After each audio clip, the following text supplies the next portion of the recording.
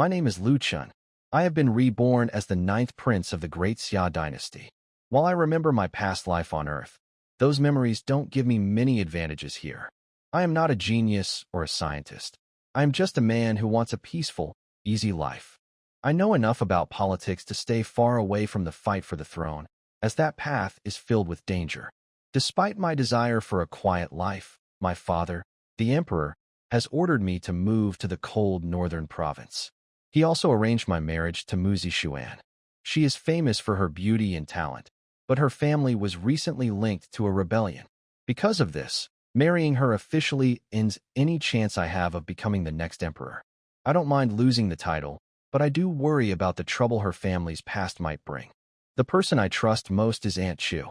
She was my mother's maid and has protected me since I was 10. She is a stunning woman and a powerful martial arts expert. I worried that she would leave me once I lost my political value, but she promised to stay by my side and travel north with me. Her presence gives me great comfort. A few days later, my wedding day arrived. My new home was filled with celebrations and red lanterns. When I finally entered the bridal chamber, I was nervous and excited. I lifted the red veil and saw Muzi Xuan for the first time. She was more beautiful than I ever imagined. As we began our life together, I felt happy and relaxed, thinking this was the simple life I had always wanted. However, everything changed in an instant. Just as I was settling into my new life, a strange mechanical voice sounded in my head. A system called Many Children, Great Fortune had activated because I took a wife. It even offered me a newcomer gift pack. It seems my life as a quiet prince is about to become much more interesting than I planned. I stared at the blue screen in front of me, frozen in shock. After accepting the system, a newcomer gift pack appeared, and suddenly, my life changed. I received incredible items, a pill to increase my physical strength, a breakthrough pill to grant me martial arts powers, a desert eagle pistol with bullets, grenades, and even a magical tree seed. Holding a real porcelain bottle in my hand, I realized this wasn't a dream.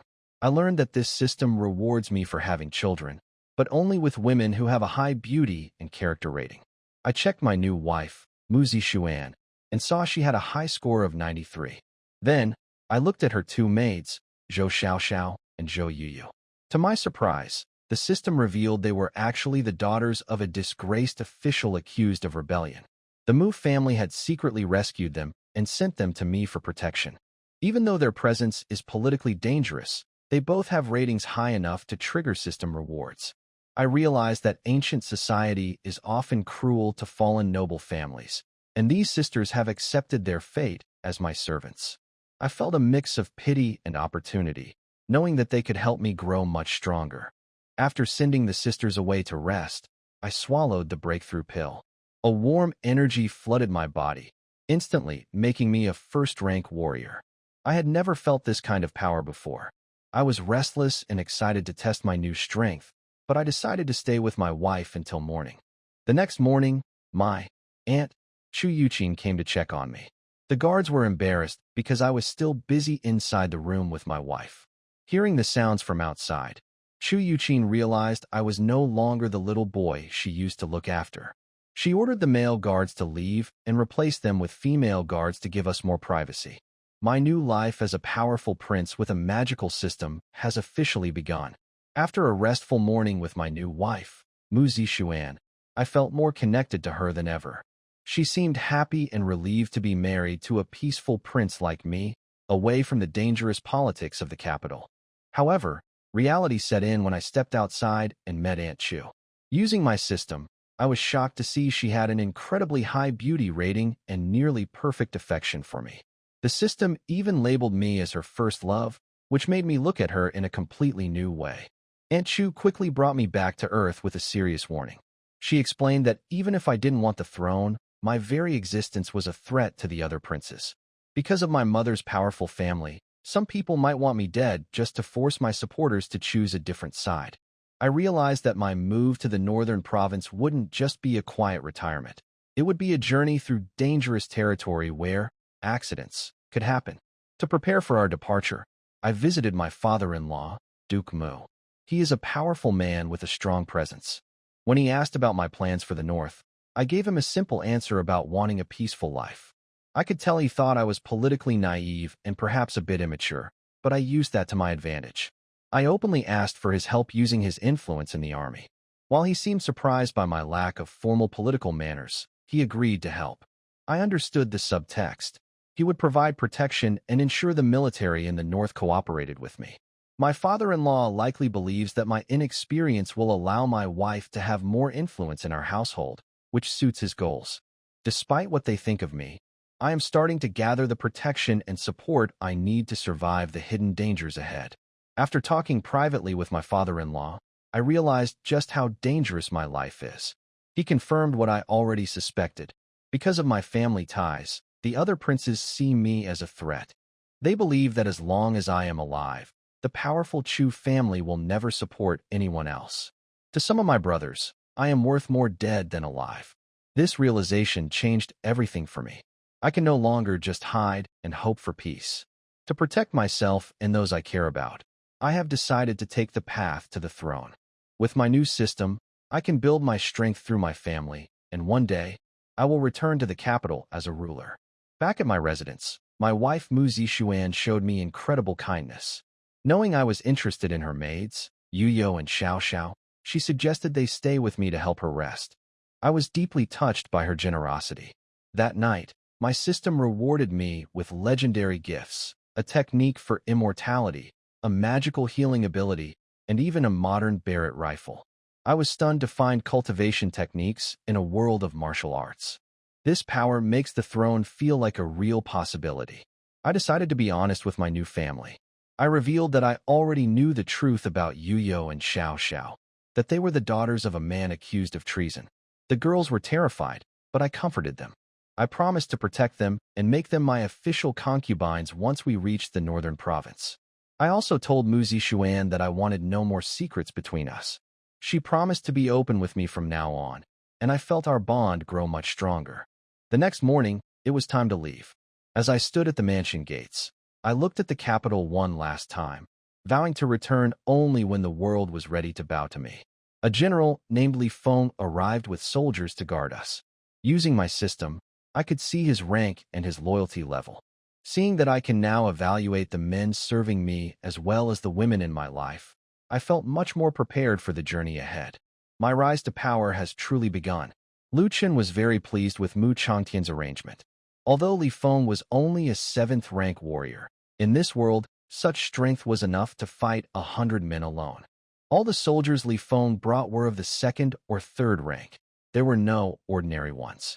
In other words, they were all elite troops, not expendable soldiers. Lu Chen then said, "General Li, please rise. I believe your men are strong enough to protect me and my family." "Thank you, Your Highness." Li Feng stood up as soon as he finished speaking. Then he leaned close to Lu Chen's ear and whispered, "Your Highness, Duke Mu asked me to remind you that the 8th prince has already sent people to Beijing." Hearing this, Lu Chen frowned slightly and thought for a moment. The 8th prince, Lu Shuyan? Why would he send people to Beijing? To kill him? Lu Chen quickly understood. The 8th prince's mother was also from a powerful family in Jiangnan, so if he wanted to compete for the throne, he needed the Chu family's support. If Lu Chen died, the Chu family would naturally side with another noble from Jiangnan. He hadn't expected Mu Changtian to uncover such information. It seemed that even though Mu Changtian had been removed from his position, he still held great influence over the army. No wonder his father, the emperor, was so wary of him. Lu Chen then said, "All right, I understand." He mounted his horse and ordered, "Since everyone is here, let's set out. We must reach Beijing as soon as possible." Right now, Lu Chen's only goal was to reach Beijing and begin his path of cultivation. Both the qi refining technique and the rejuvenation hand required him to build a deep emotional bond with his wives before he could practice them. This process needed peace and privacy, not the rough conditions of travel. As for any dangers along the way, Lu Chen wasn't worried. Anyone below the level of a grandmaster was still just an ordinary person. Ordinary people couldn't stop bullets. The Desert Eagle and Barrett rifle in his hands were not to be underestimated. Soon, the people of the Northern Prince's mansion formed a long procession and left the city in grand fashion. Unlike his wedding day, not a single court official came to see him off. not even his father-in-law. Only curious townsfolk lined the streets to watch. Lu Chen didn't care. Whether anyone came to send him off or not made no difference to him. As the convoy passed a tavern, a man in a blue silk robe stood on the second floor, watching the group disappear into the distance. At that moment, the man asked, "Is everything ready?" "Your Highness, please rest assured. Everything has been arranged. Blood Moon Tower has sent 1/8th rank and 2 9th rank experts. As soon as they leave the capital's territory, the people from Blood Moon Tower will take action." Hearing this, Lu Shuyun looked at Lu Chun, who was on horseback, and murmured to himself, "If Chu Yuqin hadn't gone with you to the northern province this time, I wouldn't have chosen this method. My dear brother, I wish you a safe journey." Lu Shuyun had thought that once Lu Chun left the capital, the Chu family would completely give up on him. After all, even the emperor had sent him away to the harsh northern lands. But to his surprise, Chu Yuqin, a 9th rank expert, decided to go with Lu Chun. What did that mean? It meant the Chu family had no intention of abandoning Lu Chun. Otherwise, they would never have allowed Chu Yuqin to accompany him.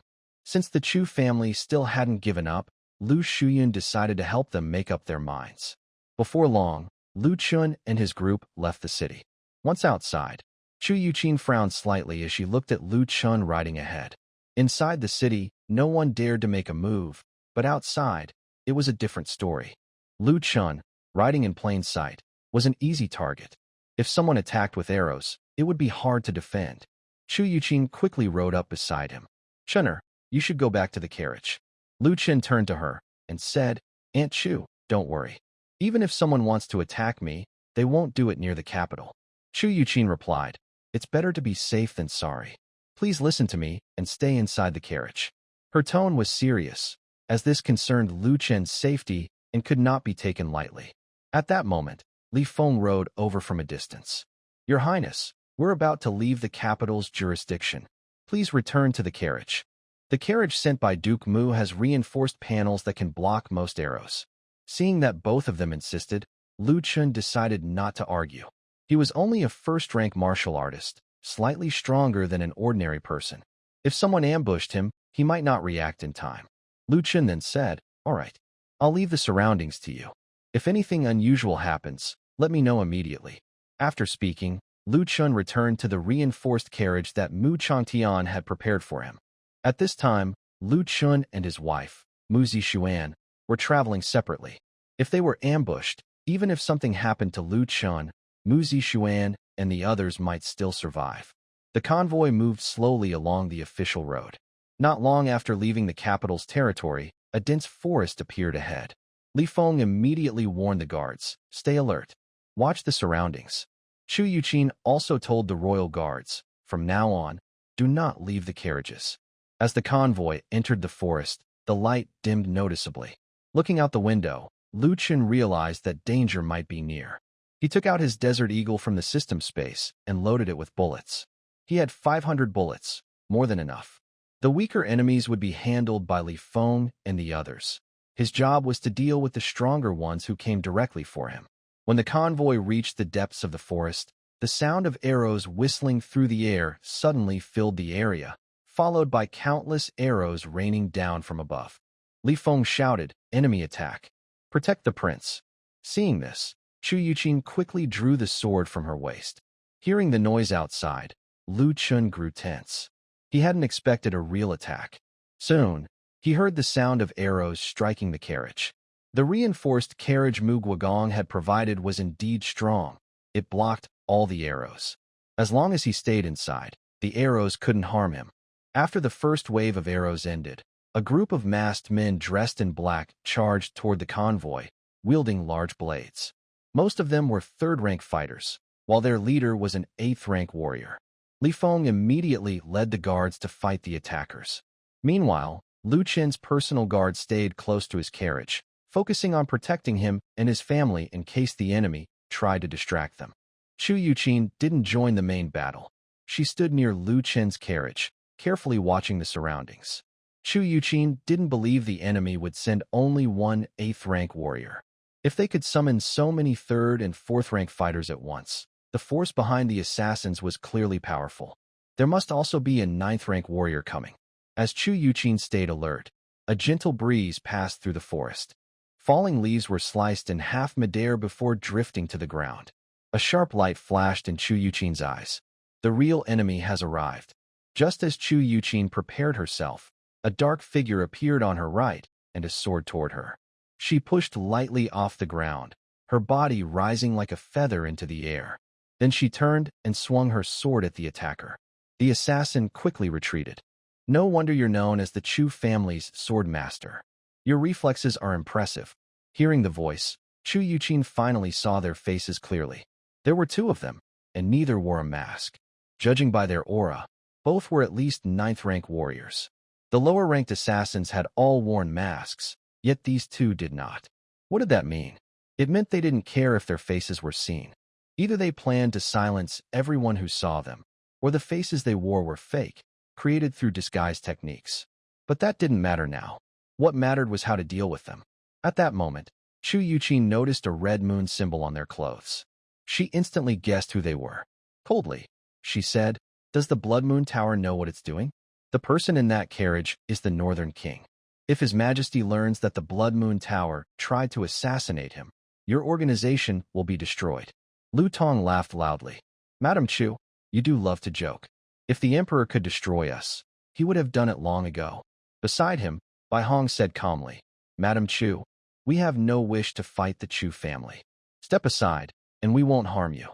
After hearing Bai Hong's words, Chu Yuqin tightened her grip on her sword and said coldly, "Anyone who dares to harm the Northern Prince is an enemy of the Chu family." Lu Tong sneered. "Come on, the Northern Prince is already a useless man abandoned by the Emperor. He'll never inherit the throne. Why does your family still support him?" Bai Hong added, "Madam Chu, we're just doing our job. If you insist on stopping us, don't blame us for being ruthless." Chu Yuqin swung her sword through the air, sending out a sharp wave of energy that drew a glowing line between them. "This is the boundary. Cross it, and you die." Seeing that Chu Yuqin refused to move aside, Bai Hong and Lu Tong had no choice but to fight. To be honest, neither of them wanted to face her directly. Although they were all 9th-rank warriors, there was still a big difference in strength between them. Despite being a woman, Chu Yuqin's talent in swordsmanship was extraordinary. She was famous throughout the Great Xia Empire. But since she wouldn't step aside, there was no avoiding the battle.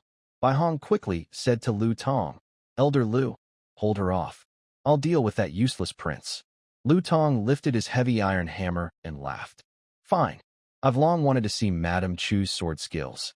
Let's see how strong the Chu family's top swordswoman really is." As he spoke, Lu Tong kicked off the ground, his body shooting forward like a cannonball toward Chu Yuqin. Chu Yuqin frowned slightly and swung her sword. A flash of sword energy shot out. Her movements were light and graceful, like a feather drifting in the wind. Because of her agility, her sword was incredibly fast. After just one exchange, Lu Tong almost got struck by her blade. When a strand of his hair was sliced off by her sword, Lu Tong shouted to Bai Hong, "Elder Bai, don't waste time." He hadn't expected her sword to be so fast. One move had nearly cost him his life. Realizing Lu Tong might not be able to hold her off, Bai Hong rushed toward the carriage convoy. Seeing this, Chu Yuqin pushed off the ground with her toes, her body shooting forward like an arrow. She swung her sword at Bai Hong in a sweeping motion. Bai Hong quickly turned his head, raised his sword, and blocked her strike. At that moment, Bai Hong said to Lu Tong, "Elder Lu, I'll hold her off." Hearing this, Lu Tong's body vanished on the spot and rushed straight toward the carriage where Lu Chen was. Lu Chen's guards saw him coming and all charged forward, trying to block his way. But Lu Tong was a 9th-rank warrior. With one swing of his hammer, a guard was struck down instantly. In front of Lu Tong, Lu Chen's guards had no power to resist. Seeing this, Li Feng grew anxious in the distance. This was bad. He immediately ran toward Lu Chen's carriage, but after only a few steps, an 8th-rank warrior blocked his path. "Generally, your opponent is me." Chu Yuqin also realized that Lu Chen was in danger. She swung her sword wildly, sending waves of sword shadows through the forest. Trees around her were instantly cut into countless pieces. However, Bai Hong was no ordinary fighter. He managed to dodge Chu Yuqin's attacks again and again. Although he wasn't as strong as her, he was skilled enough to keep her occupied. Chu Yuqin grew desperate. Lu Tong was getting closer to Lu Chen's carriage. If she kept being delayed, Lu Chen's life would be in danger. She had promised Lu Chen's mother before she passed away that she would protect him. If something happened to Lu Chen, how could she ever face her sworn sister again? She could not let anything happen to him. Ignoring Bai Hong, Chu Yuqin charged straight toward Lu Tong. Seeing her bypass him, Bai Hong quickly moved to block her path again. By now, Lu Tong had reached Lu Chen's carriage. He didn't know which one Lu Chen was in, so he planned to search them one by one. He swung his hammer, smashing the door of the first carriage to pieces. Inside, Lu Chen sat calmly. Realizing he had found Lu Chen on his first try, Lu Tong laughed loudly. Huh, looks like my luck is pretty good. In the distance, Chu Yuqin's face turned pale. It's over. Chenner. Li Feng was terrified as well. He wanted to help, but the 8th-rank warrior in front of him kept him trapped. As a 7th-rank warrior, he couldn't break free. Just when everyone thought the Northern King would die there, Lu Chen suddenly smiled. Seeing this scene, Lu Tong, who was standing before Lu Chen, froze in shock. Puzzled, Lu Tong asked, Kid, what are you laughing at? Lu Chen didn't answer. He simply raised his hand and fired. Bang! With the sound of the shot, Lu Tong's body slowly fell backward. His pupils shrank, and his eyes widened in disbelief, as if he couldn't accept that he had just died. Everyone watching Lu Chen was stunned. No one could react in time. Just moments ago, it seemed certain that the Northern King would die, yet with a single move, the 9th-rank warrior fell lifeless to the ground. And that sound just now, what was it? What on earth had happened? Lu Tong's death terrified everyone from the Blood Moon Tower. He was a 9th-rank warrior, yet he died after just one glance from the Northern King. Even Chu Yuqin stared at Lu Chen in disbelief. She had already prepared herself to fight to the end to avenge him, but the situation had suddenly turned around. Chu Yuqin could roughly guess how Lu Tong had died. It must have been related to the black stick-like object in Lu Chen's hand. But she still couldn't believe that such a thing could instantly take the life of a 9th-rank warrior. At that moment, it felt as if time had stopped. Both sides forgot to continue fighting. After a long while, Chu Yuqin finally came back to her senses. A flash of determination appeared in her eyes. The 9th-rank warrior who had tried to kill Lu Chen was dead, but the one before her could not be allowed to escape. Although she didn't know what Lu Chen's weapon was, it clearly gave an ordinary person the power to kill a 9th-rank warrior. That meant it was extremely powerful. If word of it spread, it would shake the entire world. Bai Hong was still in shock over Lu Tong's sudden death. When he finally reacted, he tried to flee. But just as he moved, the sky seemed to fill with rain. Droplets and flower petals appeared like illusions, slowly drifting down. In the next moment, several streaks of white light surrounded Bai Hong. His face changed drastically. This is bad. At that instant, Chu Yuqin spoke softly, falling flower rain of 9 swords. In the next moment, the shadows of raindrops and flower petals became wild and violent, fiercely attacking Bai Hong's body. A battle between 9th-rank warriors is often decided in an instant. When a warrior loses focus, the opponent can easily seize the chance to strike. Chu Yuqin caught that brief moment when Bai Hong was distracted and unleashed her most powerful sword technique. As Bai Hong slowly fell before her, Lu Chen froze for a moment. Chu Yuqin's sword strike had been so fast that he hadn't even seen it clearly. By the time he realized what had happened, he only saw a few flashes of white sword light pass through the 9th-rank warrior's body before the man collapsed. So this is the power of a 9th-rank warrior? How incredible! Although Lu Chen had just defeated a 9th-rank warrior himself, he had done it with a firearm. Deep down, he still longed to improve his martial skills as quickly as possible. A gun is, after all, an external tool. In a situation like before, when he caught his enemy off guard, killing a 9th-rank warrior with a gun was as easy as killing a chicken. But if the opponent was prepared, it might not be so simple. After seeing Chu Yuqin's sword speed, Lu Chen's pride in his earlier victory vanished completely. When the members of Blood Moon Tower saw their 2 elders fall, they realized the mission had failed and began to flee. Retreat. Quickly. The 8th-rank warrior who was fighting Li Feng saw that both 9th-rank elders were dead. Knowing that staying would mean his own death, he turned and ran toward the forest without hesitation.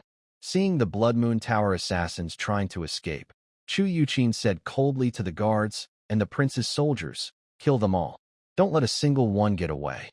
The situation quickly turned around. Li Feng led his men and the prince's guards to surround and eliminate the remaining assassins. Although these assassins were of the third or fourth rank, they were only there to make up the numbers. Their main task had been to hold off the guards and soldiers until Lu Chun was killed by the elders. Now that their mission had failed, all they could do was run. At the same time, Lu Chun saw the 8th-rank warrior from Blood Moon Tower trying to escape. He stepped out of the carriage and took out his Barrett rifle. He had never used this weapon before, and he wanted to give it a try.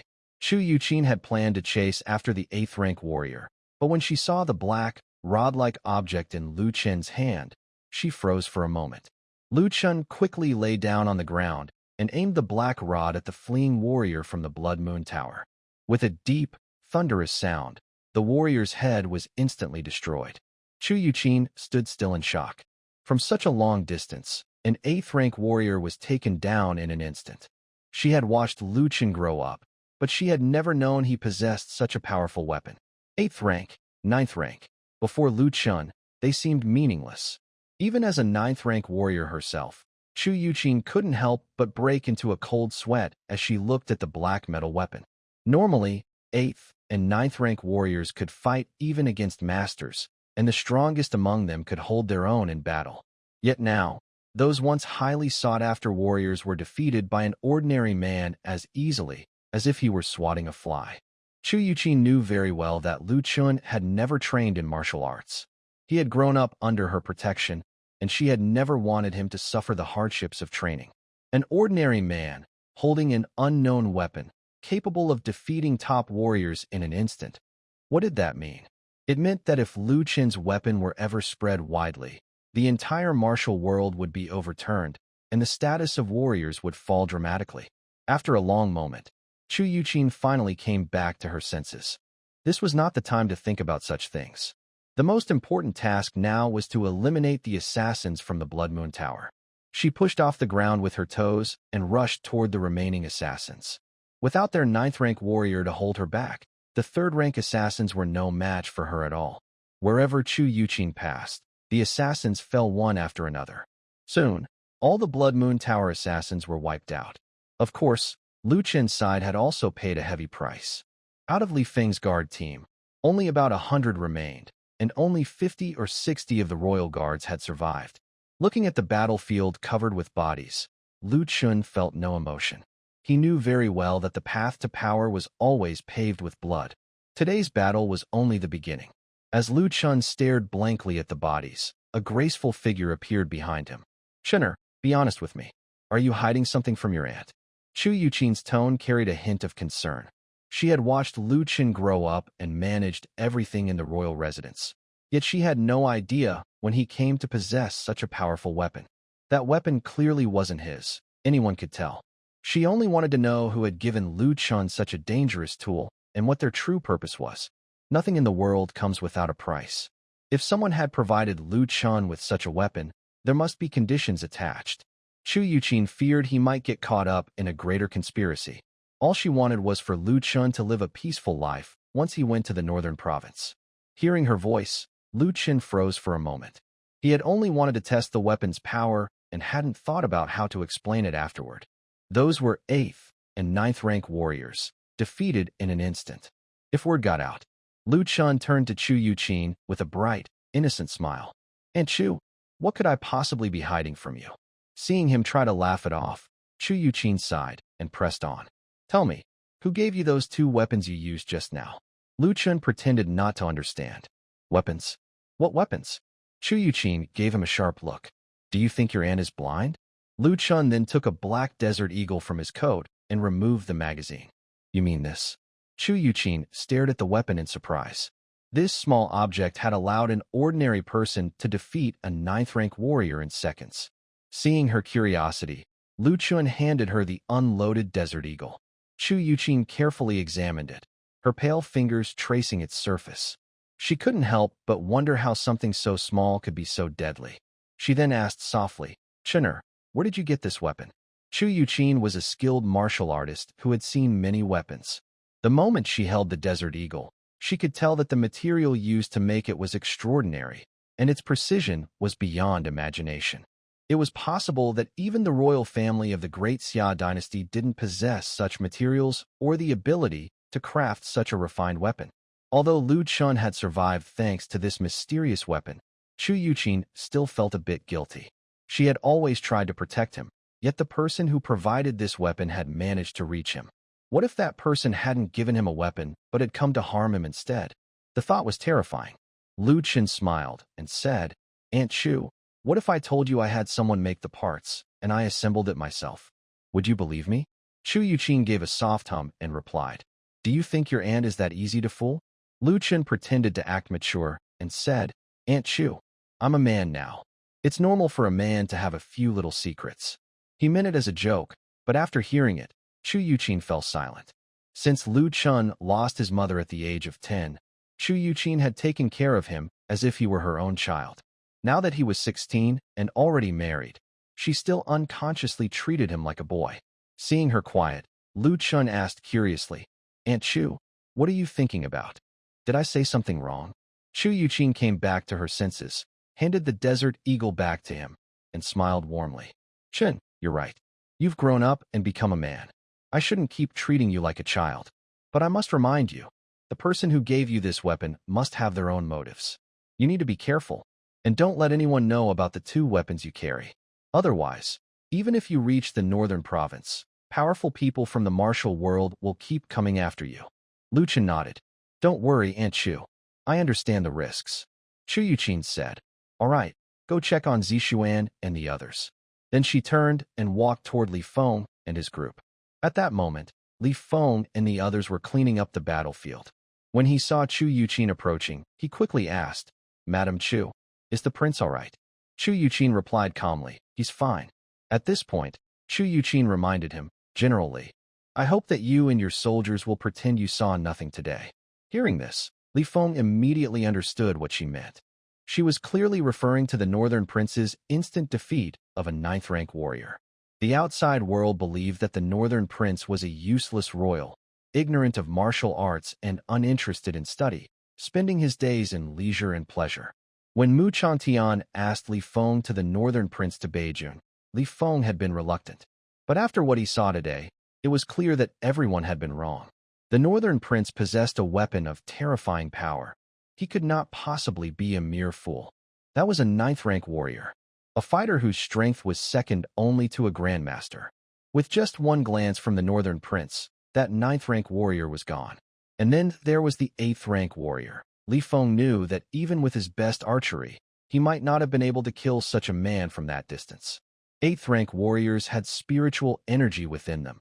Even when struck by arrows, they could tense their muscles to stop the arrow's advance. Yet the Northern Prince, using some unknown weapon, destroyed the 8th-rank warrior's head from afar. And he had done it while lying on the ground, without even drawing a bow. Just lying there, he ended a man's life. That alone showed how terrifying the weapon in his hands was. The Northern Prince held such power, yet he did not fight for the throne and was even willing to go to Beijing. What did that mean? Li Feng dared not think further. He even began to wonder if the Northern Prince might silence them to keep his secret. Although Li Feng was the general assigned to guard the Northern Prince, he was also an officer of the Daxia Tiger Army. The Northern Prince might not trust them. Thinking of this, Li Feng and his men broke out in cold sweat. After reminding them, Chu Yuqin turned and left. Watching her walk away, one soldier whispered beside Li Feng, "Ji General, when we reach Beijing, do you think he'll silence us?" The soldiers following Li Feng were all elite members of the Tiger Army. They were not fools. They understood very well what it meant for someone to possess a weapon capable of instantly defeating a 9th-rank warrior. At that moment, everyone believed that the Northern King must have a great plan. To keep today's events secret, he might even silence them all. To calm the remaining 100 soldiers, Li Feng quickly said, "Don't talk nonsense. We serve Duke Mu, who is the Northern King's father-in-law. The king surely trusts us." Hearing this, the soldiers suddenly understood. Yes, Duke Mu was the Northern King's father-in-law, and his daughter was the princess consort. As Duke Mu's men, they were practically part of the Northern King's own faction. Why would the king harm his own people? Thinking this, the soldiers finally relaxed a little. But Li Feng was still uneasy. Although they served Duke Mu, they were also soldiers of the Daxia Tiger Guard. After escorting the Northern King to Beijing, they were supposed to return to the capital. Would the Northern King really trust them? That was uncertain. For now, there was no other choice. They could only wait until they reached Beijing to learn the king's true intentions. After cleaning up the scene, Lu Chun and his convoy set out again toward Beijing. A few hours later, in a certain tavern, Lu Shuyun sat by the window, quietly waiting for news. He had a bad feeling. By now, those people should have returned, yet there was still no word. Just then, a man in gray clothes rushed in, panic written all over his face. "Your Highness, something terrible has happened." As soon as he entered, the man dropped to his knees. Lu Shuyun frowned and asked coldly, "What happened?" The man quickly replied, "The Blood Moon Tower mission failed. None of their people survived, not even the two ninth-rank masters. The tower's leader is furious, claiming we deceived them and demanding compensation." Hearing this, Lu Shuyun's face darkened instantly. Two ninth-rank masters, one eighth-rank, and over 100 third-rank fighters. Yet they couldn't even kill a useless prince. Not only did they fail, but not a single one of them returned alive. Lu Shuyun became angrier the more he thought about it. He slammed his palm on the table, causing the bowls and pots to shatter instantly. Good-for-nothings, all good-for-nothings. He simply couldn't understand how this failure happened. They had thoroughly investigated how many people the Northern King brought with him this time. The stronger ones were only Chu Yuqin and Li Feng. Besides them, there were hardly any fifth-rank fighters in the team. Yet, Blood Moon Tower still failed. How could they fail? What are the assassins of Blood Moon Tower even good for? What do they do? Even with two ninth-rank fighters, if they couldn't capture Chu Yuqin, they should have at least been able to hold her back while another went to deal with the useless prince. But they failed. Now, Blood Moon Tower even dares to ask them for compensation? They can't even kill a useless prince and still want compensation? After venting his anger, Lu Shuyun calmed down a little. He asked expressionlessly, "Has Blood Moon Tower found out why their operation failed this time?" The man kneeling on the ground quickly replied, "Yes, Your Highness. When Blood Moon Tower sent people to investigate, they found that some of their members' bodies had already been burned. When Lu Chun and the others left, they buried all their own people's bodies. The bodies of some Blood Moon Tower assassins were gathered and burned together. Although it took some time, Chu Yuqin thought it was necessary, especially for the two people Lu Chun had killed. Warriors can tell how someone died by examining their wounds. To prevent Blood Moon Tower from discovering how they died, Chu Yuqin used this direct method of destroying the bodies."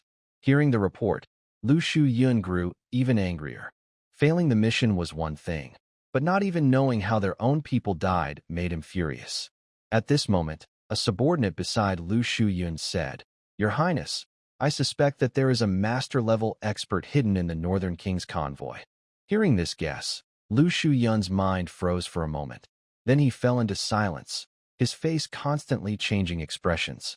After a while, a fierce look flashed in his eyes. If that's the case, then this good-for-nothing must disappear from this world. His subordinate spoke again. "Your Highness, don't worry. Our people have already reached Beijing. Even if there are master-level experts protecting him, they will eventually become lax over time." Lu Shuyun no longer said much and could only wait patiently now. Fortunately, he had kept a backup plan. Lu Shuyun looked out the window and muttered to himself, "My good younger brother, I hope you always stay so lucky." Meanwhile, most of the influential and important people in the capital already knew about the failed assassination at Blood Moon Tower. No one knew who leaked the news. In the palace, in the Imperial Garden, Emperor Xia looked at the message sent back by the Shadow Guards and felt a bit surprised. Sitting in front of Emperor Xia was an old man with white hair. Seeing the surprised expression on Xia's face as he looked at the note, the old man asked, "Your Majesty, what happened?" Xia regained his composure and tore up the note in his hand. "I didn't expect there might still be a master around Xiaojiu. The Chu family is really bold." Hearing this, the old man in front of Xia was momentarily stunned. Xia continued, "Grand Minister, do you think the Chu family truly wants to support Xiaojiu? Or are they just trying to divert attention?" The old man in front of Xia was Situ Su, the pillar of the great Xia dynasty and its royal advisor, often giving advice to the emperor. Regarding Xia's question, Situ Su pondered for a moment and then replied, I believe this is a personal action by Chu Xiong and does not represent the will of the entire Chu family. Xia smiled and asked, Oh? Why do you think so, Grand Minister? Situ Su answered, Beijun is a cold and harsh land. Even if the northern king arrives there, it will be difficult to develop the region, let alone gather troops and build strength. The Chu family is not truly the Chu family of the Chu family. They wouldn't support a prince who has already lost his chance to claim the throne. But Chu Xiong is different. He is the grandfather of the northern king, and there is still blood relation between them. So I believe Chu Xiong is protecting him because the northern king is his grandson, not because of the interests of the Chu family. Hearing Situ Su's words, Emperor Xia stood up from the stone bench and laughed, saying, The Grand Master's words are quite interesting. The Chu family is not truly the Chu family. Huh? This reminds me of myself. Our great Xia is also not truly my great Xia. Since the Chu family has already allied with forces in Jiangnan, they cannot blindly support a prince who has no hope of seizing the throne. If they insist on doing so, conflicts will arise with those forces, and the Chu family might fall apart. Therefore, the Chu family is not truly the Chu family. Emperor Xia also thought of himself because of Situ Su's words. The Chu family cannot do what they want, and the same goes for him as emperor. Whatever he wants to do, he is also restrained by various forces, especially the major noble families, including the Chu family. At the Duke Mu's residence, seeing the messenger pigeon letter in his hand, Mu Changtian's hands trembled slightly. This letter was sent back by Li Feng, describing their ambush by assassins from Blood Moon Tower. When Mu Changtian saw that the letter said Blood Moon Tower sent 2 9th-rank martial artists and 1 8th-rank martial artist, he thought the North King was really in trouble. But at the end of the letter, Li Feng told him that a mysterious expert appeared and took care of the 2 9th-rank martial artists from Blood Moon Tower. This made Mu Changtian curious. A mysterious expert? Who sent him to protect the North King? Could the mysterious expert be from the palace? Thinking of this, Mu Changtian looked toward the direction of the palace, but he quickly dismissed the idea. Emperor Xia never considered the North King as his son, even thought of him as a stain on his life. How could he possibly send someone to protect him? Meanwhile, Lu Chun and the others continued their journey. In the following month, Lu Chun was not attacked or assassinated. This was mainly thanks to a rumor in the capital. Now, people believe that there was a grandmaster protecting Lu Chun. With a grandmaster around, those forces wouldn't foolishly send assassins. Of course, people didn't think the grandmaster would stay with Lu Chun forever. A grandmaster-level expert is rare in all of Xia country. How could he always protect a useless prince? In the eyes of the people, the grandmaster would at most protect the North King until he reached Beijun, then leave. After nearly 2 months of travel by boat and carriage, Lu Chen's team finally arrived in Northern County. Along the way, as they passed through various districts, local officials warmly welcomed them. While traveling, Lu Chen also communicated briefly with his wives and concubines, but because they were in a hurry, they didn't have much time for proper conversation. Lu Chen didn't focus much on practicing his breathing technique or healing skills during the journey. Seeing the boundary line of Northern County, all his fatigue from the past 2 months disappeared. In this world, there are no paved roads. Riding in a carriage over rough roads was exhausting. Now that they had reached Northern County, his plan to have children could finally begin. Thinking of this, Lu Chen ordered his people to speed up and head to his new residence. Soon, Lu Chen's team arrived at Yin City, the capital of Northern County. Northern County has 13 cities, with Yin City being the most prosperous. It will serve as Lu Chen's royal city in the future. When Lu Chen's convoy appeared in Yin City, all the officials came out to greet them, and the citizens lined the streets to watch. At this moment, many people in the crowd were whispering about the Northern King. At last, our northern land has a prince. What's the use? The Northern King is only 16, still a child. I heard the Northern King is lazy and doesn't study. That's why he was sent to Northern County. Who knows if the Northern King will start raising taxes right away? If taxes keep increasing, we won't be able to survive. If the Northern King just stays at his palace having fun, it would be fine. I heard that after a prince takes power, life for the common people gets even harder. As Lu Chun entered the city, he looked at the people along the streets. The clothes of the common people in Northern County were noticeably more worn out than those in other districts. Compared to other regions, they looked almost like beggars. This is too poor. Yen City is still the wealthiest city in Northern County. Even the citizens here are dressed so poorly. Imagine how bad it is in other counties. His father, the emperor, was really ruthless to send him to such a place. He wondered how many women in Northern County could meet the requirement of being at least 90 points, and whether that would affect his plans to take concubines. Lu Chun kept scanning the crowd through the system, looking for women who scored 90 points or higher, but after a long search, he saw none. Among the common people on both sides of the road, no woman scored higher than 80. Lu Chun felt a bit disappointed.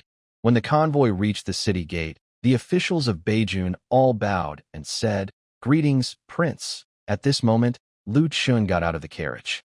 Seeing Lu Chun come out, the common people immediately became excited. Beijing is so handsome. People say the Prince of Beijun is only 16, but he already looks as mature as a 20-year-old adult. From his face, it seems the Prince of Beijun isn't the kind of person who shirks learning. At this time, a middle-aged man in a green robe approached Lu Chun and said, "Your Majesty, I am Li Rue, greeting the prince." Hearing this, Lu Chun looked at Li Rue carefully. Name: Li Rue. Position: temporary county magistrate of Beijun. Strength: 5th rank. Loyalty: 30. In his view, you are an uneducated, useless prince. Seeing Li Rue's low loyalty, Lu Chun quickly checked the loyalty of the other officials of Beijun. Almost all of them had loyalty levels similar to Li Rue. This was not surprising. These people probably already knew what kind of situation he was in at the capital.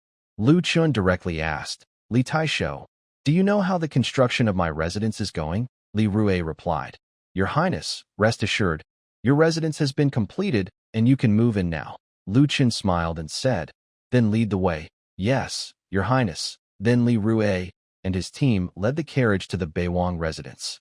After entering the residence, Li Rue immediately asked, "Your Highness, I wonder when you will have time. I would like to report on the situation in Beijun." Although Li Rue looked down on Lu Chun, the useless prince, Lu Chun was still the Prince of Beijun, the highest authority in Beijun. The officials of Beijun were appointed and dismissed by the Prince of Beijun. In this era, the vassal kings held great power over their territories, including administrative authority, appointment and dismissal of officials, minting coins, and military power. Li Rue was only a temporary county magistrate appointed by the court. After the Prince of Beijun arrived, he might be transferred away. So Li Rue planned to flatter the prince and seek recognition, showing that he was a capable official. Hearing Li Rue's words, Lu Chun smiled and patted Li Rue's shoulder, then said, "Leave professional matters to the professionals. Magistrate Li, before I arrived, you managed Beijun very well. From now on, you will continue to govern Beijun for me." Upon hearing this, Li Rue was so excited that he knelt down and said, "Thank you, Your Highness, for your trust. I will do my best to assist you and serve with all my heart." Lu Chun felt a bit speechless when he heard Li Rue's words. He just wanted someone to do some work. At this moment, Lu Chun saw Li Rue's loyalty suddenly rise to 50. He then said, "All right, Magistrate Li, you can go busy yourself. If there's nothing important, don't come to find me. I want to get familiar with my residence now." With that, Lu Chun headed towards his palace. Seeing Lu Chun's back, Li Rue felt a mix of emotions. Clearly, the North King planned to be hands-off and leave all affairs of Beijun to him, the governor. This was good for him. Who doesn't like power? But Li Rue also knew that taking on too much of the North King's authority could attract the court's displeasure. There was a precedent in the Great Summer Dynasty. A duke's chief steward once took over all the power of a prince, was accused of usurping the prince's authority and imprisoning him, and was ultimately executed and his family wiped out. After entering the palace, Lu Chun confirmed which courtyard he would live in. Then he took out a seed of the dragon and phoenix tree from his system space. He bit his finger, dropped a drop of blood on the seed, and buried it in the soil, instructing his servants to take good care of it. When the dragon and phoenix tree grows, its leaves brewed into tea can make women more dependent on him. This would be very useful for Lu Chun.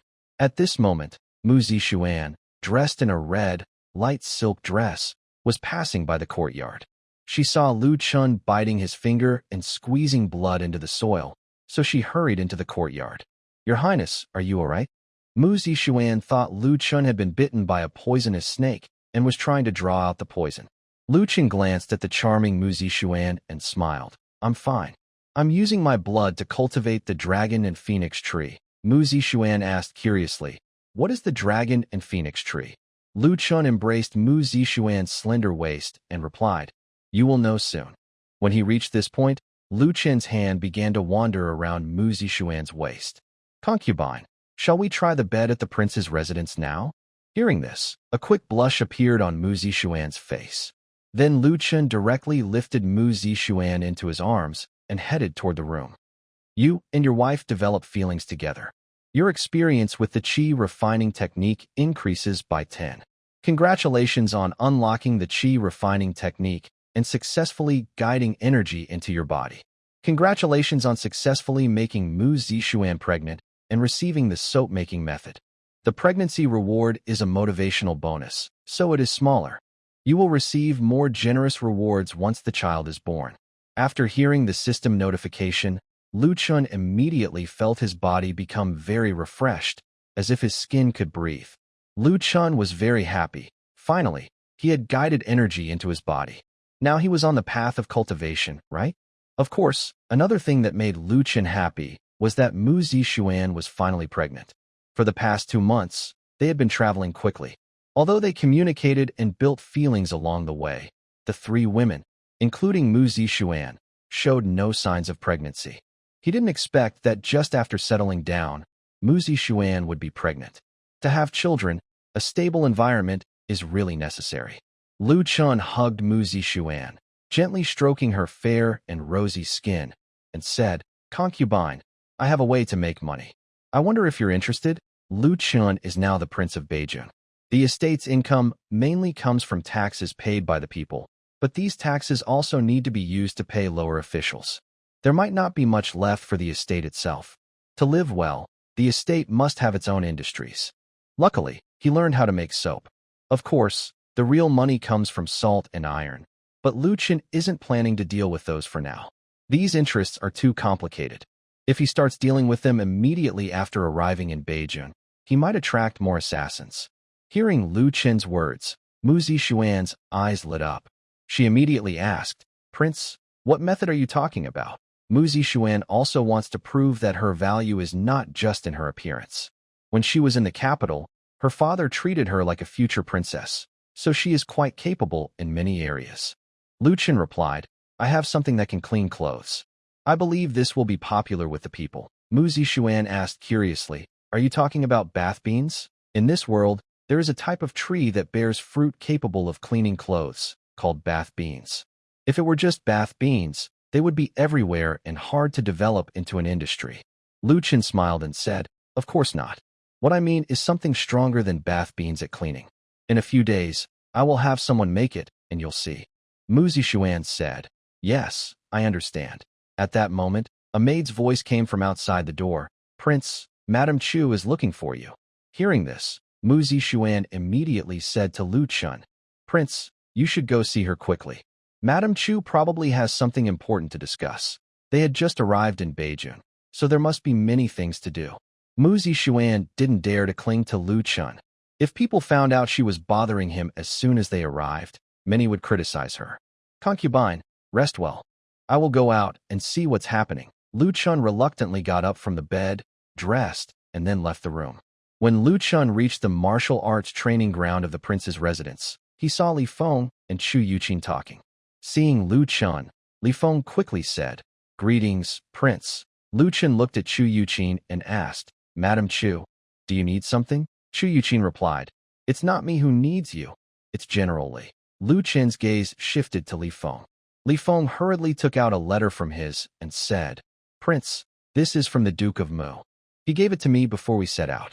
He asked me to give it to you once we arrived in Beijing." Lu Chun immediately took the letter from Li Feng, opened it, and read carefully. At this moment, Li Feng and over 100 soldiers behind him were watching the letter in Lu Chen's hands very closely, especially Li Feng, who looked very nervous. He didn't know what was inside the letter. He was just worried that the Northern King might silence them. After all, they were about to return to the capital, and the Northern King might not trust them. After reading the letter, Lu Chun glanced at Li Feng and the others.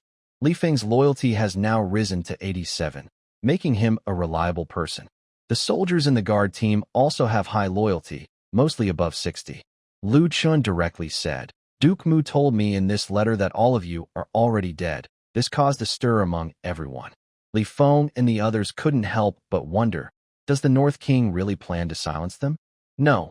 Actually, Duke Mu never intended for them to return alive. After all, this letter was given to the North King by Duke Mu.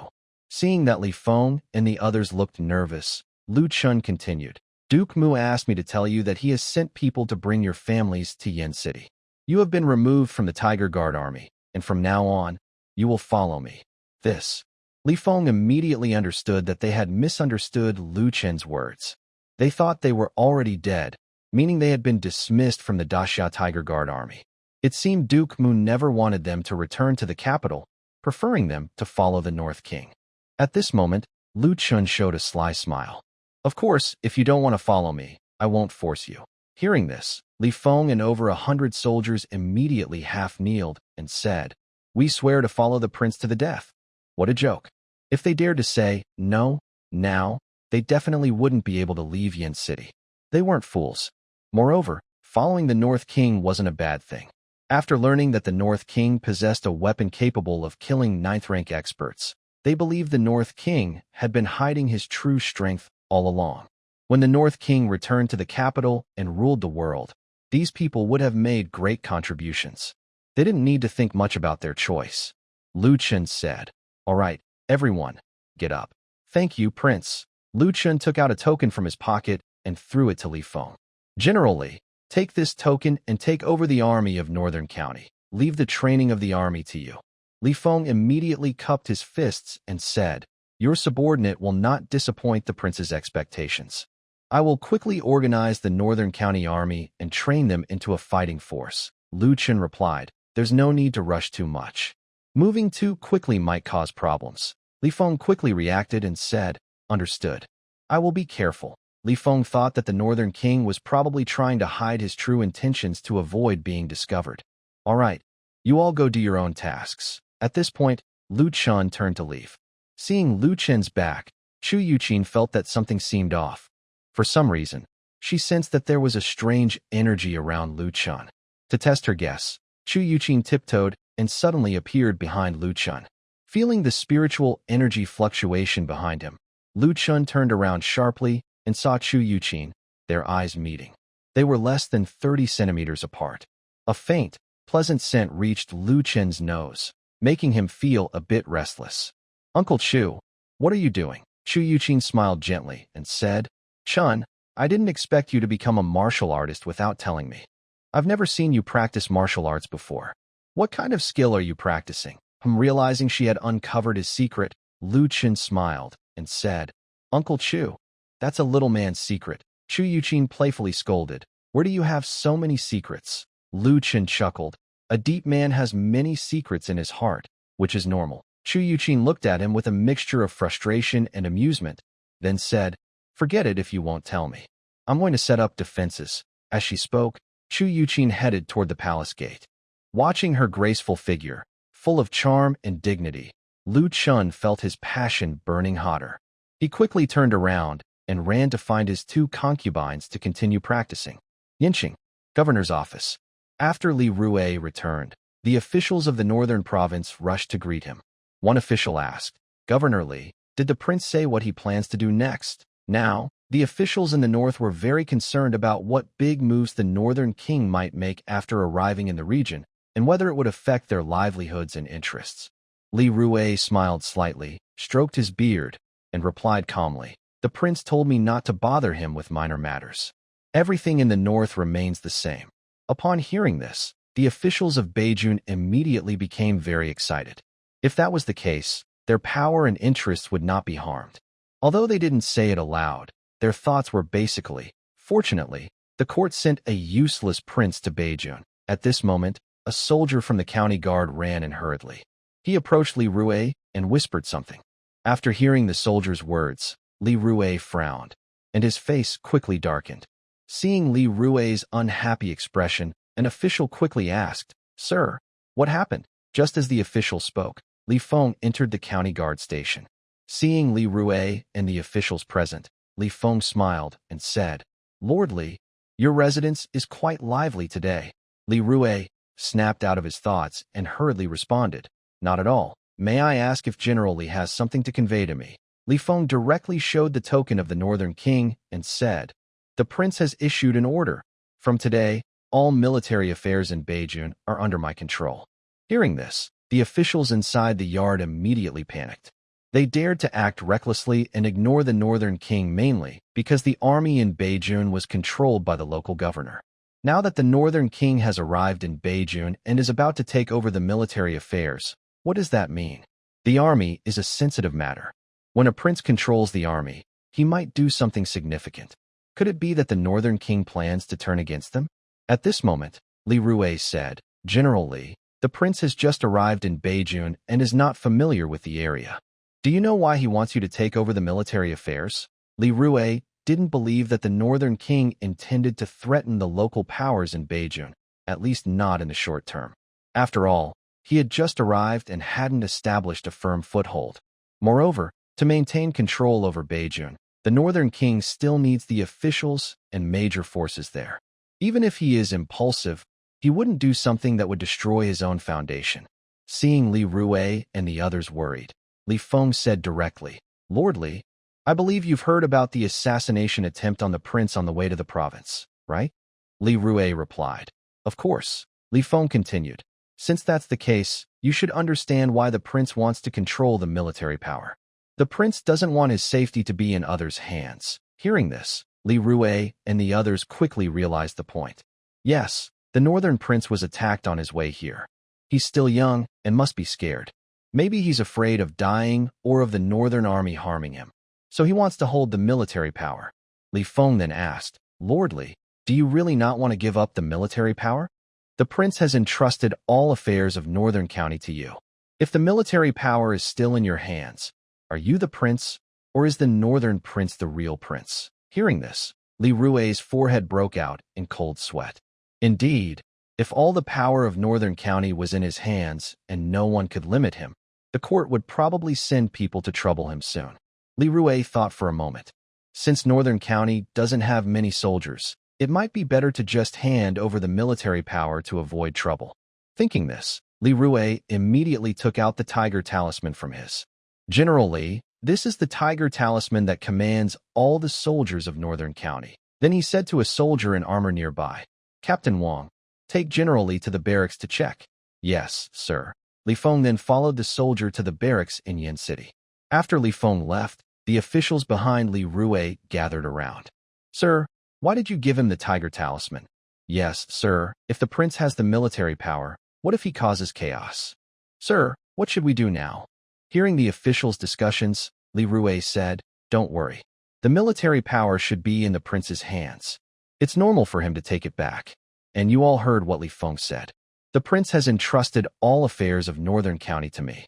If I still control the military power, the prince won't accept it, and neither will the court." Hearing this, some quick-thinking officials immediately understood Li Rue's meaning.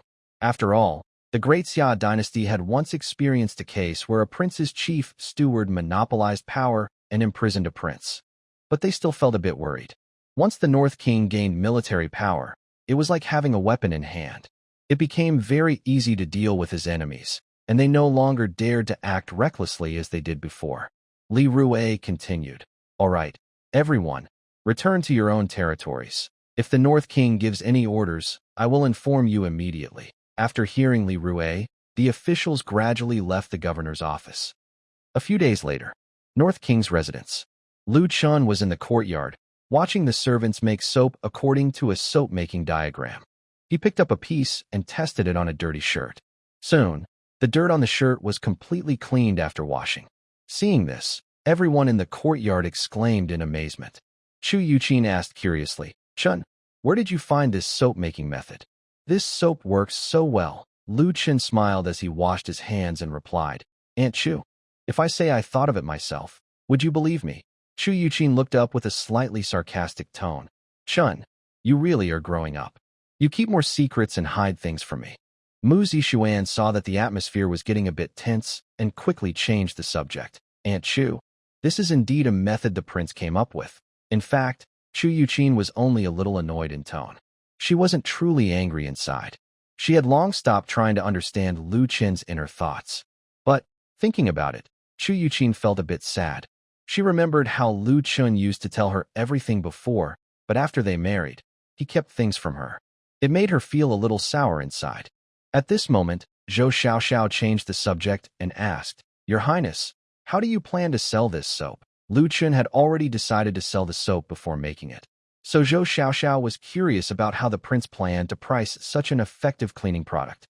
Lu Qin thought for a moment and said, just 3 to 10 coins per piece. Zhou Yuyu, standing nearby, was surprised. So cheap? Lu Qin explained, low profit but high sales. It's meant to replace bath beans, so it can't be too expensive. If it's too costly, no one will buy it. At this point, Lu Qin's gaze fell on Mu Zixuan. Concubine, I leave the soap industry to you. Mu Zixuan looked excited and said, My lord, don't worry. I will take good care of the soap business and quickly fill the royal treasury. As soon as she finished speaking, her face suddenly turned pale, and she started to dry heave. Seeing this, Zhou Yuyu and Zhou Xiaoxiao hurried over to support her. Sister, what's wrong? Quick, call the doctor. Seeing Mu Zixuan dry heaving, Lu Chun guessed what was happening. After all, he had received a system prompt a few days ago that the soap-making method was only learned because Mu Zixuan was pregnant. But even knowing she was pregnant, he still needed to see a doctor. His healing technique wasn't yet cultivated enough to help Mu Zixuan check her health, so he could only ask a doctor to examine her. Mu Zixuan was then moved back to her room. She lay on the bed and looked at Lu Chun by her side. My lord, I am fine. Lu Chun gently stroked Mu Zixuan's face and smiled. Just lie down. Let the doctor check you first. Soon, the doctor arrived.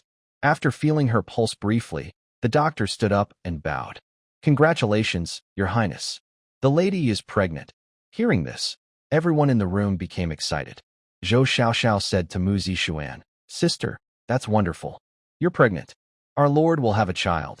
Lu Chun also happily said, Xiaorou, give the doctor 2 taels of silver. Hearing this, the doctor quickly responded, Thank you, Your Highness. 2 taels of silver was quite a lot at that time. The doctor didn't know how many patients he would need to see to earn that much. After the doctor left, Lu Chun gently touched Mu Zixuan's belly and smiled. My dear, it seems all our hard work over these days was worth it. Mu Zixuan's face turned slightly red. There were so many people watching, yet Lu Chun said it so directly. At this moment, Mu Zixuan said, My lord, I won't be able to serve you properly for a while. Lu Chun replied, That's fine. Just focus on resting and nourishing the baby. Mu Zixuan then asked, My lord, when do you plan to have Zhou Xiaoxiao and Zhou Yuyu come into the household? Although Zhou Xiaoxiao and Zhou Yuyu were already Lu Chen's women, they hadn't yet held a formal ceremony. Since the prince is taking a concubine, a banquet must be held. Lu Chen thought for a moment and said, It will be arranged in a few days. Mu Zixuan, smiling, asked, Can I handle this matter? Lu Chen replied, If the beloved consort is willing, then it would be a great help. Seeing the tender affection between Lu Chun and Mu Zixuan, Chu Yuqin felt a bit uncomfortable in her heart. She then turned around quietly and left the room. She used to accompany Lu Chen all the time. Now that he has a princess consort, it seems she no longer needs her as an aunt. This made her feel very disappointed. A few days later, news spread that the northern prince was going to take a concubine. After hearing this, all the forces in Northern County began preparing gifts. At the 100 Flowers Tower, a woman dressed in a long red robe sat by the window, watching the busy crowd outside. Her red robe was loose, revealing her fair collarbones and a bright white patch of skin. If someone saw her, they might be easily distracted. Her beautiful face was flawless, with a faint blush on her cheeks, looking charming and lovely. She had a slight smile at the corner of her mouth, and her eyes, like peach blossoms, seemed full of spring. She looked incredibly charming. Her hair was styled high, held up with a phoenix hairpin, with long black strands flowing over her shoulders. Her graceful figure added to her allure. At this moment, a woman wearing a mask entered the room. She spoke from behind the curtain. Saintess, the head of the sect asked you to complete the task quickly and leave Northern County. Hearing this, the woman sneered softly. Her voice was clear and melodious, like a bird singing in the woods. The Northern Prince has been hiding in his residence. We can't confirm if the master nearby has left. It's not that easy to complete the task. The woman outside the curtain said. The sect leader said this is the prince's wish. There's nothing we can do. If you need help, just ask. Wang Qingzi replied calmly. Forget it. Send him a message that I will find a chance to approach the Northern Prince and ask him to stop urging. Wang Qingzi was feeling a bit annoyed. She had come to Yin City 2 months ago. To get close to the Northern Prince, she even disguised herself as a courtesan. But after the prince arrived in Yin City, he never came to the 100 Flowers Tower once. People say the Northern Prince is idle and lecherous, often sneaking into taverns to listen to music. When the North King arrived in the Northern County, he seemed to change completely. He stayed at his residence all the time and didn't go anywhere else. Wang Qingzi also tried to send people to gather information at the palace, but there were many guards, and Chu Yuqin was personally in charge. It was very hard for their people to sneak in. Right now, they didn't know what was happening at the palace. At this moment, a blue bird flew in from outside the window and landed in front of Wang Qingzi. He quickly caught the bird and took the note attached to its leg. After reading the note, Wang Qingzi smiled gently. It seemed their information was correct. The North King was indeed a man of many desires. He had only been in Northern County for a few days before he started taking concubines. This was good news for her. She needed to find a way to visit the palace. If she could catch the North King's attention, that would be perfect. Using charm was the best strategy for her, especially when planning secret attacks. A few days later, the North King's palace. Today was Lu Chen's day to take a concubine. The palace was decorated with lanterns and banners, and many people came to give gifts. Mu Zixuan was in charge of organizing everything for the event. Most of the major forces in Northern County received invitations from the palace. Mu Zixuan also planned to use this chance to promote soap, so she invited the major forces of Northern County. During the gift-giving, Lu Chen sat in the martial arts arena, listening to reports about the gifts from various forces, while also glancing at the women attending the banquet.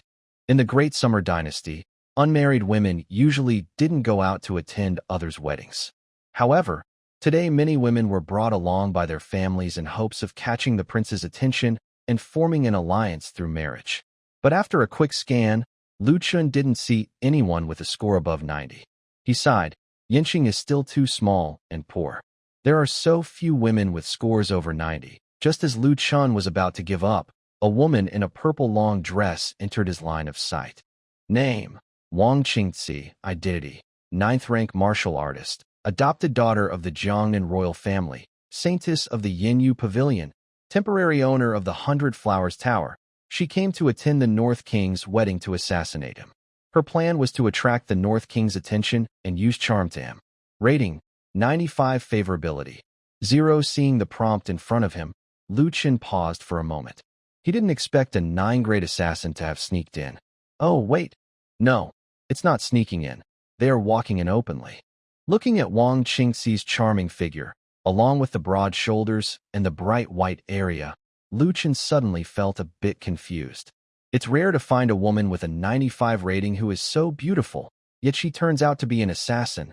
What bad luck. Finding a woman with a 95 rating isn't easy, so he must think of a way to get this enchanting rose and have her bear children for him. Thinking of this, Lu Chen fell into deep thought. It seems the dragon and phoenix tree has already grown. Soon, he plans to test the effect of brewing tea with its leaves. If the dragon and phoenix tea works well, then his and Wang Qingzi's identities will change. With this thought, a slight smile appeared on Lu Chen's face. Sometimes, hunters appear in the form of prey. At this moment, Wang Qingzi also noticed Lu Chen, since she was originally coming for him. Seeing the Northern King smile at her, Wang Qingzi felt very happy. It seemed her plan was halfway successful. She had indeed caught the Northern King's attention. Now, she just needed to wait quietly. She believed that soon the Northern King would come to find her. Wang Qingzi was quite confident in her beauty. Then, Wang Qingxi also smiled slightly at Lu Chun. After the wedding banquet ended, Lu Chun left directly, while Mu Zixuan stayed to chat with the women attending the wedding.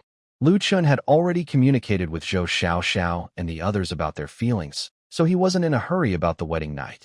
He went to the main courtyard, where he had planted the dragon and phoenix tree. The tree had been planted for half a month, but had already grown to his waist. However, the tree looked no different from ordinary trees. Lu Chun plucked a few leaves from the dragon and phoenix tree, planning to brew tea with them later for Zhou Xiaoxiao and her sister to drink during the wedding night. At this moment, Chu Yuqin appeared in the courtyard. Seeing that Lu Chun didn't go to entertain guests or look for Zhou Xiaoxiao and her sister, but instead came to see the tree, Chu Yuqin asked curiously, "Chener, what are you doing? Why didn't you go find the Zhou sisters?" Hearing Chu Yuqin's voice, Lu Chun paused for a moment. Then he turned to look at Chu Yuqin, and an idea suddenly came to him. At this time, Lu Chun asked the system silently, "System, is it true that after drinking the dragon and phoenix tea, women will become dependent on me and can't leave me?" "Yes, that's correct. Also, women who drink the dragon and phoenix tea cannot harm you. When you touch their bodies, they will lose their strength. However, if a woman who drinks the tea has good feelings for you, the tea can help improve her skills to some extent." Hearing this, Lu Chun was a bit surprised. He thought the tea only made women depend on him, but he didn't expect it could also boost their abilities. Since Chu Yuqin has such a high opinion of him, drinking more of the tea would surely increase her strength. Thinking of this, Lu Chun smiled and said, "No rush. It's daytime now. Why would I go find them? Could it be that Aunt Chu wants me to do something inappropriate during the day?" Hearing this, Chu Yuqin rolled her eyes at Lu Chun. "What nonsense are you talking about? I just want you to talk with the two sisters. After all, you're already married." At this moment, Chu Yuqin looked at the dragon and phoenix tree leaves in Lu Chun's hand and asked curiously, "What are you doing with those leaves?" Lu Chun didn't answer her directly. Instead, he looked around cautiously and said, "Aunt Chu, come with me. I have a secret to tell you." Hearing this, Chu Yuqin's eyes lit up with interest. Recently, she had noticed that Lu Chun had many secrets. Every time she asked him about them, he refused to tell her, saying he was grown up now. She even wondered if he no longer considered her his aunt. Since Lu Chun was willing to share a secret today, she definitely wanted to hear it. She was curious about what kind of secret he would reveal.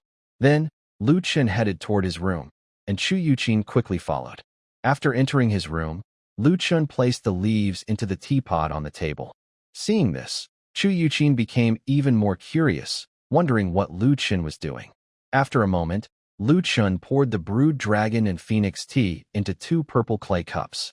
"Aunt Chu, try the taste of this tea." Upon hearing this, Chu Yuqin was momentarily stunned. Then she asked speechlessly, "Chun, is this what you call a secret?" Lu Chun replied mysteriously, "Aunt Chu, you'll understand the secret after you drink it." He then picked up a purple clay cup from the table and drank the Longfeng tea in one sip. Seeing that Lu Chun had already finished his tea, Chu Yuqin hesitantly picked up her own purple clay cup and took a small sip of the Longfeng tea. As soon as she took a sip, she felt a cool sensation rush into her mind. In the next moment, Chu Yuqin discovered that her internal energy was slowly increasing. She had been stuck at level 9 for many years and thought it was very hard to improve further. But just by drinking a sip of tea, her internal strength seemed to loosen and grow. Chu Yuqin quickly finished the tea in her cup and then looked at Lu Chun with bright eyes. "Chun, if I'm not mistaken, the leaves in your hand just now are from the tree in the middle of the yard, right?" She had long noticed that Lu Chun seemed very interested in that tree. She was curious why, since coming to Beijing, Lu Chun watered the tree himself every day. Now she knew the leaves from that tree could help people increase their strength. It was truly incredible. Lu Chun didn't answer her question directly, but asked instead, "Aunt Chu, how do you feel now?" Chu Yuqin closed her eyes slightly, and then a flow of energy spread out from her body. When she opened her eyes, she looked surprised. She had actually broken through to the half-step Grandmaster level. Although she still had a long way to go to become a true Grandmaster, this gave her hope.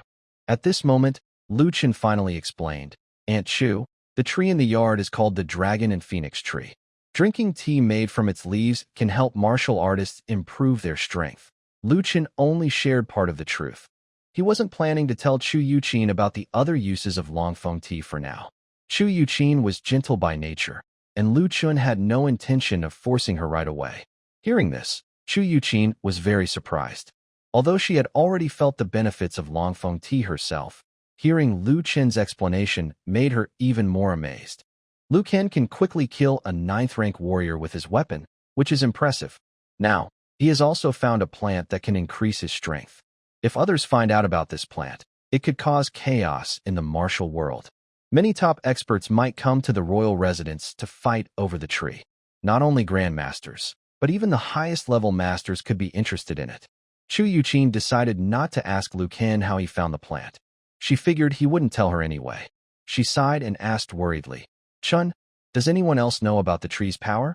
Lu Ken shook his head and said, "I only told Aunt Chu about it. No one else knows." Chu Yuqin warned, "Be sure not to tell anyone else. If the North King's residence finds out, they could be in big trouble. I might not be able to protect it then." Lu Ken assured her, "Don't worry, Aunt Chu. I understand the risks." Chu Yuqin then said, "All right, go see Xiao Xiao and Yu Yu now." Lu Ken nodded and replied, "Okay, I'll go now." He turned and left. Watching his tall figure walk away, Chu Yuqin suddenly felt uneasy. After leaving the main courtyard, Lu Ken planned to visit the Zhou sisters' courtyard. At that moment, he saw Mu Zixuan leading Wang Qingxi toward the back of the royal residence. Lu Ken was curious. How did Mu Zixuan bring this woman here? He frowned, suspecting that Wang Qingxi might be trying to get close to him and had used some excuse to deceive Mu Zixuan. That wouldn't do. If the woman was coming for him, it would be fine. But if Wang Qingxi tried to hurt Mu Zixuan, especially since Mu Zixuan was pregnant now, that would be a serious problem. Thinking of this, Lu Ken quickly followed. When he reached the back courtyard, the maid Xiao Rou was about to make tea. Lu Ken immediately stopped her and said, "Xiao Rou, when you make tea later, use these leaves." He handed her some leaves from a tree. Xiao Rou didn't think much of it, as she was just a maid. "Yes, Your Highness." After giving her the leaves from the dragon phoenix tree, Lu Ken entered the courtyard himself. After seeing Lu Chun, Wang Qingxi felt very happy inside. At last, she found a chance to get close to the Northern King. Of course, she didn't plan to attack the Northern King right now. This time, her main goal was to show herself in front of the Northern King, so he would remember her and have a better impression of her. She wasn't sure if the master rumor about had left the Northern King. If she acted now, she might not be able to leave the Northern King's residence herself. At this moment, Wang Qingxi quickly stood up from the stone bench and bowed, saying, "Your servant greets the prince." Mu Zixuan watched Lu Chun run over and asked curiously, "Prince, why didn't you go to see your sisters?" Although Lu Chun had already taken care of Xiao Xiao and Yu Yu, today was the wedding day, so they still needed to go through the formalities. But Lu Chun came here instead. Lu Chun smiled and said, "No rush, we can do that tonight." Then, he looked at Wang Qingxi, who was emitting a charming fragrance. She was truly a charming woman. Lu Chun asked, "Who are you?" Wang Qingxi quickly introduced herself. "Your Highness, I am the top courtesan of the 100 Flowers Tower," Mu Zixuan added from the side. "Prince, after seeing the effect of the soap, Miss Wang plans to order some from us." Lu Chun replied, "Oh, I see. Please continue your conversation. You don't need to worry about me." Then, Lu Chun walked over to the pavilion and sat down. At this time, Xiao Rou brought over the prepared dragon and phoenix tea into the yard. Xiao Rou poured a cup of tea for each of them. Wang Qingxi then continued speaking to Mu Zixuan. "Princess, we at 100 Flowers Tower need to order quite a lot of soap. Do you know how long it will take your residents to make it?" Wang Qingxi's attention was not really on Mu Zixuan, but she didn't dare to be too obvious. She just pretended to be interested in the matter. Mu Zixuan asked, "How much do you need?" Wang Qingxi answered, 1,000 pieces. Mu Zixuan was a bit surprised. This was the first time the prince's residence received such a large order. "That many?" Wang Qingxi smiled gently and explained, "Our girls at 100 Flowers Tower wear many clothes, and they need to be washed every day. To clean these clothes, we buy a large amount of bath beans outside the city daily." Mu Zixuan thought for a moment and found it somewhat reasonable. After all, this is a place of fireworks, so the women there must wear clean clothes, making the use of soap normal. In that case, can the 100 Flowers Tower still be a big customer of the royal residence in the future? Just as Mu Zixuan was happy about the first big order from the royal residence, she noticed that Lu Chun, not far from the pavilion, was looking back and forth at Wang Qingci. Mu Zixuan immediately understood why Lu Chun was here. He was after Wang Qingci. However, Mu Zixuan didn't think much of it. Everyone knows Lu Chun likes beautiful women. Wang Qingci is the top courtesan of the 100 Flowers Tower, and she is very charming. It's normal for Lu Chun to be interested. At this moment, Wang Qingci picked up her teacup and took a sip. As soon as she drank, Wang Qingci felt a refreshing sensation spread through her, and she was momentarily stunned. Then she asked, "Princess, where does your Royal Highness's tea come from?" Hearing this sudden question, Mu Zixuan was a bit confused. She didn't expect Wang Qingci to suddenly change the subject to tea. Curious, Mu Zixuan picked up her own teacup and took a sip. She then understood why Wang Qingci suddenly asked about the tea. She turned to the maid beside her. "Xiaorou, what kind of tea are you brewing? I've never had this kind before." Before Xiaorou could answer, Lu Chen spoke up proactively from nearby. "Love consort, do you remember the tree I planted in the courtyard?" Hearing Lu Chen's words, Mu Zixuan immediately thought of the tree Lu Chun had been carefully caring for recently. She had always wondered why Lu Chun was so interested in that tree. Now she knew it was a special tea tree. Mu Zixuan then asked, "Your Highness, is the tea in this teapot made from the leaves of that tree?" Lu Chen nodded and said yes. At this point, Lu Chen's gaze fell on Wang Qingci, and he smiled as he asked, "Miss Wang, how is this tea?" Wang Qingci replied, "Fragrant and sweet, refreshing the mind. I've never tasted such wonderful tea before." Lu Chen said, "Since Miss Wang likes it, I will have someone pick some fresh tea leaves for you to take back." Wang Qingci thought to herself that it seemed the Northern King was trying to win her favor with this tea. At this rate, it wouldn't be long before he invited her into his inner circle, and her mission would soon be complete. Thinking of this, Wang Qingci showed a charming smile and said, "Thank you, Your Highness, for your kindness." Lu Chun then said to Xiaorou, "Xiaorou, go to the tree I often water and pick some fresh tea leaves for Miss Wang to take with her." "Yes, Your Highness." Xiaorou then left the courtyard to pick the tea leaves. After that, Wang Qingci and Mu Zixuan continued discussing the soap business. Once they agreed on the delivery date, Wang Qingci took the freshly picked longfeng tree leaves and left the palace. Mu Zixuan noticed that Lu Chen's eyes followed Wang Qingci as she walked away. She sat down beside him and said, "Your Highness, if you like Miss Wang, I can ask someone to bring her here to serve you. I believe she is still unspoken for." Mu Zixuan was open-minded about such matters and felt no jealousy. Hearing this, Lu Chun came back to his senses. He gently put his arm around Mu Zixuan's waist and lifted her onto his lap. He whispered in her ear, "My dear, do you really think she's just an ordinary courtesan?" Lu Chun planned to tell Mu Zixuan the truth about Wang Qingci's identity. After all, Wang Qingci clearly had her own motives. If she got too close to Mu Zixuan, it might bring trouble. It was better to let Mu Zixuan know who she really was so she could be careful. Mu Zixuan was stunned by his words. In her eyes, Wang Qingci had always seemed like an ordinary courtesan. Lu Chun continued, "She's a 9th-rank martial artist and the saintess of the Misty Rain Pavilion." Mu Zixuan froze for a moment. She didn't know what kind of group the Misty Rain Pavilion was, but a 9th-rank martial artist working as a courtesan was clearly suspicious. Now she understood why Wang Qingci had suddenly approached her. It seemed that ordering soap was just an excuse. Her real goal was to get close to the prince. Mu Zixuan quickly said, "Prince, I know I was wrong. I didn't know her true identity and brought danger into the house. I am willing to accept punishment." Lu Chun raised his hand, gently pinched Mu Zixuan's delicate nose, and smiled. "Ignorance is not a crime." "I don't blame you," Mu Zixuan asked. "What does the prince plan to do with her in the 100 Flowers Pavilion?" Lu Chen didn't answer directly. Instead, he looked at the teapot on the stone table and asked, "Concubine, after you drank the Dragon Phoenix tea, did you feel anything special?" Mu Zixuan thought for a moment. "Special feelings?"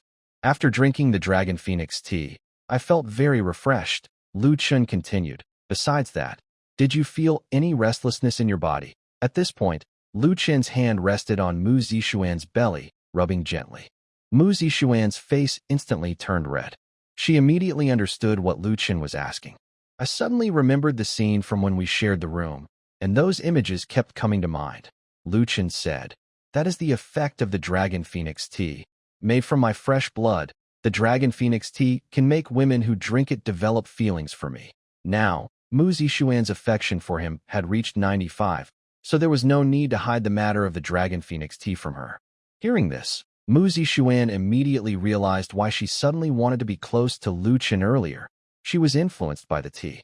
Then, Mu Zixuan remembered that Wang Qingzi had given Lu Chen 2 tails of Dragon Phoenix tea when she left. Mu Zixuan asked, "Prince, are you planning to win her over with the Dragon Phoenix tea?" Lu Chen replied, "Yanyu Pavilion gave me a stunning 9-rank beauty.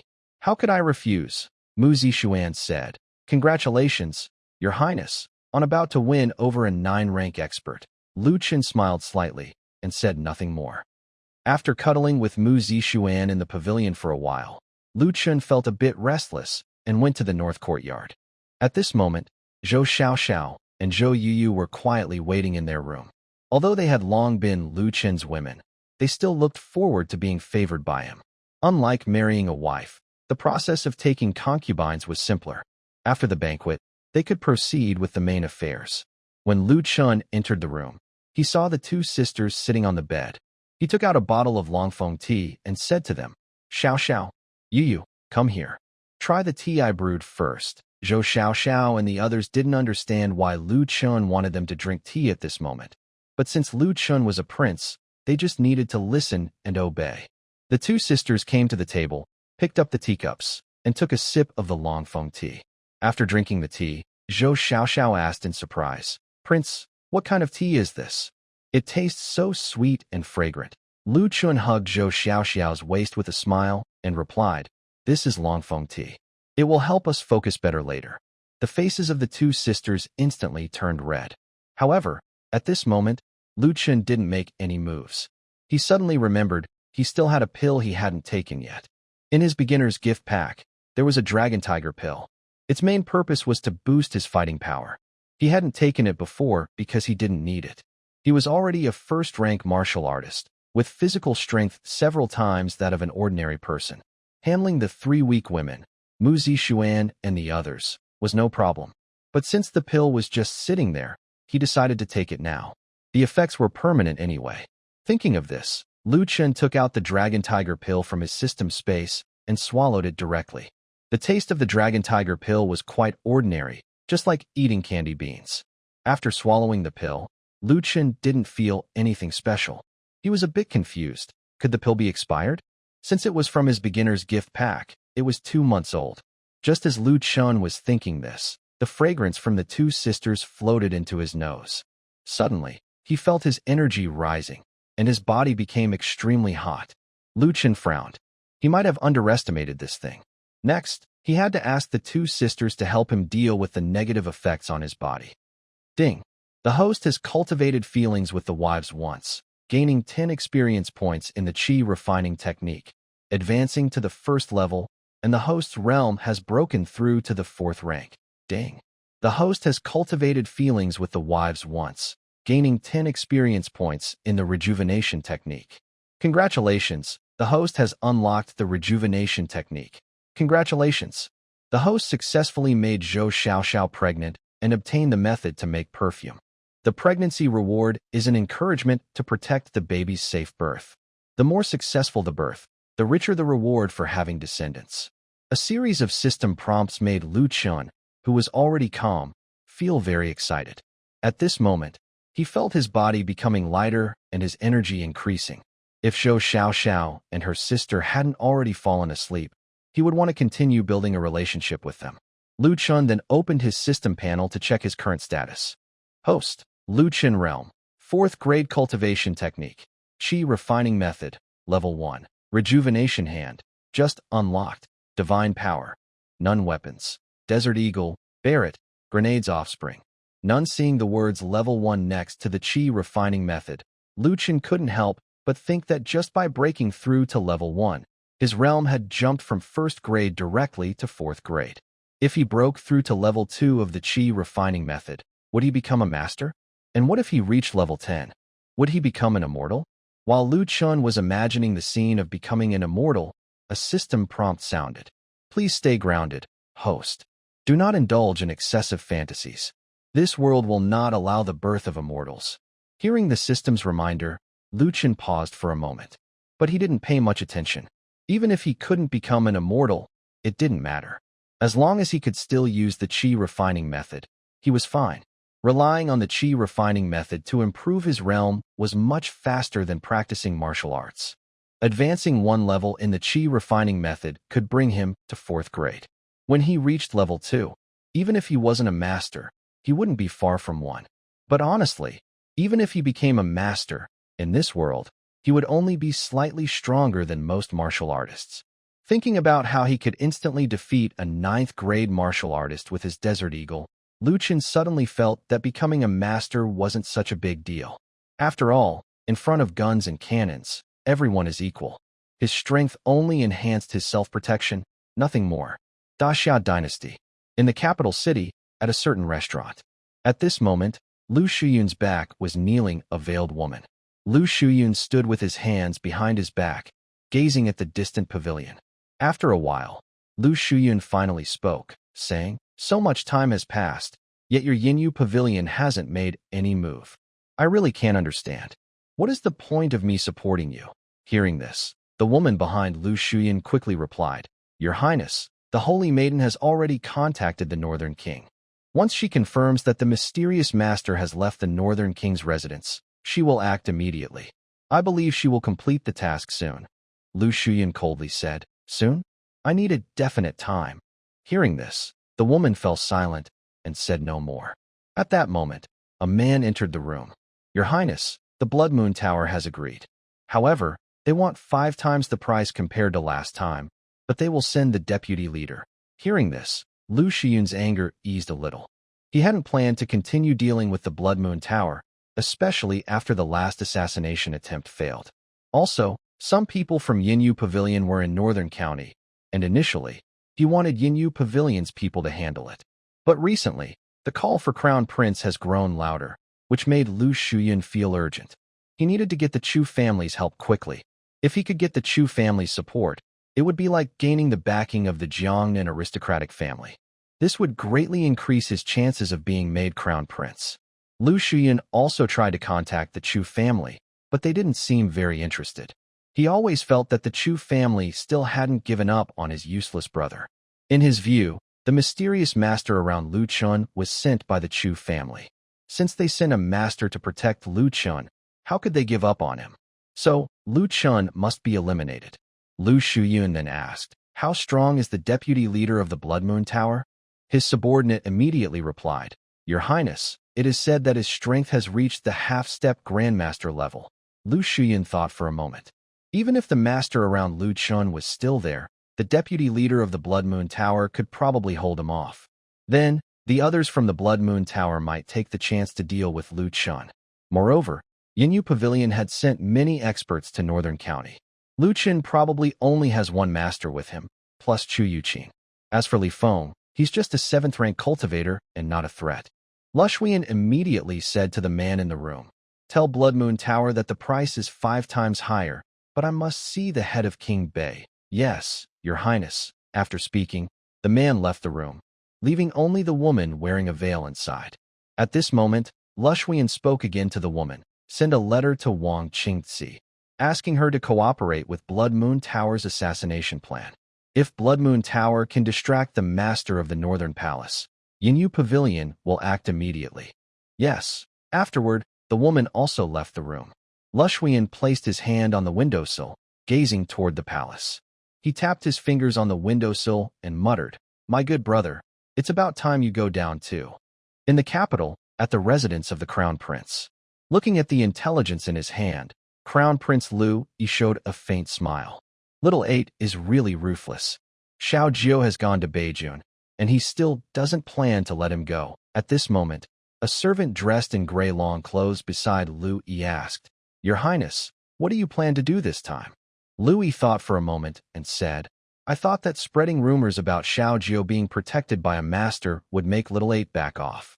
It seems this trick no longer works. Xiao Jiao can't die. If he dies, how can I win over the Chu family? Lu Yi and Lushuan come from different maternal clans and have different stances, so their actions differ. Lushuan wants to eliminate Lu Chun to leave the Chu family with no choice, because his mother also comes from a prominent Jiangnan family. Without Lu Chun, the Jiangnan family would have to fully support him. Lu Yi believes that Lu Chun is the grandson of Chu Xiong, the head of the Chu family. Even if the Chu family has truly abandoned Lu Chun, Chu Xiong still has personal feelings for him. Killing Lu Chun would offend Chu Xiong. Even if the Chu family is forced to support Lushuan because of the interests of the Jiangnan family, it would leave a bad impression on Chu Xiong. Lu Yi's plan is simple. He wants the Chu family to see his kindness, further dividing the Chu family from other Jiangnan families. Therefore, Lu Yi's stance leans more toward protecting Lu Chun. Moreover, he sees Lu Chun as a useless prince who poses no threat to his position as crown prince. In the future, when he inherits the throne, he might even support Lu Chun to become the new head of a prominent family in Jiangnan. An uneducated, useless prince is much easier to control than those powerful Jiangnan families. At this moment, Lu Yi spoke to a servant nearby, Mo Dongping, spread the news that the vice leader of Blood Moon Tower is heading to Beijing. The vice leader of Blood Moon Tower going to Beijing made Lu Yi worry that Lu Chun might really be in danger this time. Lu Yi thought to himself, Xiaojiu, I can only help you up to here. Now, it depends on how strong your fate is. At this time, Lu Chun didn't know what was happening in the capital. He stayed in the northern prince's residence for a while longer, spending each day with Zhou Yuyu to build their relationship. Mu Zixuan and Zhou Xiaoxiao were both pregnant. Now, only Zhou Yuyu was taking care of Lu Chun, which made her feel overwhelmed. Lu Chun was already a fourth-rank martial artist. Plus, he had taken the dragon and tiger pill, so Zhou Yuyu, a weak woman, was no match for him. In the northern courtyard, Mu Zixuan and Zhou Xiaoxiao were walking toward the yard while talking. Based on the perfume design Lu Chun provided, they had already made some perfume. The northern courtyard had many flowers, and they planned to use these flowers to try making new perfumes. Just as they were about to enter the yard, they heard faint female voices from a distant pavilion. The voices were sometimes low, sometimes high-pitched. At this moment, two young maids responsible for Zhou Yuyu's daily needs, blushing, approached Mu Zixuan and the others. Greetings, princess. Seeing the two young maids with such red faces, they immediately understood what was happening. Zhou Xiaoxiao tentatively said, Sister, now that I am pregnant, only Yuyu is left to serve the prince. Recently, the prince seems to like doing certain things more often, and Yuyu can't handle it alone. Do you want to ask him if he's willing to take concubines? Zhou Xiaoxiao knew she was only Lu Chen's servant girl, so she felt it was inappropriate to bring up taking concubines herself. She left it to Mu Zixuan to decide. She wasn't sure if Mu Zixuan was willing. After all, she was the princess and the lady of the northern prince's residence. Hearing Zhou Xiaoxiao's words, Mu Zixuan sighed. Sister, I actually mentioned taking concubines to the prince a long time ago. The prince said he prefers to be selective and doesn't like ordinary women. Mu Zixuan has always been open-minded about Lord Lu taking a concubine. She doesn't mind at all. However, Lord Lu has very high standards for a concubine, which Mu Zixuan cannot change. After hearing Mu Zixuan, Zhou Xiaoxiao whispered in her ear, Sister, our prince's residence already has a woman who meets the prince's taste. Hearing this, Mu Zixuan paused for a moment, then immediately understood who Zhou Xiaoxiao was talking about. She said calmly, Xiaoxiao, Aunt Chu's matters are not something we can interfere with. It depends on what the prince and Aunt Chu want. Most people in the prince's residence know that Chu Yuqin and Lord Lu have a complicated relationship. From the way Lord Lu looks at Chu Yuqin, it's clear he has strong feelings for her. But Chu Yuqin's status is special. For Lord Lu to win her over isn't easy. Chu Yuqin was married before, but her husband died shortly after their marriage. They didn't even have time for a wedding night. Still, she is now considered part of that family. She is essentially a widow. If Chu Yuqin had married an ordinary person, it would be easier. Lord Lu, as the northern prince, has a certain status and power. He could pressure her family to annul the marriage or divorce her. But Chu Yuqin married into the Wang family. The Wang family is a powerful family in Jiangnan, second only to the Chu family. They are also related to the 8th prince, Lu Shuyun. Lord Lu trying to use his status as the northern prince to force the Wang family to divorce Chu Yuqin is almost impossible. Of course, the biggest obstacle is Chu Yuqin herself. People in the northern prince's residence can see that Chu Yuqin treats the northern prince like a child, as if he were a younger family member. Plus, she has a gentle personality and is unlikely to accept Lord Lu's romantic advances. After hearing Mu Zixuan, Zhou Xiaoxiao pouted and didn't say anything more. At this moment, Mu Zixuan thought of Wang Qingci from Baiwa Tower. If Lord Lu could win her over early, perhaps Zhou Yuyu wouldn't have to work so hard. But this is also something she cannot interfere with. Thinking of this, Mu Zixuan sighed softly. After a while, when the sounds from the pavilion had mostly stopped, Mu Zixuan and Zhou Xiaoxiao entered the courtyard. At this moment, Zhou Yuyu was dressed loosely, her hair messy, and she was weakly leaning in Lu Chen's arms.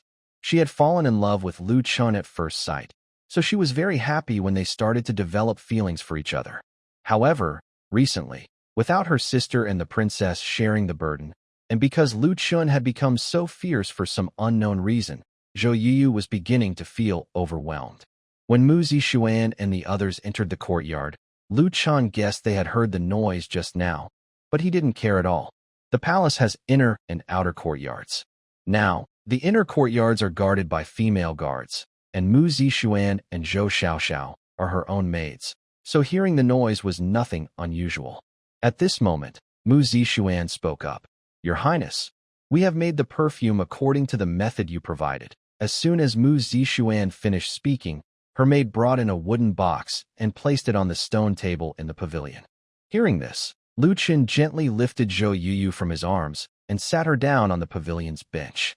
Seeing this, her maid quickly came over to support Zhou Yuyu. Lu Chen approached the stone table, took out a small porcelain bottle from the wooden box, and opened it to smell. Thanks to the method of making it, the palace's perfume was very natural. Even with a strong scent, it wouldn't be overwhelming or irritating. Lu Chen nodded with satisfaction. My dear wife, Xiaoxiao, you've worked hard. At this point, Zhou Xiaoxiao asked, Your Highness, how do you plan to sell this perfume? The palace's perfume was much better than ordinary sachets, lasting longer. When needed, you just take out the bottle and drop a few drops.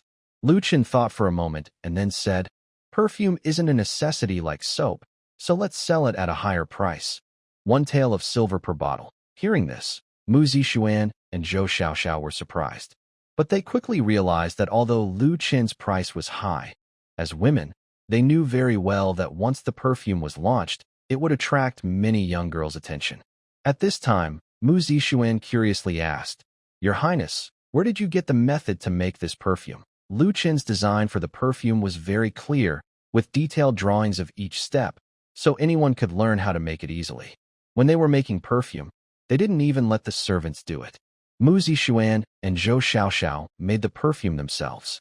Hearing Mu Zixuan's question, Lu Chen smiled slightly and shamelessly replied, I researched this during my free time.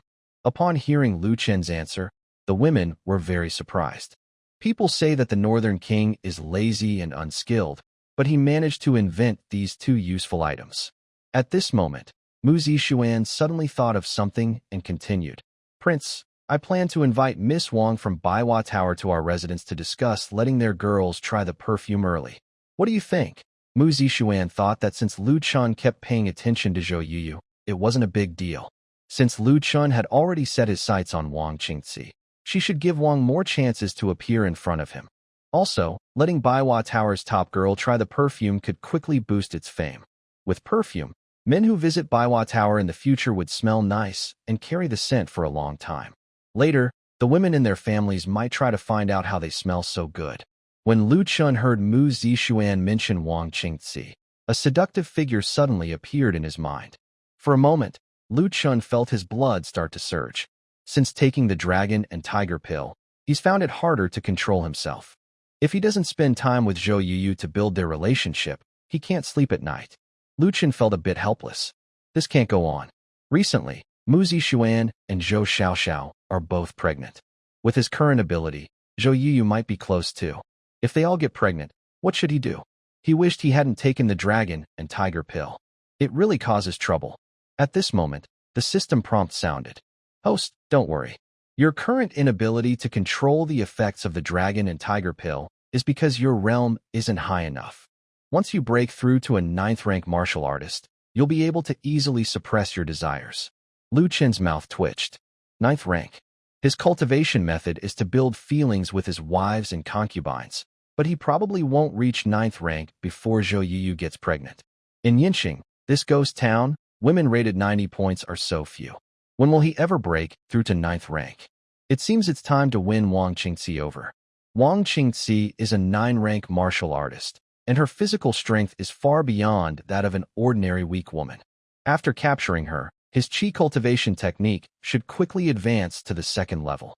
Regarding having children and improving his cultivation, Lu Chun feels a bit helpless. His cultivation method is to build feelings with his wives and concubines, but the system tells him he can only get better rewards if he has children. But if all his wives and concubines are pregnant, who will he build feelings with? 9/10 women are not common vegetables. They are not easy to find.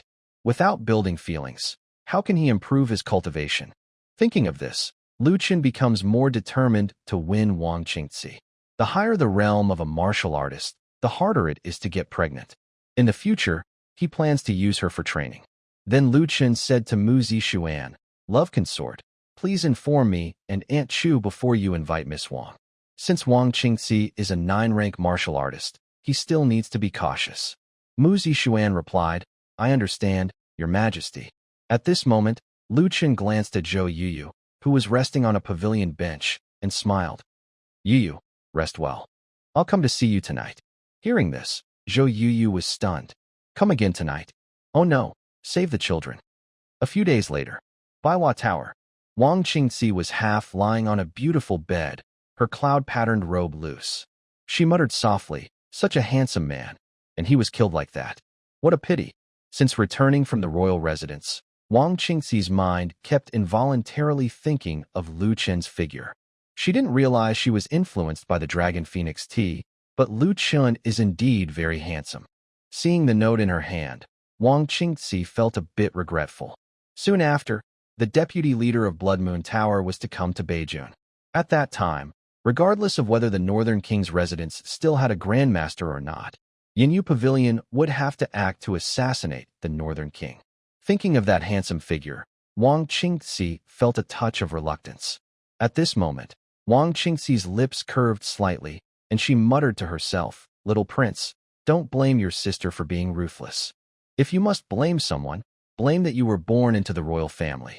Just then, a maid entered the room and said behind the curtain, Master, the Northern King's residence sent someone to invite you over.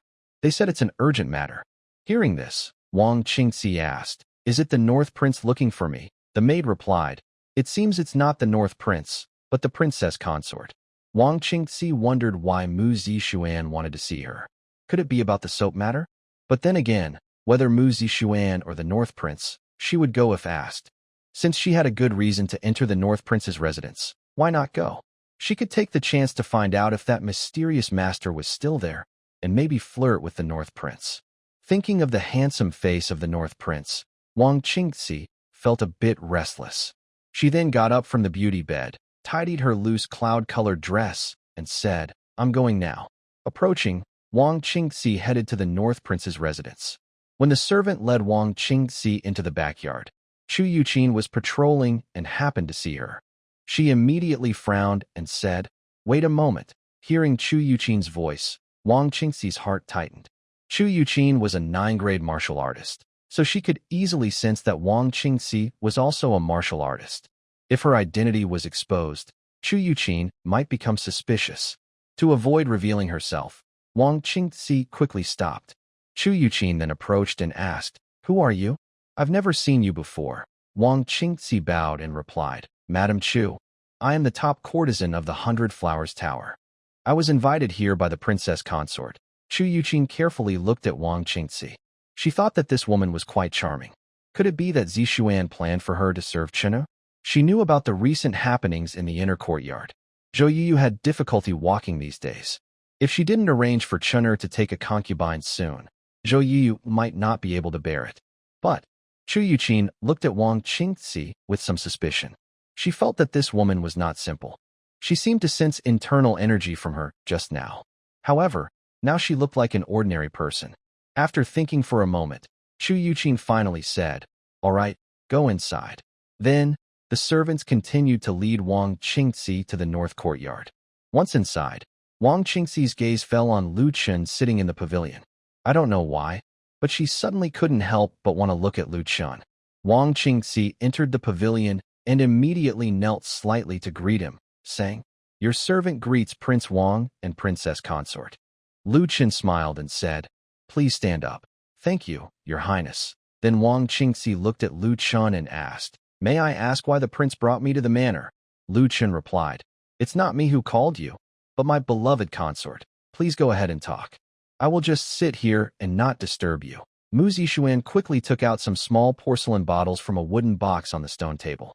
"Miss Wang, come over here." Seeing the small porcelain bottles on the table, Wang Qingzi approached out of curiosity.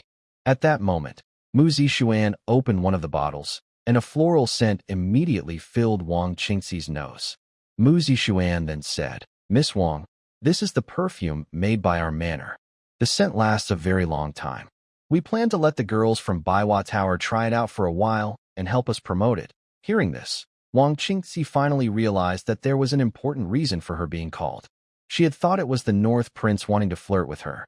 Wang Qingzi then took the porcelain bottle from Mu Zixuan, brought it close, and sniffed. The floral scent was very strong but not overwhelming, a natural fragrance. She then asked, "Your Highness, may I ask how long this perfume scent lasts?" Mu Zixuan answered, "One drop of this perfume can last about 3 hours. Also, unlike sachets, this perfume can be taken out at any time and dabbed on yourself to keep the scent all day. One bottle can last a long time." Hearing this, Wang Qingzi's eyes lit up. Although she came for the North Prince, this perfume was even more attractive to her. She didn't expect the North Manor to have such good things. Wang Qingzi then looked at the other bottles in the wooden box. "Your Highness, may I smell the other perfumes?" "Of course. All the perfumes in this box are what I plan to give to Baiwa Tower for testing." Wang Qingzi immediately said, "Thank you, Your Highness." After speaking, she opened the other bottles and sniffed. Each scent was different, but all were quite natural and pleasant, making people want to keep smelling them. At this moment, Lu Chen used his system to check Wang Qingzi's personal information. Name, Wang Qingzi. Status, 9th rank martial artist, adopted daughter of the Jiangnan Wang family, saintess of the Yinyu Pavilion, temporary owner of the 100 Flowers Tower. She heard that the Northern King's residence was looking for her and immediately rushed over. Recently, the image of the Northern King has often appeared in her mind. She feels quite regretful when she thinks about the Vice Tower Master of Blood Moon Tower coming soon to assassinate the Northern King. Score, 95, favorability, 60, currently influenced by Longfeng Ti. Lu Chen was surprised. He didn't expect Blood Moon Tower to dare come looking for trouble. But now wasn't the time to think about that. Seeing that Wang Qingzi had a favorability of 60, he slightly smiled, knowing it was the perfect moment to gain something. Thinking of this, Lu Chen said to Wang Qingzi, who was testing perfume, "Miss Wang, I've heard that your 100 Flowers Tower is the busiest place in North County." Wang Qingzi replied immediately, "Your Highness, 100 Flowers Tower may not be the busiest in North County, but it is definitely the most lively place in Yin City." Lu Chen continued, "Since your 100 Flowers Tower is so lively, you must know many things others don't. I want to talk to you alone later to learn about what's happening in North County. Would you be willing?" When Wang Qingzi heard Lu Chen's words, she was stunned. Her jade hand, holding the perfume bottle, froze midair. She came to the Northern King's residence just to get close to the Northern King, right? She didn't expect the Northern King to take the initiative to want to talk to her alone. This was a once-in-a-lifetime opportunity. If she could win the Northern King's heart, then she wouldn't be able to find out the whereabouts of that mysterious master in the Northern King's residence. Moreover, if she could win the Northern King's heart, when Blood Moon Tower's people arrived, she could find a way to lure the Northern King away. That way, they could complete their task more easily. And perhaps, they wouldn't even need to wait for Blood Moon Tower's people to arrive to finish their mission. Thinking of this, Wang Qingzi immediately said to Lu Chen, Of course, it's my honor. Lu Chen smiled and said, in that case, let's find a different place to talk. Then he looked at Mu Zixuan and said, my dear, I plan to talk privately with Miss Wang. As for these perfumes, just send them directly to 100 Flowers Tower. Mu Zixuan knew that Lu Chen planned to win Wang Qingxi over, so she immediately said, all right, Prince, I will have someone send these perfumes to the 100 Flowers Tower later. At this moment, Lu Chen stood up from the bench in the pavilion and turned to walk outside the courtyard. Miss Wang, please follow me. I will take you to a quiet place. Hearing this, Wang Qingxi sneered inwardly. Indeed, he is a very lustful man. Although they were alone, Wang Qingxi was not worried that Lu Chen would do anything to her. In her view, Lu Chen was just a useless prince. Besides his good looks, he had no real strength. As a 9th-rank martial artist, how could she fear a useless prince? If Lu Chen wanted to do something to her later, she could easily find excuses to avoid him. She had done this before with men who tried to attack her. If Lu Chen insisted on being aggressive, she could also use her charm to him and make him fall into a beautiful dream. Dealing with an ordinary person, Wang Qingxi had 100 ways, which came from her confidence in her own strength. While thinking about how to handle Lu Chen later, Wang Qingxi followed him to the main courtyard. When Lu Chen and Wang Qingxi entered the room, Mu Zixuan immediately called for Chu Yuqin. Chu Yuqin was a bit confused. Why did Mu Zixuan want to see her? Although Mu Zixuan trusted Lu Chen's words, she was still worried something might go wrong, especially since Lu Chen and Wang Qingxi were alone, and Wang Qingxi was a 9th-rank martial artist. Seeing Mu Zixuan standing at the door of the main courtyard, Chu Yuqin approached and asked, Zixuan, is there something you need from me? After spending some time together, Chu Yuqin and Mu Zixuan had become very familiar. Chu Yuqin now called Mu Zixuan by her name instead of Madam. Mu Zixuan then said, Aunt Chu, the prince took Wang Qingxi into the room. I'm worried something might happen, so I asked someone to come and watch over them. Hearing this, Chu Yuqin looked at Mu Zixuan with a puzzled expression. Zixuan, are you talking about the girl you brought from the 100 Flowers Tower? Mu Zixuan replied. Yes. Chu Yuqin was a bit confused. She had thought Mu Zixuan called the courtesan from the 100 Flowers Tower to serve Lu Chen. But now, Mu Zixuan was asking her to watch over them here. What does this mean? Could it be that Mu Zixuan is feeling jealous? Is she trying to judge herself? Chu Yuqin then asked, are you planning to tell me about Chen? To warn him not to get involved with women from the brothel? When she heard this, Mu Zixuan immediately realized that Chu Yuqin had misunderstood. She quickly explained, Aunt Chu, you misunderstood. I mean, when the prince is alone with others, it can be unsafe. If something happens later, you can step in quickly. Only then did Chu Yuqin understand that Mu Zixuan was worried that the courtesan from the flower pavilion might cause trouble for Lu Chen. But honestly, Mu Zixuan's caution is understandable. She had already suspected that the courtesan from the flower pavilion might be problematic. The woman moved very lightly, like a skilled martial artist with great agility. Letting Lu Chen be alone with someone who might have internal strength is indeed risky. Chu Yuqin said, I understand. If there's any trouble in the room, I will go in immediately. Meanwhile, inside the room, Lu Chen sat at the table, brewing a pot of dragon and phoenix tea. He smiled and said to Wang Qingxi, Miss Wang, please sit down. Thank you. Your Highness. Wang Qingxi slowly sat down. Her hips were slightly dented by the chair, showing she was very soft and delicate. She then asked with a charming smile, Your Highness, what do you want to know about Beijing? I will tell you everything I know. Lu Chen didn't start touching her right away. He asked seriously, Miss Wang, do you know any beautiful girls in Beijing? Especially those so stunning they could make the moon shy and flowers blush. Hearing this question, Wang Qingxi couldn't help but look down on Lu Chen a little. He was clearly a flirt. He just arrived in Beijing and is already asking about beautiful women. No wonder. He recently took 2 concubines, and now he probably wants more. She replied, Your Highness, Beijing is different from the capital. Finding women as beautiful as those who could topple a city isn't easy, but I did hear that there is a very beautiful woman in the grasslands. Hearing this, Lu Chen became interested. Oh, Miss Wang, are you talking about the tribes on the grasslands? How can the tribes have such beautiful women? Wang Qingxi said, Your Highness, Although most women on the grasslands are strong and don't match the beauty standards of the great Xia men, there are still many graceful and lovely women in the royal court of the tribes. The beautiful woman I mentioned is among them. Lu Chen thought for a moment. The royal court of the tribes was not a place he could reach right now, so he decided to focus on something more realistic. Miss Wang, tell me about the women I can actually meet. The royal court of the tribes is beyond my reach for now. Wang Qingxi smiled charmingly and said, Your Highness, the beautiful woman you can meet is right in front of you. Hearing this, Lu Chen smiled slightly. It seemed Wang Qingxi was starting to flirt with him. If that was the case, he wouldn't hold back. He gently placed his hand on Wang Qingxi's arm and said with a smile, You're right, Miss Wang. It's my mistake to look elsewhere when someone so lovely is right here. At that moment, the pleasant fragrance from Wang Qingxi surrounded him, making it hard for Lu Chen to stay calm.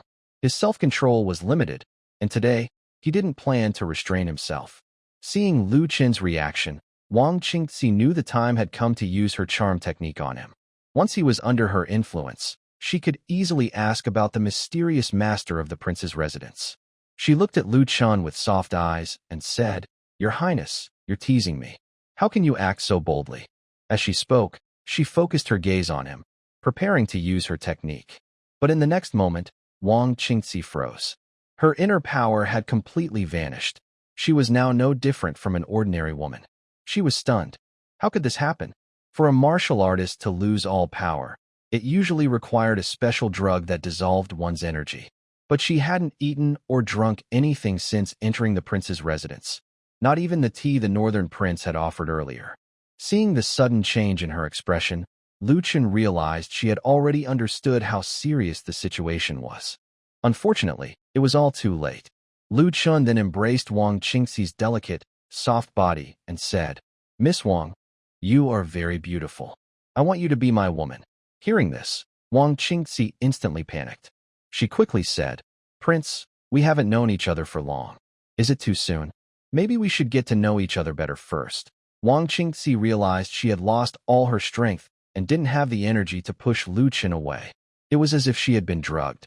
As a martial artist, she knew her situation well. If Lu Chen wanted to do something to her now, she couldn't resist. Seeing her panic, Lu Chen lifted her chin and looked into her beautiful eyes. He said, Miss Wang, first time is always new, but second time gets easier. Since we want to understand each other, it's better to get to know each other more deeply. Then Lu Chen kissed her red lips. Wang Qingxi tried to struggle and push him away, but it was useless. She could only make muffled sounds. After a while, Lu Chen carried this charming beauty to his bed and started to develop feelings. Notification. Congratulations, the host has gained another woman and received the poison resistance pill. The host and Wang Qingxi have developed feelings. Experience points for the qi refining technique increased by 20, and for the rejuvenation skill by 10. Although the system's prompt sounded in his ears, Lu Chen had no mind to pay attention. He was now completely crazy. He finally understood why Wang Qingxi scored 95 points. Although all above 90, this woman was truly exceptional, making him lose control. At this moment, at the front door of the courtyard, Mu Zixuan was anxiously waiting. Suddenly, they seemed to faintly hear sounds coming from inside the room. Hearing this, Mu Zixuan finally relaxed. It seemed the prince had succeeded. Next, the Wang residence gained another 9th-rank expert. At this time, Chu Yiqin's face was slightly red. The princess secretly eavesdropped, which made her feel a strange sensation inside. Recently, she often thought of Lu Chen's handsome face late at night, which made her feel very lonely and empty. Chu Yiqin kept reminding herself that Lu Chen was her sister's son, and she shouldn't have such feelings for him. But during the day, she couldn't help but secretly glance at Lu Chen. Every time she heard Lu Chen talking with other women, she felt more restless inside. Yet, Lu Chen, that mischievous guy, liked to cause trouble in the inner courtyard.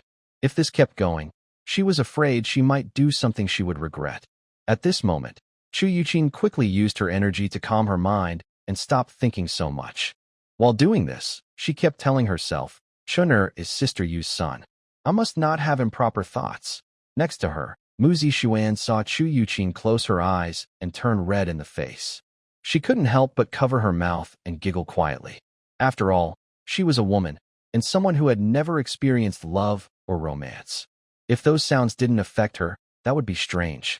But this also showed that Chu Yuqin had feelings for the prince. She was just suppressing her emotions because of their different social statuses. Suddenly, Mu Zixuan remembered something. It seemed that recently, Chu Yuqin had been drinking Longfeng tea. Others didn't know what Longfeng tea did, but Mu Zixuan did because Lu Chun had told her. She wondered if the prince really planned to make Chu Yuqin his woman. He had managed to control Wuqiang, a 9th-grade martial artist, using Longfeng tea. Since Chu Yuqin was also drinking it, it meant that soon, if Lu Chun insisted, she wouldn't be able to resist becoming his. Thinking of this, Mu Zixuan looked at Chu Yuqin with a meaningful expression. It seemed Chu Yuqin wouldn't be able to escape the prince's grasp in her life. Painful times felt very long, while happy times seemed very short. But whether time feels long or short is relative. For example, Lu Qin felt time was very short, but Wuqiang thought it was very long. Wuqiang tried every way he could to escape, but in the end, Lu Qin always pulled him back. She felt deep shame inside. As a 9th-rank martial artist, she had unexpectedly fallen into the hands of an ordinary person, and she didn't even know how she was caught. After some hours, Lu Chun tightly embraced Wang Qingxi's slender waist and whispered in her ear, "Qingxi, I didn't expect that the flower queen of the 100 Flowers Tower is actually Yuning. It seems my luck is quite good today." At this moment, Lu Qin's words sounded like the whisper of a demon. Wang Qingxi clenched her teeth, wanting to curse him, but in the end, she held back. She had to find a way to leave the palace and escape this place of humiliation. Once her strength recovered, she would come back and punish the one who took her innocence. Then she sweetly begged, "Prince, please let me go. I can't take it anymore." Hearing her voice, Lu Chun became even more restless. He said, "Qingxi, why don't you stay in the palace from now on? I want to buy you and have you serve me forever." Hearing this, Wang Qingxi's face turned pale instantly. She quickly replied, "Prince, I still have many belongings at the 100 Flowers Tower. If you really want to buy me, let me go back to the tower and bring my things here." Lu Chun stroked Wang Qingxi's delicate back and said, "Those things are unnecessary. Just buy new ones. Our palace isn't short of silver anyway."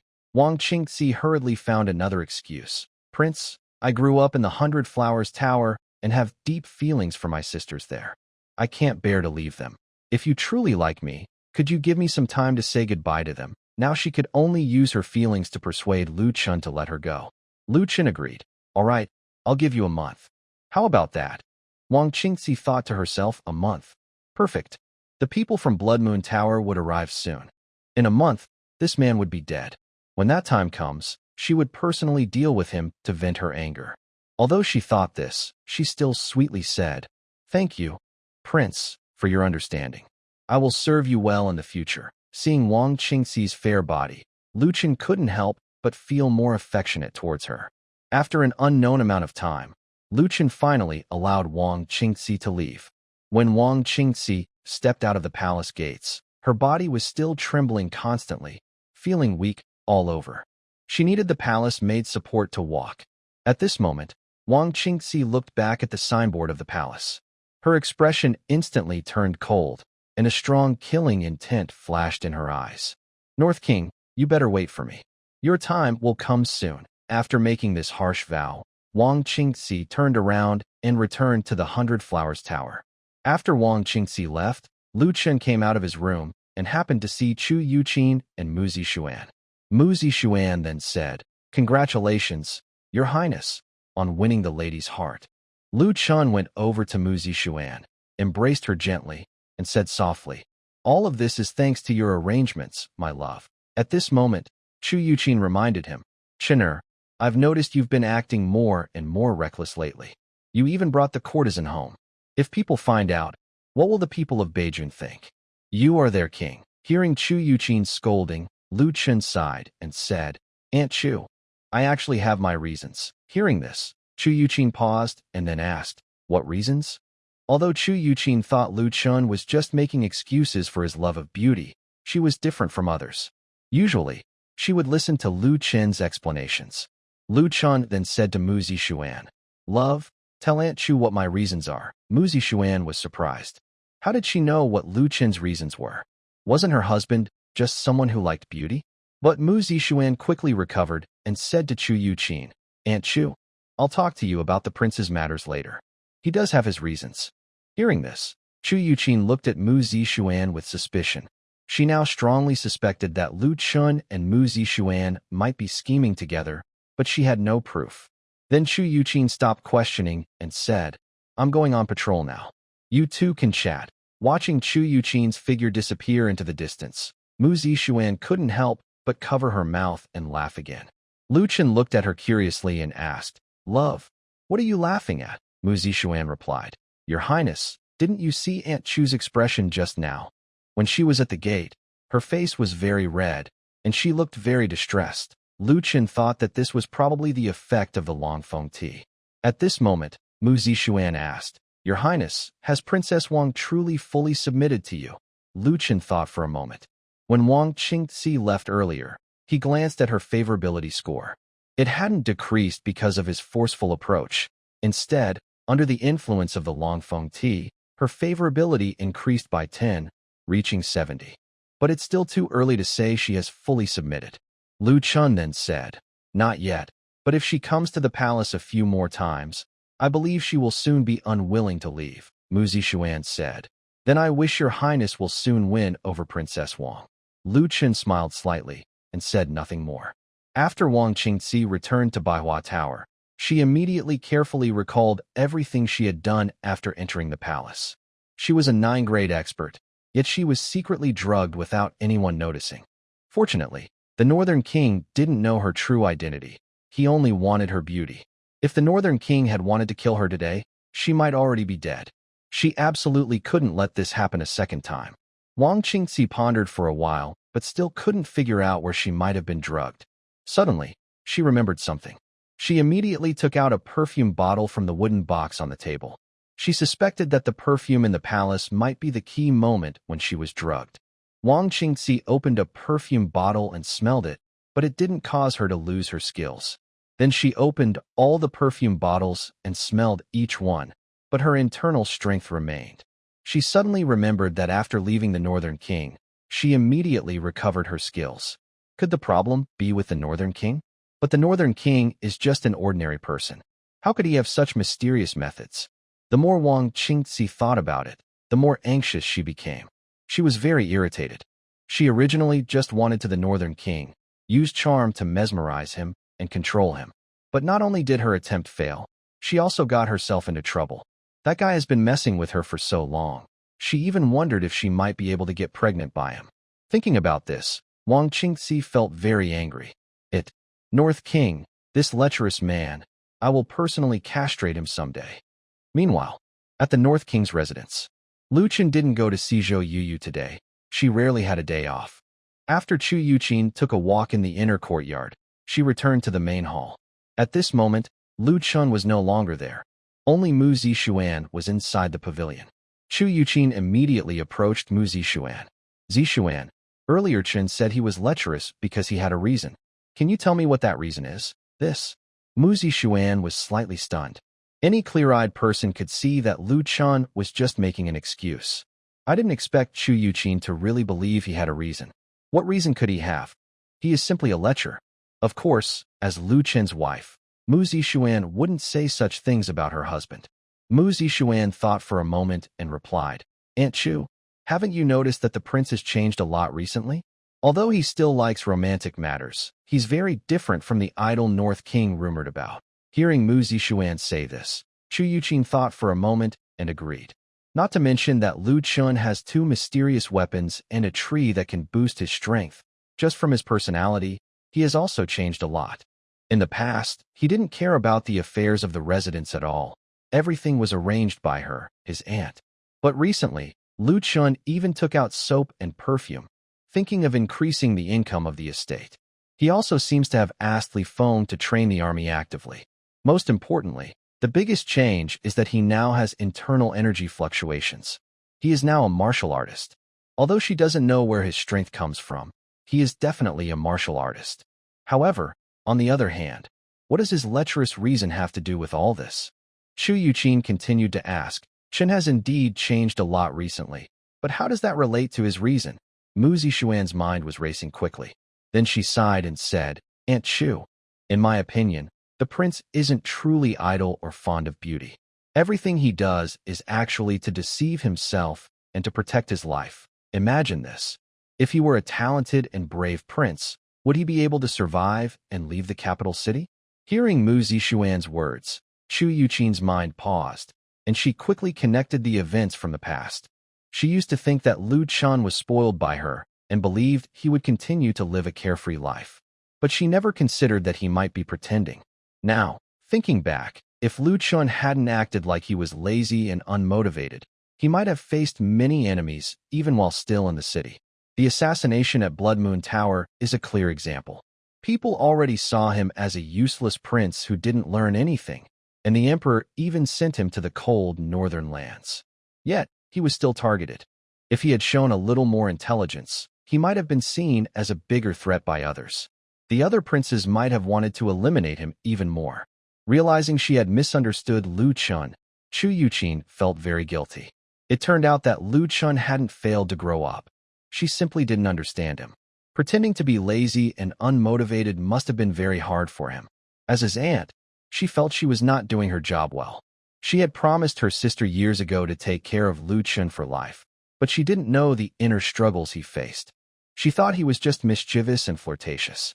Mu Zixuan married Lu Chun only a few months ago and already knew his hidden feelings, but she had been by his side for over 10 years and didn't understand his hardships. Feeling sad, Chu Yuqin said to Mu Zixuan, Zixuan, you're right. I am a poor aunt who doesn't understand the pressure he bears inside. You're now the closest person to him. I hope you can help take good care of him and share some of his burdens. Mu Zixuan smiled and replied, Aunt Chu, please don't say that. In the prince's eyes, you are the most important person beside him. Chu Yuqin sighed and said, What am I to him? I don't even know what he's thinking inside. Mu Zixuan quickly said, Aunt Chu, please don't think like that. In the prince's eyes, no woman is more important than you. Chu Yuqin showed a bitter smile and didn't continue the topic. Half a month has passed quickly. Today is the grand opening of the perfume shop at the Northern Prince's residence. Thanks to the promotion by the girls from the 100 Flowers Tower over the past 2 weeks, everyone in Yin City now knows that the prince's perfumes are very good. In the morning, as soon as the perfume shop opened, young ladies and ladies from noble families in the northern county rushed in. Within half an hour, all the perfumes made by the prince's residence in this half-month were sold out. Lu Chun did not go to the perfume shop. Instead, he was at home studying the map of this world. Since he had decided to compete for that position, he couldn't just lie around and do nothing, ignoring everything. At this moment, Mu Zixuan and Zhou Xiaoxiao returned. Seeing how quickly they came back, Lu Chun put down the map and asked, Love consort, how are the perfume sales? Mu Zixuan didn't answer directly. Instead, she said, Prince, I think the price of the perfume is still too low. Hearing this, Lu Chun was surprised for a moment, then asked, Why do you think so? Mu Zixuan replied, Our residence has only produced less than 2,000 bottles in half a month, but they were all sold out in less than half an hour. Lu Chun was amazed. Really so fast? Lu Chun wasn't stupid. When he set the price at 1 or 2 silver coins per bottle, it was based on the economic situation of Northern County. After all, Northern County was so poor that not many wealthy families could afford perfume. But Mu Zixuan told him that the perfumes were sold out in less than half an hour. At this moment, Zhou Xiaoxiao said from the side, Prince, many outsiders, especially trading caravans from other places, came to buy perfume. They are very interested and bought 10 or more bottles at a time. Lu Chun immediately understood the reason. It seemed that the prince's perfumes had caught the attention of those merchants, which is why they sold so quickly. Most likely, those merchants didn't buy the perfume for themselves, but to sell elsewhere, like in the prosperous capital city. Lu Chun pondered for a moment, realizing that his vision couldn't be so narrow. In the future, he needed to raise an army and would require a lot of silver. His trade activities definitely couldn't be limited to Northern County. The common people in Northern County didn't have much money, so squeezing profit from them to support the army was basically unrealistic. Thinking about this, Lu Chun looked at Mu Zixuan and the 2 other women, then asked, Love consort, If you were in the capital now, still a young lady of the Mu family and not married, and you heard someone in the city talking about selling this kind of perfume, how much silver would you be willing to pay for a bottle? Mu Zishuan thought for a moment and replied, Your Highness, if it were me, I would be willing to spend up to 20 taels of silver to buy a bottle of perfume. Mu Zishuan's status represented the young ladies and madams from wealthy families in the capital. If she was willing to pay 20 taels, other young ladies and madams would probably do the same. Then Lu Chen said, I've decided to open another perfume shop in the capital and in Sufeng City. From now on, the price of perfume will be set at 20 taels of silver. Once the production increases, we can raise the price a bit, depending on how beautiful the small porcelain bottles are. Lu Chen thought to himself that although he couldn't return to the capital, selling things in his shop, there shouldn't be a problem. Hearing Lu Chen's words, Mu Zishuan immediately said, Your Highness, I need to talk to my father about this. Lu Chen couldn't go back to the capital now, and perfume would definitely be a very profitable product in the future. Naturally, some people might be jealous, so if he wanted to open a shop in the capital, he needed someone to watch over it there. Lu Chen understood this well. He smiled and said, Then I'll trouble the love consort with this. At this moment, Mu Zishuan continued, Your Highness, if you want to open a perfume shop in Sufeng City, you should probably talk to Aunt Chu and ask her to inform the Chu family. Sufeng City is located in the south of the river, a place where many noble families gather, and it is also the most developed commercial area of the Great Xia dynasty. Of course, that place is also considered the territory of the Jiangnan noble families. To open a perfume shop in Sufeng City, someone trustworthy must oversee it, and it must be someone from a noble family. Without a noble family's support, the shop might not last long, and it could be taken over or robbed. Lu Chen said, I will talk to Aunt Chu later. At this time, Chu Yuqin was patrolling outside, so she was not here. Lu Chen was not in a hurry. Things take time. Opening a shop isn't something that can be done instantly.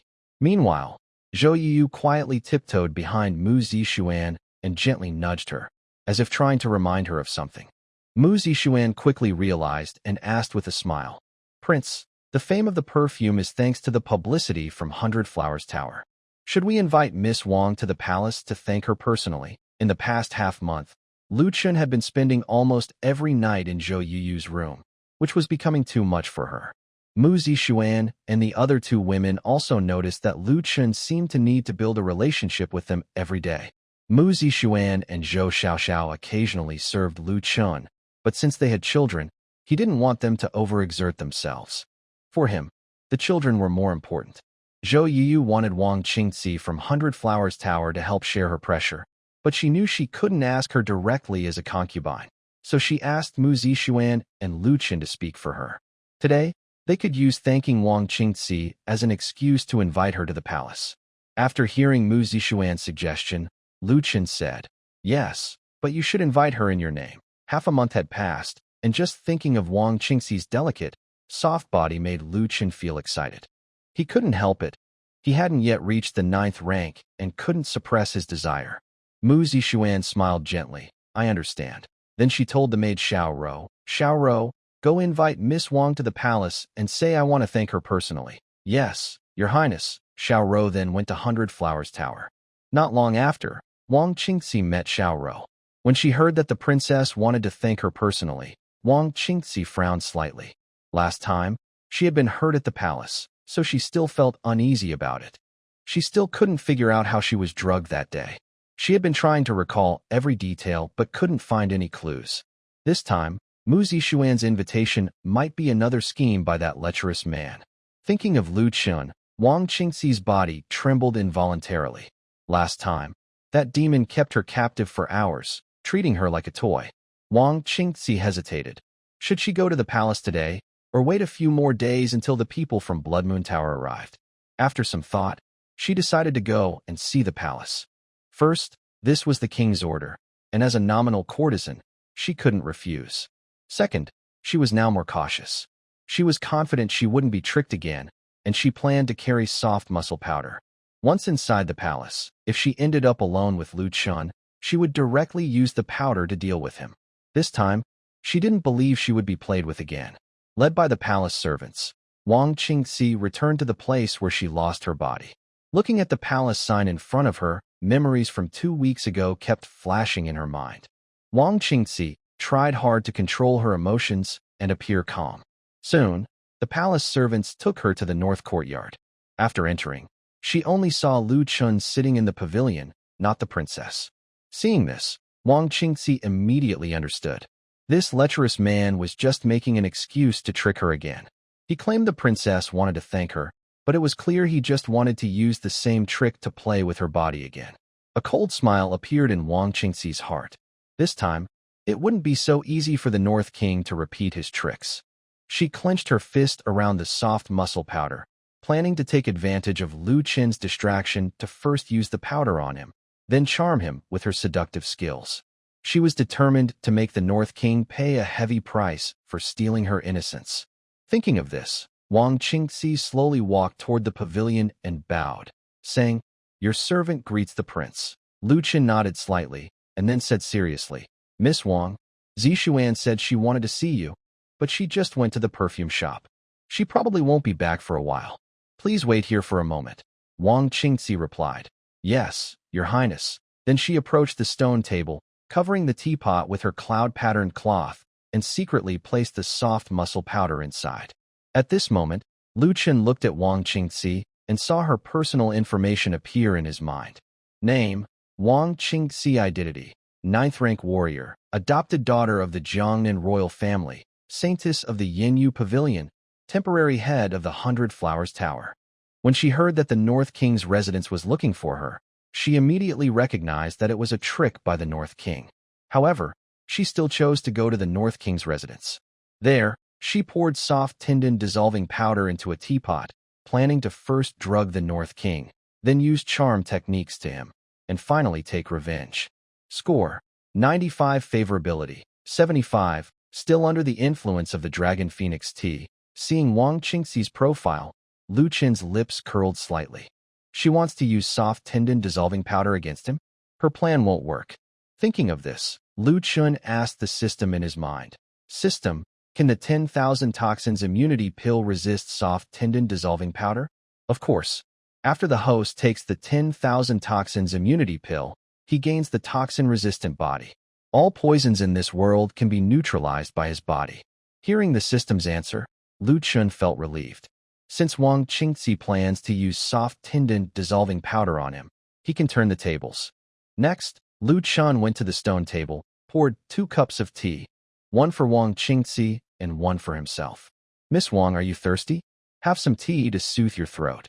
Wang Qingxi quickly replied, "Thank you, Prince Wang, but I'm not thirsty." She had only put soft Tindon dissolving powder in the teapot.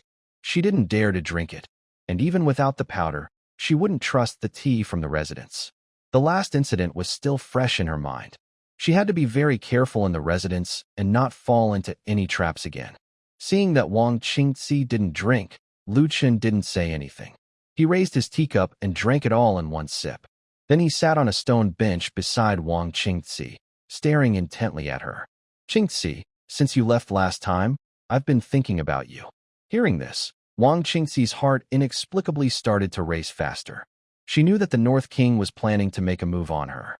At this moment, Wang Qingxi felt very lucky that she had put the soft Tindon dissolving powder in the teapot in advance.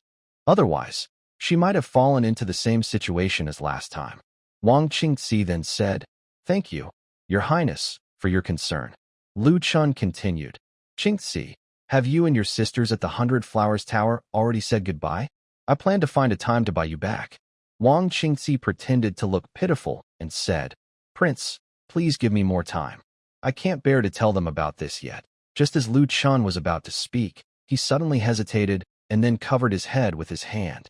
"Oh, strange, why do I feel dizzy?" Hearing this, Wang Qingxi's eyes lit up. Her plan was working, and she could start her act. She quickly pretended to be panicked and rushed to support Lu Chen. At that moment, her dress brushed against the table, knocking the teapot to the ground. "Prince, what's wrong? Don't scare me." "Prince, wait a moment. I'll call someone to help." At this time, the northern courtyard was empty except for the 2 of them. No maids or anyone else. Of course, this was all arranged by Lu Chen. Lu Chen shook his head and said, "Qingxi, I'm fine. Help me to the room. I just need to rest a bit. Then Wang Qingxi supported Lu Chun as they headed to a room in the northern courtyard. If anyone had been watching, they would see a faint smile on both Lu Chun and Wang Qingxi's faces. Soon, Wang Qingxi helped Lu Chun into the room and casually closed the door behind them.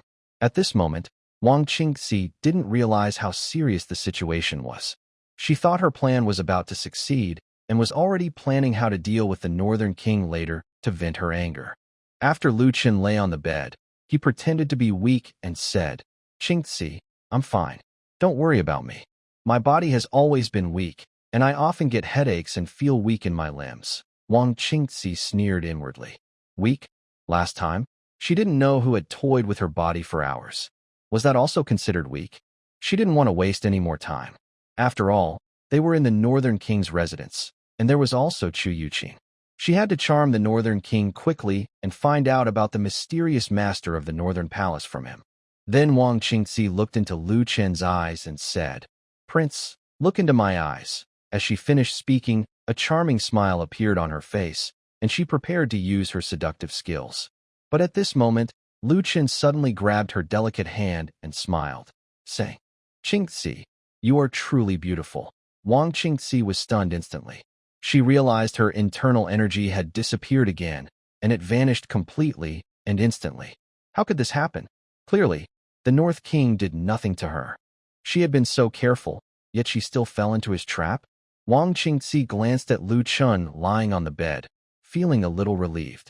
Luckily, she had used the soft tendon powder on the North King beforehand, so he couldn't do anything to her. But just as she thought this, Lu Chun suddenly grabbed her forcefully, pulling her onto the bed. He quickly turned over and looked down at Wang Qingxi. Wang Qingxi was stunned again. Wasn't the North King affected by her soft tendon powder? How could he still have strength? And she had seen him drink the powder just now. Wang Qingxi felt her mind go blank. Just as she was about to say something, Lu Chun leaned in closer. Notification. The host has cultivated feelings with Wang Qingxi once. Experience points for the Qi refining technique increase by 20, and spring rejuvenation technique experience increases by 10. Wang Qingxi knew she was doomed. The first time she cultivated feelings with the North King, she only felt pain, constantly thinking about how to get revenge and kill him. But in just half a month, when she cultivated feelings with him again, she forgot all the pain and completely fell into confusion and obsession. A few hours later, Chu Yuqing was patrolling the north courtyard when she heard sounds coming from a room. She paused in surprise. Earlier, she had seen Mu Zixuan and the other two women in the east courtyard. How could there be such noises in the north courtyard? Could it be that a man sneaked in and had an affair with the maidservants? That wouldn't do. She then went to the door of the room where the sound was coming from, poked her eye through the paper on the door, and looked inside. When she saw the scene inside, Chu Yuqing was stunned again. She quickly closed her eyes, blushing, and hurriedly turned away, muttering as she walked, "This little rascal brings women back without telling me." She had thought a man from the outer courtyard had come in to have an affair with the maidservants in the inner courtyard, but it was Lu Chun himself causing trouble. Seeing what had just happened, Chu Yuqing felt even more restless. Chu Yuqing quickly activated her cultivation technique to steady her mind and kept reminding herself not to think too much. At sunset, the sun slowly set in the west, and the sky was filled with bright red evening clouds. Mu Zixuan and the two sisters from the Zhou family happily arrived at the north courtyard. Of course, they knew what had happened there. At this moment, inside a room in the north courtyard, Wang Qingxi was lying still in Lu Chen's arms. The fiery sunset light shone into the room, making Wang Qingxi's white skin look like a bronze hue. By now, Wang Qingxi was fully awake. She realized she had been tricked. No, actually, everyone had been fooled. The entire Great Xia dynasty had been deceived. The North King, the man who had taken her innocence, was definitely not useless. Last time, after the North King took her innocence, she was extremely angry, so she never considered that he might not be useless. But now, thinking carefully, there were many suspicious signs. First, the North King could play with her for hours, which is impossible for an ordinary person. Ordinary people don't have that much stamina, especially since rumors say the North King has long been drained by excess indulgence. Also, The North King was able to secretly block her internal energy, which shows he is not simple. Plus, today, after drinking the relaxing tendon powder, he showed no signs of weakness. Could he be an ordinary person? Could he really be the useless prince people talk about? What a joke. If someone could drink relaxing tendon powder and still be fine, then there probably aren't many people in the world who are useless. As for the North King claiming he had a headache and weakness after drinking the powder, it was clearly an act. His real goal was to make her support him into the room so he could do what he wanted. Thinking of this, Wang Qingxi felt deep regret. She was so foolish to believe that the North King was affected by the relaxing tendon powder. But now, regret was useless. What had happened was already done. At this moment, Wang Qingxi whispered, "Prince, you actually knew my true identity all along, didn't you?" At this point, there was no need to pretend anymore. It was time to reveal the truth. Liu Ken was able to instantly seal her power, clearly knowing she was a 9th-rank martial artist. He could also resist the effects of the soft tendon powder, which proves he knows what it is. Continuing to pretend was pointless. Hearing Wang Qingxi say this, Liu Ken gently stroked her smooth back and smiled, saying, "What kind of identity? Qingxi, what are you talking about?" "I don't understand." Wang Qingxi continued, "Prince, you should stop pretending. Being able to instantly seal my internal strength is not something an ordinary person can do. You must know my identity. Tell me, how do you plan to deal with me? Since I am already in your hands, you can do whatever you want. Kill or maim me." Hearing this, Liu Ken turned over, supporting himself on either side of her head, looking down at her. "Why would I kill you? My 8th royal brother has been so good to me, bringing me a beautiful 9th-rank woman. If I just killed her, wouldn't that be too unkind?" Hearing this, Wang Qingxi's heart skipped a beat. Sure enough, the North King had long known she was sent by the 8th prince.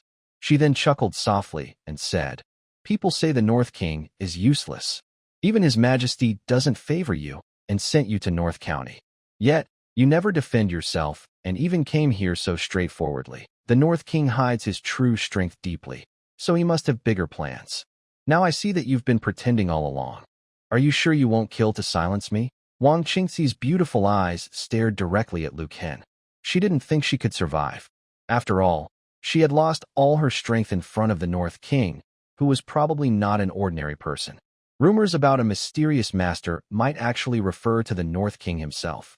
At this moment, Liu Ken raised his hand, gently touching Wang Qingxi's charming face, and said softly, "If it were someone else, I might really kill you, but I am different. I will not kill you. Instead, I want you to become my woman, my concubine, to bear children and continue my lineage." Hearing this, Wang Qingxi was stunned. But she quickly sneered. Liu Ken looked at her with confusion and asked, "Is my words funny? Even if you seal my powers, I can still end my life when no one is around."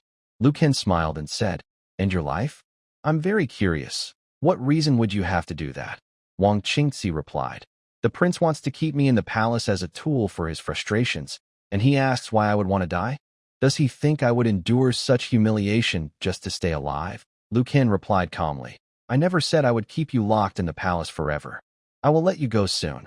Wang Qingxi's mind froze for a moment. Did she hear that right? The North King said he would let her go? How is that possible? They've already revealed their true selves. If he really releases her, wouldn't that be like letting a tiger return to the mountain? The North King has been pretending to be useless for so many years, which shows he's a clever man. Does he dare to take such a big risk? Or does he believe he can keep her from leaving Yin City? Seeing Wang Qingxi's surprised expression, Liu Ken asked, "Why? Do you find that strange?"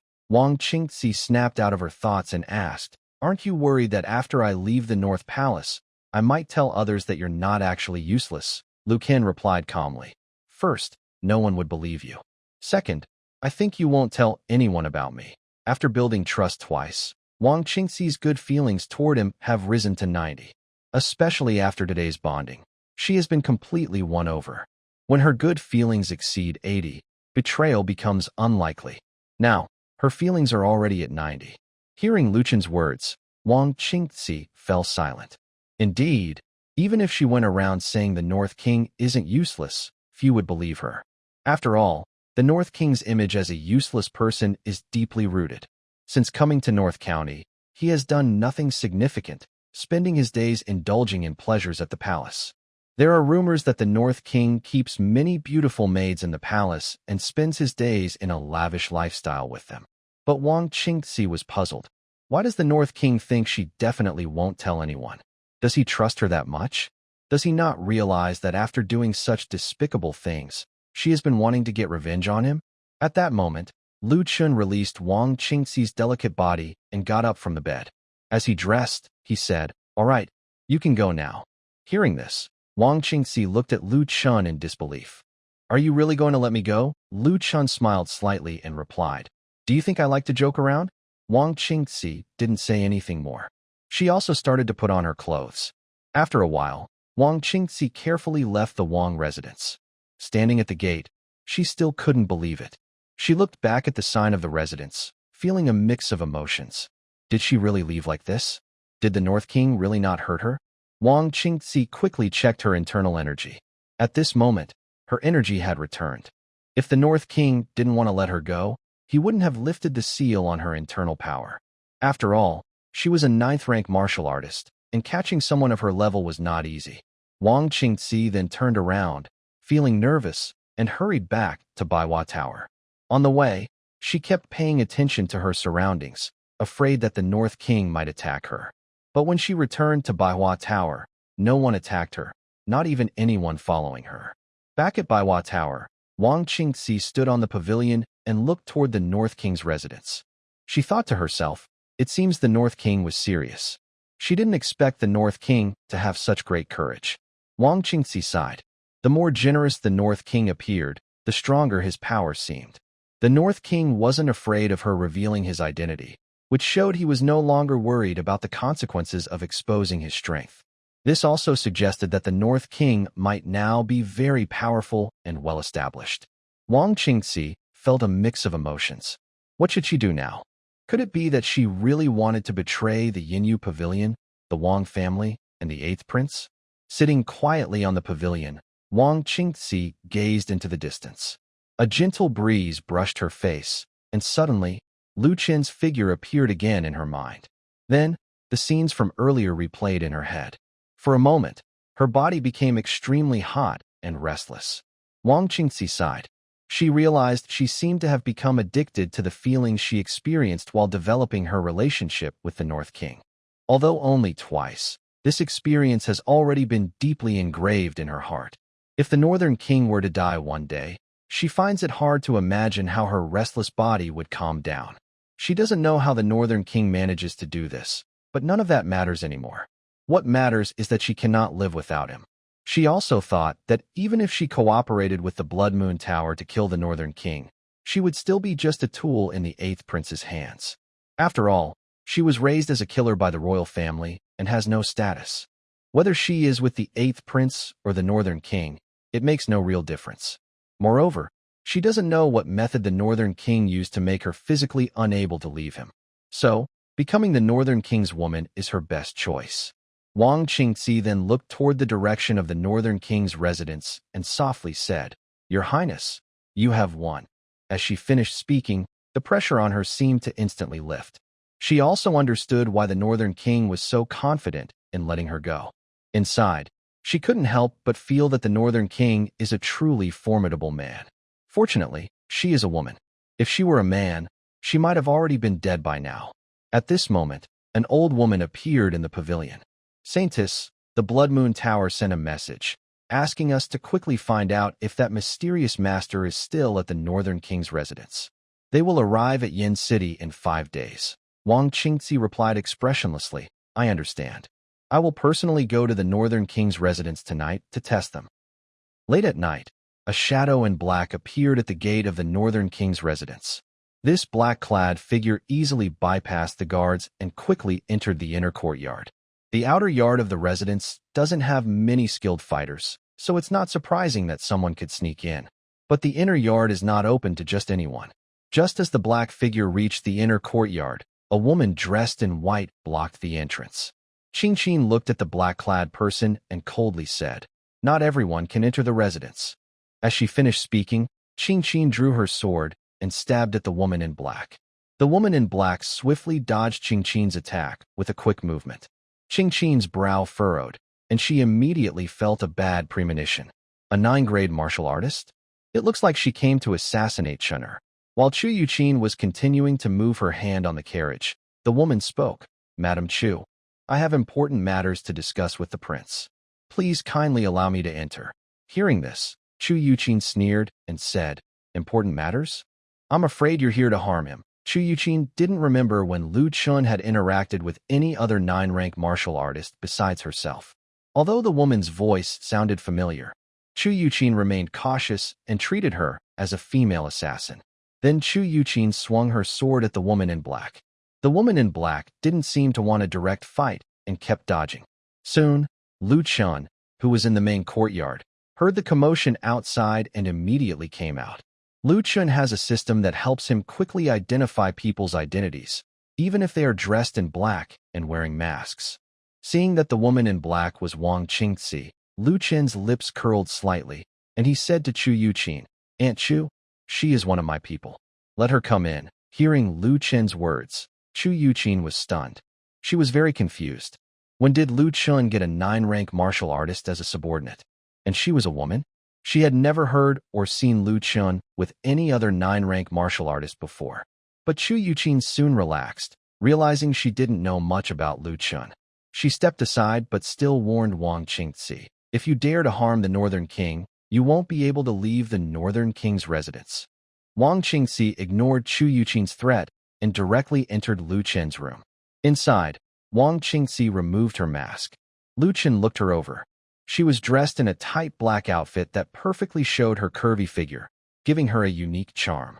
Lu Chun smiled and asked, You left the palace less than 2 hours ago and are back so soon. Are you here to see if I want to be husband and wife? Wang Qingci smiled charmingly and said, You're joking, Your Majesty. I'm not as powerful as you, she then explained. This time, I came to tell you that the Blood Moon Tower's people will arrive in Yin City in 5 days. They've sent 5 9th-rank martial artists to kill you. Even the deputy leader of the Blood Moon Tower has been sent out. After hearing Wang Qingci's words, Lu Chun showed no sign of worry on his face. He had already learned from Wang Qingci's personal information that the Blood Moon Tower had sent people to assassinate him. However, he didn't expect that this time, the Blood Moon Tower would send so many 9th-rank martial artists to kill him. Isn't it said that 9th-rank martial artists are rare in this world? Why are there so many now? For a useless prince like him, is it really okay to send 5 9th-rank fighters just to kill him? If he didn't have his system, he might be dead already. Seeing that Lu Chun's face showed no concern, Wang Qingci thought to herself, Indeed, the Northern King has grown strong. He's not afraid of the assassins from the Blood Moon Tower at all. At this moment, Lu Chun came up behind Wang Qingci. He slipped his arms under her armpits and around her slender waist, then whispered in her ear with a smile, It seems you've already made your choice. But, aren't you afraid that by betraying my 8th brother, he might send people to kill you later? Wang Qingci flirtatiously replied, That's all because of the prince's actions. Now I am your woman, and I can't leave you. I have no other options, so what can I do? I just hope the prince will be kind to me in the future and not treat me like a tool, using me up and then discarding me. Lu Chun smiled and said, Of course. At this moment, Lu Chun rested his head on Wang Qingci's fragrant shoulder, savoring her scent. He was thinking that in a few days, the people from the Blood Moon Tower would arrive. Although he had modern weapons like Desert Eagle guns and battery rifles, if there were many enemies and someone was distracting him, he might be in danger the moment he drew his weapons. So, he needed to strengthen his own power. It would be best if he could break through to 9th-rank martial arts within these few days. 9th-rank martial artists have greatly enhanced physical abilities. Even if the assassins from the Blood Moon Tower are fast, with his 9th-rank strength, the Desert Eagle and battery rifles would be like killing chickens. But weapons are only useful if he's alive. If someone suddenly ambushes him and his perception isn't sharp enough, even with the ability to shoot and kill, he might still be taken down by the enemy beforehand. At this moment, Lu Chun asked the system in his mind, System, how much experience do I need to upgrade the breathing technique to the 2nd level? The system's voice immediately responded in his mind, You need 100 more experience points. Hearing this, Lu Chun felt happy. Just 100 more experience points, and he could upgrade to the 2nd level. So fast. Then Lu Chun asked again, after upgrading the breathing technique to the 2nd level, can my cultivation break through to the 7th rank? His question was a bit cautious. He originally thought that if the breathing technique reached the 2nd level, his strength might break through to the 9th rank. At that moment, the system's voice sounded again. After upgrading the breathing technique to the 2nd level, your cultivation will advance to the 9th rank. Lu Chun was a little excited. As he expected, his cultivation indeed increased to the 9th rank. But, to be honest, the breathing technique is just a breathing cultivation method. It mainly increases his internal power, but doesn't have real destructive power. In the future, he still needs to find a way to get external martial arts that have actual attack power. Meanwhile, Wang Qingzi, who was being held by Lu Chun, felt something unusual about his body. Her fair face suddenly turned red, and a blush spread from her cheeks to her collarbones and neck. Lu Chun softly whispered in her ear, "From now on, you are my female servant." As a servant, do you know what you should do for your master? Hearing this question, Wang Qingzi was slightly stunned. She had just been toyed with by him all afternoon during the day, and she didn't expect him to still have energy at night. How can the North King have such strong stamina? Wang Qingzi was a bit surprised. She had been at the 100 Flowers Tower for a long time, but she had never heard of any man as fierce as the North King. She then said, "Prince, I am just here to deliver a message. The message has been sent, and I will leave now." With that, Wang Qingzi turned slightly to push Lu Chun away, but she found her internal power had disappeared again. She suddenly felt weak all over and couldn't push him away. Lu Chun then embraced Wang Qingzi and walked toward the bed. Now, he needed to quickly gain experience points for the breathing technique. He couldn't let Wang Qingzi run away just like that. Finally, Wang Qingzi sighed, feeling a bit confused. After becoming the North King's female servant, she didn't know what the future held. Feeling uncertain about the future, Wang Qingzi quickly immersed herself in the happiness brought by Lu Chun. Meanwhile, outside the courtyard, Chu Yuqin had been waiting at the gate since she saw the woman in black enter Lu Chun's room. If something happened inside, she would rush in immediately. She still didn't trust that woman in black. That woman was a 9th-rank martial artist. If the black-clad woman had no other purpose in approaching the Northern King, Chu Yuqin wouldn't believe it. But just then, she heard cheerful voices coming from inside the room. Chu Yuqin froze. Could it be? That 9th-rank martial artist is actually Qin's woman. 9th-rank martial artists are quite rare in this world, and women of that rank are even rarer. As a 9th-rank martial artist, the black-clad woman willingly becoming the so-called wife of a useless prince was hard for Chu Yuqin to believe. She was curious about why this woman chose Lu Chun. The next morning, Wang Qingzi hobbled out of Lu Chun's room and bumped into Chu Yuqin at the gate. Seeing Wang Qingzi come out, Chu Yuqin's face darkened, and she said coldly, "So it's you, a 9th-rank martial artist, running to the flower pavilion to be a courtesan, and approaching the Northern King, who would believe she had no secret plans." As a maid close to Lu Chun's mother, Chu Yuqin had seen many schemes and tricks. She believed Wang Qingzi definitely had some ulterior motives for Lu Chun. Seeing Chu Yuqin still there, Wang Qingzi was momentarily stunned. In the end, Chu Yuqin held back and didn't act, since Lu Chun had already said Wang Qingzi was his person. But she still warned coldly, "I don't know who you are, but I must remind you. If I find out you have plans against Chun or want to use him for your hidden goals, not only you, but also the forces behind you will pay the price." Hearing this, Wang Qingzi smiled slightly and said, "Madam Chu, why do I feel like you have a strong hostility towards me? Did Madam Chu stay up all night eavesdropping and get jealous?" As soon as Wang Qingzi finished speaking, a strong wind spread out from Chu Yuqin's body, causing her skirt to flutter. Seeing this, Wang Qingzi's smile instantly disappeared. She is a half-step grandmaster, even reaching the level of external energy release. The North Prince's mansion is indeed more complicated than she thought. Then Wang Qingzi turned and left, saying, "Madam Chu, I will go back first today. Rest assured, I am just the servant girl of the prince and cannot threaten your position in his heart." Watching Wang Qingzi's figure walk away, Chu Yuqin fell into deep thought. A 9th-rank martial artist? And claiming to be Qin's servant girl? If Lu Chun is now the crown prince of the Great Xia dynasty, having a ninth-rank servant girl wouldn't surprise Chu Yuqin, since the crown prince holds real power. But outside people see Lu Chun as a lazy, indulgent waste. Why would Wang Qingzi willingly become his servant girl? Could it be that the forces behind Wang Qingzi have discovered Qin's disguise? Or perhaps the forces behind Qin are the same as those behind Wang Qingzi? At this moment, Chu Yuqin arrived at Lu Qin's door, feeling it was necessary to remind him. Just then, Lu Qin came out of his room and saw Chu Yuqin's serious expression. Curious, he asked, "Annie Chu, is there something you want to tell me?" Chu Yuqin asked, "Chun, is that Wang Qingzi supported by the forces backing you?" Hearing this, Lu Qin looked confused. What forces support him? Does Annie Chu think he has powerful backing? Lu Qin thought for a moment.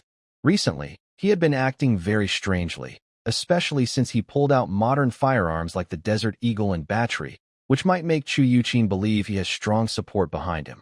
Thinking of this, Lu Qin smiled and said, "Auntie Chu, how do you know?"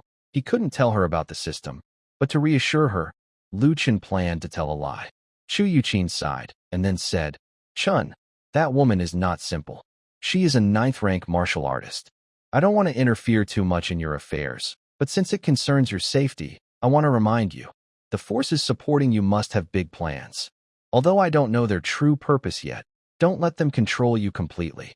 If you want the position in the capital, just tell Andy. I will inform your grandfather, and he and the Chu family will surely support you. You don't need to rely on those mysterious groups." The Chu family originally didn't want to give up on Lu Chun, but he is so useless that he can't help himself. Plus, he has been sent to the remote northern county, which makes the Chu family consider other options. After all, Lu Chun is the grandson of the head of the Chu family. Among the princes, he is the closest by blood. If Lu Chun can stand up and boldly say he wants to take part in the royal succession, not only the Chu family, but many noble families in the south would support him. To Chu Yuqin, Lu Chun doesn't need to depend on unknown groups. When Chu Yuqin heard this, she smiled slightly. Then she walked over to Lu Chun and naturally took his hand.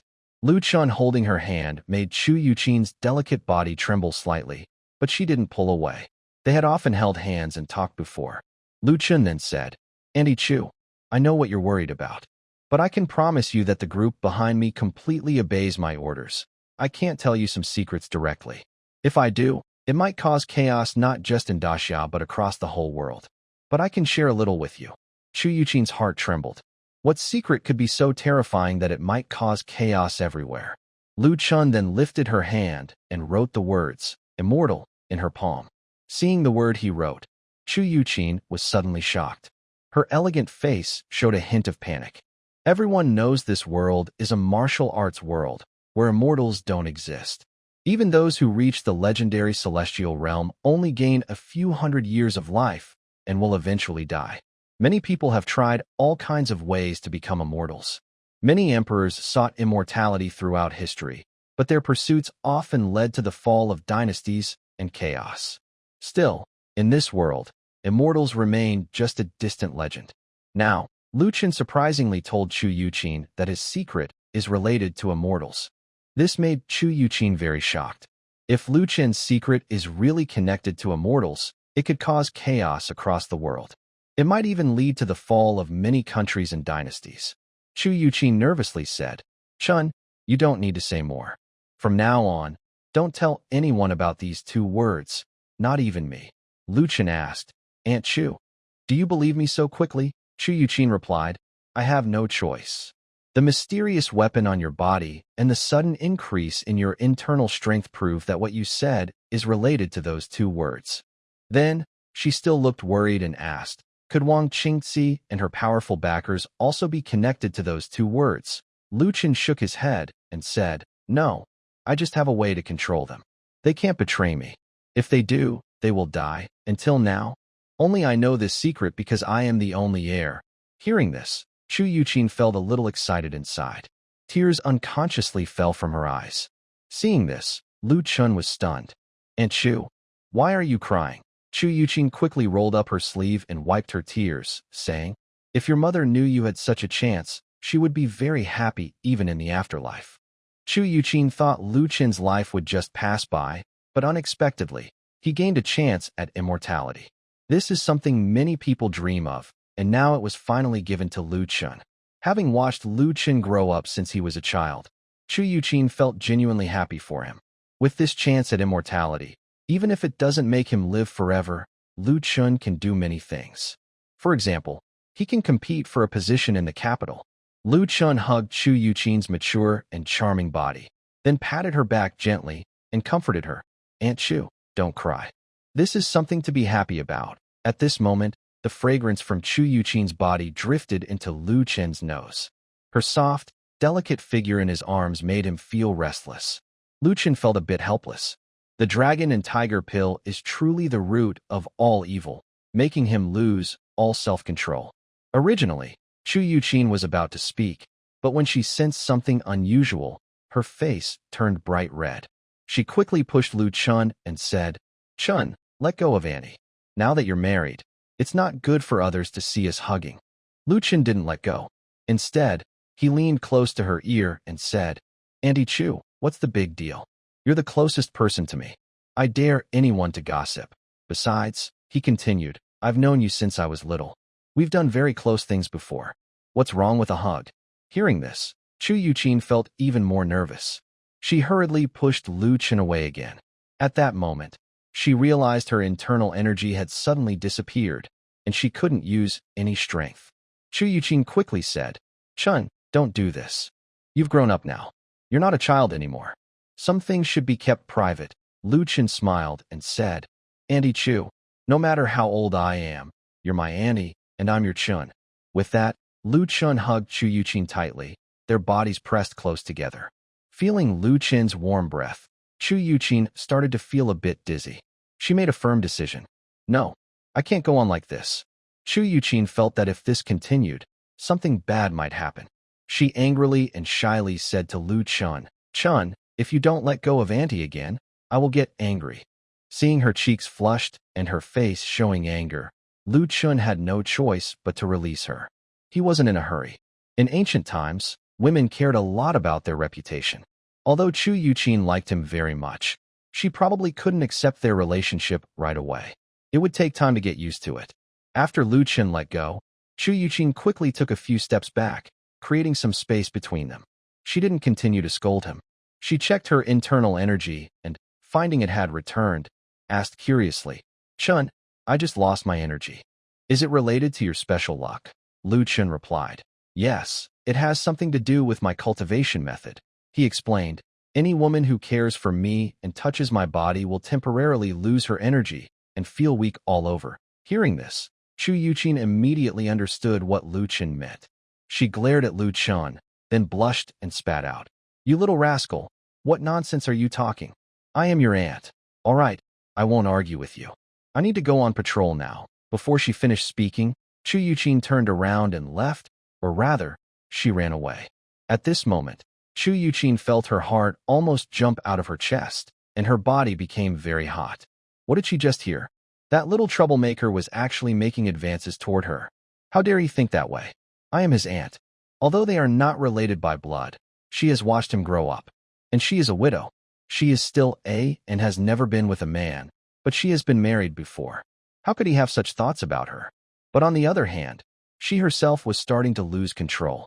When she was in the capital, she often checked Lu Chen's health, and she never felt like this back then. It's only been a few months, and she's already having such thoughts about Lu Chun. Chu Yuqin felt a bit guilty inside.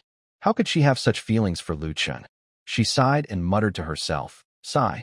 It seems Chunner has really grown up and become more manly. I need to keep my distance from him in the future."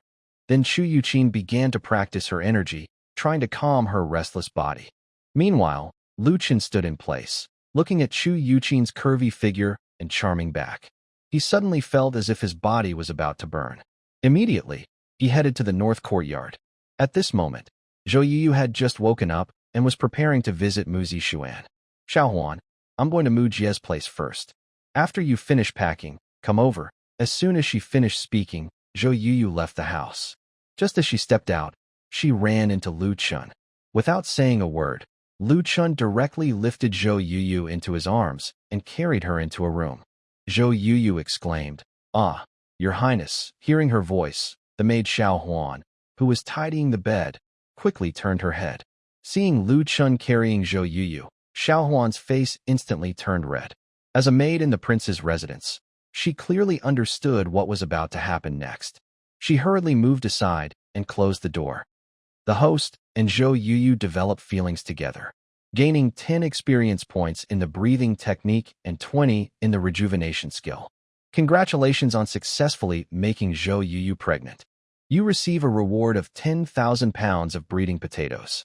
The pregnancy reward is a motivational bonus, so it is small. You will receive more generous rewards once the child is born. After her body stabilized, Lu Chen felt much better. Today's events made Lu Chen realize he must quickly advance to the 9th rank, or he might lose control of himself and cause trouble. In the mansion's inner courtyard, he didn't care much about what happened, since everyone there was his own people. But if one day he left the palace and went outside, and still couldn't control himself around beautiful women, he would lose face. Once calm, Lu Chen looked down at the little beauty in his arms. Zhou Yuyu's eyes were half closed, her face blushing, and her delicate arms rested on his shoulders. Zhou Yuyu is small and cute. Thinking about how he's been working on building their relationship and how she hasn't rested well, Lu Chen felt a bit guilty. Although she is his woman, Lu Chen doesn't see her as just a tool for having children. He truly cares for her. At this moment, Lu Chen glanced at the reward he just received. A smile appeared on his face as he gently stroked Zhou Yuyu's skin and whispered in her ear, "Yuyu, you are truly my lucky star. With 10,000 pounds of breeding potatoes, it won't take many years before the whole northern county can grow potatoes. Because of the cold weather, northern county isn't suitable for rice planting, and wheat yields are low. But potatoes are different. The soil in northern county is perfect for growing them. Once potatoes are cultivated throughout northern county, the people will have more food and shortages will lessen. In an agricultural society, what matters most? Of course, food. Having enough food means no worries." After Wang Qingxi returned to the 100 Flowers Tower, the old woman from yesterday came to her again. "Saintess, how did your investigation go last night?" Wang Qingxi answered calmly, "I haven't found any trace of that mysterious master yet. There is only Chu Yuqin, a 9th-rank cultivator, in the inner courtyard." Hearing this, the old woman immediately said, "Saintess, since that mysterious master is no longer at the North King's residence, let's take action tonight." Wang Qingxi frowned and then asked, "Grandma you seem very anxious?" Chen Yu quickly replied, "Saintess, this task was given to us by the 8th prince. If we wait until the people from the Blood Moon Tower arrive, we won't be able to complete it. Your position in front of the 8th prince will surely drop. Why don't we finish the task before the Blood Moon Tower shows up? That way, the 8th prince will see your value." Wang Qingxi then said, "There's no need. Since the 8th prince has sent people from the Blood Moon Tower, it's to ensure everything is foolproof. If we act early and scare the enemy, causing the assassination to fail, the 8th prince will blame us. Our entire Yinyu pavilion can't afford that." Seeing Wang Qingxi's stance, Chen Yu didn't speak further. A few hours later, in North County, Yubei City, a group of people dressed in black and red sat inside a tavern. At this moment, a bird flew onto the shoulder of a man wearing a straw hat. The man caught the bird and took a paper note tied to its claw. He then opened the note and glanced at it. After reading the note, a slight smile appeared on his face. "Very good. Since that master has left, it's time for you, the useless prince, to go and join my brothers." At night, another shadow appeared in the inner courtyard of the king's residence. Different time, same place, same person. When Chu Yuqin saw this shadow, she was about to draw her sword, but the shadow spoke first. "Madam Chu, it's so late. Aren't you resting? Thank you for your hard work for the prince's safety." It seems Madam Chu cares a lot about him. Hearing Wang Qingxi's voice, Chu Yuqin snorted coldly, "Sneaky as always. What are you pretending to be?" Although Lu Chen had told her earlier that Wang Qingxi was one of his people and that he could fully control them, Chu Yuqin still felt uneasy for some reason. She had no good feelings toward Wang Qingxi. Wang Qingxi was about to say something when she heard Lu Chen's voice from inside the room. "Qingxi, come in quickly if you're here." Hearing Lu Chen's voice, Wang Qingxi had no choice but to quickly walk around Chu Yuqin and enter Lu Chen's room. Last night, while Lu Chen and Wang Qingxi were building their relationship, Lu Chen noticed that his qi refining technique wasn't gaining experience points. Later, he asked the system and found out that a woman could only give him experience once a day. He had only built his relationship with Wang Qingzi once during the day, and since she came again at night, he naturally didn't get any experience points. There's nothing he could do about it, so Lu Chen decided that Wang Qingzi should come every night for the next few days. He needed to quickly reach the 9th level of cultivation. Not long after Wang Qingzi entered Lu Chen's room, her voice was heard. At the door, Chu Yuqin heard her voice and coldly said, "How shameless." Of course, Chu Yuqin wouldn't criticize her own son, so she was probably scolding Wang Qingzi. As she finished speaking, Chu Yuqin turned and left. She didn't want to stay listening at the wall, or she might lose her patience again later.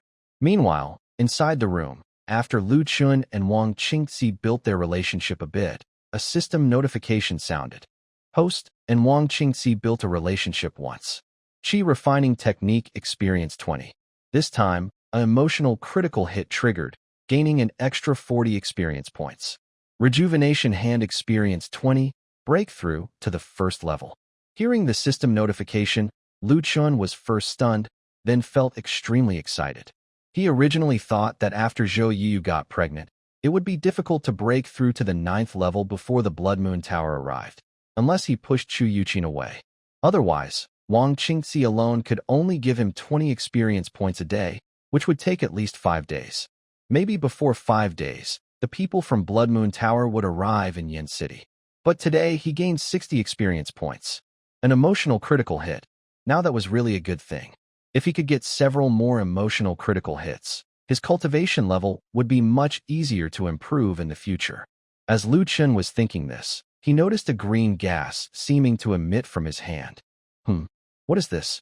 Lu Chen raised his right hand, then switched to his left arm to hold Wang Qingzi, and carefully looked at his right hand.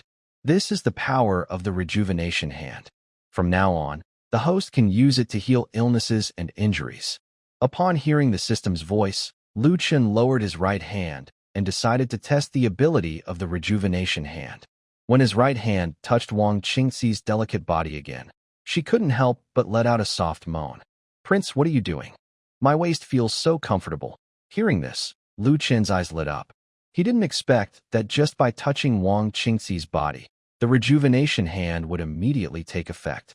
Soon, Lu Chen understood what was happening.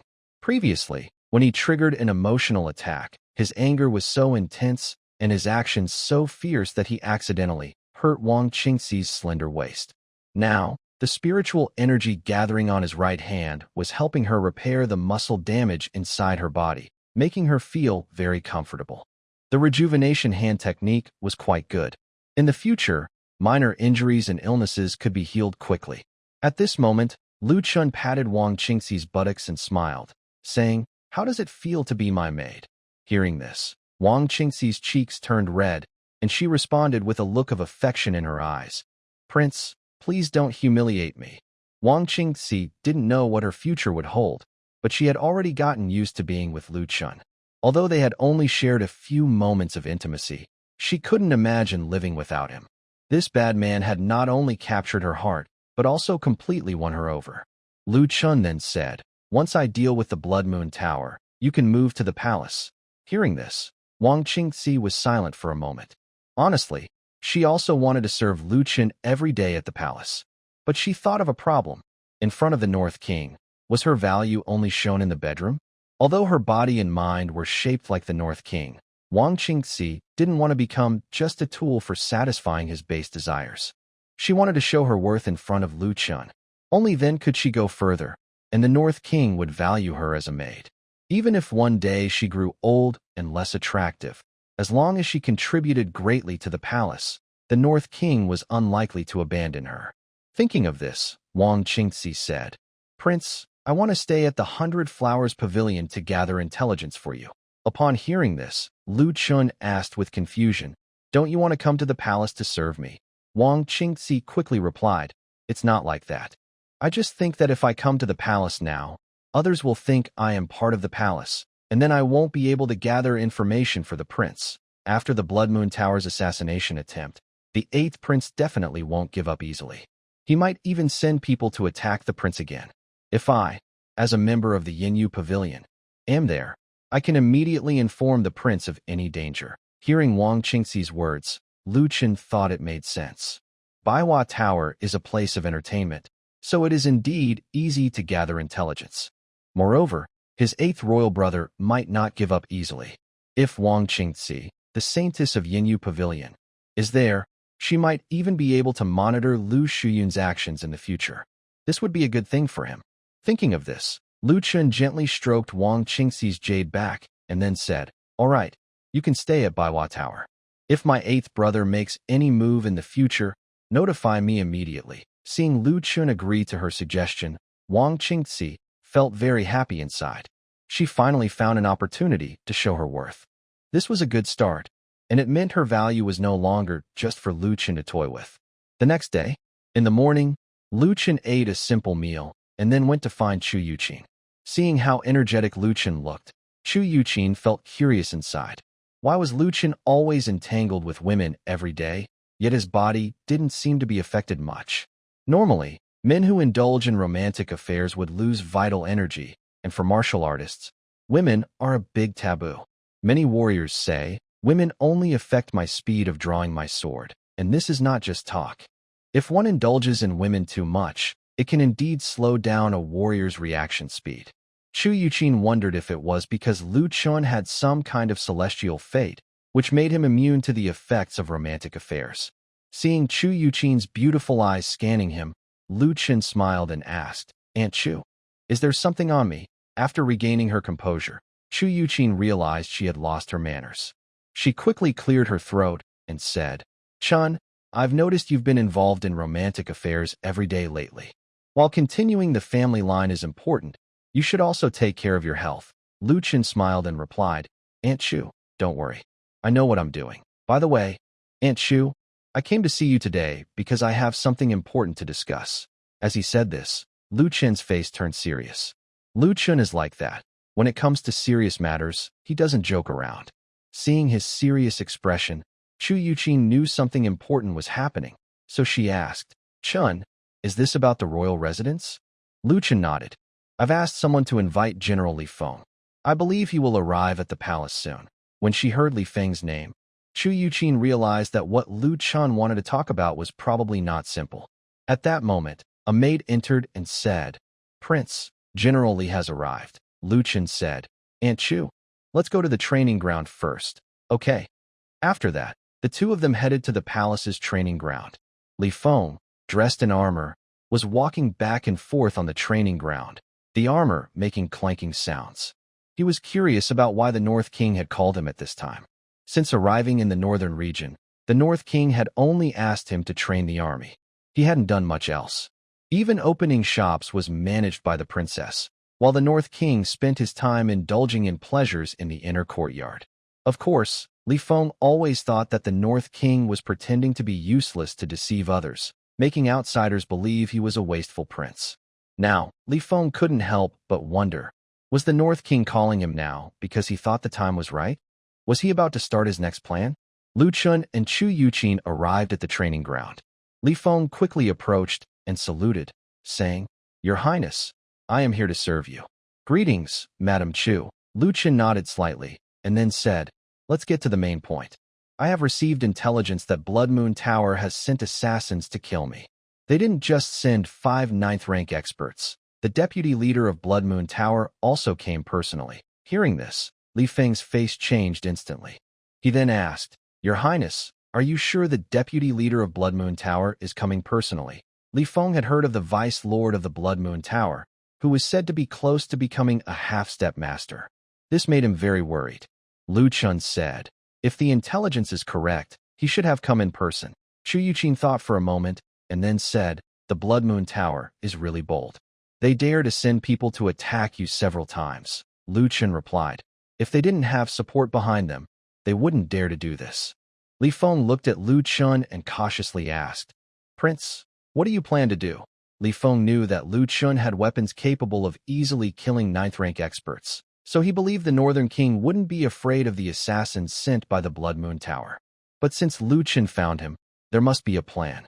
Lu Chen didn't answer immediately. Instead, he asked, "General Li, Have you fully taken control of the army in Northern County? Li Feng replied, Rest assured, Your Highness. Under my management, the army in Northern County now belongs completely to the Northern Palace. Lu Chen said, That's good. Since the people from the Blood Moon Tower are coming, let's prepare a good reception for them. By the way, General Li, later you go and call the soldiers who escorted me to Northern County. I have something to discuss with you all. Hearing this, Li Feng asked carefully, Your Highness, under what name should I call them? The over 100 soldiers were all martial artists of the 3rd or 4th rank. Although there were only about 100 of them, in a poor place like Northern County, they were a very strong force. If they all gathered at the Northern Palace, it would surely attract curiosity from Yin City. Moreover, many people in the Northern Palace were watching. Since Lu Chun came to Northern County and was enjoying himself every day, suddenly summoning so many soldiers would make people suspicious that the palace was planning something big. Lu Chun thought for a moment and said, Tell them that their families have arrived in Northern County.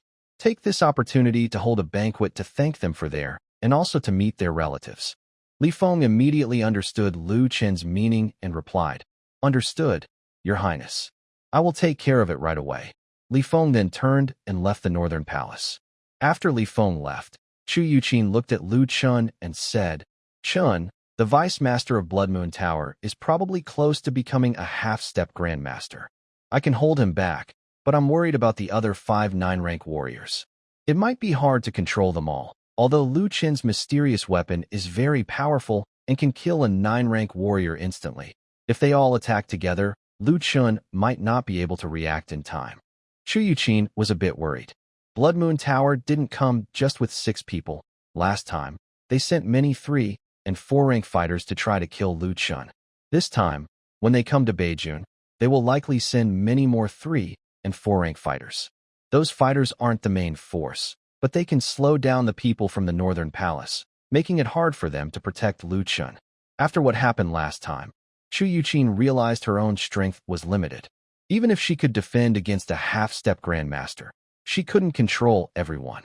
If it weren't for Lu Chun pulling out that mysterious weapon during the last attack, she might have lost her son forever. Lu Chun understood what Chu Yuqin was worried about. Then he said to her, Aunt Chu, when General Li comes back, I'll show you something. Hearing this, Chu Yuqin felt a bit excited. She guessed Lu Chun was going to show her a weapon, but she didn't know what kind. Soon, the palace started to get busy. Mu Zixuan, upon hearing that Lu Chun was hosting a banquet for the soldiers and their families who helped them come to Beijing, took the initiative to organize everything. By midday, many people had entered the Northern Palace. Seeing the busy carriages and horses, people were curious, thinking that the Northern King might have taken another wife. As the main person in charge of Yinyu Pavilion in Yin City, Xinyu noticed the crowd coming and going at the palace and felt something was off. She disguised herself slightly and went to the palace gate to ask someone about what was happening. Sir, is there a big event at the Northern Palace today? Why is it so lively? Hearing this, a young man watching the scene answered, I heard that the Northern King is hosting a banquet for the soldiers and their families who helped him come to Beijing. The young man whispered, It is said that if it weren't for those people, the North King would have died on the way to North County. Hearing this, Xinyu relaxed a little, realizing that was the case. She had thought the North King had already noticed something. In a few days, the Blood Moon Tower would arrive in North County. If the North King detected any signs now, it would be trouble. Later, Xinyu returned to the 100 Flowers Tower and told Wang Qingxi about what happened at the North Prince's residence today. Wang Qingxi was confused when she heard about the North Prince's movements. If Lu Chun was planning an early setup, he wouldn't start so soon, since the Blood Moon Tower people hadn't arrived yet. Could it be that the North King was just trying to thank the soldiers who escorted him to North County?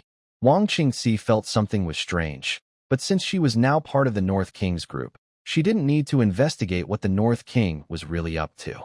Besides, she was going to serve the North King at his residence tonight. She planned to ask him directly about his plans later. At noon, Lu Chun expressed some thanks at the banquet, then told everyone to eat and drink freely. At this moment, Li Feng approached Lu Chun quietly and said, Prince, everyone has arrived. Lu Chun nodded and said, Finish eating, then come to the backyard of the palace. After speaking, Lu Chun started drinking with the soldiers, not showing any sign that he had important matters to discuss later. After lunch, the soldiers, tipsy, went to the backyard. Lu Chun said he would reward them, but the soldiers weren't fools. They knew the North King had something to discuss with them. In the backyard, Lu Chun looked at the soldiers. Their loyalty was mostly above 80%, so they were considered his people. When Shu Yuqin saw everyone was gathered, she asked, "Chun, what are you going to show us?" Lu Chun smiled slightly and ordered someone to bring in a few cattle and sheep slaughtered earlier that day. He wrapped them in fine armor. Then, Lu Chun took out a large grenade, bigger than a grown man's fist, and said to everyone, "Everyone step back 50 steps." Without hesitation, everyone immediately moved back 50 steps. Then, Lu Chun pulled the safety pin and threw the grenade out. The next moment, a deafening sound rang out, startling the already tipsy soldiers so much that they lost their drunkenness entirely. After a while, their ears still buzzed loudly. With the explosion of a grenade, a cloud of white smoke rose in the distance. The armor covering the cattle and sheep had countless holes in it. Seeing this, the soldiers were stunned and froze in place, afraid to move. Lightning from the sky? Could their prince summon lightning? Is this real? Is this something humans can do?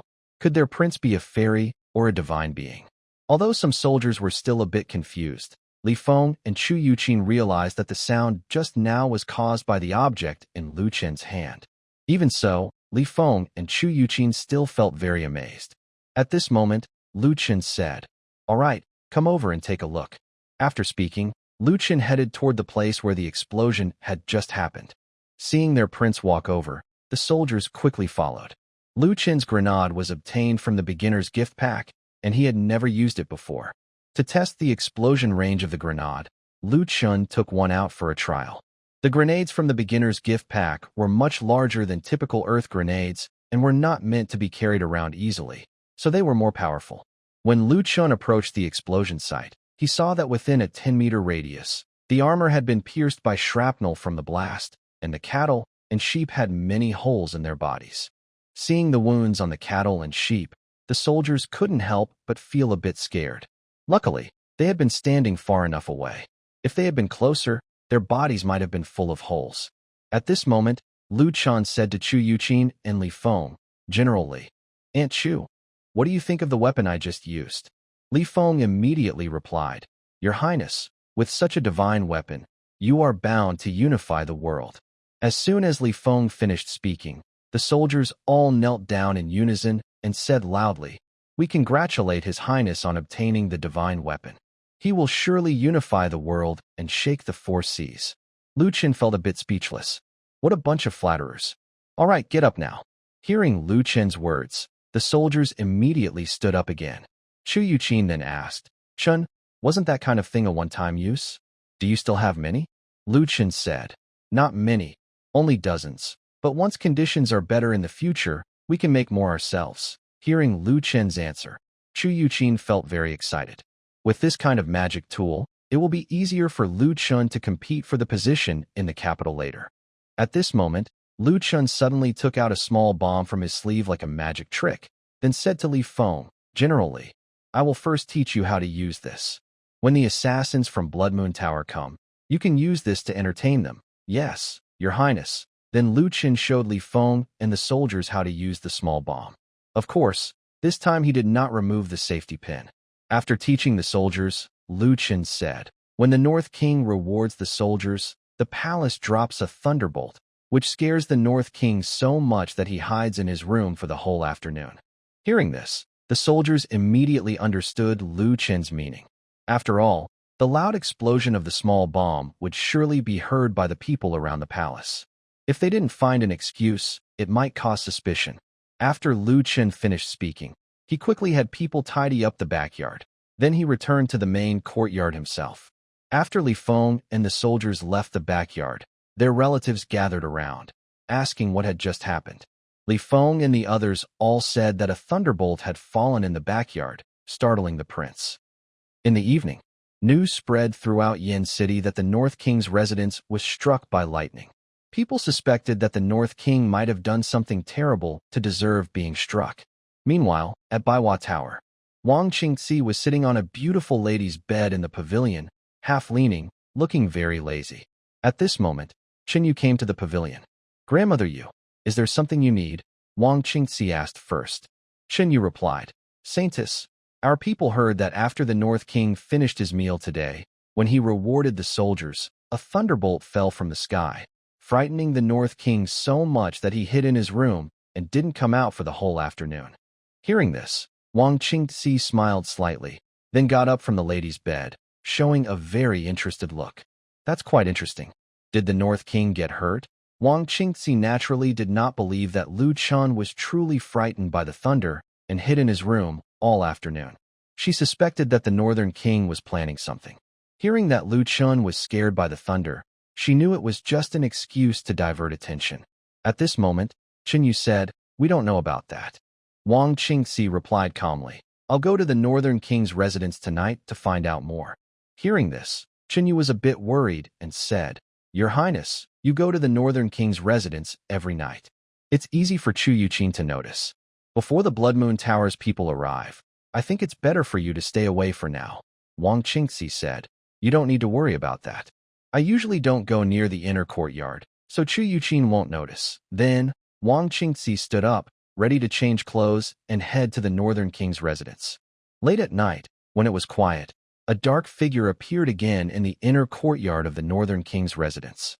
Chu Yuqin was still patrolling the courtyard. Because of the incident with the small device during the day, she was worried spies might come to gather information, so she was especially careful tonight. When she saw a black figure confidently walking into the main courtyard of the residence, she was about to act, but then she heard the woman in black say with a gentle smile, "Servant greets Lady Chu." "Good evening, Lady Chu." Hearing Wang Qingxi's voice, Chu Yuqin snorted and said, "Take off your veil." Wang Qingxi quickly removed her veil. After confirming her identity, Chu Yuqin turned and left without saying a word. Watching Chu Yuqin's back as she left, Wang Qingxi's lips curled slightly, and she muttered to herself, "It seems Lady Chu really doesn't like me." After speaking, Wang Qingxi headed toward Lu Chen's room. Inside the room, she initially wanted to ask if anything had happened at the Northern King's residence during the day, but before she could speak, she was silenced.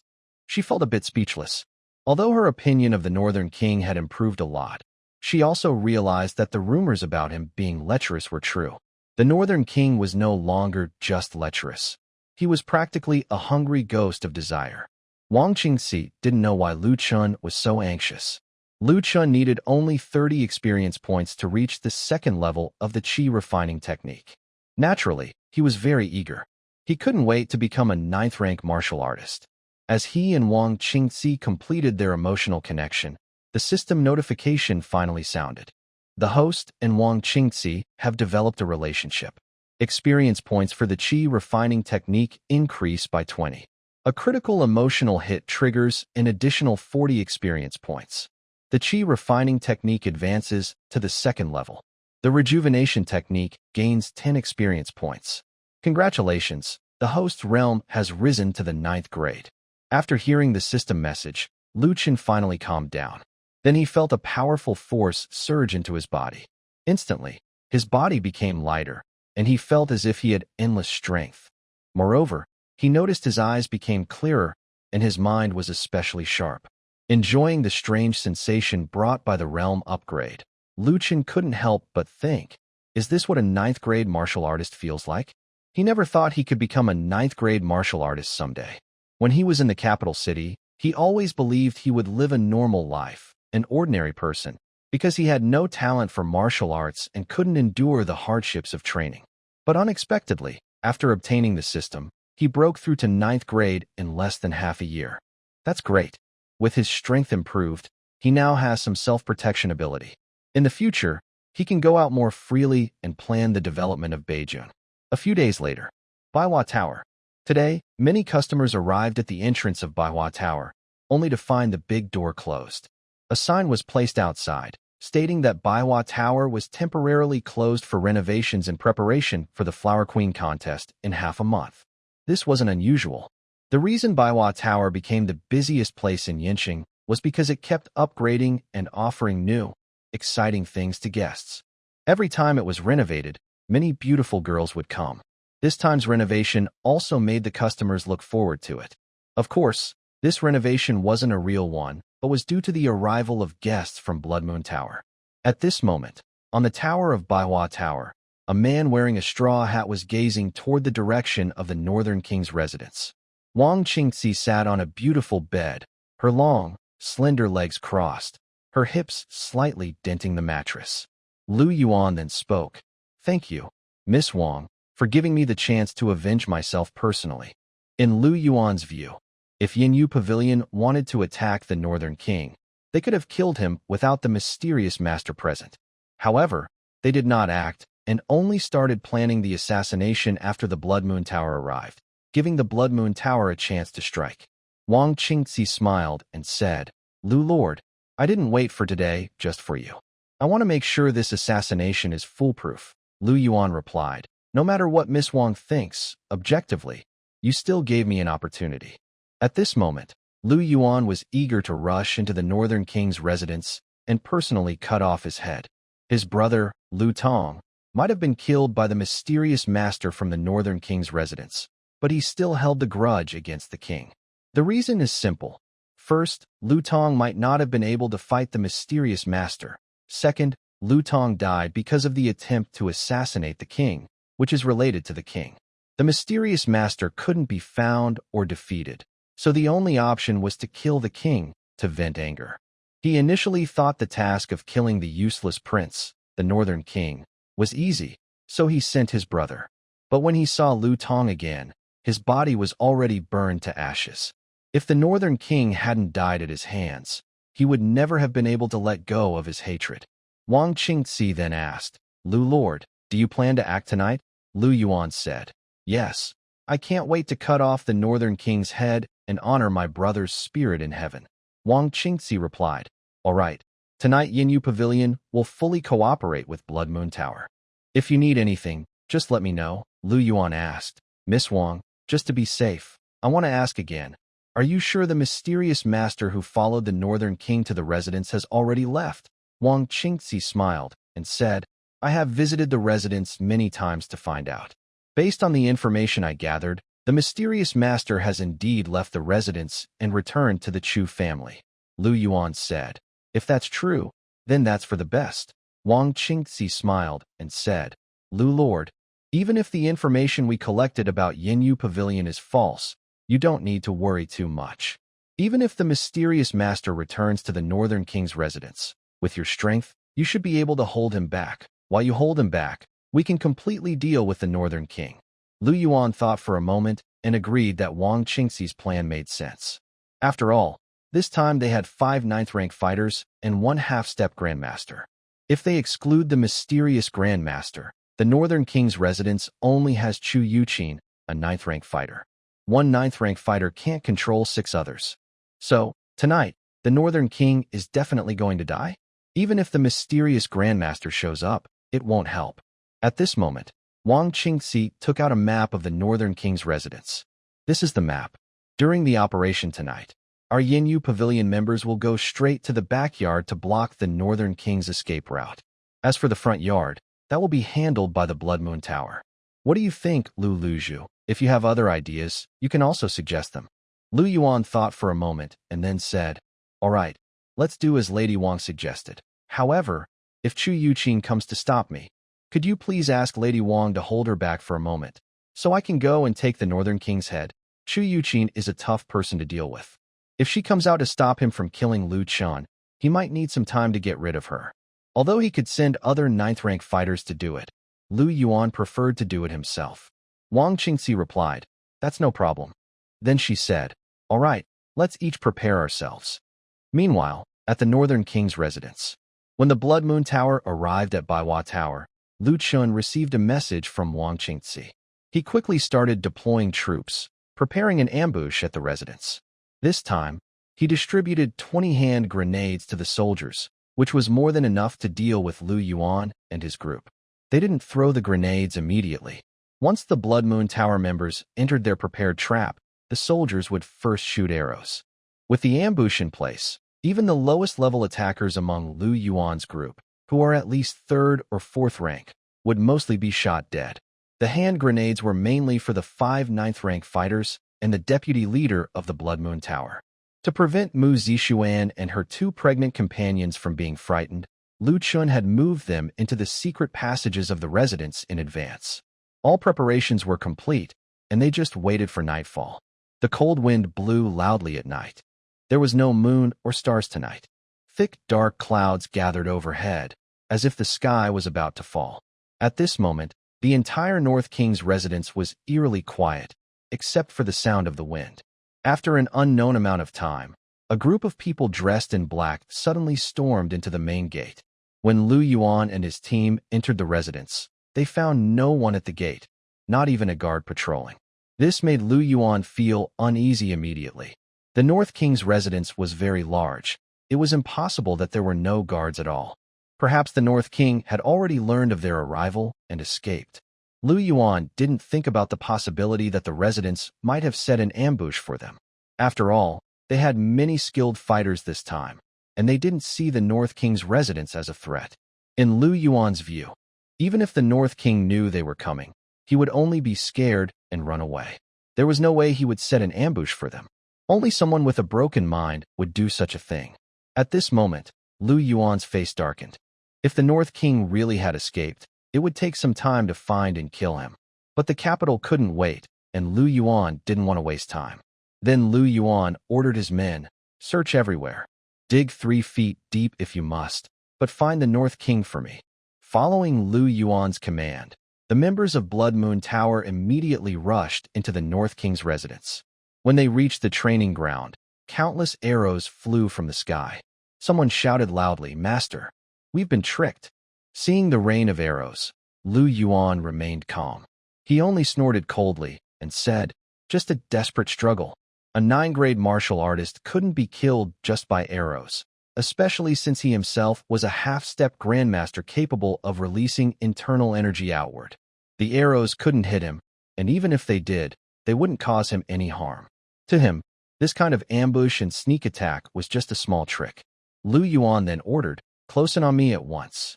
Hearing this, the members of Blood Moon Tower quickly turned their backs to each other, then waved their swords continuously to block the incoming arrows. Seeing this scene, Lu Chun was stunned. Wow, is this the world of martial arts? The last time he visited Beijing, he was inside a carriage and didn't see his guards fighting off arrows. Today's scene was very shocking to him.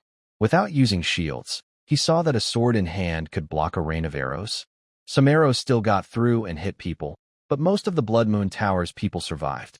This scene also made Lu Chun realize how important the system's fragment grenades were. Without grenades, their small group wouldn't be able to stop the Blood Moon Tower's assassins. Lu Chun felt a bit lucky that the system's beginner gift included modern weapons like grenades. As the soldiers in the palace prepared their arrows and shot, Lu Yuan looked at the distant roof and mocked. Just these few arrows? Do they think they can kill us? Isn't the North King a bit too naive? Lu Chun didn't want to waste time arguing with Lu Yuan. He told Li Feng and the others, "Ignore them. Throw the grenades directly. Remove the safety pin and hold your breath for 3 seconds." Hearing this, Li Feng and the others quickly took out their grenades. Holding the grenades, their hands trembled a little because they knew how powerful these weapons could be. They were afraid they might accidentally drop the grenades. If they didn't throw them, they might be the ones to get hurt. Seeing how nervous the soldiers were, Lu Chun said, "Don't worry, I won't let it hurt you." As soon as Lu Chun finished speaking, Li Feng pulled the safety pin from his grenade. In less than 2 seconds, he threw the grenade forcefully into the crowd at Blood Moon Tower. Although Li Feng was a 7th-rank martial artist, he was just as nervous when using such deadly weapons. Lu Chun had wanted them to throw the grenades carefully, but no one knew if the martial artists might kick the grenades back. If that happened, they would be in trouble. Fortunately, after Li Feng threw the grenade into the crowd, Lu Yuan and the others didn't think much of it. They thought it was just a stone thrown by the North King's palace, and easily dodged the grenade Li Feng threw. However, as Lu Yuan finished speaking, a loud explosion suddenly erupted among the crowd. Boom! A cloud of white smoke rose, and the people around either died or were injured, causing chaos and screams at the scene. Seeing this, the members of the Blood Moon Tower were stunned and took a moment to react. It wasn't until a second grenade exploded among the crowd that the warriors from Blood Moon Tower started to run in all directions like crazy. Oh my, it's a thunderstrike. Run. Someone from the Northern King's mansion is summoning lightning. Immortal. There's an immortal inside the Northern King's mansion. Seeing everyone fleeing in all directions, Lu Yuan clenched his large sword tightly and roared with all his strength. Everyone stop. Anyone who tries to run, I will kill. Before Lu Yuan finished speaking, a soldier from the palace threw a grenade toward his position. Lu Yuan was not foolish. He understood that this was what caused the explosion. Although he didn't know why this thing had such a huge destructive power, he knew it was very dangerous.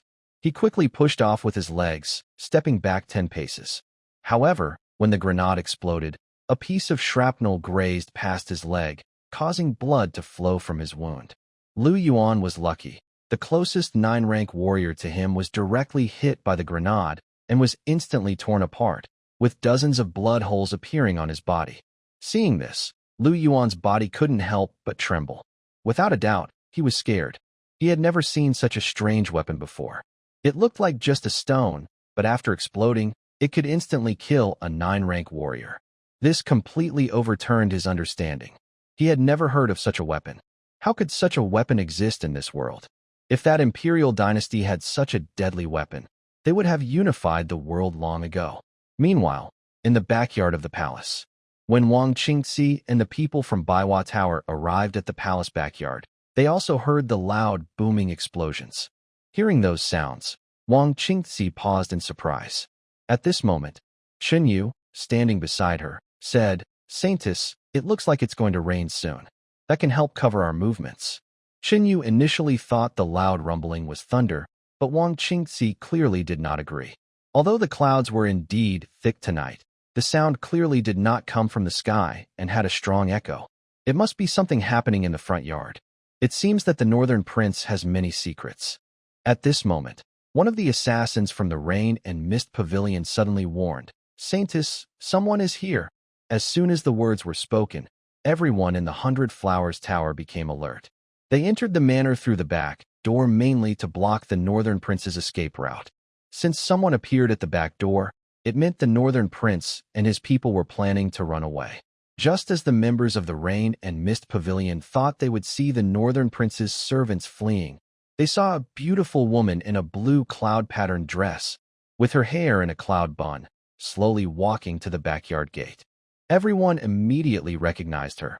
This woman was Chu Yuqin, a 9th-rank expert from the Northern Prince's estate. Seeing Chu Yuqin appear in the backyard, Chen Yu and the other assassins from the Rain and Mist Pavilion were stunned. A 9th-rank expert like Chu Yuqin was not with the Northern Prince to protect him. Why was she here at this moment? A bad feeling suddenly arose in everyone's hearts. Chu Yuqin coldly asked, "It's so late. Where are you planning to go, Miss Wang?" Wang Qingxi smiled and replied, "I came to the Northern Prince's estate to serve the prince." Chu Yuqin snorted coldly and said, "Does it take so many people to serve Chun?" At this moment, Chen Yu stepped forward. She quickly moved in front of Wang Qingxi and said, "Saintess, you should go to the front yard and check the situation. I feel something is wrong. I will hold them off." Before she finished speaking, she felt a cold sensation on her back, followed by intense pain spreading through her body. Chen Yu lowered her head slightly, unable to believe the sword wound on her chest. When she looked back, she saw that the one who had hurt her was actually Wang Qingxi. "Saintess, you." Wang Qingxi then drew her sword. Before Chen Yu could finish her words, she collapsed to the ground and lost consciousness. Seeing this scene, the assassins from the Rain and Mist Pavilion were stunned. They never imagined that their saintess would turn against her own people at this moment. At this moment, Wang Qingxi said to Chu Yuqin, "Madam Chu, please help me clear out these people so they won't escape." Hearing this, the assassins from the Yinyu Pavilion realized that Wang Qingxi was betraying the 8th prince. One of them shouted loudly, "Everyone run! We must spread the news of the Holy Maiden's betrayal." Then, the assassins fled in several directions. Chu Yuqin only glanced coldly. Soon, more than 10 bodies appeared at the back gate of the Wang residence. After dealing with the assassins from Yinyu Pavilion, Chu Yuqin and Wang Qingxi went to the martial arts training ground.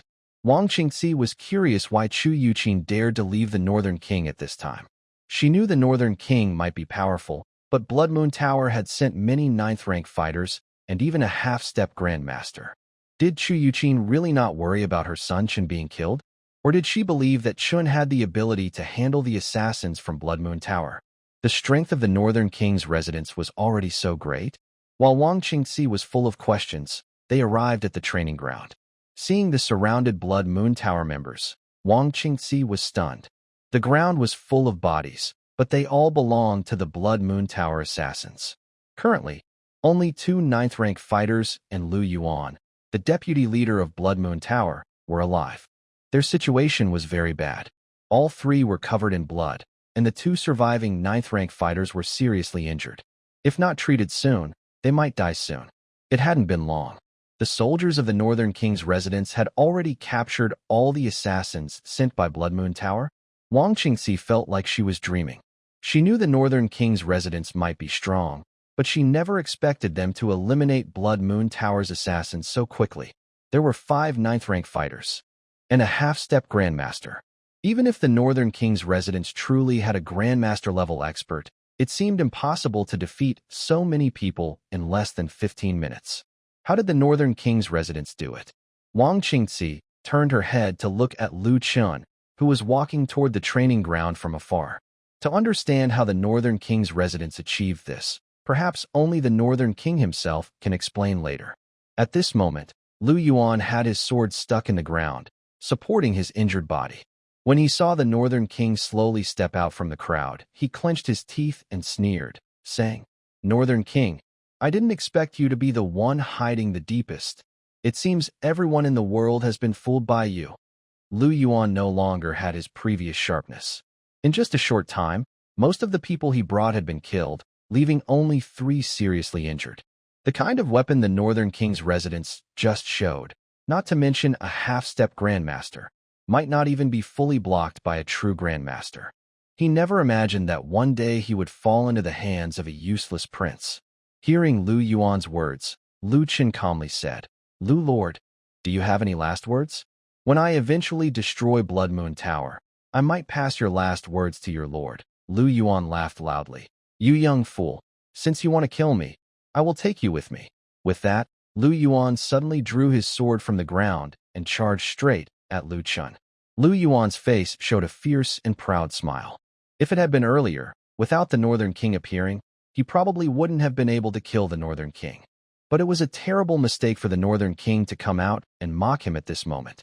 So close, and he was a half-step grandmaster. Although badly injured, killing a useless person was still easy. Seeing this, Wang Qingxi's face changed drastically, and he shouted, "Not good." Just as Wang Qingxi thought Lu Chun was in danger, he realized that no one around was moving. The soldiers of the residence and Chu Yuqin just stood there quietly, watching this scene as if they didn't see Lu Yuan trying to take Lu Chen's life. Wang Qingxi was stunned. He didn't understand why the soldiers and Chu Yuqin remained so calm. Lu Yuan was a half-step grandmaster.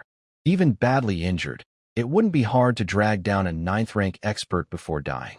But the people of the residence showed no reaction at all. Soon, Wang Qingxi understood why they were so indifferent to what was happening.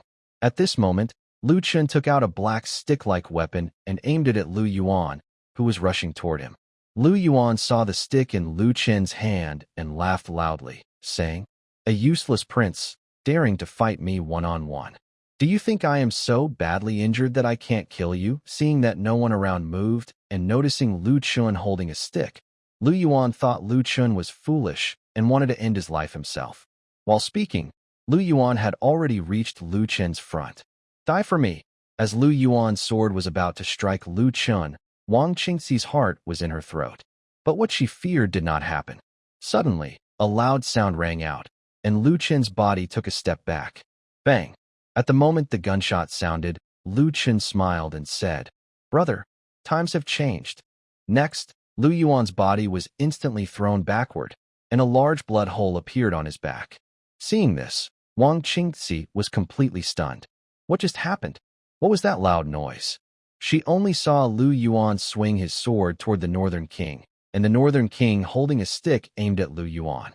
Then Lu Yuan was thrown out, with a huge blood hole in his back.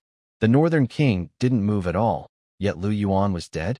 Wang Qingci wasn't foolish. She quickly realized that Lu Yuan was killed by the black stick-like object in Lu Chen's hand. Her mind was a bit confused. A half-step grandmaster.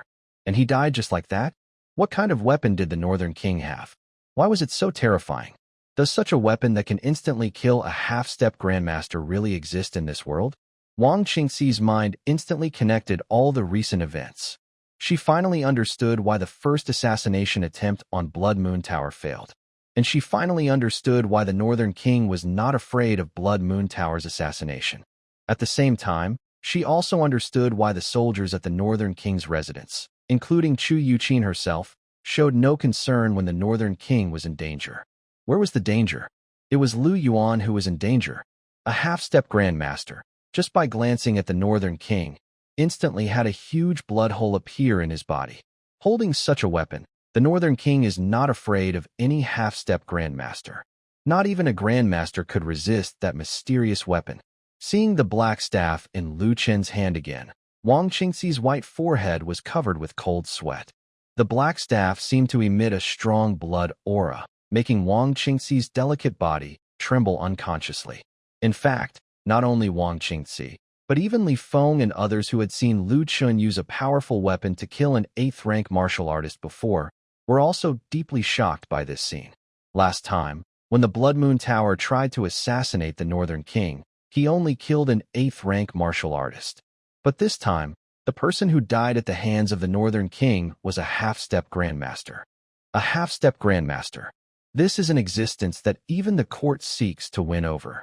Moreover, even the previous grenade did not kill this half-step grandmaster from Blood Moon Tower.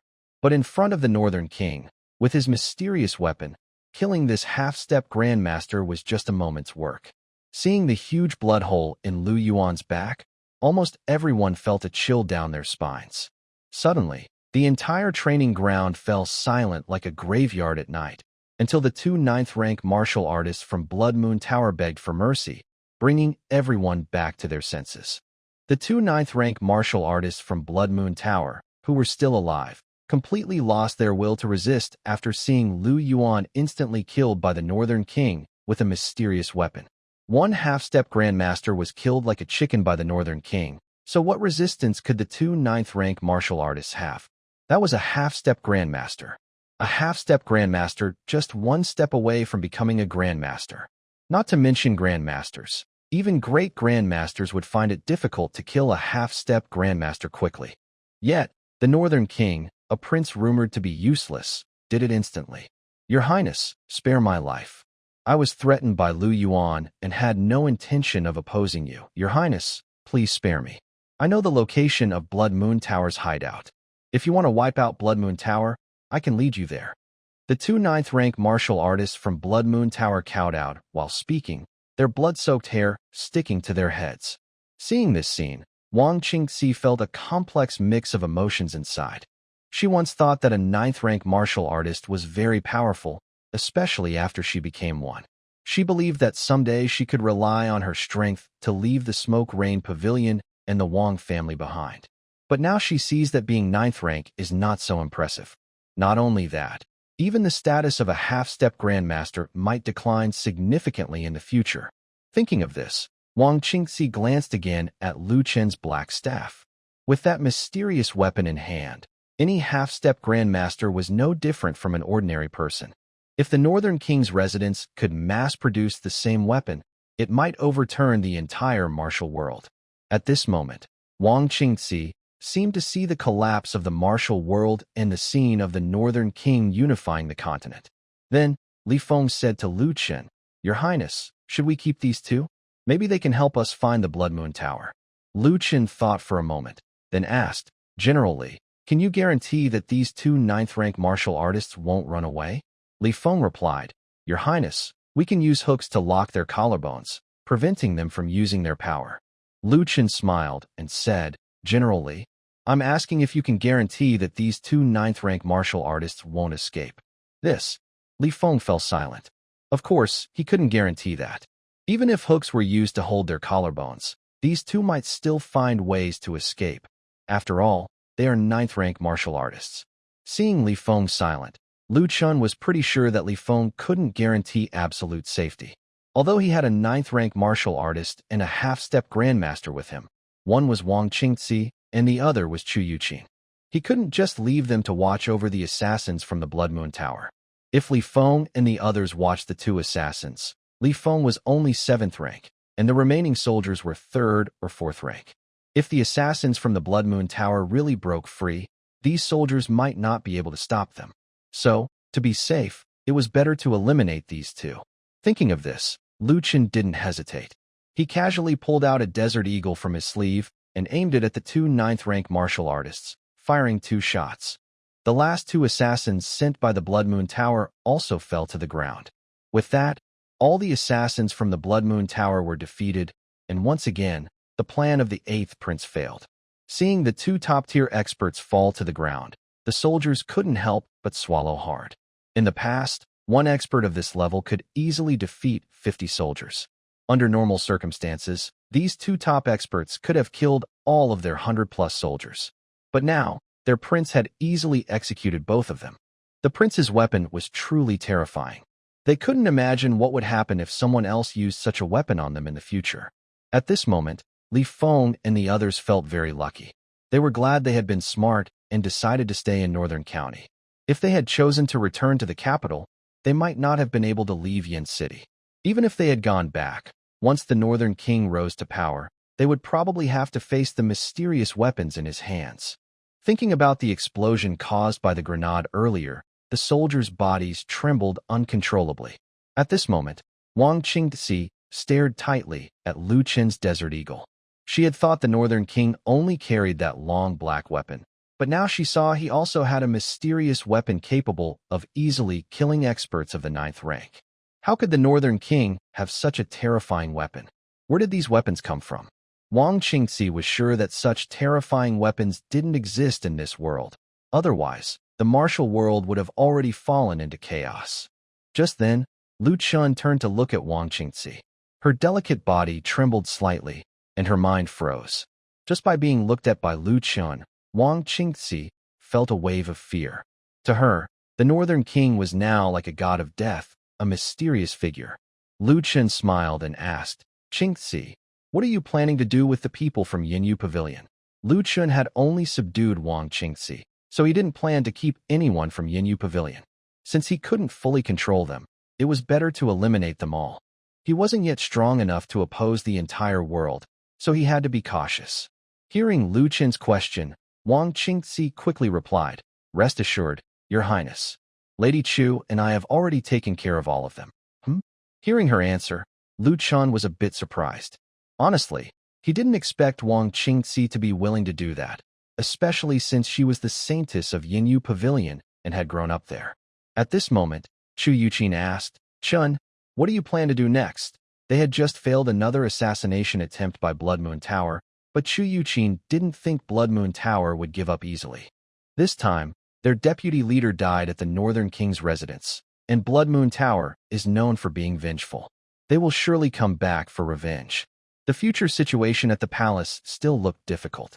Lu Chen thought for a moment and then said, "Let's release the news that today's events. We'll say that the mysterious master of the palace never left, and with the help of the palace's master, we stopped Blood Moon Tower's attack again." Lu Chen didn't want many people to know about his Desert Eagle and battery, so for now, he only used the mysterious master to scare those who had bad intentions toward the palace. Chu Yuqing thought for a moment and agreed that Lu Chen's plan was good. "Chun, go check on Zixuan and the others. We will handle things here." Mu Zixuan and the others were still inside the tunnel. They probably heard the noise from above and were very worried. Chu Yuqing wanted Lu Chen to go see them first. Since Mu Zixuan and the other 2 women were pregnant, they couldn't afford to be too anxious. Lu Chen simply said, "Okay," and then turned to leave. Meanwhile, inside the palace tunnel, Mu Zixuan and the Zhou sisters were anxiously watching above. Zhou Xiaoxiao asked Mu Zixuan, "Sister Mu, do you think the prince is okay?" Having experienced the destruction of their family, Zhou Xiaoxiao and Zhou Yu were very sensitive to such things. They didn't want to go back to that life again. To them, The Northern King was like their sky. If he was hurt, their world would fall apart. Mu Zishuan comforted her. Don't worry, the prince will be fine. Although Mu Zishuan hadn't seen Lu Chun use a mysterious weapon to kill a 9th-rank martial artist herself, she had heard about it from her guards afterward. She believed that the man she married was extraordinary. The assassination by Blood Moon Tower would be easy for him. They just needed to wait here. At that moment, a tall, strong man entered the tunnel. Seeing it was Lu Chun, Zhou Xiaoxiao, and Zhou Yu immediately rushed forward and hugged him tightly. Great! The prince is safe, they exclaimed. Sniff, I was so scared, Zhou Xiaoxiao said, trembling. Lu Chun patted Zhou Yu and Zhou Xiaoxiao on the back, smiling and saying, It's okay now, everything's fine. Early in the morning, the army from Beijun sealed off Yanqing. On the streets, almost every road was filled with soldiers coming and going. Seeing this, the common people were frightened and hurried back to their homes. At the same time, a group of soldiers surrounded the gate of the county government office. Li Rue had not yet gotten up when he heard his wife rush into the room, shouting loudly, Master, something's wrong. Something has happened. Hearing his wife's voice, Li Rue got out of bed, groggy, and asked, Madam, what happened?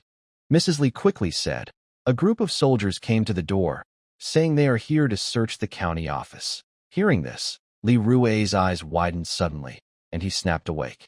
He immediately got out of bed. What's going on?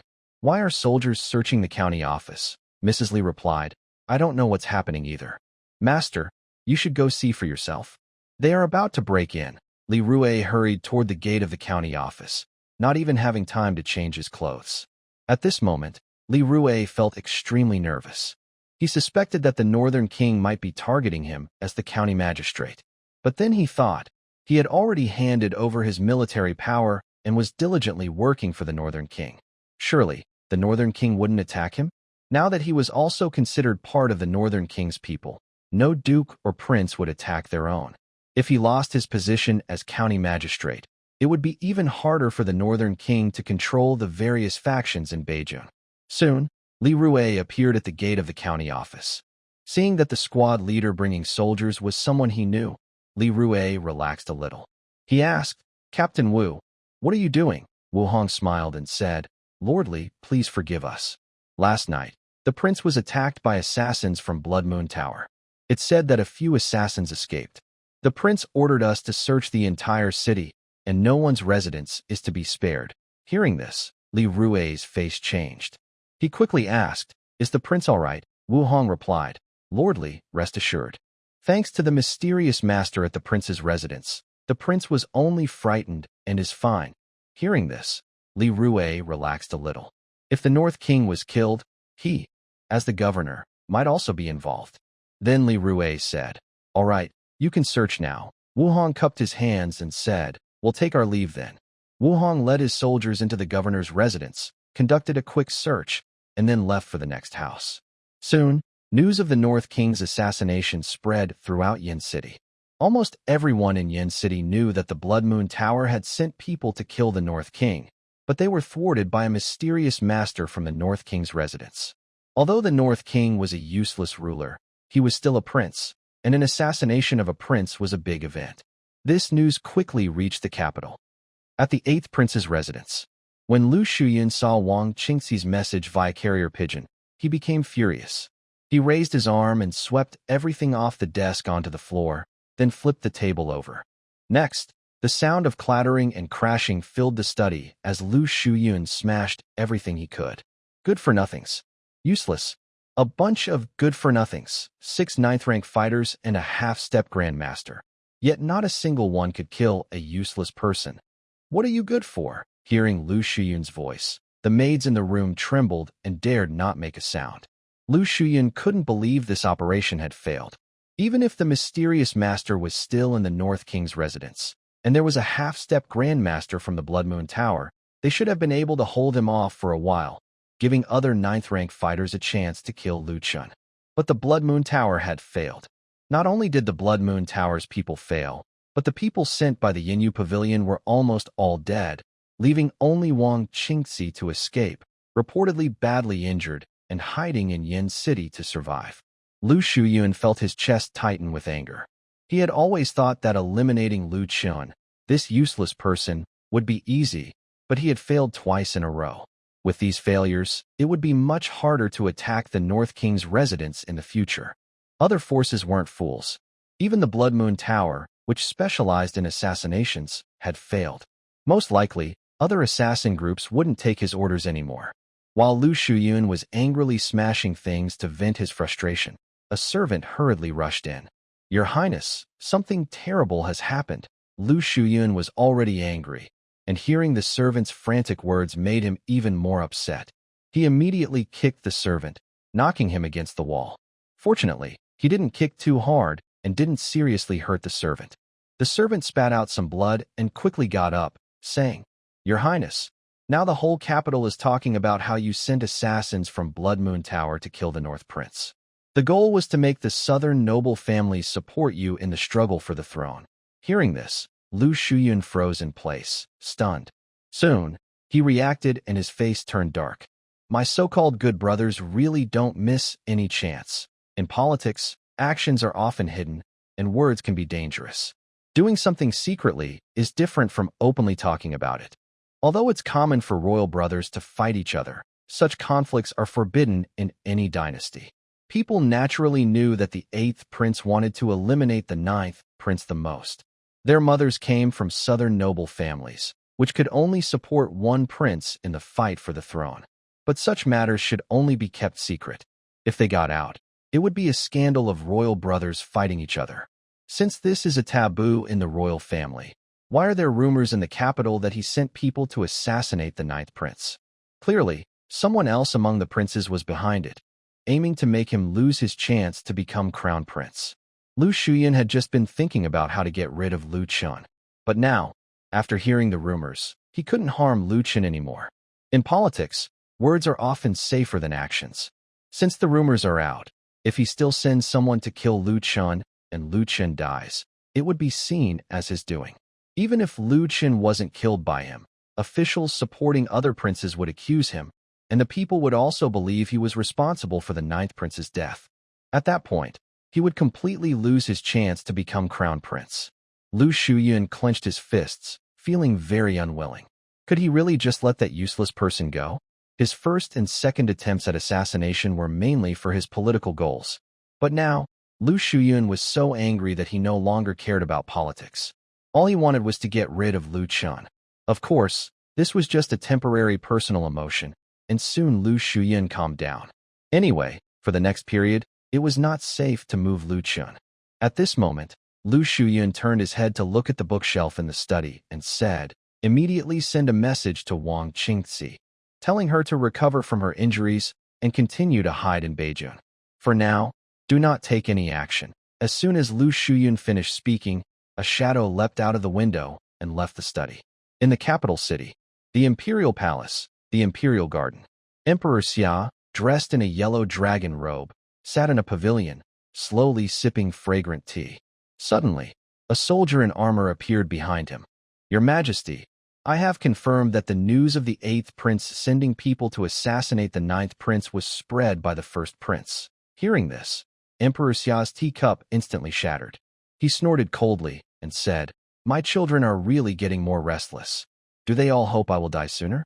Are they so eager for the throne?" Seeing the emperor angry, the royal advisor Situ Su, sitting opposite him, quickly said, "Your Majesty, calm down. The throne is still uncertain, and it's not strange for brothers to accuse each other. If you can establish the crown prince soon, it might ease some of the prince's worries." Hearing this, Emperor Xia chuckled and then said, "Royal advisor, only you dare to say such things to me. If anyone else suggested I name the crown prince early, I would have them beaten in 100 battles." With that, Emperor Xia stood up from the stone bench, clasped his hands behind his back, and looked at the lotus pond in the Imperial Garden. "Honestly, compared to what's happening in the city, I'm more curious about how Xiaozhou managed to survive." Emperor Xia's thoughts were similar to Lu Shuyun's. Even if the Chu family really sent a mysterious master to protect Lu Xun, the Blood Moon Tower's assassination attempt was likely to succeed this time. According to intelligence from the Shadow Guards, Blood Moon Tower sent a half-step master and 5 ninth-rank fighters to Beijing. Plus, Lu Shuyan had placed some pawns in Beijing. If they all worked together, even with a master present, it was unlikely that the Northern King would survive. But the Northern King did survive. This made Emperor Xia suspicious. Could the mysterious master around the Northern King really be just a master? Certus said at this moment, His Royal Highness the Ninth may have survived because his fate was not meant to end, and it was luck. Emperor Xia replied calmly, Enough. The farce should end now. Since the Chu family hasn't sent anyone to contact the Ninth in Beijing recently, let him do as he pleases there. I no longer plan to interfere in his affairs. Recently, the emperor had people investigate the Chu family. They found that after initially sending Chu Yuqin and a mysterious master to protect Lu Chun in Beijing, the Chu family had made no further moves. They also hadn't contacted Lu Chun, which seemed like they had given up on him. The emperor even heard that inside the Chu family, there was dissatisfaction with the head, Chu Xiong, and they were talking about replacing him. Chu Xiong was already in trouble himself and had no time to worry about Lu Chun in Beijing, which was normal. Then, the emperor spoke to a red-robed nearby. Send my order. The eldest prince is spreading rumors that damage the royal dignity. He is to be confined for 3 months. As for the 8th prince, the emperor paused briefly, then continued, Gong Lu, go and tell the 8th prince to stop this behavior. Hearing this, the red-robed immediately replied, Yes, your majesty. Soon after, Gong Lu left the palace to deliver the message to the eldest and 8th princes. Meanwhile, in Jiangnan, Sufeng City, at the Chu family estate, an elderly man with white hair sat in the courtyard, repeatedly reading a letter in his hand.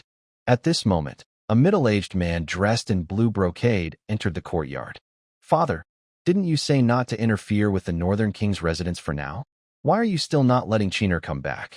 And you secretly sent a master to protect the Northern King. The man's name was Chu Hongfei, Chu Xiong's son, and Lu Chen's uncle. Chu Hongfei was upset upon learning about the mysterious master in the Northern King's residence. Although Lu Chun was his nephew, they didn't have much interaction, and he didn't feel much affection. Moreover, the woman he liked was always with the Northern King, which made Chu Hongfei even more annoyed. As for who he liked, it was naturally Chu Yuqin.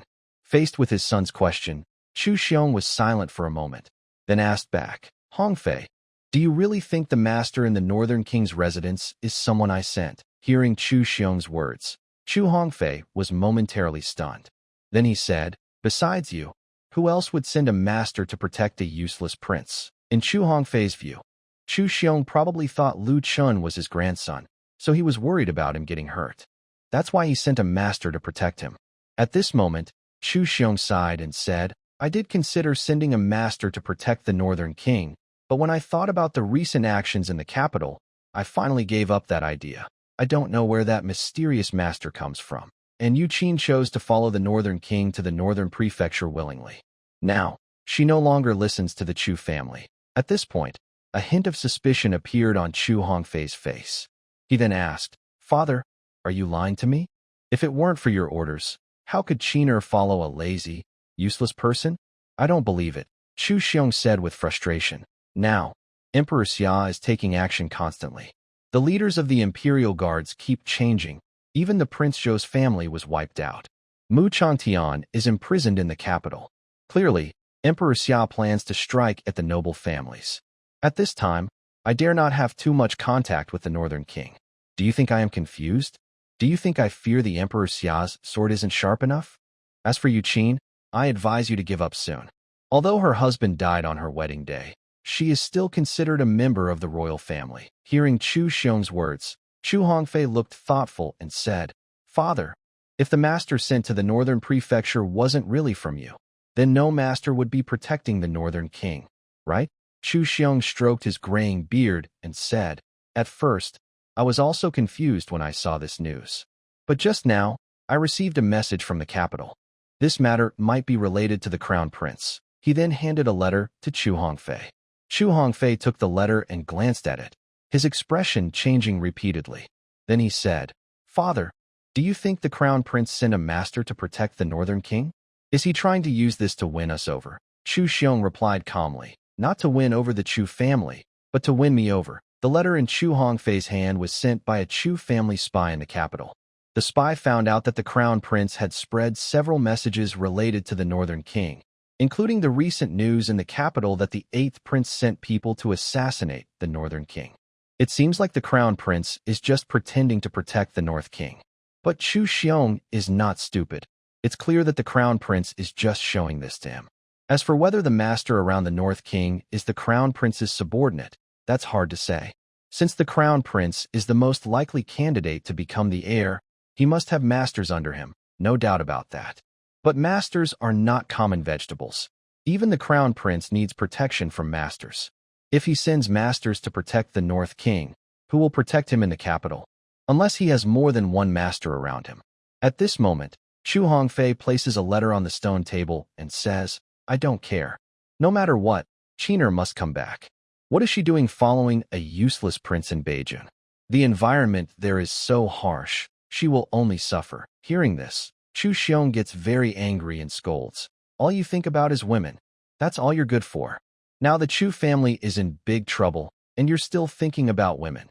Chu Hongfei dismissively replies, "Whether the Chu family faces trouble or not has nothing to do with me. When the time comes, I will take Qiner to the great martial kingdom." Hearing this, Chu Xiong almost can't breathe from anger.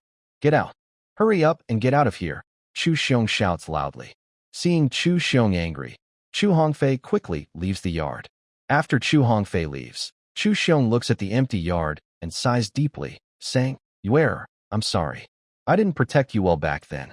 Now I don't even dare to send someone to protect your child." Time passes day by day, and the 3 girls of Mu Zixuan's belly are getting bigger.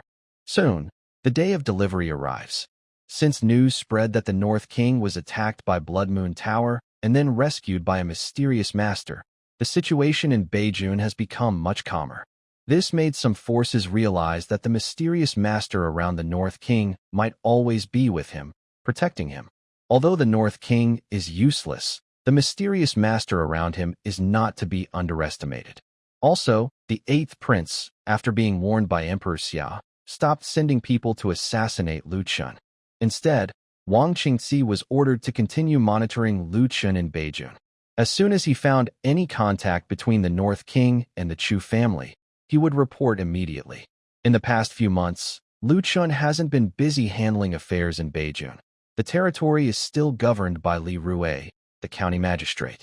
However, Lu Chun had someone measure the land of the royal residence, then ordered the common people to clear the land and planted all 10,000 jin of cultivated potatoes. There's a lot of wasteland in the northern district, and not many people pay attention to Lu Chun's land measurement and land reclamation efforts.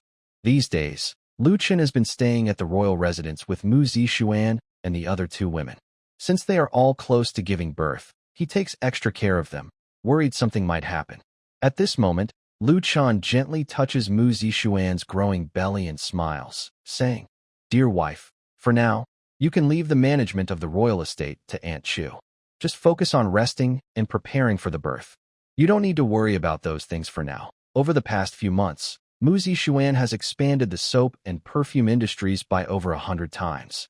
Now, in the entire Great Xia dynasty, both officials and common people use the perfumes and soaps produced by their royal residents. Although these products are quite profitable, because they belong to the northern king and are overseen by Mu Changtian in the capital, no one dares to target these industries for now. What surprised Lu Chun most was that Mu Zixuan seemed to have a very good business mind.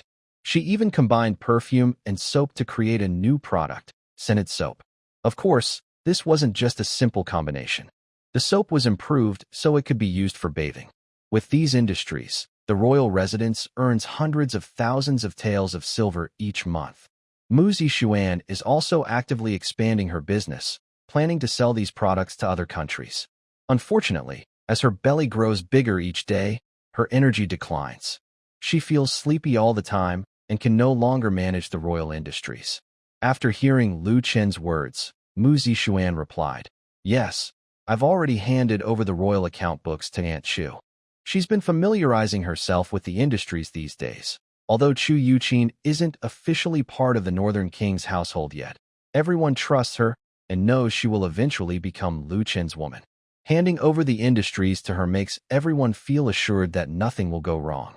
Just then, The maid Xiao Rou entered the room quietly and said, "Prince, General Li is looking for you. He says it's urgent." Hearing this, Lu Qin gently strokes Mu Zixuan's face and says, "Dear wife, I have something to attend to. You rest well." Mu Zixuan smiled and said, "Yes, Prince, you should go busy yourself." Lu Qin immediately stood up and headed toward the training ground.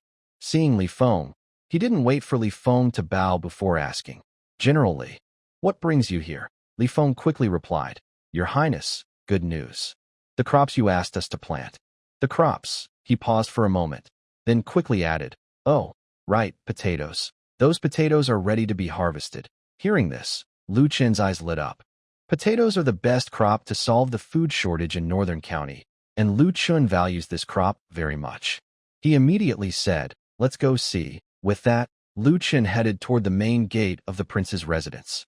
He was eager to find out how much they could harvest from the potatoes they planted in Northern County. He wasn't an expert in farming, so he was unsure about the results, relying only on the common farming methods of this world. Soon, Lu Qin arrived at a field where potatoes were being grown in the northern prince's estate. There were already many soldiers and nearby villagers waiting there. The villagers were very interested in the new crops planted by the northern prince. Although the estate never told them what was being grown, the daily patrols by soldiers made it clear that these crops were very important to the estate. Seeing so many villagers nearby, Li Feng asked, "Your Highness, should we chase all these villagers away? Since potatoes are a secret of the estate, revealing too much could lead to others coveting the crop." Lu Qin shook his head and said, "If we chase them away, how can we promote potato planting among the people in Northern County in the future?" He planned for the villagers to grow potatoes. If they couldn't see how much yield they could get per acre, they wouldn't be willing to plant them. Forcing villagers to grow unfamiliar crops might cause public dissatisfaction. At this moment, the villagers saw the prince himself come and started talking among themselves. "Look, isn't that the prince?" "Yes, I saw him when he came to Yin City before." "What is grown in this land?" "Even the northern king came personally. I heard it's edible grain." "Really? I've never heard of grain buried underground before. Let's wait and see. They probably plan to dig it up soon. When they start digging, we'll know for sure." Luo Chun ignored the villagers' chatter. He glanced at the crowd and then said to the soldier holding dig up 1 acre of land and see how much yield we get." At Luo Chen's command, the soldiers began to dig. Soon, some irregularly shaped, oval potatoes appeared before everyone. Seeing so many potatoes under a single plant, the villagers around were stunned. "Are these really edible? Oh my! So many potatoes under just one plant. If all of these are edible, then there will never be a famine in the northern county again. But will the northern king give out seeds of this plant to us villagers?" Time passed quickly. Soon, the potatoes from 1 acre of land were all dug up. Seeing the pile of potatoes like a small mountain, both the soldiers and villagers stared in amazement. After weighing, they found that the yield from 1 acre was nearly 2,000 kilograms. When Li Feng saw this number, he couldn't believe it. 1 acre of potatoes could produce almost 2,000 kilograms. In this era, even 200 kilograms of wheat from 1 acre was rare. Although he found it hard to believe, it all happened right before his eyes, so Li Feng had no choice but to accept it. Li Feng then went to Luo Chun to report the weight. Luo Chun directly said to Li Feng, "General Li, loudly tell the villagers how much yield we got from 1 acre of land." Li Feng immediately understood Luo Chen's meaning. He raised his voice and said, "Your Highness, after weighing, the yield from 1 acre of potatoes is 2,000 kilograms." Hearing this, the villagers around erupted in excitement.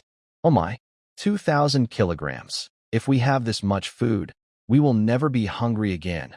Good fortune. This is a sign of good luck." Seeing the excited villagers, Lu Qin smiled slightly. He believed that after seeing the potato harvest, these people would start thinking about planting potatoes themselves. Compared to potatoes, wheat yields are very low. At this moment, Lu Qin spoke to the villagers nearby, saying, "Everyone, be quiet." As soon as the northern king spoke, the villagers instantly quieted down.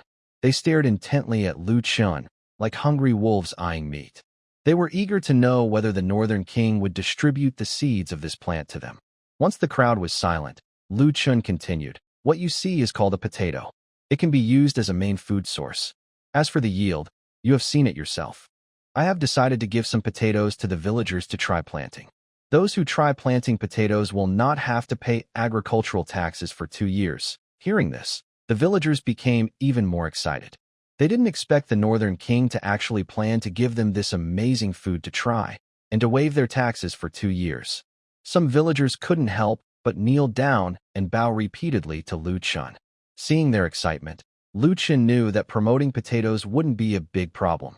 In a few years, if there are no natural disasters or plagues in the Northern Territory, the food crisis there might not be as severe as it is now. Just as Lu Chun was about to say something, a system notification suddenly sounded. Congratulations to the host for obtaining the first child. Rewards: 5,000 Imperial Guards, 2 Grandmaster-level commanders, plus a bonus of weapon forging technology. The more children the host has, the more valuable the rewards in the future, including but not limited to modern technology, factories, and even industrial production lines. Hearing this sudden system message, Lu Chun was stunned. He didn't expect that just after leaving the palace, he would already have a child. But he could guess that it was probably Mu Zixuan who gave birth. At this moment, he was about to rush back to the palace when a palace guard, riding a horse, excitedly shouted loudly, "Prince, Prince! The princess is about to give birth. Madame Chu asked you to hurry back." Upon hearing this, Lu Chun immediately said to Li Feng, "General Li, I leave the next matters to you. I need to go back and see the princess." Li Feng naturally understood the importance of the princess having a child. Having an heir meant that the North Prince's residence would have a bloodline to pass on. He quickly replied, "Rest assured, Your Highness. I will have the soldiers dig out the potatoes as soon as possible." Lu Chun didn't say anything more and then got into the carriage. Meanwhile, in a tavern in Yin City, Beijing, the tavern owner was standing at the counter, busy counting with an abacus. Suddenly, he froze, and a wave of information flooded into his mind. His face showed shock as he turned to look toward the North Prince's residence, with disbelief written all over his face. He muttered to himself, "Is it really him? No wonder, no wonder. It looks like I will have work to do in the future." With that, he put down his abacus and started changing clothes. Almost at the same time, in the capital city, the 8th Prince's favorite restaurant, which was also owned by a restaurant owner. He was about to personally welcome a distinguished guest when he suddenly froze in place, a look of disbelief on his face. Then he mumbled to himself, "If it's His Highness, I think my task is coming soon. I need to prepare in advance." On the way back to the prince's residence, Lu Chun opened the system and looked at the reward he had just received. "System, where are these 5,000 Jin Yiwei now? How strong are they?" Lu Chun didn't expect that the reward for having a child would be a group of people. He thought the system would reward him with modern weapons. At this moment, the system's notification sounded.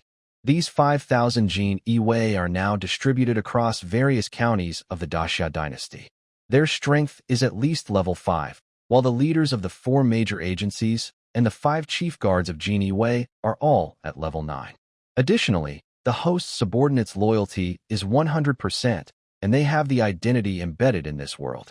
Hearing the system's message, Lu Chun asked curiously, "How do those people know they are part of Jin Yiwei?"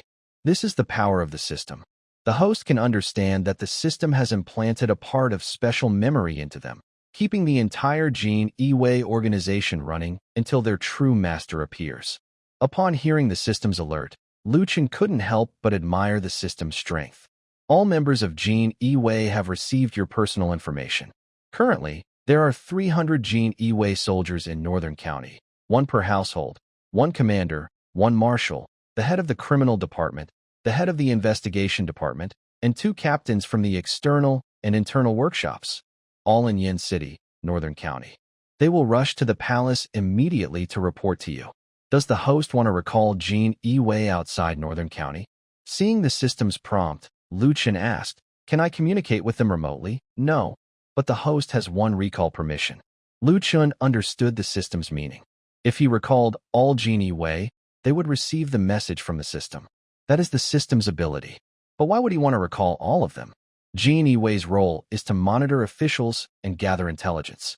If they are recalled, what kind of Jin Yiwei would that be? Thinking of this, Lu Chun said, "No need.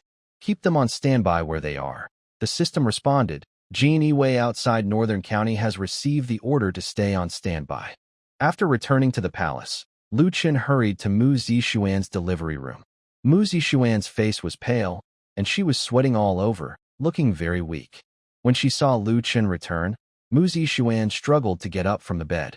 Lu Qin quickly went to support her and said, Consort, please rest and lie down. At this moment, the midwife carried the baby to Lu Qin and said, Congratulations, Your Majesty. The consort has given birth to a son for you. Hearing this, Lu Qin immediately looked at the baby in the midwife's arms and nervously took him into his own hands.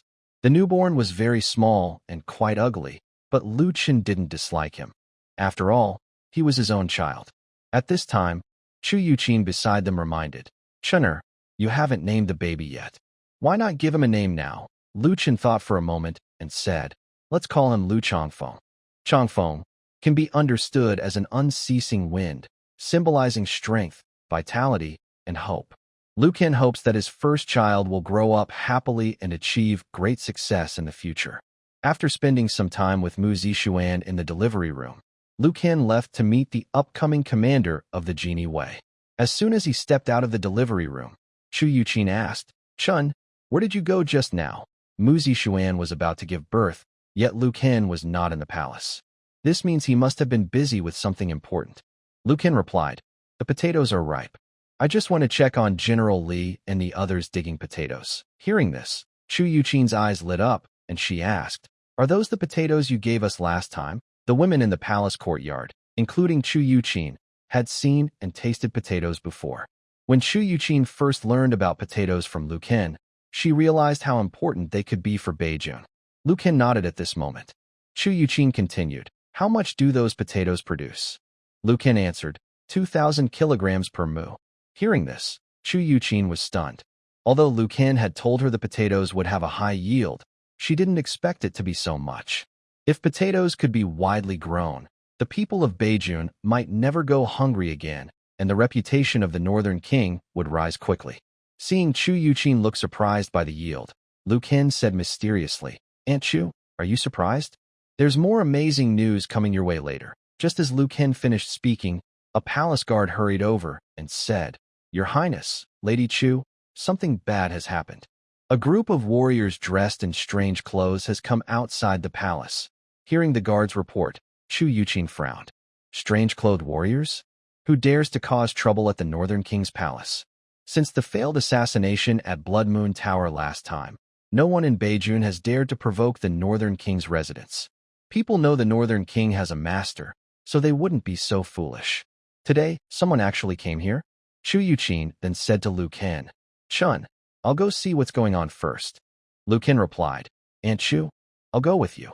Chu Yuqin was about to speak, but when she thought of the mysterious weapon on Lu Qin and the fact that Lu Qin was now a martial artist, she decided not to stop him.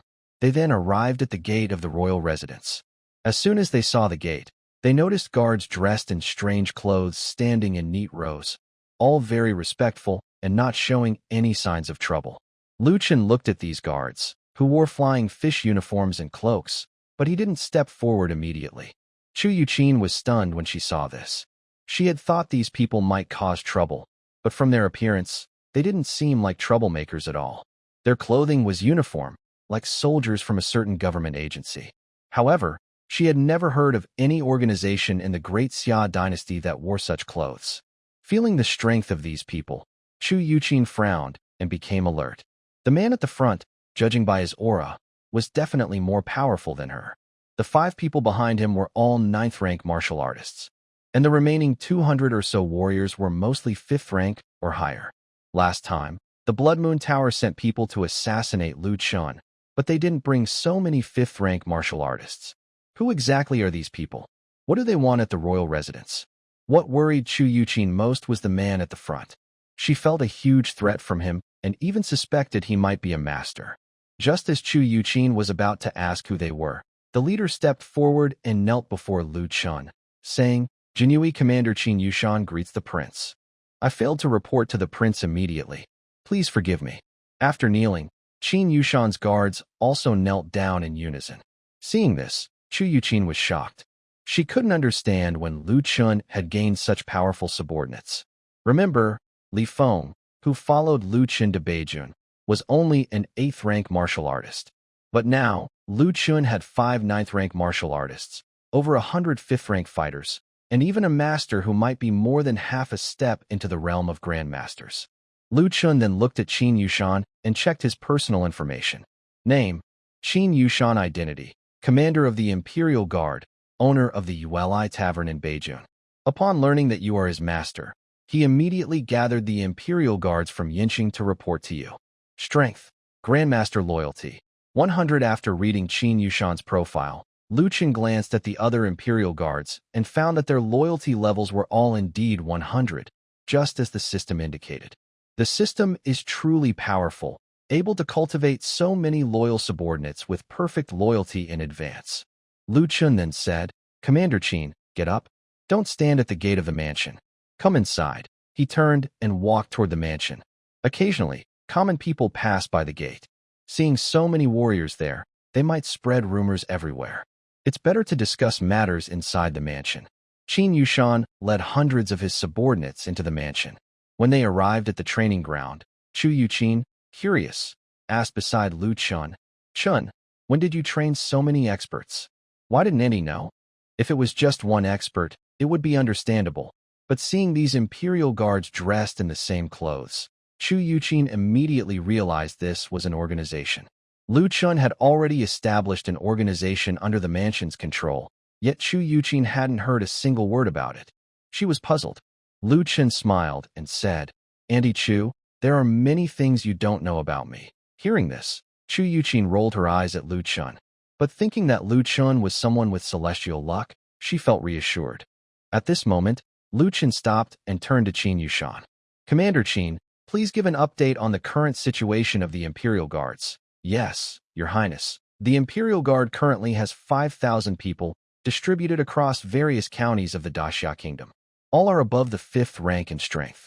There are 11 martial artists above the 9th rank, including 2 grandmasters, namely, my subordinate and Commander Liang Zhong. Hearing Qin Yushan's report, Chu Yuqin was stunned.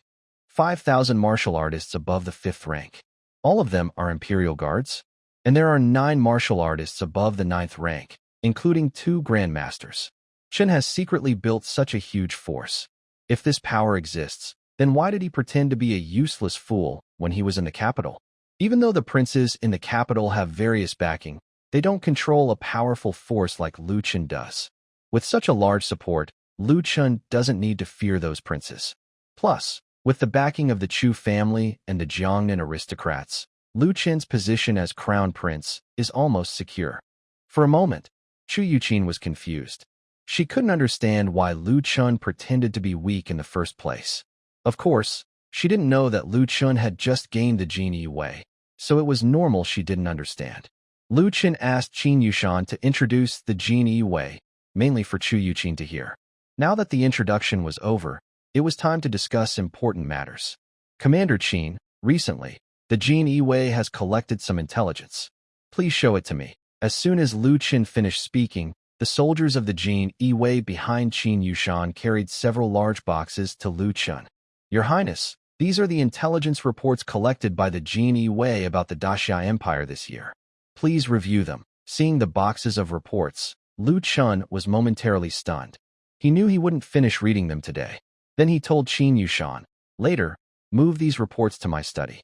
Commander Qin, tell me if anything significant has happened in the capital recently. When Lu Chun asked about the capital, Qin Yushan immediately replied, Your Highness, I received a message from my colleagues in the capital yesterday. Something big has happened there. Hearing this, both Lu Chun and Chu Yuqin looked serious.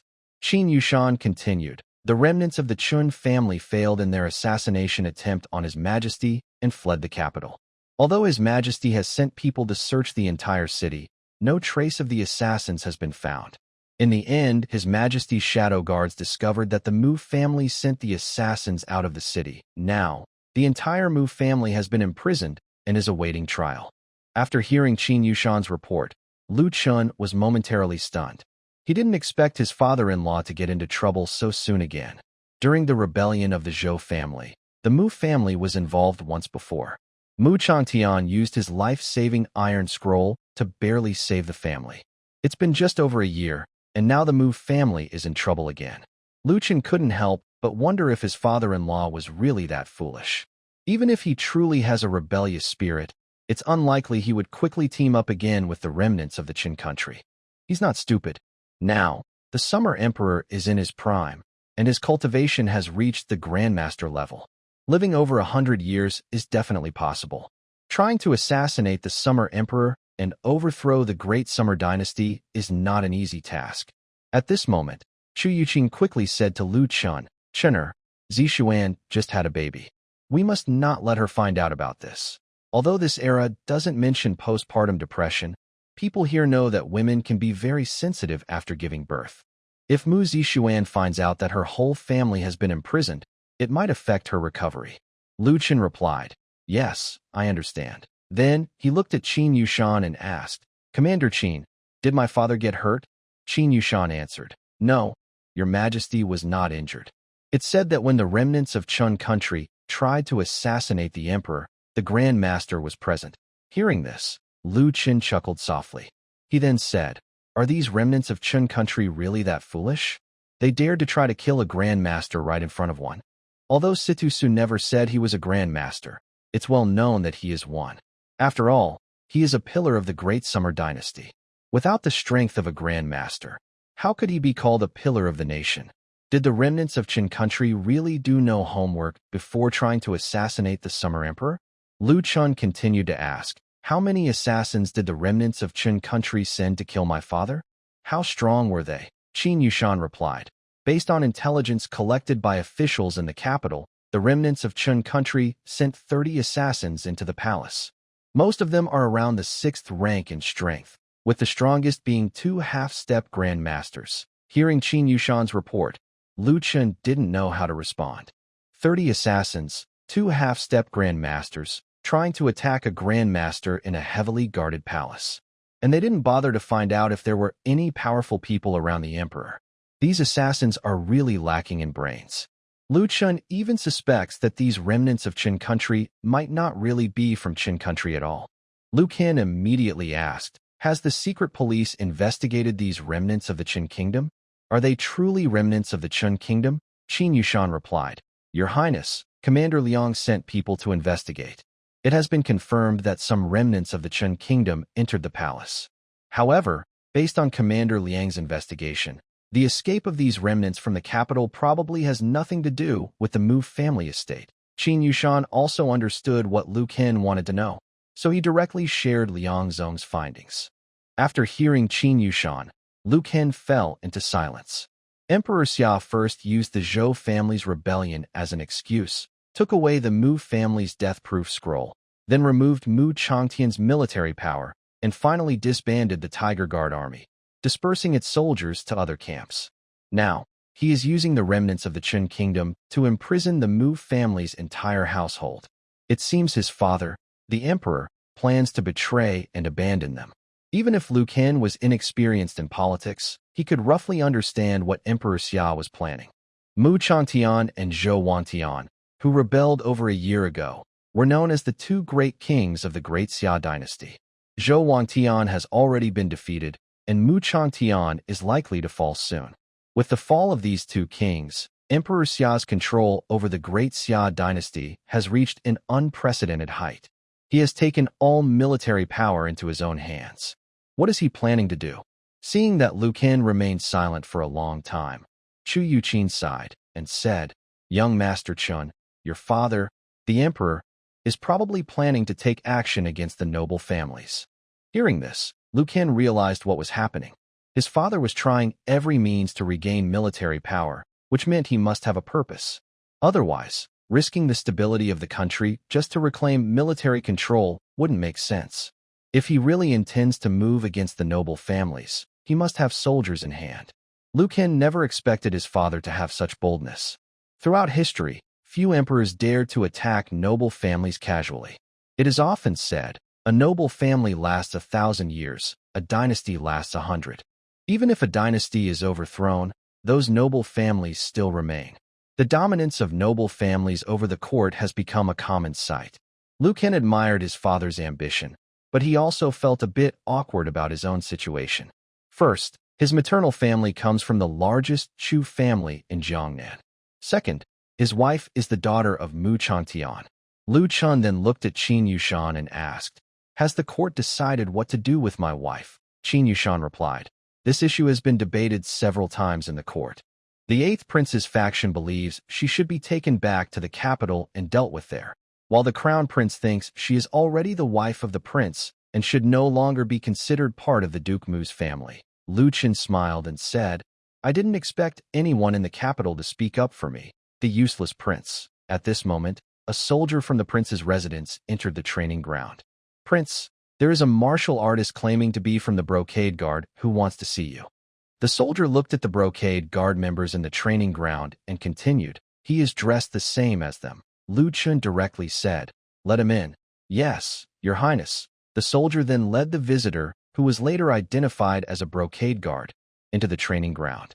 When the Brocade Guard saw Liu Chen, he immediately knelt and said, "Greetings, Prince." Liu Chen said, "Stand up." He initially thought this guard had just arrived from a distant place, but after the guard stood up, he took a bamboo tube from his waist and handed it to Liu Chen. "Prince, there is a letter from the capital. The Duke Mu's family is suspected of colluding with remnants of the Qin country and has been exiled to the northwest by His Majesty." Liu Chen was a bit surprised. He had just taken over the Brocade Guard, and their intelligence network was already active. He took the bamboo tube from the guard and pulled out a piece of intelligence, carefully reading it. From the content, Liu Chen quickly understood that this was a routine intelligence exchange among the Brocade Guard. Not that the guards in the capital knew in advance that he, the Northern King, was their master. Seeing Liu Chen's serious expression, Chu Yuqin asked, "Chun, what's wrong?" Liu Chen replied, "Commander Liang's report says that when the Duke Mu was exiled to the northwest, he would face many assassination attempts by various forces. Now that the Duke's power has been stripped, he is just an ordinary person. It is very likely that his entire family will not reach the northwest. The exiled official has lost his power. Usually, the people who offended him are no longer afraid. These enemies might try to kill the exiled official as revenge. Moreover, political rivals in the court also don't want these exiled people to return. They will try their best to eliminate the exiled official. Furthermore, Mu Chantian was once a famous general in the Tiger Guard army. In the past, Mu Chantian helped Emperor Xia fight for the throne, which made many enemies. These enemies want to kill Mu Chantian. Now, Mu Chantian is like a tiger that has lost its teeth. His enemies won't miss this chance. Liu Ken is thinking about whether to save his father-in-law. With his current strength, saving him might still be possible, especially since he already has the Imperial Guard. Also, Mu Chantian is his wife's father. Not helping him now would be wrong. After a while, Liu Ken asked, "If he is exiled to the northwest, is it not far from Beijing?" Qin Yushan replied, "Yes, Your Highness." Liu Ken looked at the intelligence he had and said, "This information was sent 4 days ago. Mu's family is probably already on the way to exile. If I want to save them, I don't know if I can make it in time." Hearing this, Qin Yushan quickly said, "Rest assured, Your Highness. I believe that Commander Liang Zong, after learning you are the master, will know what to do." If Liang Zong didn't know that his master was the North King, he wouldn't have tried to save Mu's family. But since he already knows that the master of the Imperial Guard is the North King, and Mu's father-in-law is the North King's father-in-law, he will definitely act first to save Mu's family, and then wait for the North King's next orders. Liu Ken thought for a moment. He could only hope that the commander of the Imperial Guard, whom he hadn't met, would understand what to do. Then he told Qin Yushan, "Send a message to Commander Liang. After he saves Mu's family, ask him to pretend they are all dead. Then find a way to send them to Beijing." At this moment, Liu Chen glanced at the leaders of the 4 main agencies of the Imperial Guard and then said, "The Imperial Guard cannot appear openly for now. What you were doing before, continue doing now." Although the Imperial Guard is not as powerful as the Shadow Guards of the Great Xia dynasty, as a prince and a border prince, having such a large and complete intelligence agency will surely attract suspicion. A prince sending people to secretly monitor officials across the empire and gather intelligence. What is he trying to do? It's obvious he's planning a rebellion. Liu Chen isn't that naive. The Imperial Guard should stay hidden in the shadows. Meanwhile, in the capital city, in the prison, a tall, strong middle-aged man dressed in prison clothes is tightly bound to a rack. He has messy hair and looks very tired. When he learned he was about to be exiled, Mu Chantian couldn't help but laugh. Ha ha, how ridiculous, truly ridiculous. Lu Xingqiu, oh Lu Xingqiu, I risked my life to save you once, leading 100 men deep into enemy territory to bring you out. I supported you with everything I had when you fought for the throne. And now, look where it has brought me. Ancient rulers are cold-hearted. Today, I see it clearly. Next to him, in another cell, the family members of the Duke of Mu's household are held. After Mu Chantian finished speaking, a young man in prison clothes asked, "Father, can we survive and reach the northwest?" This young man is Mu Xingping, Mu Changtian's second son, and also Mu Zishuan's second brother. He grew up in the Mu household and is quite aware of politics, so he knows that their exile to the northwest is just an excuse. The Emperor Xia would never let them arrive safely. Even if the Emperor doesn't kill them, their enemies from the Mu family's past will not let them live peacefully. Now, all the men in their family have lost their martial power and are ordinary people. If they encounter assassins on the way, they won't be able to resist. Hearing his second son's words, Mu Chantian fell silent. He knew that the Emperor Xia wouldn't want him to reach the northwest alive, and his enemies wouldn't let him survive either. He and his family would all die on the way to exile. The Summer Emperor did not kill them directly. Instead, he chose to exile their entire family. He was only afraid that others would say he murdered a loyal official, and he feared people might expose his secrets. At this moment, Mu Changtian's eldest son, Mu Jingwu, asked, "Father, my younger sister probably won't be involved, right? These people are already doomed. There's no doubt about that." Mu Jingwu is only worried that his sister, who is married to the Northern King, might also be affected. Hearing this, Mu Chantian sighed, but said nothing. The Northern King is just a lazy, useless man, and he is also quite weak and timid. He heard that after the Northern King went to the Northern Province, he kept many women in his palace, enjoying himself every day. The entire palace was managed by his daughters. From the Northern King's personality, even if the court didn't punish his daughters, he might be afraid of punishment himself and could kick his daughters out of the palace or even divorce them. Once the Mu family members are all dead, Mu Zishuan will have no support, and the Northern King won't need to worry about anyone causing trouble for him. Thinking about his daughter's future situation, Mu Chantian felt deep anger. He was truly blind back then to support Lu Xingqiu, a traitor, to ascend the throne. At this moment, a jailer opened the door to Mu Changtian's separate cell. A man entered and said to the jailer nearby, "You go out first. I have a few words to tell Mu Guogong." "Okay, jailer." The jailer then left the cell, leaving only the man inside with Mu Changtian. Next door, the Mu family members saw someone enter Mu Changtian's cell, and all looked over. Mu Changtian sized up the man and sneered, "Did Lu Xingqiu send you?"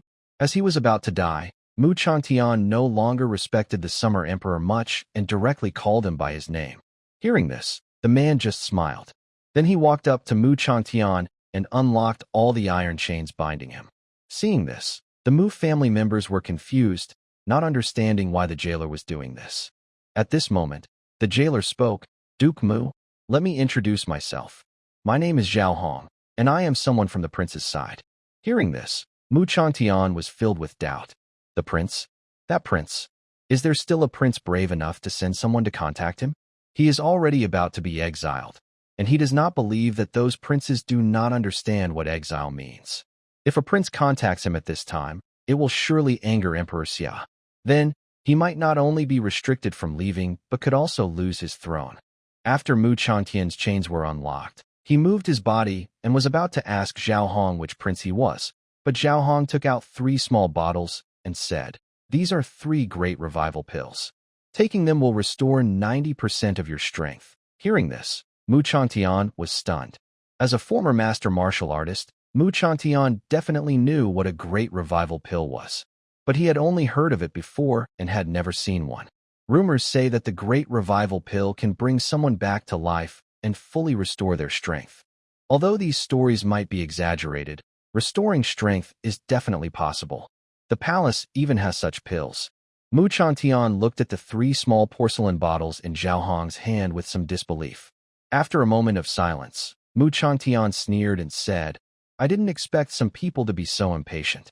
We haven't even left the capital, and they are already planning to attack me. At this point, how could anyone come to save them, let alone give them such miraculous pills? Clearly, someone plans to attack them early and poison him. What nonsense about great revival pills? It's obviously poison. Mu Chantian then asked, Tell me, who sent you? If it's Lu Xingqiu, I would rather die on the road than take the poison he gives me. Seeing that Mu Chantian seemed to misunderstand him, Zhao Hong smiled and said, Duke Mu, you misunderstood. Those who want to kill you won't let you die in the heavenly prison. The great revival pill in my hand is real. As for which prince gave it to you, you'll find out soon. If you want to see your daughter again, you'd better take the pill immediately and try to restore all your strength before the exile. If Zhao Hong now claims that the great revival pill was given by the Northern King, Mu Chantian probably wouldn't believe it, since the image of the useless Northern King is well known. Hearing Zhao Hong mention his daughter, Mu Chantian paused for a moment. At this moment, Mu Jingwu from the neighboring cell said, Father, give me some too. I'll take it first. Even if it's poison, I accept it. Anyway, we won't live many more days. Mu Chantian looked again at the small porcelain bottle in Zhao Hong's hand. After thinking for a moment, he finally snatched the bottle from Zhao Hong and opened one. He threw the pill inside into his mouth. Just as Mu Chantian was preparing to face death, he suddenly felt his internal energy start to recover. He immediately felt very comfortable in his body. Soon, he sensed his skills returning. Although not fully restored, he now had the strength of a 9th-rank martial artist. Mu Chantian looked at the 2 small porcelain bottles left in his hand with disbelief. Could these really be the legendary Great Rejuvenation Pills? How is that possible? The Great Rejuvenation Pill is only found in the palace. Such a pill that can restore internal energy is extremely valuable. Not even grandmasters would not covet it. One pill alone is incredibly precious, and now the prison guard actually gave him 3. If people knew there were 3 Great Rejuvenation Pills in the common world, the entire capital might go into chaos. Such a rare medicine, and it was given by a prince? Wait, Mu Chantian seemed to have an idea. The prison guard in front of him only said that the pills were given by a certain prince, but he didn't say that this prince was the son of Emperor Xia. There are quite a few princes in the Xia dynasty, and not only the current crown prince can be titled prince. There could also be a prince from a vassal state.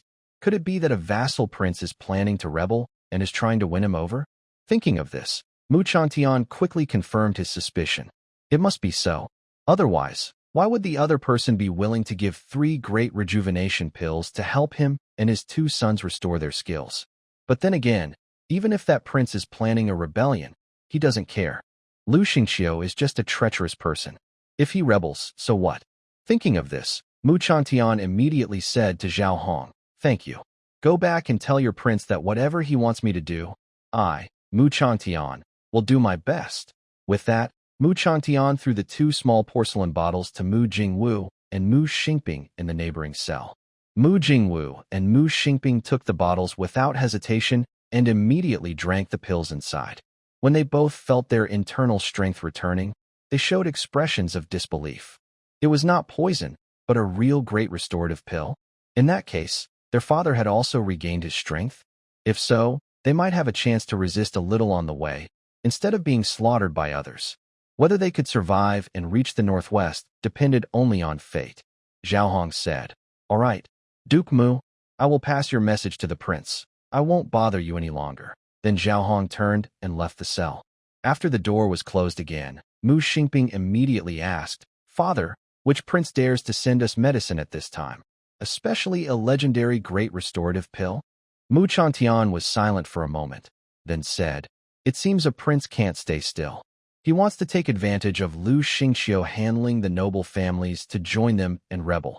The noble families already knew that Lu Xingqiu might turn against them, so they wouldn't just wait to be slaughtered.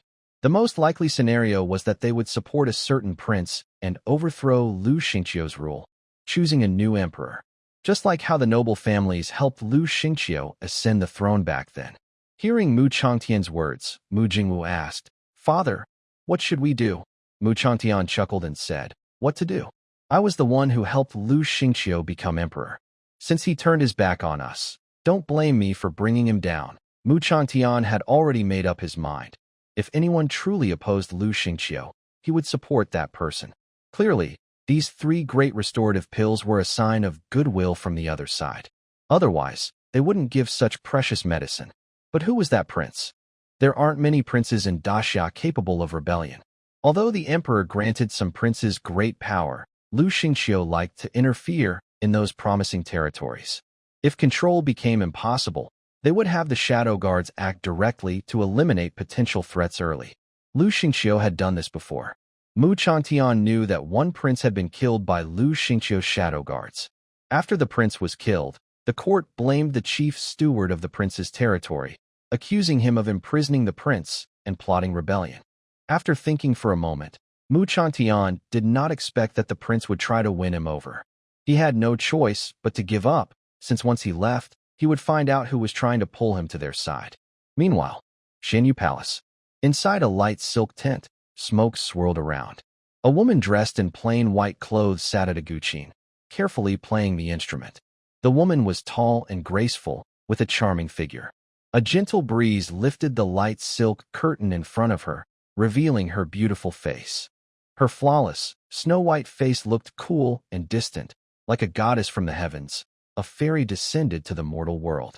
At this moment, a beautiful woman in a purple cloud-patterned dress, looking noble and elegant, entered the room. The soft music stopped as she arrived. The woman asked, "Aunt Lin, is there something you need?" Her voice was clear and cold, but also gentle. The noble woman asked, "Palace Master, are you really planning to go to North County?" Hearing this, Chen Wanrong stood up and slowly stepped out of the silk tent. Her pure face appeared before the noble woman. Chen Wanrong softly said, "Only by using the blood of the Summer Emperor's child can we make the dragon subjugation curse. The North King is the easiest prince to approach." Hearing this, the noble woman looked worried. "But I heard the North King is a lecher. He keeps many maids in his residence, always seeking pleasure. If he takes a liking to you." She didn't finish her sentence. Chen Wanrong looked calmly at the distant green mountains and said lightly, "Desire is human. I will plan a love spell on him and control him, so he will help us complete the dragon subjugation curse." The noble woman sighed, and then said, "He is Chu Yu's son. If possible, I hope the palace master can spare his life in the end." Chen Wanrong didn't reply. She just looked quietly into the distance. The breeze blew her dress, making it sway gently. Lu Chun had no idea he was already being watched by remnants of the Qin country. With the arrival of the Jin Yi, he became very busy. The Jin Yi brought him a lot of information. Over the past few days, he had been busy in his study reviewing all the accumulated intelligence. It must be said, the Jin Yi's skills were truly impressive. Without his supervision, the secret agents managed to uncover many old secrets of the Great Xia dynasty. For example, how his mother died and how the Summer Emperor, supported by powerful families, gradually turned against them. At this moment, Lu Chun was looking through the agent's files. As he read, his brow furrowed more and more. According to the records, the Summer Emperor's favorite woman was killed by his mother. The emperor hated his mother very much, and he also hated Lu Chun, to the point that when Lu Chun was born, the emperor even wanted to eliminate him. As for why her mother killed the emperor's beloved woman, it was mainly because of palace disputes, like conflicts over the throne. Lu Chun wasn't interested in these palace intrigues. What he cared about now was how to return to the capital. From the emperor's attitude towards him, it seemed that his only chance to go back was through rebellion. Any prince could participate in the fight for the throne, but as the northern king, Lu Chun had no chance to do so normally. The emperor would never allow him to return to the capital. If he wanted to go back, it might only be by dying. At this moment, a charming voice came from outside the door. "Prince, are you there? I have an important matter to report." Hearing it was Wang Qingxi's voice, Lu Chun put down the information. Forget it. There were too many things to deal with, and he couldn't solve everything quickly. He decided to take his time. He still had plenty of time, so he might as well relax first. "Come in." As soon as he spoke, Wang Qingxi, dressed in a red light silk, entered the study with a gentle step. Now, Wang Qingxi had completely submitted to Lu Chun. Perhaps because they often spent time together, she had become even more charming and alluring, almost to the point of being enchanting. Her small, delicate nose, soft red lips, slender waist, and pure white body, combined with her gentle fragrance, made anyone passing by want to do something to her. If Lu Chun hadn't already been a ninth-rank martial artist, he might have lost control because of the effects of the Dragon Tiger pill and rushed to her upon seeing her. Of course, although Lu Chun could now control himself, he wouldn't give up developing feelings for Wang Qingci just because he could.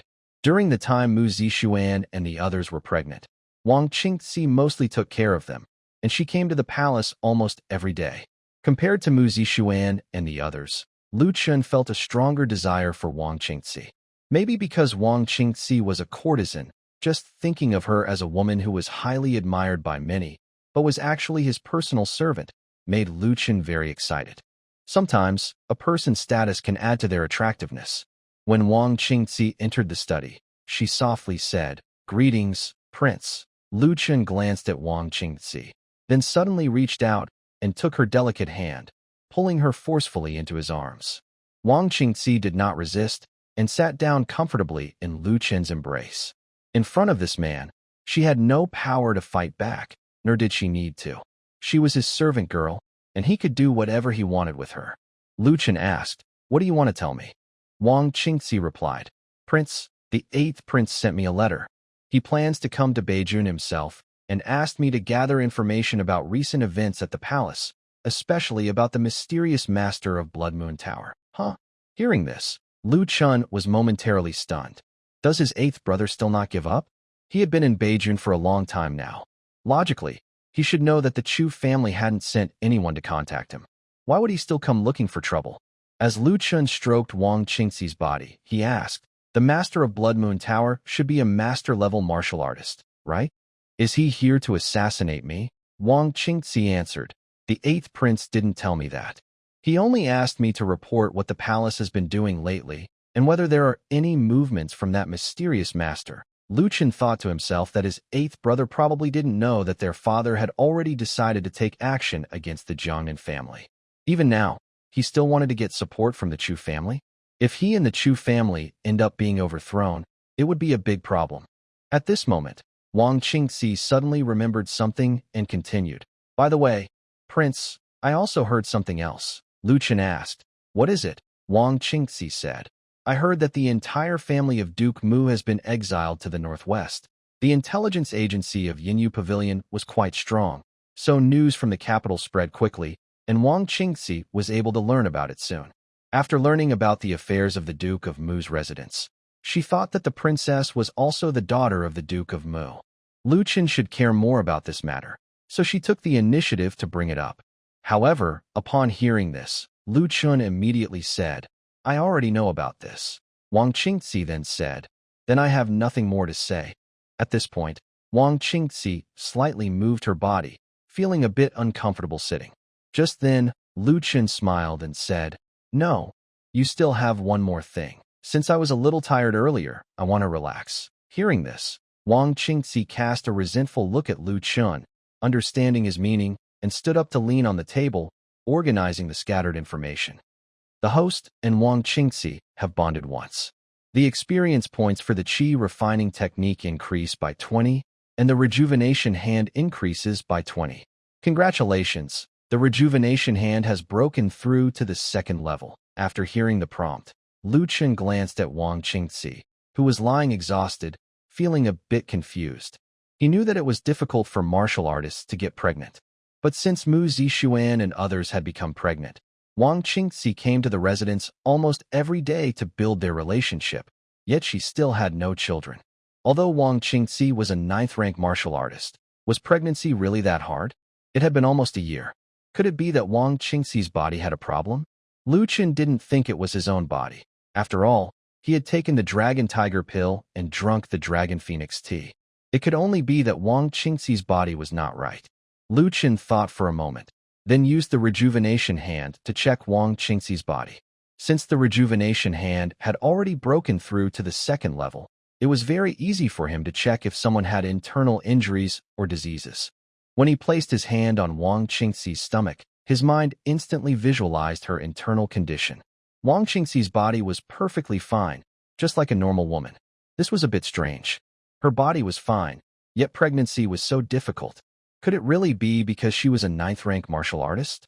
Does that mean it will be even harder for him to make a beautiful woman pregnant in the future? At this moment, Wang Qingxi suddenly spoke. Your Highness, when do you plan to eat your Aunt Chu? She has recently become more jealous and dislikes me more and more. Hearing this, Lu Qin's face froze for a moment. Then he smiled and said, What do you mean?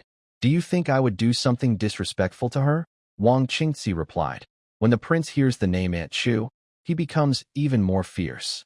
Do I need to think about anything else? Lu Qin snorted softly and then said, It seems you still don't understand what it means to be a female servant. How dare you interfere in my affairs? Today, I must teach you a good lesson. Ah, Your Highness, I was wrong. Yes, good brother. When Wang Qingxi left Lu Qin's study, she was dressed in disarray, her hair loose, and her face flushed. She staggered as she walked. Just as she stepped out of the main courtyard, she bumped into Patrol Officer Chu Yuqin. Seeing Wang Qingxi's state, Chu Yuqin immediately guessed that this charming girl had probably gone to flirt with her brother. Chu Yuqin said sarcastically, Miss Wang, I heard that your flower pavilion does very good business.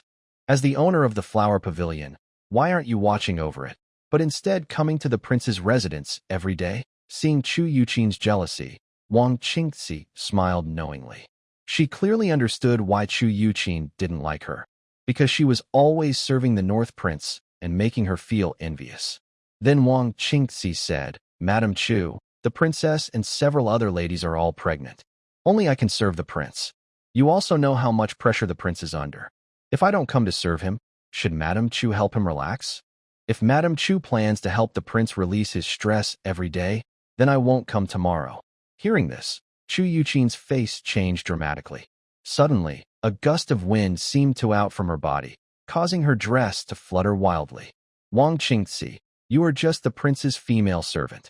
I advise you not to talk nonsense. Otherwise, even if I kill you, I believe the prince wouldn't say anything. Wang Qingxi smiled sweetly and said, Madam Chu, if you really want to kill me, without me serving the prince, you might have to serve him yourself every day. Hearing this, Chu Yuqin's face turned red with anger and shame. Seeing Wang Qingxi was not afraid of herself at all, Chu Yuqin was too lazy to continue arguing. She turned and walked toward the other side of the palace, saying as she went, It's just a tool for Chun'er to release evil thoughts. I don't care about a tool. Hearing this, Wang Qingxi was not angry. She was indeed just a tool, but as long as this tool could make the North King like her, that was enough. Looking at Chu Yuqin's curvy figure, Wang Qingxi's lips curled slightly. She whispered, Madam Chu, the prince's patience is limited. It won't be long before you'll be in his bed. Although Chu Yuqin had been trying to keep her distance from Lu Qin for the past 6 months, she was still the leader of the inner guards and responsible for protecting Lu Qin's safety. So, Chu Yuqin often saw scenes where Lu Qin grabbed Wang Qingxi and caused trouble. Wang Qingxi knew very well that every time Lu Qin saw Chu Yuqin or mentioned her, his anger grew even more, as if he turned into a different person, becoming extremely crazy. She also felt unlucky. Clearly, Lu Qin's desire for Chu Yuqin was growing day by day. He could still suppress his feelings now, but that might not last forever. One day, if they accidentally bumped into each other, Chu Yuqin might not escape and could be completely consumed. After Chu Yuqin's figure disappeared from view, Wang Qingxi turned to leave the courtyard. But just as she turned, she saw Mu Zixuan. After giving birth, Mu Zixuan had rested for a while and was now mostly recovered, able to get out of bed and walk. Unlike when facing Chu Yuqin, Wang Qingxi showed great respect to Queen Mu Zixuan. Seeing her, Wang Qingxi immediately said, Greetings, Queen. Mu Zixuan smiled slightly and nodded. She said, Miss Wang, please get up. Mu Zixuan knew that Wang Qingxi was Lu Qin's plaything, so she didn't care much about her often running into the inner courtyard. That's just how things were in this era. Most women didn't mind if their husbands had concubines or female servants. Mu Zixuan felt the same. Then Mu Zixuan asked, Is the prince inside? Wang Qingxi replied, The prince is in the study. Mu Zixuan said, All right, Miss Wang, do whatever you need to. I will go see the prince. Mu Zixuan now has more of the grace of a princess, and her words and actions show a sense of authority. Wang Qingzi was about to leave when she suddenly remembered something. She quickly said, "By the way, princess, I have something to trouble you with. I wonder if you would be willing to listen." Hearing this, Mu Zixuan asked curiously, "What is it?" "Please, go ahead." Wang Qingzi looked at Lu Chen's study and then said, "Princess, should the Lord consider taking a concubine? I hope I am not overstepping." Since Lu Chen's wife and concubines became pregnant, Wang Qingzi has been taking care of Lu Chen every day. Even though she is a 9th-grade martial artist, she can't handle it anymore. Now that Mu Zixuan has given birth, she can't possibly serve Lu Chen. So, does that mean her role as a maid should continue to serve him? Although she is just a maid, and such matters shouldn't be her concern, she simply can't hold back anymore. She believes Mu Zixuan is a generous person and probably won't oppose Lu Chen taking a concubine. Besides, the current wives of the North King are not enough to serve him. As princess, Mu Zixuan wouldn't refuse Lu Chen if he wanted more. Hearing Wang Qingzi's words, Mu Zixuan immediately understood. She knew she couldn't be sure, but she suspected Wang Qingzi was overwhelmed. Mu Zixuan thought to herself that even a 9th-grade martial artist couldn't handle it, so her husband's physique must be very strong. When she married Lu Chen in the capital, she thought he was a young man worn out by wine and pleasure, probably very weak. But now it seems. Mu Zixuan sighed and then said, "Wang girl, I will bring up the matter of the Lord taking a concubine. You can go back and rest assured." Wang Qingzi immediately thanked her. "Thank you, Your Highness. Your servant will take her leave." Then Wang Qingzi turned and left the courtyard. Meanwhile, Lu Chen, who had just come out of the study, saw Chu Yuqin with a face flushed with redness. He immediately called out to her, "Aunt Chu, wait a moment. I have a question to ask you." Hearing this, Chu Yuqin stopped and turned to look at Lu Chen, asking with curiosity, "Young Master Lu, what do you want to ask me?" Lu Chen asked, "Aunt Chu, I remember that the higher a martial artist's level, the harder it is to get pregnant, right?" Chu Yuqin replied, "That's correct. Why do you ask?" Chu Yuqin felt a little nervous. Why did Chen suddenly ask about this? Is he still interested in me?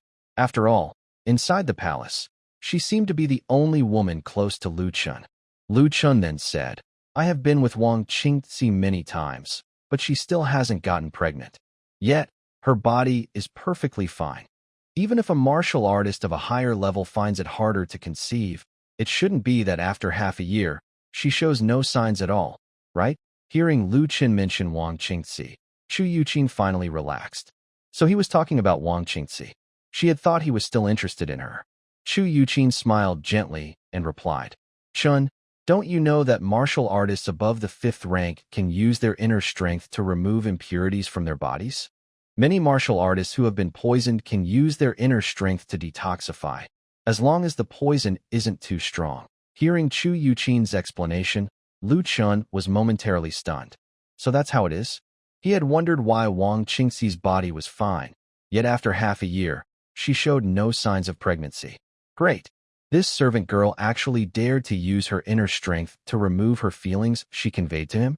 Next time he saw her, he would have to teach her a lesson and show her who is in charge. She had kept this secret from him for half a year. He even started to doubt if there was something wrong with his own body, only to find out it was her problem. At this moment, Chu Yuqin reminded him, "Chun, although Wang Qingzi is a 9th-rank martial artist, her official status is the top courtesan of the 100 Flowers Tower. If it's just for fun, that's fine, but if you want to take her as a concubine, it might affect your reputation." Chu Yuqin did have some prejudice against Wang Qingzi, but her warning was not without reason. In this era, status is very important. Even if a top courtesan has reformed or been bought by a wealthy family, most cannot become a concubine. Moreover, Lu Chen is a prince. If a prince takes a top courtesan as a concubine, it would be laughed at. Hearing Chu Yuqin's advice, Lu Chen smiled and said, "Aunt Chu, don't you think that taking her as a concubine could give me more time to grow?" Upon hearing Lu Chen's words, Chu Yuqin was momentarily stunned, then asked, "Do you mean you want to continue to belittle yourself and deceive the court, making them think you are still that useless prince?" Lu Chen replied, "These are turbulent times. Although Beijun is not directly in the court's focus, Many people are watching it. Every move I make is very important. Chu Yuqin thought for a moment and sighed softly, saying, Chun, you are grown up now and have your own ideas. Do what you want. If you encounter any trouble, you can talk to Annie. I will persuade your grandfather to help you. Hearing this, Lu Chen smiled and said, Auntie Chu, I have indeed recently encountered a problem. Chu Yuqin asked with concern, What kind of problem? Lu Chen answered, Lately, when I practice martial arts, I feel a strange energy swirling inside my body, around my dantian. It makes me uncomfortable. Could you help me check what's wrong? Hearing this, Chu Yuqin was momentarily stunned. When Lu Chun was young, she often checked his health, but now he is grown up and has his own wife. It feels inappropriate for her to check him now. After all, he is an adult, and there are boundaries between men and women. Chu Yuqin thought for a moment and then said, Chun, you are now an adult. It's not suitable for me to check your body. I will ask General Li to help you later. He should be able to see what's wrong, Lu Chen said. Auntie Chu, General Li is just an 8th rank martial artist, and he only recently broke through to 8th rank. He doesn't have your experience. Chu Yuqin then added, You still have the Genie Wei. Commander Qin should still be in Yin City. He is a grandmaster. Let him check. Chu Yuqin had no intention of personally examining Lu Chen's body, worried that it might lead to some intimate contact again. After hearing Chu Yuqin's words, Lu Chen sighed deeply and said, Sigh, I understand. Auntie Chu is avoiding me. Chu Yuqin immediately said, Chun, how can you say that? I am your aunt.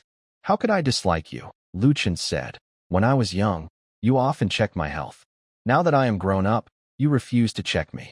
Isn't that because you dislike me? Hearing this, Chu Yuqin's face turned slightly red, and the blush spread from her cheeks to her neck. Just as Chu Yuqin was about to speak, Lu Chun turned around and said, Aunt Chu, if you don't want to help me check, that's fine. If something really happens and I die, so be it. Anyway, you don't care about me anymore. Hearing this, Chu Yuqin was momentarily stunned. Then she angrily said, Chun'er, how can you casually talk about life and death like that? After speaking, Chu Yuqin raised her hand and grabbed Lu Chen's wrist. Lu Chen's lips curled into a slight smile, but he was turned away from Chu Yuqin, so she couldn't see it. Lu Chen had already noticed that recently, Chu Yuqin had been trying to avoid him in every way. Of course, he understood why. Chu Yuqin was afraid that they might get too close and end up becoming more than just friends. After all, she was a traditional woman and wasn't ready to accept such things yet. When Chu Yuqin held Lu Chen's wrist, she sighed and said, Let's go to the room. Auntie will help you check and also help you adjust your inner strength. Chu Yuqin had actually wanted to see how Lu Chen's body was doing for a while. Although Lu Chen had a special fate, practicing martial arts was a personal matter, and no one knew if something might go wrong. But thinking about what had happened before, and knowing that Lu Chen was a mischievous little guy who had always been interested in her, she had to suppress her feelings and never took the initiative to offer to check on him. Seeing that Chu Yuqin agreed, Lu Chen immediately said, Then thank you, Aunt Chu.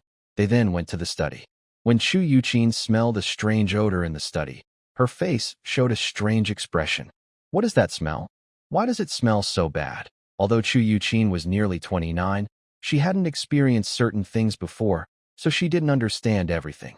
Lu Chen calmly said, It's a new perfume developed by the palace. Chu Yuqin was a bit surprised and said, Perfume? No one would buy a perfume with that kind of smell, right? She then sniffed the air and continued, Could it be that because you came into contact with this perfume, your body had some issues when practicing martial arts? Sometimes, practicing martial arts can go wrong, often because of the environment. Chu Yuqin suspects that the strong smell might be too harsh, causing her son Chun to have some health issues while training. Lu Chen said, I don't know either. Maybe that's part of the reason. At this moment, Chu Yuqin glanced at Lu Chen and blushed, saying, Take off your upper clothes first, so I can check your condition. As soon as she finished speaking, Lu Chen skillfully took off his shirt.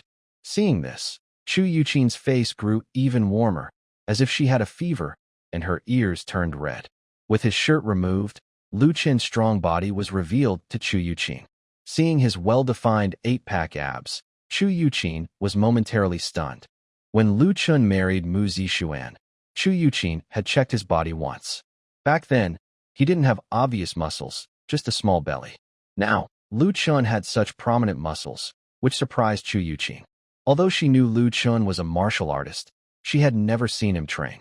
Someone who didn't train much still had such strong muscles. Honestly, it was quite astonishing. Lu Chun's muscles were clear but not overly exaggerated, unlike modern bodybuilders. His muscles were perfectly shaped.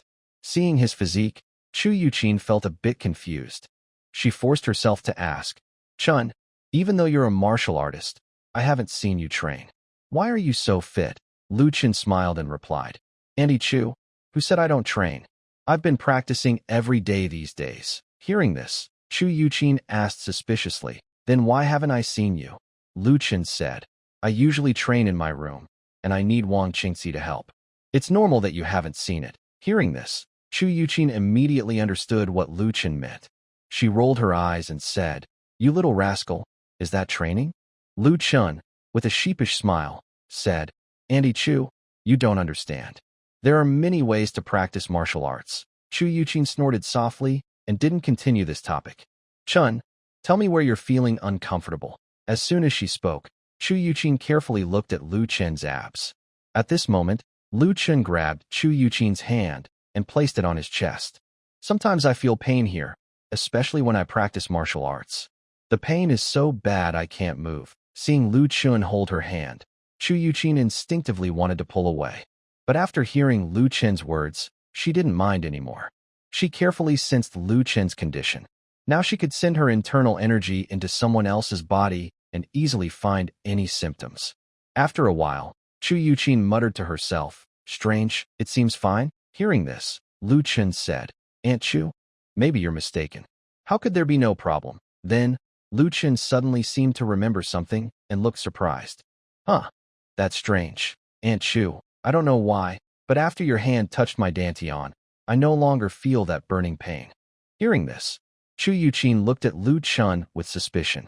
"Really?" Lu Chun replied. "How could I lie to you?" At this moment, Lu Chun looked at his chest and said, "Aunt Chu, look, there's something strange on my chest." Hearing this, Chu Yuqing's eyes shifted from Lu Chun's face to his chest. When she looked, she saw a green light emanating from his chest. "What is that?" Chu Yuqing had never seen anything like this before. Then Lu Chun continued, "It's amazing, Aunt Chu. The gases in my dantian are gradually disappearing, and it seems like my internal energy is flowing again." Chu Yuqing looked confused and asked, "Really? But I didn't do anything." She only placed her hand on Lu Chun's chest and checked his body. She didn't help him regulate his internal energy, yet Lu Chun's body healed itself? Is such a miracle possible? Chu Yuqing couldn't understand what was happening now. Lu Chun then said confidently, "Aunt Chu, I understand what's going on now." Hearing this, Chu Yuqing hurriedly asked, "What is it?" Road Chun continued, "Among the special techniques I inherited, there is one that allows women who share my feelings to help me practice. Surely, Aunt Chu, you touched my body, so we have a chance for mutual cultivation. That's why the chaotic energy inside me has calmed, and my internal strength has become smoother." Chu Yuqing looked at Road Chun with suspicion. "Chun, are you lying to Auntie? I feel like the technique you're talking about is similar to the enchantment technique of the evil sect," she said. Road Chun asked seriously, "Auntie Chu, have you ever wondered how the enchantment technique of the evil sect came about? The evil sect's enchantment technique is harmful to people, but the technique I inherited from the immortals benefits both sides.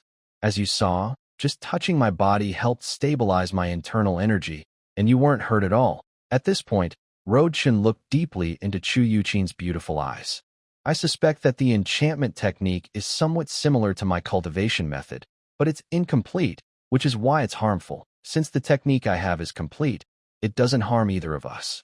Maybe someone stole an incomplete version of an immortal's technique long ago, which led to the creation of the evil sect's enchantment technique." Hearing Road Chun's strange explanation, Chu Yuqing thought carefully and found it somewhat convincing.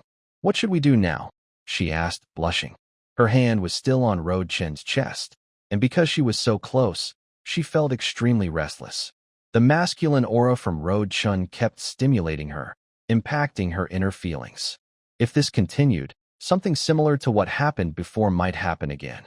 At this moment, Road Chun said, "Auntie Chu, since touching me helps stabilize my internal energy, Just stay close to me for a while longer. Chu Yuqin thought for a moment. She only pressed her hand against Chen's chest, and as long as she didn't move closer intentionally, it should be fine. With this in mind, Chu Yuqin sighed and said, "All right, if you're feeling better, just let me know." But suddenly, Road Chun let out a loud cry of pain, and with a sudden force, he tightly pressed Chu Yuqin's hand against his chest. Seeing this, Chu Yuqin was panicked and asked, "Chun, what's wrong?" As soon as the words fell, Chu Yuqin instinctively moved in front of Lu Chun, quickly supporting him with her other hand.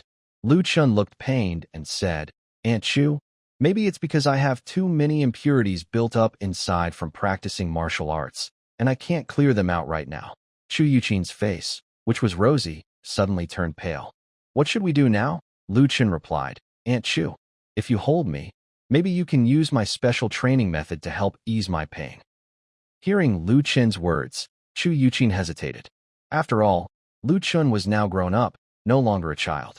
It wouldn't be proper for them to be so close. But seeing how much he was suffering, Chu Yuqin couldn't bear to leave him. She bit her lip and said, "Chun, if you start feeling better, just tell me." At this point, Chu Yuqin voluntarily hugged Lu Chun. Lu Chun quickly controlled his internal energy to steady his mind. Even as a ninth-rank martial artist, he almost lost control. No wonder this woman was rated so highly. They held each other like this for a while. Then Chu Yuqin felt something was wrong. Her body was getting hotter and more restless. She clenched her teeth, silently reminding herself, "This is Sister Yu's child. I must not have improper thoughts." But the more she thought this way, the more anxious she became. Gradually, Chu Yuqin's body softened. Originally, she was holding Lu Chun, but now it was Lu Chun who was holding her. Seeing her like this, Lu Chun knew the Dragon Phoenix tea was working. He thought to himself, "My dear Aunt Chu, you've been avoiding me for over half a year. Today, you can't escape anymore." Just as he was thinking this, a voice suddenly came from outside the door. "Your Highness, are you inside?" Hearing Mu Zixuan's voice, Chu Yuqin, who was already confused and overwhelmed, suddenly snapped back to her senses. She hurriedly pushed Lu Chun away, anxious, and said, "Chun, let go of Annie quickly. Zixuan is coming in." Lu Chun felt like crying, but had no tears. "My dear princess, why do you come at this moment?" "Why now?" Reluctantly, Lu Chun had no choice but to release Chu Yuqin. However, Chu Yuqin did not run away immediately. She looked at Lu Chun and asked with concern, "Chun, are you feeling better now?" Lu Chun nodded and said, "Yes, much better. It seems that what I did really helped. Aunt Chu, from now on, you should help me take care of my health regularly." Chu Yuqin replied, "Can't Zixuan and the others help you?" Lu Chun said, "Zixuan and the others are not martial artists and lack internal strength, so they can't. Also, Qingci doesn't seem to have feelings for me, and we can't practice dual cultivation." Hearing this, Chu Yuqin felt her mind almost go blank. She quickly said, "All right, if you're not feeling well in the future, come find me. I'll go now." With that, Chu Yuqin immediately headed toward the door. When Mu Zixuan saw Chu Yuqin open the door, she froze for a moment. Chu Yuqin quickly explained, "I checked Chen's body. You all can chat. I'll leave first." As she finished speaking, Chu Yuqin hurriedly left. Seeing Chu Yuqin's flustered back and her face flushed, Mu Zixuan instantly realized what had just happened. She turned to Lu Chun and apologized. "Your Highness, it's all my fault. I disturbed your good time. I will be more careful in the future."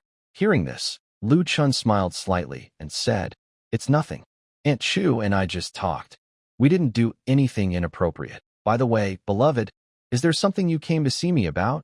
Mu Zixuan immediately entered the study and replied, "Your Highness." Just as Mu Zixuan was about to speak, she suddenly sniffed a strong, irritating smell. As Lu Chun's wife, she knew exactly what that smell was. Mu Zixuan looked at Lu Chun with some helplessness. She thought, they said they didn't do anything inappropriate, but the room's smell was so strong. Seeing Mu Zixuan suddenly silent and showing a strange expression, Lu Chun knew she must have misunderstood. He quickly added, "Oh, by the way, Qingci came earlier." Hearing this, Mu Zixuan finally realized that the smell in the room was caused by Qingci. Lu Chun continued, "Beloved, if you have something to say, just tell me." Mu Zixuan immediately said, "Your Highness, I took over the palace's business today and found that our sales of soap and perfume in the capital have dropped significantly. I don't know why this is happening. Lu Chun was momentarily stunned.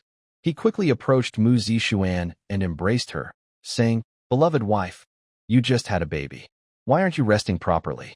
You're already handling palace affairs so soon." Mu Zixuan replied, "Your Highness, I have nothing to do with the palace, and Feng'er is being taken care of by someone else." In ancient noble families, when a wife had a baby, they usually hired a wet nurse. The same was true for the palace. After Mu Zixuan gave birth, she mostly took care of the baby herself, but most of the time, the palace's wet nurses and maids looked after the child. She felt more relaxed that way. Mu Zixuan was a restless person. She had been in the palace for a long time during her pregnancy and was getting bored. So, right after giving birth, she resumed handling the palace's business. She continued, "Your Highness, I heard you formed an organization to gather intelligence. Do you know what's happening in the capital?" Although the Genie Wei, imperial bodyguards, hadn't appeared publicly, Mu Zixuan had seen some of them reporting intelligence to Lu Chun at the palace recently. She knew about the Genie Wei and that Lu Chun had set up an intelligence agency. Since Mu Zixuan just had a baby, Lu Chun definitely wouldn't tell her about the affairs of the Mu Marquis estate. At this moment, Lu Chun said, "Recently, the capital has been quite unstable. I heard the commanders of the Imperial Guard keep changing. The decline in palace business might also be related to the current situation." Mu Zixuan looked thoughtful and then said, "I see. That explains why the palace's business has been dropping so fast." Lu Chun already suspected the reason behind the decline in palace business. It wasn't just because of the political unrest. Soap, perfume, and other new products were selling very well in the capital and making good money. No one would be jealous if they weren't interested. In the past, the Mu Marquis estate kept watch over these products, so no one dared to target the North Prince's shops. But now, the Mu Marquis family was about to be exiled. Who would still fear them? Moreover, the North Prince was far away in the northern county and couldn't control what happened in the capital. The shops of the North Prince's residence in the capital were probably either robbed or vandalized. It was likely that someone had started to covet the secrets of making soap and perfume. In the future, the management approach of the royal residence must change. It would be best to find local merchants or officials to cooperate with and share some benefits, otherwise they will always keep an eye on us. Thinking of this, Lu Chun said to Mu Zixuan, "Beloved wife, from now on, our business should not only be in the capital, but also expand to other territories. When doing business, try to give gifts to the princes of those territories, especially shares in shops, so others won't always be watching us." Hearing Lu Chun's reminder, Mu Zixuan immediately understood his meaning. Doing business requires understanding relationships and social skills. Sometimes, you have to give up some profits. Mu Zixuan then said, "I will remember the prince's advice." Suddenly, Mu Zixuan thought of something and then said, "Your Highness, there is something I am not sure if I should say." Lu Chun smiled slightly and gently tapped her delicate nose. "There's nothing we can't talk about between husband and wife. Just say it." "What is it?" Mu Zixuan said. "Your Highness, I just gave birth recently, and Xiao Xiao and her sisters are also pregnant. So, only Miss Wang is attending to you. Your health has been improving, but it seems Miss Wang is having a hard time. Maybe you should take a concubine." Hearing Mu Zixuan mention Wang Qingzi, Lu Chun felt a bit annoyed. Of course, he wasn't angry at Mu Zixuan, but at Wang Qingzi for apparently pushing her feelings aside. After thinking for a moment, Lu Chun said, "Since you've said so, I will find a time to take a concubine. However, Northern County doesn't seem to have many beautiful women. You know, I am quite fond of beauty, but I only like truly stunning women. I'm not interested in ordinary ones." Hearing this, Mu Zixuan thought for a moment and then said, "Your Highness, how about this? We issue a formal call for concubines, openly inviting families from the Great Xia dynasty. At that time, many families will send their daughters to the Northern Prince's residence to choose a concubine. With enough options, there's bound to be someone who will catch your interest." When Mu Zixuan proposed this, Lu Chun's eyes lit up. He thought this was a good idea. Initially, his focus was only on Northern County because his strength was not yet enough, and he didn't want to attract too much attention. At that time, he had just arrived in North County and was still very poor. Even if he announced a selection for a concubine, the beautiful girls from other territories might not come to North County. Now, the North Prince's household products like soap and perfume are widely known throughout the Great Xia dynasty. Many people know that the North Prince's household is wealthy. If he announces a new selection for a concubine now, many noble families would be tempted to send their beautiful daughters to the North Prince's household. With enough candidates, there will surely be some with scores over 90. After a moment of silence, Lu Chun said to Mu Zixuan, "All right, let's do as the beloved consort suggests." Seeing that Lu Chun agreed, Mu Zixuan immediately asked, "Your Highness, can I handle the selection of the concubine?" Lu Chun embraced Mu Zixuan and gently stroked her hair, saying, "You just had a baby recently. You should rest and take care of yourself." Although Lu Chun was a scoundrel, he wasn't completely heartless. He wouldn't make his wife work so hard right after giving birth, nor would he ask her to help select a concubine. What kind of person would that be? Mu Zixuan said, "I want to share the burden with your Highness. Please leave this matter to me." Looking into Mu Zixuan's bright eyes, she stared intently at Lu Chun. Seeing her gaze, Lu Chun felt a bit moved and couldn't bear to refuse.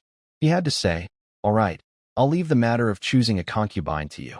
But on the day of the selection, I want to be present myself." When Mu Zixuan heard Lu Chun agreed to let her handle the matter, she was very happy. She immediately said, "Rest assured, Your Highness. During the selection, I will make sure you personally choose." A few days later, the North Prince's household issued a public announcement for the selection of a concubine, aimed at the entire Great Xia dynasty. As soon as the announcement was made, Lu Chun was heavily criticized by the common people of the Great Xia dynasty. Most of the people in North County didn't think much of it. Since the North Prince arrived, he hadn't done anything to trouble the locals. Moreover, recently, the North Prince's household seemed to have cultivated a new type of grain seed that could produce 1,000 gene per mu. They had already begun trial planting in various parts of North County. If this new grain, called potatoes, became popular, North County would no longer face food shortages. The local people were tolerant of Lu Chun's actions. Of course, the most important point is that the people of Beijun are within Lu Chun's territory. Lu Chun is the king of Beijun, and no one dares to insult their king on his land, unless they want to die. Things are different in other territories. Most people in the Great Xia dynasty believe that the northern king indulges in excess and is foolish and incapable. They have long heard that the northern king keeps many beautiful women in his palace, enjoying himself day and night, in a place of endless pleasure. The northern king already has so many beauties, yet he still wants to take concubines, and he plans to do so across all the territories of the Great Xia dynasty. Could it be that the northern king has already exhausted all the pretty girls in Beijun and is bored, so he wants to cause trouble for other princes' territories? Thinking of this, some upper-class scholars and poets become very angry. If the northern king takes all the beautiful girls to his palace, how can others take concubines? For a while, scholars and literati from various places wrote articles criticizing the northern king. At the same time, there were also voices in the court calling for the impeachment of the northern king. The officials who spoke against the northern king did not do so because they were worried he would steal their women. Usually, conflicts in court are driven by political reasons. Most of those calling for impeachment are officials loyal to the 8th prince, Lu Shuyun. Their main goal is to belittle Lu Chun. Although the Chu family has mostly cut ties with the northern king, as long as that blood relation exists, officials like Lu Shuyun won't miss any chance to slander the northern king. They don't think that impeaching Lu Chun will necessarily him of his throne. The princes of the Great Xia dynasty are not so easily dethroned unless they rebel or commit treason against the dynasty. For example, the northern king, who stays quietly in his territory, enjoying himself, and doesn't cause trouble, the court doesn't bother him. The emperor of Xia even hopes that all princes are like Lu Chun. If all princes were like Lu Chun, the emperor could control the entire Great Xia more easily. The emperor of Xia paid no attention to the officials' accusations against Lu Chun. The recent events in the capital were more important. As long as the northern king doesn't rebel, what he does in Beijun doesn't concern the court much. After leaving court, the emperor went to the imperial garden. He didn't care about the chaos in court. After court, he focused on handling important matters. At this moment, the Grand Master C2 Su was waiting inside the pavilion. Unlike the officials in the court, the Grand Master does not have to attend court sessions. This is a special privilege. When Emperor Xia appeared at the pavilion, a shadow guard dressed in black armor stepped forward and said, "Your Majesty, I have investigated. The remnants of the Qin kingdom did not enter the palace to assassinate you, but to find something. Since the remnants of the Qin kingdom entered the palace, Emperor Xia had sent people to investigate their purpose. He didn't believe that the Qin remnants would be so foolish as to enter the palace to kill him with only 2.5 realm masters. That would be like inviting death." Hearing the shadow guard's words, Emperor Xia's eyes slightly narrowed. As he suspected, the Qin remnants were not there to kill him, but had other plans. At this moment, Emperor Xia asked Si Su inside the pavilion, "Grand Master, do you think the Qin remnants entered the palace to find something?" Si Su replied, "The only thing that could make the Qin remnants risk so much to enter the palace is probably the imperial seal of the Qin kingdom. It is said that the imperial seal of Qin is the key to opening the royal treasury. When the Daxia dynasty conquered Qin, they never found where the treasury was. However, I believe the royal remnants of Qin definitely know. To restore their kingdom, they need money and soldiers. So, they probably want to open the treasury and take out the gold, silver, and treasures inside." After hearing Si Su's words, Emperor Xia snorted coldly and said, "Even I don't know where the Qin seal is, yet they still want to come to the palace to find it. That's simply ridiculous." At this moment, the shadow guard continued, "Your Majesty, I have also found out something else." Emperor Xia replied calmly, "Speak." The leader of the shadow guards immediately said, "I found out that the remnants of the Qin kingdom seem to be connected to the Moonlight Palace. After they disappeared, the last place they appeared was where a disciple of the Moonlight Palace was seen." Hearing the words, "Moonlight Palace," Emperor Xia's face suddenly darkened, as if those words touched on some memories he preferred not to recall. Emperor Xia then said, "I understand." Then he quickly asked, "How is Xiao Jiu doing?" The Shadow Guard commander replied, "Since His Highness Ninth went to Beijing, he has been enjoying himself at the palace every day, with no unusual signs. Also, a few days ago, His Highness's wife gave birth to a son." After hearing the report, Emperor Xia said calmly, "All right, you may leave now." "Yes, Your Majesty. I will take my leave." Once the Shadow Guard commander left, Emperor Xia stood with his hands behind his back, watching the fish swimming in the lotus pond. He said, "Grand Master, I feel that the master around Little Nine isn't sent by Chu Xiong's faction, but seems to be placed there by the Xianyu Palace. Lu Qin's mother, Chu Yu, was once a member of Xianyu Palace and even its goddess." At first, Emperor Xia didn't think much about Xianyu Palace until the Shadow Guard commander mentioned it just now. Only then did he realize that Lu Qin had a special identity. According to the rules of Xianyu Palace, the daughter of a goddess there is a divine child. So, Lu Qin is the divine child of Xianyu Palace. Thinking of this, Emperor Xia's expression flickered with uncertainty. He now somewhat regrets sending Lu Qin away to be a vassal. This is a very unstable factor, especially since it involves the sects within Daxia. Xianyu Palace might use the Northern King to target the capital. Now, Xianyu Palace is suspected of colluding with remnants of the Qin kingdom.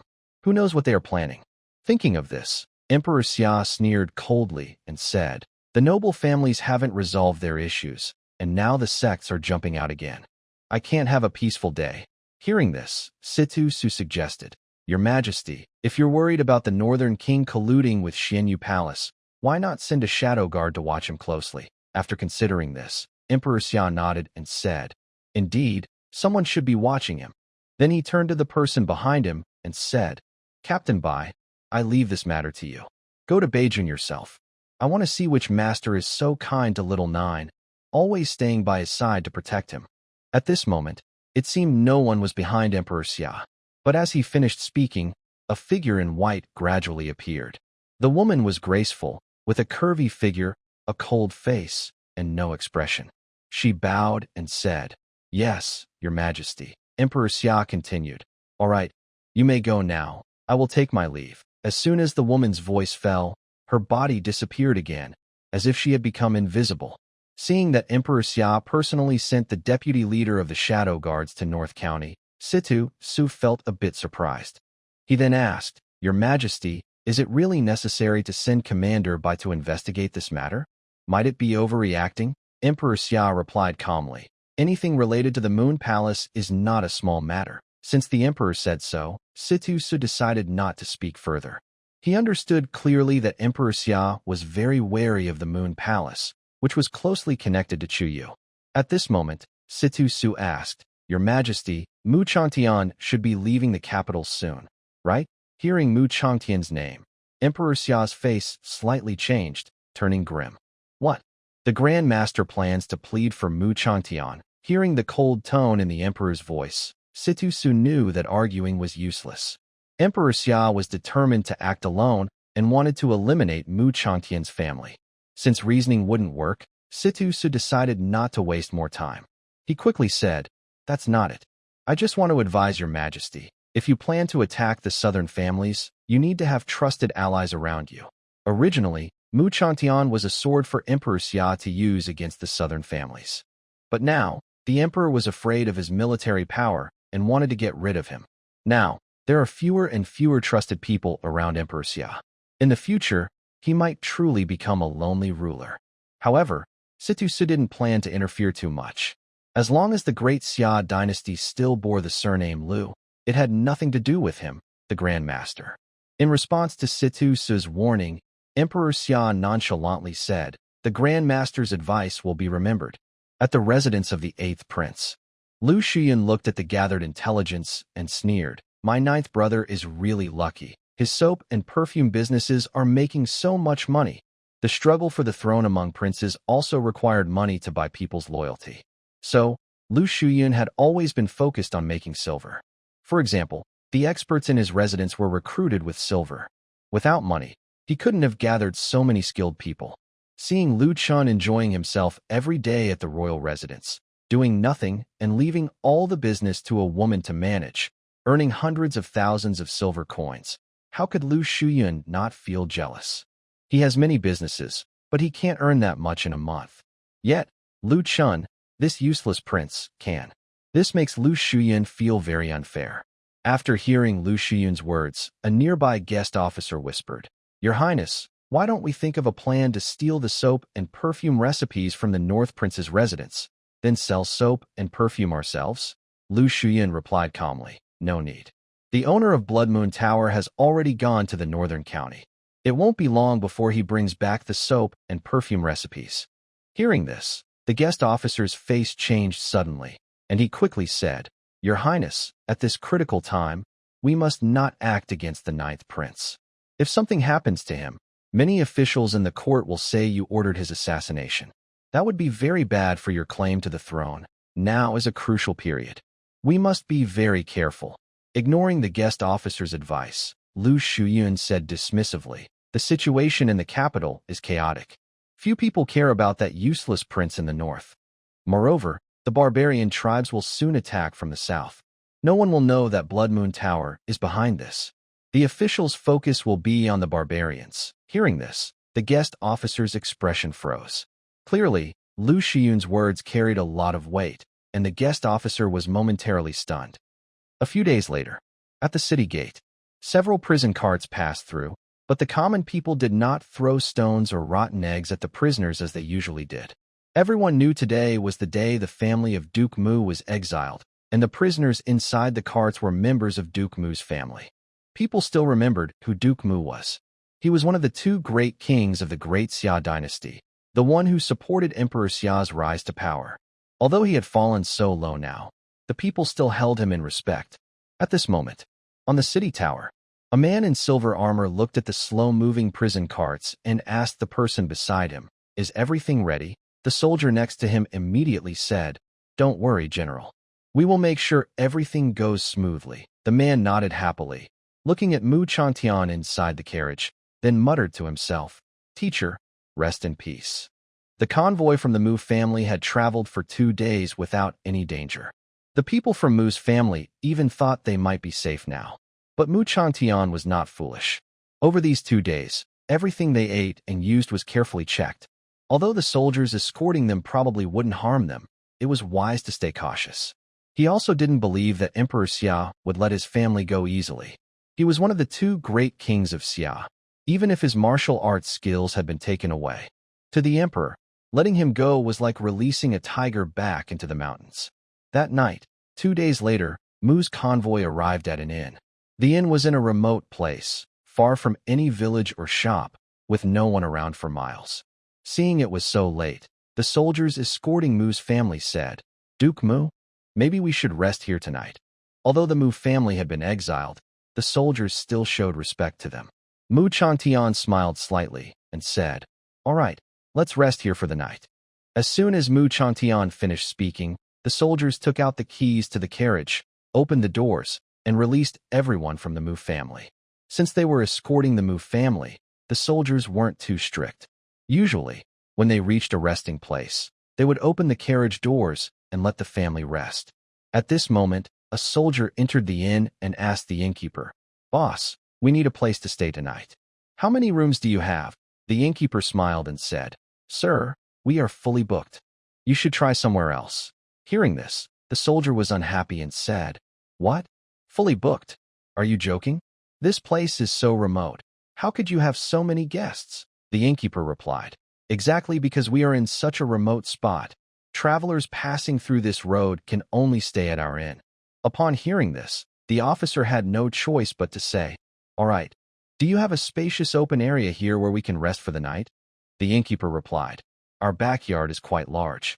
Would you like to stay there overnight, sir?" The officer thought for a moment and was about to speak when the innkeeper quickly added, "If you stay at our inn tonight, the food and drinks will be free."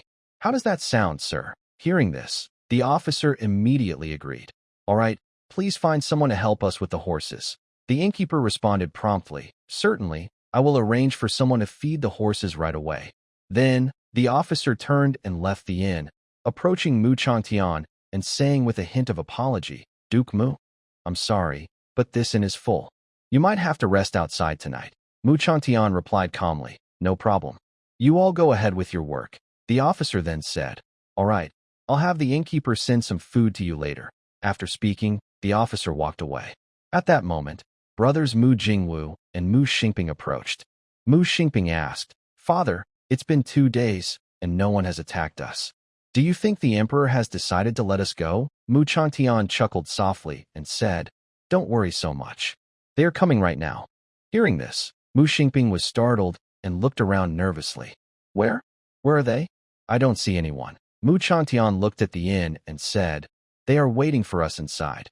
Hearing this, Mu Xingping and Mu Jingwu both looked toward the inn, just then noticing a few people upstairs with half-open windows staring at them. When the Mu family members saw the people upstairs, those individuals quickly closed the windows. Seeing this, Mu Jingwu and Mu Xingping felt a shock in their hearts. They had thought the emperor might have decided to let them go, but it turned out it was just not the right time yet. Likely, those people would attack tonight. Mu Jingwu then asked, "Father, what should we do now?" Mu Chantian said, "Let's wait until tonight. I want to see who exactly is coming." He knew many skilled fighters and had conflicts with quite a few of them. Soon, the sun in the sky began to set. Mu Chantian and his group also became very alert. At this moment, a whistling sound came from the yard. Following the whistle, a group of people dressed in black and wearing masks appeared in the yard. Seeing this, the guards escorting the Duke of Mu's estate immediately understood what was happening. They quickly stood up and ran away. The black-clad people did not stop the guards from fleeing, because their target was not the guards. Instead, they drew their bows and aimed all at the people of the Duke's estate. The men from the estate immediately stepped forward, surrounding the men. The women and children inside the estate were so frightened they trembled and dared not move. Then, the black-clad group gradually dispersed. A man stepped out from the crowd, removing his mask to reveal a face with a scar. Seeing his true face, Mu Chantian sneered and said, "I was thinking about all the possible people who might come to deliver me, but I never expected it to be you." Hearing this, the scarred man smiled and said, "Master, if I hadn't come personally to deliver you, how could His Majesty trust me to take over the newly formed Dragon Guard army?" The scarred man's name was Chen Pingyi. Mu Chantian had personally promoted him, and he was considered Mu's mentor. Usually, Chen Pingyi was very loyal to Mu Chantian and treated the Mu estate well. Even a year ago, when the Mu estate was involved in the Zhou family's rebellion, Chun Pingyi personally pleaded with Emperor Xia. The emperor then used a special decree to spare Mu's estate from punishment. But Mu Chantian never expected that this very person was actually trying to kill him. He sighed and said, "People are hard to read. It seems that your plea to the emperor was to make the Mu family give up the special decree. That was probably what the emperor wanted you to do." Chun Pingyi replied calmly, "Master, at this point, there's no point in talking about the past." He then asked, "Why not tell me what unfinished wishes you have? Maybe I can help you fulfill them." Upon hearing this, Mu Chantian laughed loudly and said, "Haha, Qinpingyi. Today, I was abandoned by Lu Xingqiu. Have you ever thought that one day you might also be abandoned by him? When that happens, I fear your fate will be even worse than mine." Qinpingyi replied indifferently, "There's no need for the teacher to worry about that. I will never follow the same path as you. All right, since the teacher has nothing more to say, I wish you a good journey." At this point, Chun Pingyi waved his hand and coldly ordered, "Release the arrows." Suddenly, countless arrows shot down from the roof of the inn. The people brought by Chun Pingyi were too slow to react and were struck by the arrows. Seeing this, Chun Pingyi's face darkened. "Who are you? How dare you interfere in His Majesty's affairs?" As he finished speaking, some people dressed in red jumped down from the building. These were all martial artists of the 5th rank. Seeing these people, Mu Chantian was momentarily stunned. He had guessed that the mysterious prince who gave them the great rejuvenation pill would send someone to rescue them, but he didn't expect that the rescuers would all be martial artists above the 5th rank. It seemed that the prince valued the Mu family estate quite highly. At this moment, Chun Pingyi coldly said, "Since you dare to interfere in His Majesty's affairs, you should be prepared to die." Then he loudly declared, "Come out, everyone. Don't hide anymore." As soon as Chun Pingyi finished speaking, 2 grandmasters and several martial artists appeared behind him. Seeing these people, Mu Chantian smiled and said, "His Majesty really does value me. To kill a useless person like me, he even sent 3 grandmasters." Seeing the martial artists appear behind him, Chun Pingyi looked at Mu Chantian in the distance and said, "Teacher, I never expected that even at this point, someone would still come to save you. Looks like the teacher isn't as loyal to the emperor and country as he appears. If the teacher truly loved the emperor and country, he should now end his own life." As he finished speaking, Chun Pingyi kicked off with his legs, rushing straight toward Mu Chantian. In the blink of an eye, he reached Mu Chantian's front. Then he swung his sword. A white light flashed past Mu Chantian. Just when Chun Pingyi thought Mu Chantian was surely going to die, suddenly a powerful force burst out from Mu Chantian's body. Then, his body was wrapped in a cloud of energy. Next moment, Mu Chantian raised his hand and caught Chun Pingyi's sword with his bare hand. Seeing this, Chun Pingyi was stunned. The 2 grandmasters behind him and the warriors coming to attack him also froze in shock. They had heard that His Majesty had given Mu Guogong's family a special pill that made men lose their internal energy. Now, the men in Mu Guogong's family only had stronger bodies and more strength than ordinary people, but no internal power. However, from Mu Chantian's aura, it was clear he still had internal energy. He was definitely still a grandmaster. There is a big difference between grandmasters. Many grandmasters exist in the Great Summer Dynasty, but why could Mu Chantian become the so-called King of Heaven? It was not just because he supported the emperor's rise to power. Within the same grandmaster level, few could match Mu Chantian. That's why he became the King of Heaven. Chun Pingyi was a bit shocked and said, How is it possible that you haven't lost your internal energy?" His voice trembled. As Mu Changtian's student, he had fought in many battles with him. He knew Mu Changtian's strength very well. He originally thought that defeating Mu Changtian would be very easy and would earn the emperor's trust. But he didn't expect Mu Changtian to still have his internal energy. What a joke! Mu Changtian was a war god, known as unbeatable among grandmasters. When they captured Mu Guogong's family in the capital, even the Grandmaster C2 Su personally appeared. Otherwise, how could the Great Summer Dynasty easily catch Mu Changtian? Now they told him Mu Changtian still had his internal energy? Wasn't that risking his own life? Chun Pingyi's face showed panic. He knew he was no match for Mu Changtian. If Mu Changtian still had his internal energy, he had almost no chance to win. But at that moment, A grandmaster behind Chun Pingyi spoke up. No, that's not right. Mu Changtian hasn't fully regained his strength. His protective energy is unstable, and he can only display the power of a half-step grandmaster at most. After all, they were all grandmasters. They could tell immediately whether Mu Changtian's strength had fully recovered. Mu Changtian's strength had not fully recovered.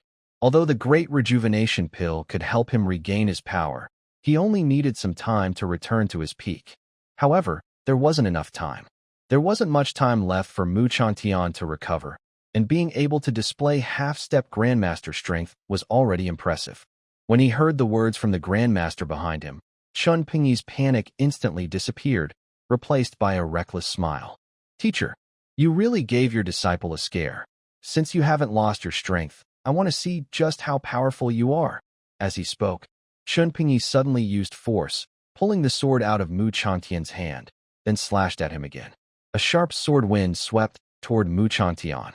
This time, Mu Changtian didn't resist but dodged away. At the same time, two other grandmasters behind Chun Pingyi also joined the fight.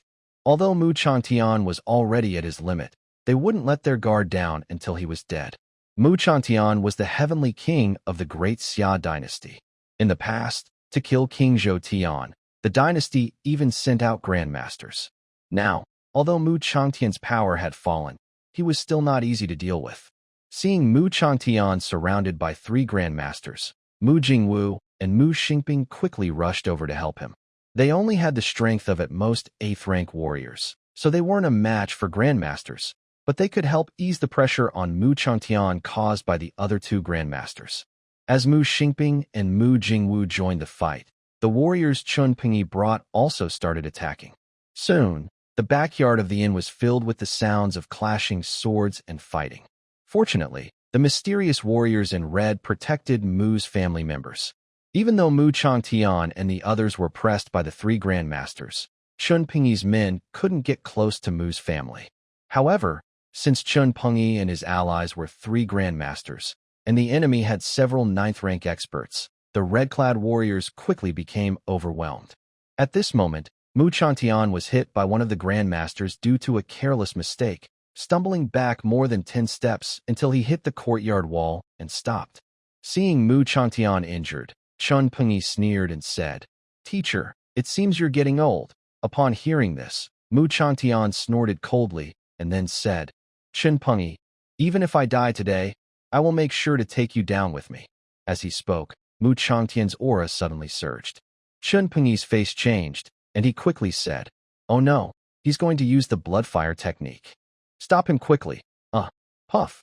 Just as Chun Pingyi tried to have the two masters nearby stop Mu Changtian from using the bloodfire technique, a sword suddenly pierced through Chun Pingyi's body. He didn't even have time to activate his protective energy. Chun Pingyi struggled to turn his head, wanting to see who had stabbed him. Before he could, the attacker struck him again from behind. Everyone present was stunned by what they saw. One of the masters on Chun Pingyi's side immediately shouted angrily, "Wei Chao, what are you doing?" At this moment, Mu Changtian was also confused. He was ready to fight to the death with Chun Pingyi using the bloodfire technique. But suddenly a 9th-rank martial artist from the enemy's group appeared and stabbed Chun Pingyi in the back. What is going on? Why didn't he understand what was happening? At this time, another master on Chun Pingyi's side quickly stabbed his sword at Wei Chao, who had stabbed Chun Pingyi. Wei Chao was very skilled in lightness skills. He quickly used the sword of the master to jump onto his shoulder, then leapt onto the roof. Wei Chao smiled and said to Mu Changtian, "Duke Mu, you can't use the bloodfire technique recklessly. If the prince sees you badly injured, we might be punished." Hearing Wei Chao's words, Mu Changtian suddenly realized that this 9th-rank martial artist was also someone loyal to that mysterious prince. Who exactly is this mysterious prince, to be able to place such an important person beside Chun Pingyi? Wei Chao's appearance deepened Mu Changtian's curiosity about that mysterious prince. After the division of the Tiger Guard Army, Emperor Xia established the Dragon Guard Army, which was personally commanded by Emperor Xia. Chun Pingyi was only acting as a temporary commander. In theory, the Dragon Guard Army was a very selective force, making it difficult for other factions to place spies within it. But it had only been formed for a short time, and already a 9th-rank spy appeared around Chun Pingyi. And this 9th-grade spy was actually someone from that mysterious prince's group. This made Mu Changtian curious about how much control that mysterious prince had over the Great Xia dynasty. After Chun Pingyi fell to the ground, he stared tightly at Wei Chao on the ceiling. He couldn't believe that Wei Chao was the one who betrayed him. Chun Pingyi's eyes widened as bloodshot veins appeared in his eyes. He used all his strength to shout unwillingly, "Wei Chao!" As he finished speaking, Chun Pingyi couldn't breathe and passed away. At this moment, the master on Chun Pingyi's side looked at Wei Chao and said, "Wei Chao, do you know what you're doing? Disrupting the emperor's plan will cost you and your family dearly." Wei Chao just smiled without replying. Suddenly, the air seemed to freeze, and everything around became very quiet. The sounds of swords clashing in the yard also quieted down. It wasn't because Chun Pingyi's people had all died, but because everyone suddenly felt a heavy pressure, as if something was wrong. Then, everyone heard a man's voice at the gate. "The shadow guards are almost here. The chaos should end now." Feeling something was off, a master immediately asked in the direction of the voice, "Who are you?" As soon as he finished speaking, a cold light shot toward him. Before he could react, his head was instantly severed and flew into the air. At this moment, another master reacted quickly and attacked the figure. But in the next second, another cold light flashed, and his head also flew into the air. One slash, one master dead. Seeing this scene, everyone was stunned in place. When the bodies of the two masters brought by Chun Pingyi slowly fell, Mu Changtian finally saw who the attacker was. The person was dressed in red, holding a long sword. After killing the two, his sword was completely clean, no blood on it. The man simply sheathed his sword. Mu Xingping couldn't help but say, "Great. Great Master." Mu Jingwu beside him said, "No, not the Great Master. The Great Master's aura is even stronger, but his strength is probably close to the Great Master now." Before Mu Jingwu finished speaking, the man turned to the air behind him and said, "Everyone, it's time to clear the area." As soon as the words fell, several 9th-rank warriors appeared behind him. These warriors were very strong and quickly defeated all the fighters brought by Chun Pingyi. Mu Changtian stood still, feeling very surprised, because he recognized the person who came. This person was actually the owner of the Yuelai restaurant in the capital. Mu Changtian liked the food at Yuelai restaurant. Before his daughter married the 9th prince, he often went there to drink. So he knew the owner of the restaurant. Mu Changtian always thought that Yuelai restaurant belonged to the 8th prince, Lu Shiyun. That's why he stopped going there after Mu Zixuan married the 9th prince. But today, the person who came to save them was actually the owner of Yuelai restaurant, and he didn't even know before that the owner was so powerful he could kill 2 grandmasters instantly. Not to mention that he is now unable to restore his strength. Even at his peak, he couldn't kill 2 grandmasters in a moment. This shows how skilled the owner's swordsmanship is. No, it's not just swordsmanship. His sword is also extraordinary.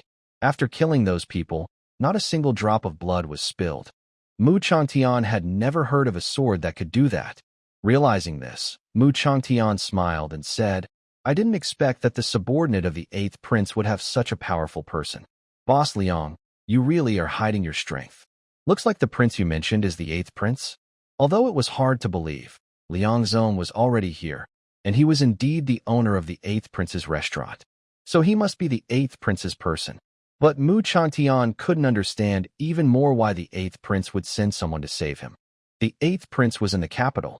He risked so much to save Mu Changtian. Even if he saved him, what good would it do? The 8th prince didn't seem to have any military power, right? The 8th prince was a prince without a fief. In the capital, he only had about 1,000 personal guards. At first, Mu Changtian thought that the prince wanted to rebel, so he tried to protect himself and then joined the rebellion. But it turned out he was the son of Emperor Xia. Honestly, this made Mu Changtian feel a bit uncomfortable, because the other person was the 8th prince and related by blood to Emperor Xia. Having been betrayed once by the other, he didn't trust his son so easily. Hearing Mu Changtian's words, Liang Zong smiled and said, "8th prince? No. The 8th prince is not yet qualified for me to serve him." Huh? Liang Zong's words immediately stunned Mu Changtian. Not the 8th prince? Liang Zong, who owns the restaurant under the 8th prince's name, is actually not related to the 8th prince? Mu Changtian then curiously asked, Then who exactly is the prince you mentioned? Since it's already this late, I suppose you can tell us. Liang Zong replied. Marquis Mu, don't worry. You will see him very soon. Mu Changtian smiled and said, Your prince is really quite mysterious. Although he knew Liang Zong's strength was definitely below that of a grandmaster, his power was nearly at that level. The mysterious prince was willing to let such a strong person act as a spy, which shows he must have many skilled fighters under his command. Mu Changtian now wished he could open Liang Zong's head to see which prince had so many experts and had planned so many schemes. At this moment, Liang Zong said, Marquis Mu, from today on, the Mu family will no longer exist. Then he turned to the guards behind and said, Marquis Mu was attacked by bandits on the way to exile. In a critical moment, he used the bloodfire technique and perished alongside 3 grandmasters. Looking at Mu Changtian, Liang Zong asked, Marquis Mu, what do you think of this result? Mu Changtian knew very well that Liang Zong's plan was to make them change their appearance and live under new identities, avoiding detection by Emperor Xia. He replied, Then I will leave it to Lord Liang. Liang Zong said, Marquis Mu, you're too polite. This is what I should do. Soon, the guards began to act, quickly reconstructing the crime scene. When the shadow guards arrived at the inn, the entire place was already engulfed in flames, with only a few soldiers brought by Chun Pungi, badly injured, lying outside the fire. The caravan was very quiet, with only the sound of hooves and wheels on the road. After a long night of traveling, everyone in the Mu family was tired. Most of the women had already closed their eyes and fallen asleep. But the men of the Mu family couldn't sleep for a long time, especially Mu Changtian and his 2 sons. They sat in the carriage, looking at the distant mountains, lost in thought. Suddenly, Mu Changtian spoke, This is the road to Beijun. Hearing this, Mu Jingwu and Mu Xingping, who were already a bit tired, immediately perked up. Mu Xingping asked quickly, Father, are you sure about that? Mu Changtian looked at the distant green mountains and replied, I've been to Beijun many times to fight off the barbarians. I wouldn't mistake this. This is definitely the road to Beijun. At this, Mu Changtian frowned. Last night, Liang Zong didn't tell them where they were going. After they got on the carriage, Liang Zong's people took the lead. Because it was very dark, Mu Changtian didn't see clearly which direction they were heading. When morning came, Mu Changtian finally recognized many of the mountain peaks. These peaks were familiar from when he led troops to defend Beijun against the barbarians before. He knew Beijun very well, and some of its roads were already stored in his memory. Hearing Mu Changtian, Mu Xingping guessed, Father, do you think the prince they mentioned is the 9th prince? Mu Jingwu's voice trembled a little. He clearly couldn't believe what he was saying. Who is the 9th prince? They all knew very well. Although the 9th prince was now married to Mu Zixuan, everyone in the Mu family still thought of him as a lazy, pleasure-seeking waste of a prince. As soon as Mu Xingping finished speaking, Mu Jingwu said, Xingping, what are you thinking? It can't be the 9th prince. You should know what kind of person he is. Mu Xingping was silent for a moment before replying, That's true. So why would they take us to Beijun? Beijun is the 9th prince's territory. The prince of Beijun can only be the 9th prince, Mu Xingping said. Hearing this, Mu Jingwu didn't say anything. He just looked at his father, hoping he might know something. At this moment, Mu Changtian's eyebrows were tightly knit, and his expression was serious. He thought for a long time before speaking. It definitely isn't the 9th prince, but I suspect that the prince went to Beijun, probably to discuss something with me there. Of course, there is also another possibility. At this point, Mu Changtian paused and did not continue. His face grew even more serious. Seeing his grim expression, Mu Jingwu immediately asked, Father, is there another possibility? Mu Changtian thought for a moment and said, It might not be the prince from Daxia who is helping us, but rather the barbarians. When Mu Changtian said this, Mu Jingwu and Mu Xingping both froze in place. He continued, The barbarians are in the north. They want us to go to their territory, so we have to pass through Beijun. And they have good reasons for doing this. I know Daxia well. If they can win my support, it will make it easier for them to attack Daxia in the future. After hearing this, Mu Jingwu quickly asked, Father, if it really is the barbarians, then wouldn't we be betraying Daxia by trusting them? Mu Jingwu had a clear sense of right and wrong. He had no problem betraying the emperor of Daxia. especially since the emperor had abandoned them and even wanted to harm them. But if it meant betraying all of Daxia and its people, then becoming tools for the barbarians to kill Daxia's citizens, Mu Jingwu couldn't do it. He didn't want to become a traitor to his people.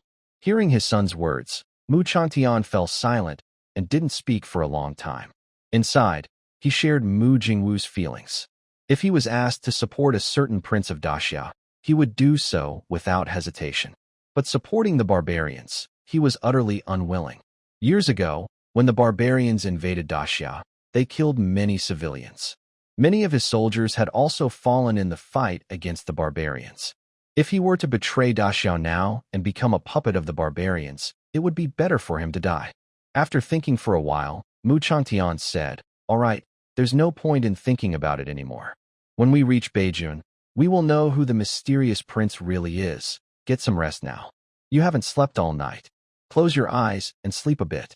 It will take several more days to reach Beijing." Daxia, the capital city. Imperial Palace Garden. After hearing the report from the Shadow Guard commander, Emperor Xia felt that his intelligence always seemed a bit strange. His face looked very bad. At this moment, the entire Imperial Garden was very quiet. Only the sound of fish jumping out of the lotus pond could be heard. After a while, Emperor Xia finally spoke, saying, "Three masters, facing someone whose skills are completely gone, they ended up pulling each other down together." Haha, his voice was very cold, and it created a huge pressure on everyone in the garden. Clearly, Emperor Xia was in a very bad mood right now. Although the Great Xia Empire had many masters, masters are not easy to train. Killing a dying person cost the lives of 3 masters, which made Emperor Xia very unhappy. At this moment, Emperor Xia asked, "I am curious, why was Mu Changtian still able to perform the blood-burning technique at the end? Shouldn't his skills have been completely gone?" Then, Emperor Xia turned to look at the Grand Master Situ Su inside the pavilion. "Grand Master, are you sure you sensed that Mu Changtian's skills had disappeared?" Hearing this, Situ Su knew that Emperor Xia was doubting him. He asked, "Your Majesty, do you think I didn't give him the dispersing skill pill?" Emperor Xia replied calmly, "I just want to know why the dispersing skill pill had no effect on him." Emperor Xia was quite suspicious. Plus, he knew that Situ Su wanted to protect Mu Changtian, which made him suspect that Situ Su might have used some secret tricks. Situ Su then said, "I did sense that Mu Changtian's skills had disappeared. As for why he could still use the blood-burning technique, I think someone in the prison gave him a small restorative pill, allowing him to regain some of his skills." Hearing this, Emperor Xia remembered that although there weren't many pills that could restore skills in this world, they did exist. Especially among the sects, they studied pills that could restore skills quite well. At this moment, Emperor Xia immediately ordered the Shadow Guard commander, "Investigate. Find out immediately. I want to see who dares to oppose me." "Yes, Your Majesty." Subordinate takes my leave. The Shadow Guard commander then turned and left. Watching his back, Emperor Xia muttered to himself, "Mu Changtian is indeed a good subject of mine. Even in death, he helped me solve a problem." The trouble mentioned by Emperor Xia clearly refers to Mu Changtian's student, Chunpingyi. At first, Emperor Xia promoted Chunpingyi mainly to deal with Mu Changtian. Now that Mu Changtian is gone, Chunpingyi has lost his usefulness. He had planned to find an excuse to eliminate Chunpingyi once he returned. But now, Mu Changtian and Chunpingyi have both perished together. This means that the military power of Great Xia is now fully in his hands. With control of the army, he can do whatever he wants. Mu Changtian was assassinated while being exiled. Before dying, he used a blood-burning technique to pull 3 grandmasters down with him. This news quickly spread throughout Great Xia. With Mu Changtian's death, Emperor Xia completely took control of the army, now commanding millions of soldiers. Most of these generals were personally promoted by Emperor Xia, and the majority are very loyal to him. Having so many soldiers in his hands, what does the emperor want to do? What will he do? The major noble families in Great Xia are not fools. Suddenly, the number of merchant caravans increased sharply, especially in the territories of the various princes, doubling in number. Of course, this does not include the northern county. Merchant caravans are just a cover for the noble families. They use these caravans to secretly connect with different forces. Emperor Xia has already sharpened his sword. The noble families cannot ignore this. All the major noble families share the same idea. Since Emperor Xia is not behaving honestly and is disobedient, they want to replace him with a new emperor. Throughout history, some emperors have tried to eliminate noble families. Some used civil service exams to weaken their foundations, others restricted noble land holdings, and some suppressed noble families through commerce. But these methods had limited effects. Emperor Xia's move to eliminate the two great kings and fully control the army shows he has lost patience with the noble families. He plans to physically destroy the existing noble clans. His actions are very swift and highly targeted, which naturally drew the attention of the noble families, especially the great families in Jiangnan. Since Chu Yu's mysterious death, Chu Xiong has been on alert in the capital, sending many spies there. He knows everything happening in the city. Since learning that Mu Changtian has died and that military power is now in the hands of the Summer Emperor, Chu Xiong has been feeling restless and worried, sensing that a big disaster is approaching the Chu family. In the courtyard of the Chu family, Chu Xiong sits inside a pavilion, looking at the intelligence from the capital with a worried expression. At this moment, two elderly men with white hair arrive at the pavilion. One of them says, "Brother, you saw what the Summer Emperor did. Shouldn't our Chu family also prepare for something?" Hearing his second brother Chu Liang's words, Chu Xiong remains silent for a moment, then replies, "I have already sent someone to contact Prince Qi. I believe we will have an answer soon." Hearing this, Chu Liang is dissatisfied and says, "Big brother, what good is Prince Qi? He's just a lazy drunkard. Do you really expect him to rebel?" Chu Xiong's idea is to use the vassal kings to limit the Summer Emperor, forcing him to give up attacking the noble families, or to incite a rebellion among the vassal kings. So the Summer Emperor has no energy left to deal with the noble families. Of course, if any vassal king can defeat the Summer Emperor, that would be even better. Prince Qi is the vassal king most dissatisfied with the Summer Emperor. Since the Summer Emperor ascended the throne, he has targeted Prince Qi multiple times. So Chu Xiong's first plan to incite rebellion is to focus on Prince Qi. However, it's clear that second brother Chu Liang has his own ideas. Chu Liang then says, "If you ask me, we should just find someone to assassinate the Summer Emperor. Once he's dead, all problems are solved." Third brother Chu Song asks at this moment, "If the Summer Emperor dies, who should we support to take the throne?" Chu Liang naturally replies, "No need to think about it. Of course, we support the 8th prince. If we don't support him, do you want to support that useless fellow from Beijing who spends his days indulging in pleasures?" Moreover, the 8th prince's mother comes from the noble Wang family in Jiangnan. He probably won't be as reckless as his father and try to attack us noble families. Our Chu family also has a good relationship with the Wang family. After the 8th prince ascends the throne, we can send some family girls to his side. If our Chu family's girls can quickly have his children, competing for the position of empress might not be impossible. After hearing Chu Liang's words, Chu Song says, "Second brother, I feel like the 9th prince might be better. If he's just indulging in pleasures in the palace, it might be easier for us to control him. Plus, we can influence who he marries as empress." Chu Liang snorted coldly and said, "You think I haven't thought about this? He's a useless person who can't be helped. If we really choose him, do you think he can balance the interests of the major families? There will be even more resistance in the court. The officials won't agree. Among the princes, anyone has a chance, but he doesn't. Don't forget, he's Chu Yu's child, and he has a special connection with the Xianyu Palace. If he really takes the throne, do you think we can control him?" Chu Song said, "Second brother, you have some points." At this moment, Chu Xiong, with a dark face, said, "Second brother, you're going too far. Chu Yu is still my daughter. No matter how you look at it, she is first my daughter, then the goddess of Xianyu Palace. How can her son have no right to sit on that throne? Also, you don't really think Emperor Xia is so easy to assassinate, do you? Starting to discuss who should become emperor now is a bit premature. Emperor Xia has a grandmaster by his side, and besides Sidu Su, we don't know if there are other grandmasters secretly protecting him. Successfully assassinating him might be harder than reaching the sky." Chu Liang sneered and said, "Big brother, I think you're getting old and not as sharp. Do you know why I just mentioned supporting the 8th prince? The 8th prince is in the capital now. He can fully help us carry out the plan to assassinate Emperor Xia. Chu Xiong immediately frowned and said, "No, we absolutely cannot assassinate Emperor Xia now. If it fails, he will use it as an excuse to attack the major families immediately. Our preparations are not enough. We can't take this risk. Now, everyone in the court knew that Emperor Xia planned to attack the major families.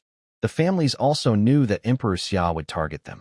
But even if Emperor Xia wanted to eliminate the families, he would need a seemingly legitimate reason. Originally, Emperor Xia hadn't found a suitable excuse yet. If the families suddenly sent people to assassinate him, it would give Emperor Xia a perfect reason. Seeing Chu Xiong's fearfulness, Chu Liang snorted and said, "Big brother, your courage is getting smaller.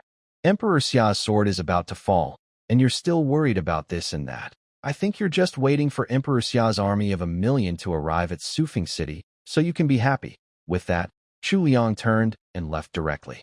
Seeing Chu Liang leave, Chu Song quickly followed and said, second brother, let's talk nicely. Big brother is only thinking of the family. Don't be angry." Seeing the two of them talking back and forth, Chu Xiong's face looked very unhappy. He wasn't stupid. He knew exactly what Chu Liang and Chu Song were thinking. Chu Song seemed to be talking to the 9th prince, but actually, he was just making conversation with Chu Liang. Chu Song's sons all married women from the Wang family, and even his concubines were from the Wang family. His position was clear. As for Chu Liang, it was obvious he had wanted to be the head of the family for a long time.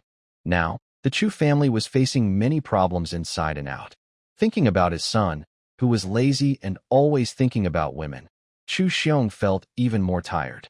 Chu Xiong rubbed his forehead and then said to the woman behind him, who had been quiet and unnoticed, "Qingli, your sister is in Beijing. You should go to Beijing too. If the Chu family ever faces disaster, you won't need to come back." Hearing this, the woman in a green dress behind him replied, "Yes, family head." Her voice was cold and emotionless, as if she was just a tool for killing. As they got closer to Beijing, the Mu family grew more nervous. The women of the Mu family were excited because they finally might see Mu Zixuan, especially Mu Shi, who had always wanted to know how her daughter was doing at the North King's residence. The men of the Mu family were worried that they might just be passing through Beijing and heading further north. If they were just passing through, they would be going into barbarian territory. They couldn't betray the great Xia dynasty. Soon, Mu Changtian and the others noticed that after arriving in Beijing, the caravan didn't stop. They kept heading north. This made Mu Changtian very anxious. Could it be that these people were spies for the barbarians? Then Mu Changtian peeked out from the carriage and asked the riding guards, "Young brother, where are we going?" The guard immediately answered, "Duke Mu, our destination is Yinqing. It will take a few more days to get there." Hearing the soldier from the Jin Yiwei mention the specific destination, Mu Changtian finally relaxed a little. It was confirmed they were headed to Yin City. Then Mu Changtian pulled his head back into the carriage. At this moment, Mu Xingping asked, "Father, I remember the Northern King is in Yin City. Could the mysterious prince they mentioned really be the Northern King?" Mu Changtian shook his head and replied, "No, it can't be him. Yin City is the busiest city in Northern County. It's not strange that the mysterious prince would meet us there." Mu Changtian didn't think Lu Qin's powerful influence was so great. Everyone knew what kind of prince Lu Qin was. A few days later, Northern County, Yin City. The Mu family caravan, disguised as merchants, slowly entered Yin City. Once inside, everyone in the carriage opened their curtains and looked around at everything outside. Mu Changtian was resting with his eyes closed. Mu Jingwu reminded him, "Father, we've arrived in Yin City." Hearing this, Mu Changtian opened his eyes and looked out the window. Although Yin City was the most prosperous city in Northern County, it was easy to see the difference compared to other cities in Daxia. Most common people on the street wore patched clothes, many with lots of patches. Many had no shoes and walked barefoot. If there was anything to praise about Northern County, it was that the people's eyes shone with energy, looking very spirited and full of hope for the future. At this moment, Mu Xingping said, "I didn't expect Yin City, the most prosperous city in Northern County, to be so poor. It seems developing Northern County won't be easy. I wonder how my little sister is doing at the Northern King's residence." Mu Jingwu replied, "Don't worry. Although Northern County is poor, the Northern King's residence isn't. I heard they sell perfume and soap, earning hundreds of thousands of silver taels each month. Right now, Mu Changtian's mind wasn't in the carriage. He only wanted to meet the mysterious prince. He was already planning what to do if the prince was from the barbarian tribes. Meanwhile, Northern King's residence. Lu Chun had just finished exercising with Wang Qingzi. Now he was in a pavilion, choosing portraits of women who might become his concubines. Although Mu Zixuan had already chosen once, since Lu Chun was going to take concubines, he still needed to see the options. However, Lu Chun didn't care much about portraits. Portraits are more exaggerated than modern photos. Photos are edited, but portraits are simply the artist's subjective brushstrokes. Still, Lu Chun reluctantly selected some pictures of beautiful women. After all, this was just the preliminary selection. The real choice of concubines would require him to see them in person. Without seeing them face to face, he wouldn't know how highly they were rated. At this moment, a guard in bright armor entered the courtyard. "Prince, the Mu family has arrived." Hearing this, Lu Chun immediately stood up from the stone bench. Their family finally arrived, which was probably a surprise for Mu Zixuan. Then Lu Chun said, "Arrange for us to meet them right away." "Yes, Your Highness." The guard finished reporting and turned to leave. The Mu family's carriage finally stopped at the Uli restaurant in Yin City. Inside the restaurant, a tall, very strong middle-aged man approached Mu Changtian. Seeing this man, Mu Changtian was momentarily stunned. Another master. How terrifying is the power behind that mysterious prince? They had only just met two masters in such a short time. Qin Yushan then spoke. "Duke Mu, please come with me." Qin Yushan was referring to Mu Changtian and his two sons. Hearing this, Mu Changtian and his sons understood that they were probably going to meet that mysterious prince next. Thinking of this, they all felt very excited. Soon, Mu Changtian and his family separated from the women of the Mu household.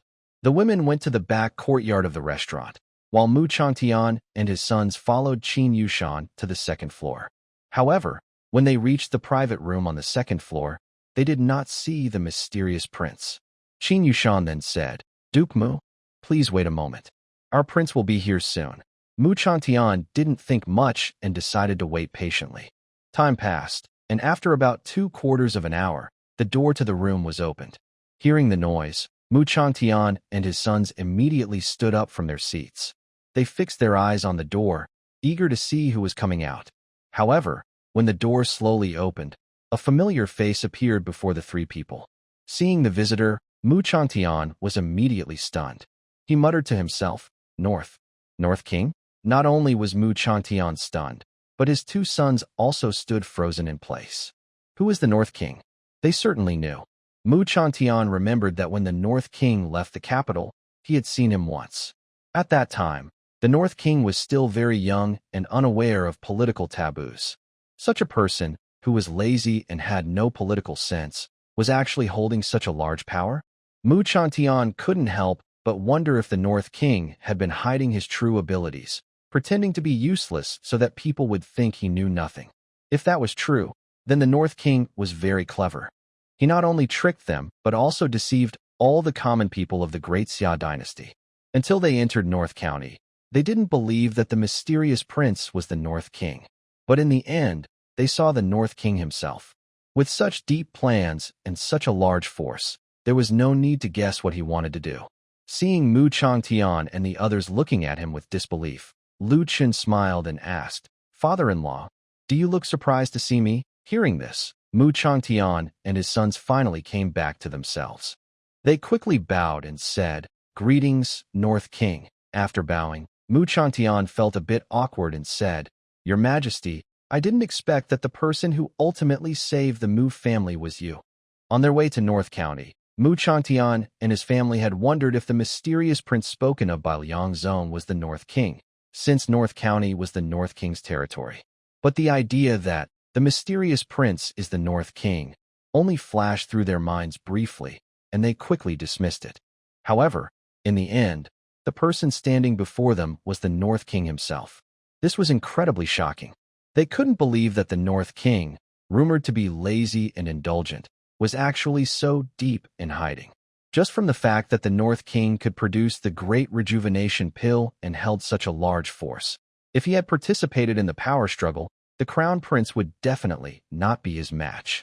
At this moment, Mu Changtian and his two sons all wondered why the Northern King, who had such great power, still chose to hide his true strength.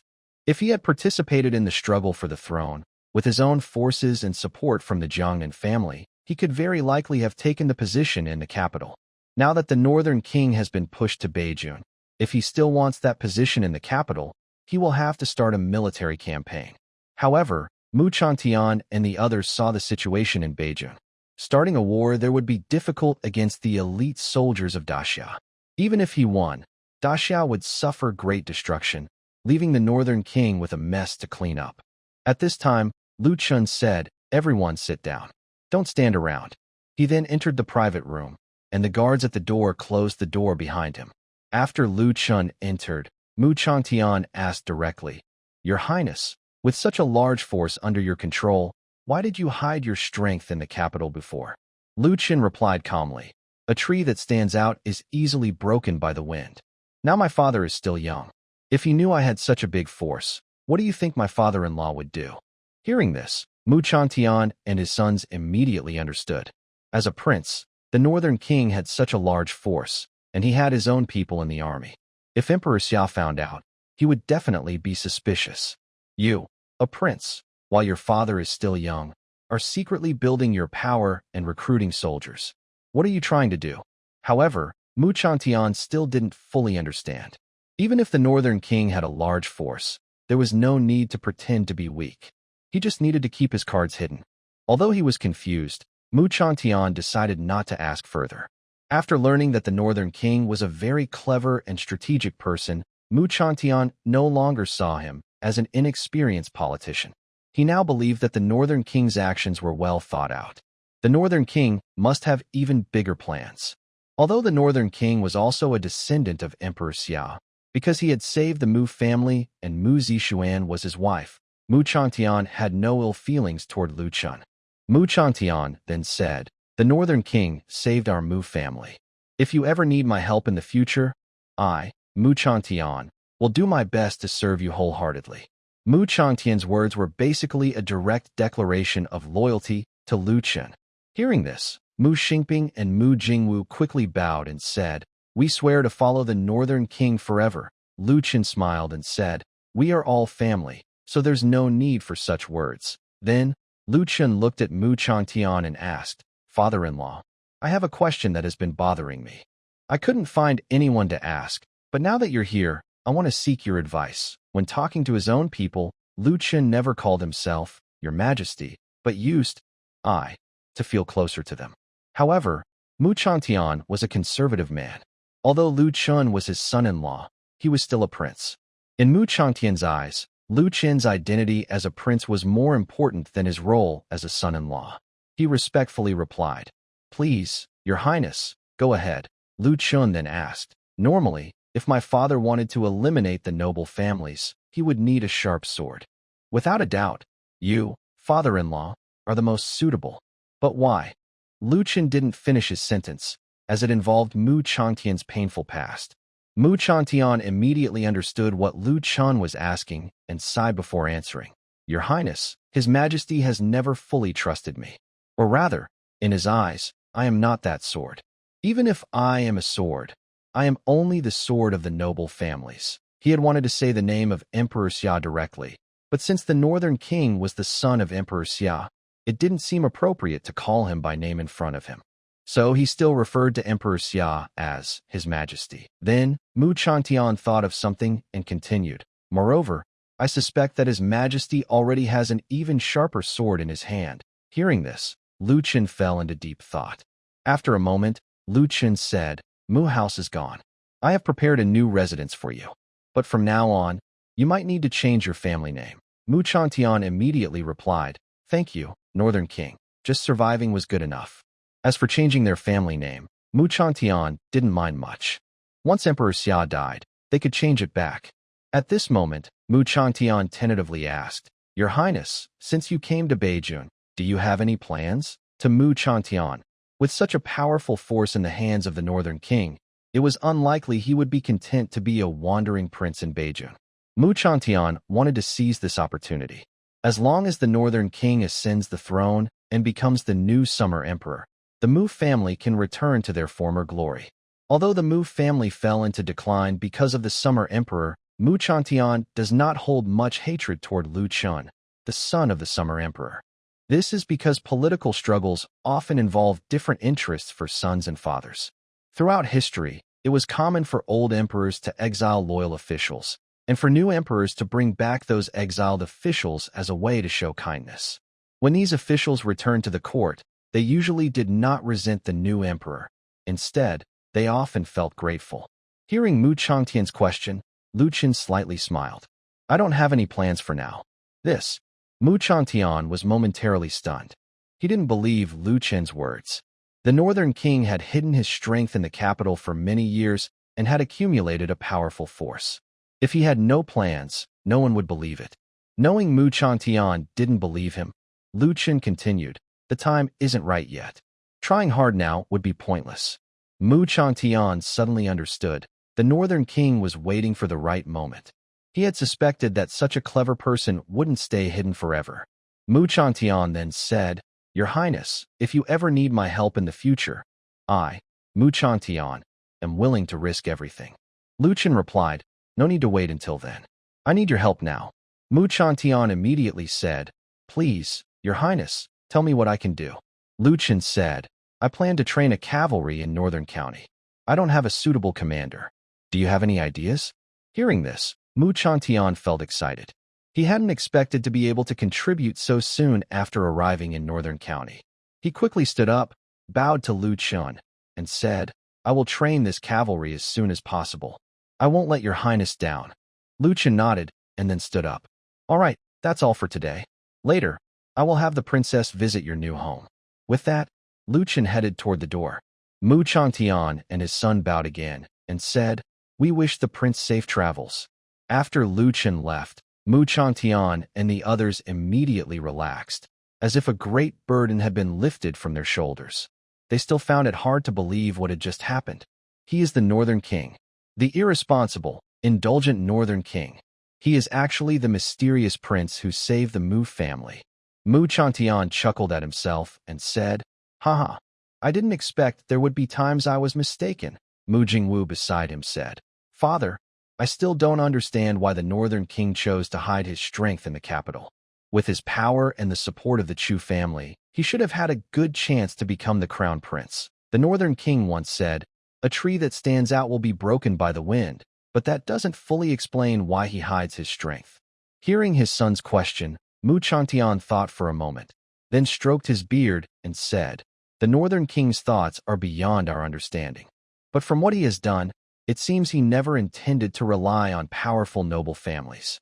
Otherwise, after arriving in the northern province, his first action would have been to send people to the Chu family for help in governing. But as far as I know, the Chu family and the Northern King's residents haven't had contact for a long time. So I suspect that the Northern King's attitude toward noble families is similar to that of Emperor Xia. Hearing this, Mu Jingwu and Mu Xingping were both stunned. Mu Xingping suddenly seemed to understand something and quickly said, Could it be that the Northern King is deliberately withdrawing from the capital to help the emperor eliminate the noble families? Then, once the various forces in the capital are exhausted from fighting for the throne, he will return to claim his rightful place. Mu Changtian replied, That's very likely. The chaos among the noble families has been going on for a long time. As a patient prince, the Northern King must have bigger ambitions. His sights are not just on becoming crown prince. I suspect he is thinking further ahead, about the matters he will need to handle after becoming emperor. If Emperor Xia can resolve the noble family conflicts, then after the Northern King ascends the throne, he will have full control over the great Xia. There's another big advantage for him. If someone criticizes the royal family's harsh rule, they will only be talking about Emperor Xia now, not the Northern King. Hearing Mu Changtian's analysis, the two Mu brothers were both stunned. They hadn't expected that the Northern King, once called useless, actually harbored such grand plans inside. If the Northern King waits to ascend the throne and become the new emperor of Great Xia, his ambitions probably won't stop at just controlling the country. According to his current plan, by the time he becomes emperor, Most of the noble families in Great Xia will likely have been eliminated by the Emperor of Xia. At that point, only the Northern King will be in charge. This talented and strategic man, once he controls all of Great Xia, will want to do something big. It would be a shame if he didn't, after planning for so long. The Mu brothers no longer dare to guess what direction the Northern King will take the country after he becomes emperor.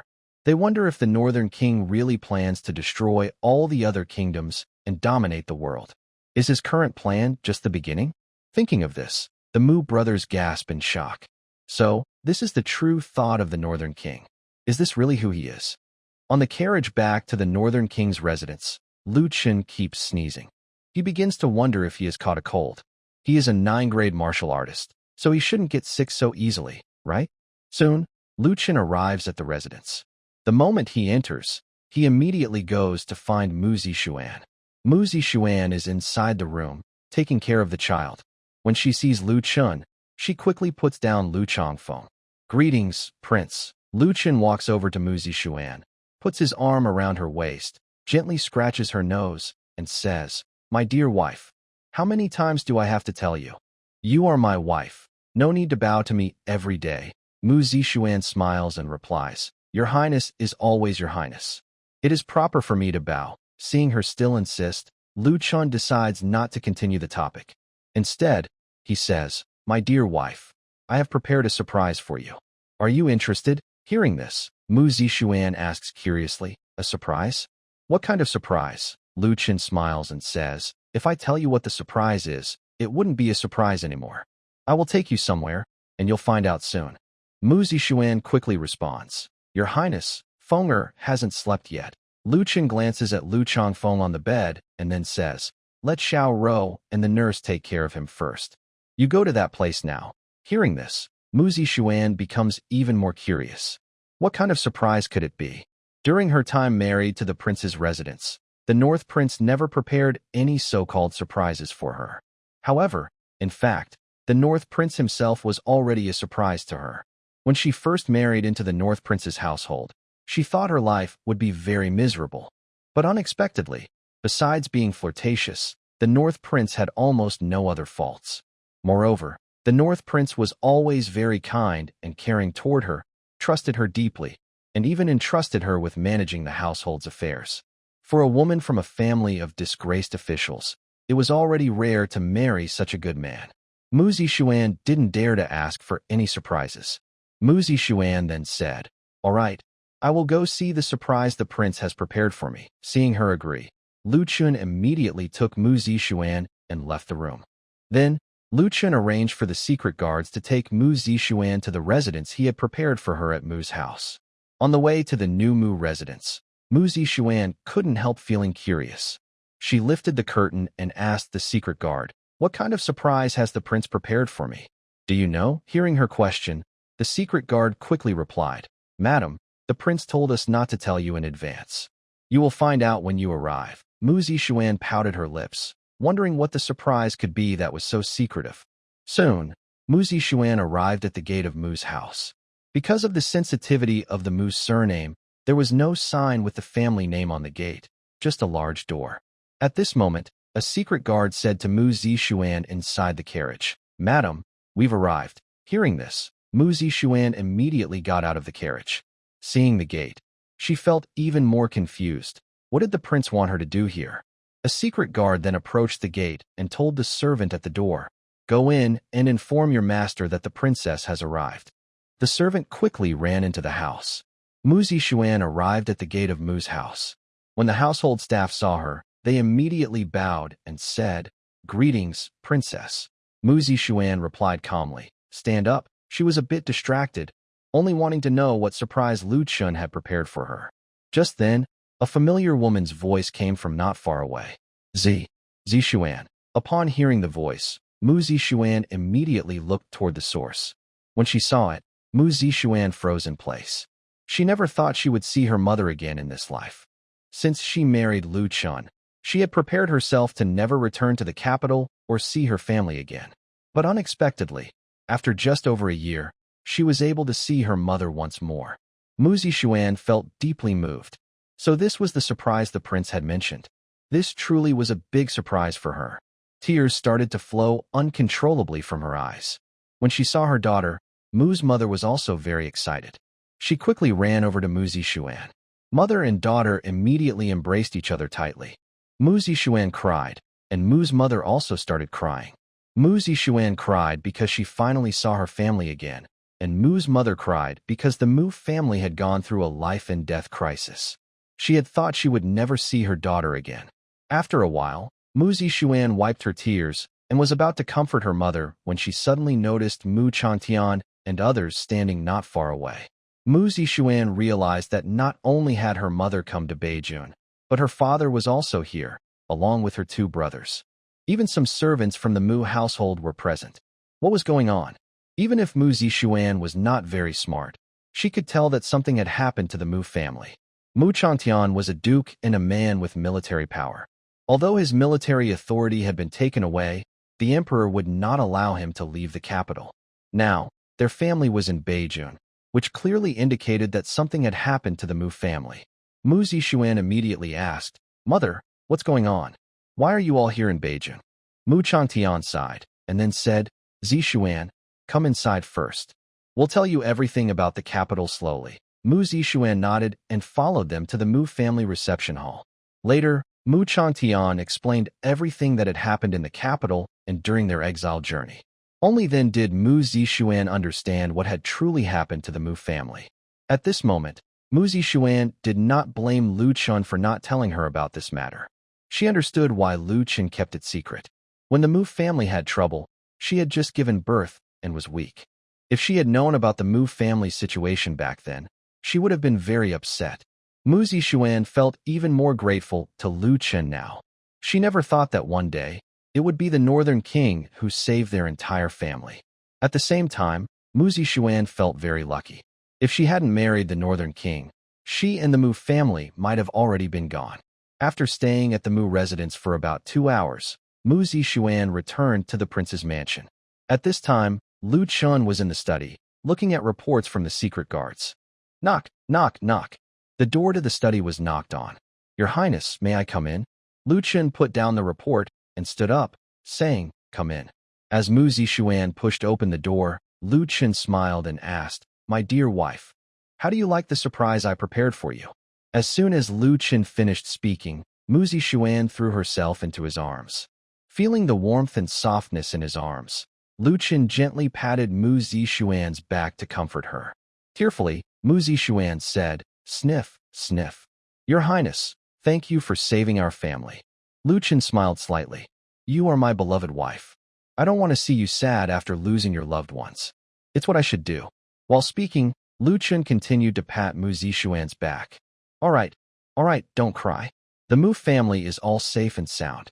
Besides, they've come to Beijun. If you want to see your relatives in the future, it will be easier." He then gently pushed Mu Zixuan away and used his finger to wipe away her tears. Mu Zixuan's face was flushed, her eyes shining with tears, looking delicate and charming, which made her even more lovable.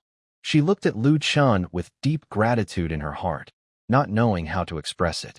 She gazed into his eyes, full of affection. Seeing her like this, Lu Chun couldn't hold back any longer and kissed her directly. Mu Zixuan did not resist. Since she was pregnant, she hadn't been close to Lu Chun for a long time. Plus, because of the Mu family's situation, her gratitude towards Lu Chun overflowed, making her long for his deep love. Originally, Lu Chun did not like to develop feelings with his wife and concubines in the study, since it was his workplace. Occasionally, he would just discipline Wang Qingxi, the female servant. However, since the atmosphere had already been set, there was nothing more to say. The host has developed feelings with Mu Zixuan once, gaining 20 experience points in the Qi refining technique and 20 in the rejuvenation technique. Congratulations! The host has fathered another child. Rewards: 200 122mm artillery guns, 1,000 shells, plus cement manufacturing technology. The more children you have, the greater the rewards. Keep up the good work and continue to expand your family. Hearing the system prompt, Lu Chun was momentarily stunned. He was still happily with his beloved wife, not expecting his concubine to give birth at this time. Seeing Lu Chun freeze, Mu Zixuan, with a gentle look in her eyes, turned to ask, "Husband, what's wrong?" Mu Zixuan only called Lu Chen husband at such times. She had also called him brother and husband before. Lu Chen gently brushed the sweat from Mu Zixuan's smooth forehead and replied, "Xiao Xiao should have given birth." Hearing this, Mu Zixuan immediately became alert. She quickly said, "Your Highness, let's go see her right now." Mu Zixuan was not the type to ignore important matters. At this moment, it was clearly not the time for indulgence. Lu Chen nodded and said, "Yes, let's get ready and go." The two quickly tidied up and headed to Zhou Xiaoxiao's northern courtyard. The northern courtyard was already busy. Zhou Xiaoxiao had finished giving birth. She lay weakly on the bed, her face pale and covered in sweat. Lu Chen sat beside her bed and took her delicate hand, saying, "Xiaoxiao, you've had the baby. Why didn't you send someone to tell me?" If not for the system prompt, he wouldn't have known Zhou Xiaoxiao had already given birth. Zhou Xiaoxiao managed a faint smile and said, "Your Highness has been very busy lately. I didn't want to bother you." Mu Zixuan said from beside, "Sister, the prince wouldn't mind." Lu Chen smiled and said, "Xiaoxiao, from now on, remember to tell me when you have a baby, understood?" Hearing this, Zhou Xiaoxiao was momentarily stunned. She had just given birth, and the prince was already talking about having another child. At this moment, a faint blush appeared on her pale face. Seeing her weakness, Lu Chen immediately used his spiritual energy and healing techniques to treat Zhou Xiaoxiao. In the next moment, Zhou Xiaoxiao felt extremely comfortable all over her body. The pain and exhaustion disappeared instantly. When Mu Zixuan and Chu Yuqin saw the faint green light emanating from Zhou Xiaoxiao, they were all stunned. Chu Yuqin had heard from Lu Chen long ago that he had a special connection to the immortals, so it was not surprising that Lu Chen could use immortal magic. But knowing about it was different from seeing it with her own eyes. At this time, lying on the bed, Zhou Xiaoxiao let out a soft sound. After a moment, her beautiful eyes looked intently at Lu Chen and asked, "Prince, what did you just do? Why do I feel so comfortable? All the pain is gone." Hearing this, Mu Zixuan suddenly remembered her own childbirth experience. At that time, her body did not emit any green light, but when she touched Lu Chen's body, she felt very comfortable all over. Within a few days, her body had recovered to its state before giving birth. At first, she thought it was because her constitution was good, but now she suspected that Lu Chen had used a special method to treat her. Lu Chen did not answer Zhou Xiaoxiao immediately. Instead, after her face regained its color, he said, "This is a special healing method of mine, which helps you recover quickly." As soon as Lu Chen finished speaking, Chu Yuqin turned her head and told the midwives and maids in the room, "No one is allowed to spread what happened today." Seeing Chu Yuqin's serious expression and firm tone, the midwives and maids quickly lowered their heads and replied, "Yes, Madam Chu." They had never seen such a healing method before. Clearly, this was not an ordinary human technique, but a legendary immortal art. Thinking about how their prince possessed immortal magic, the midwives and maids felt very excited. They had only heard of the existence of immortals before, but now they had seen someone who could perform immortal magic with their own eyes, especially their prince, whom they served. How could they not be thrilled? This was serving an immortal, not an ordinary person with a special connection to the heavens. At this moment, Zhou Xiaoxiao sat up from the bed, and Lu Chen quickly helped her. She had recovered to her condition before giving birth, and then she held her nearby child, carefully examining her. "Prince, I only gave birth to a daughter for you." A hint of regret appeared on Zhou Xiaoxiao's face. Lu Chen's love for Lu Changfeng was clear to her. She always thought Lu Chen liked boys, so after having a daughter, she felt a little disappointed. In this era, a woman's status depended on her children. Only if she had a son would her position improve. Lu Chen looked at his daughter in Zhou Xiaoxiao's arms and said with a smile, "Xiaoxiao, to me, sons and daughters are the same. In my mansion, daughters will have the same things as sons. Although they might not get as much, I will never treat any of my children unfairly. You don't need to worry." Hearing this, Zhou Xiaoxiao finally relaxed. At this moment, Mu Zixuan, standing nearby, reminded him, "Prince, the baby doesn't have a name yet. Please choose one for her." Lu Chen thought for a moment and then said, "Let's call her Lu Huanhuan. I hope she grows up happily." Zhou Xiaoxiao muttered, "Huanhuan. Huan, Prince, I like this name. Just then, a maid's voice suddenly came from outside. Prince, Commander Qin is looking for you. He said it's very important and hopes you hurry to the study. Zhou Xiaoxiao had just given birth, and Lu Chun was supposed to stay with her at this time. The maids in the mansion were sensible. Unless it was something very urgent, they wouldn't disturb him now. Seeing Lu Chen's face turn serious, Chu Yuqin immediately said, Chun, since Commander Qin is looking for you, it must be important. You should go first. We'll stay here with Xiao Xiao. Lu Chen replied, All right, I'll go now. After speaking, Lu Chen turned and left Zhou Xiaoxiao's room, heading to his study. When Lu Chen arrived, Qin Yushan was already waiting for him. He opened the door and asked, Commander Qin, what happened? Qin Yushan quickly took out the bamboo tube in his hand, pulled out the rolled-up sheepskin inside, opened it, and handed it to Lu Chen. My lord, the northern tribes are showing signs of unrest. Hearing this, Lu Chen's brows furrowed tightly. Since coming to the northern commandery, Lu Chen had never feared the assassins from the capital or the powerful local families. What he worried about most were the tribes beyond the northern border. The news of their movements instantly made him tense. If the tribes marched south, the northern commandery would be the first to suffer, and its cities would surely face devastation. The reason the region had remained poor and undeveloped was because of the tribe's repeated raids over the years. Lu Chen looked over the sheepskin scroll in Qin Yushan's hand, then fell silent for a long time. The report stated only that the tribes had begun to gather their forces, but had not yet formed a full army. It would take at least 2 more months before they were ready to move.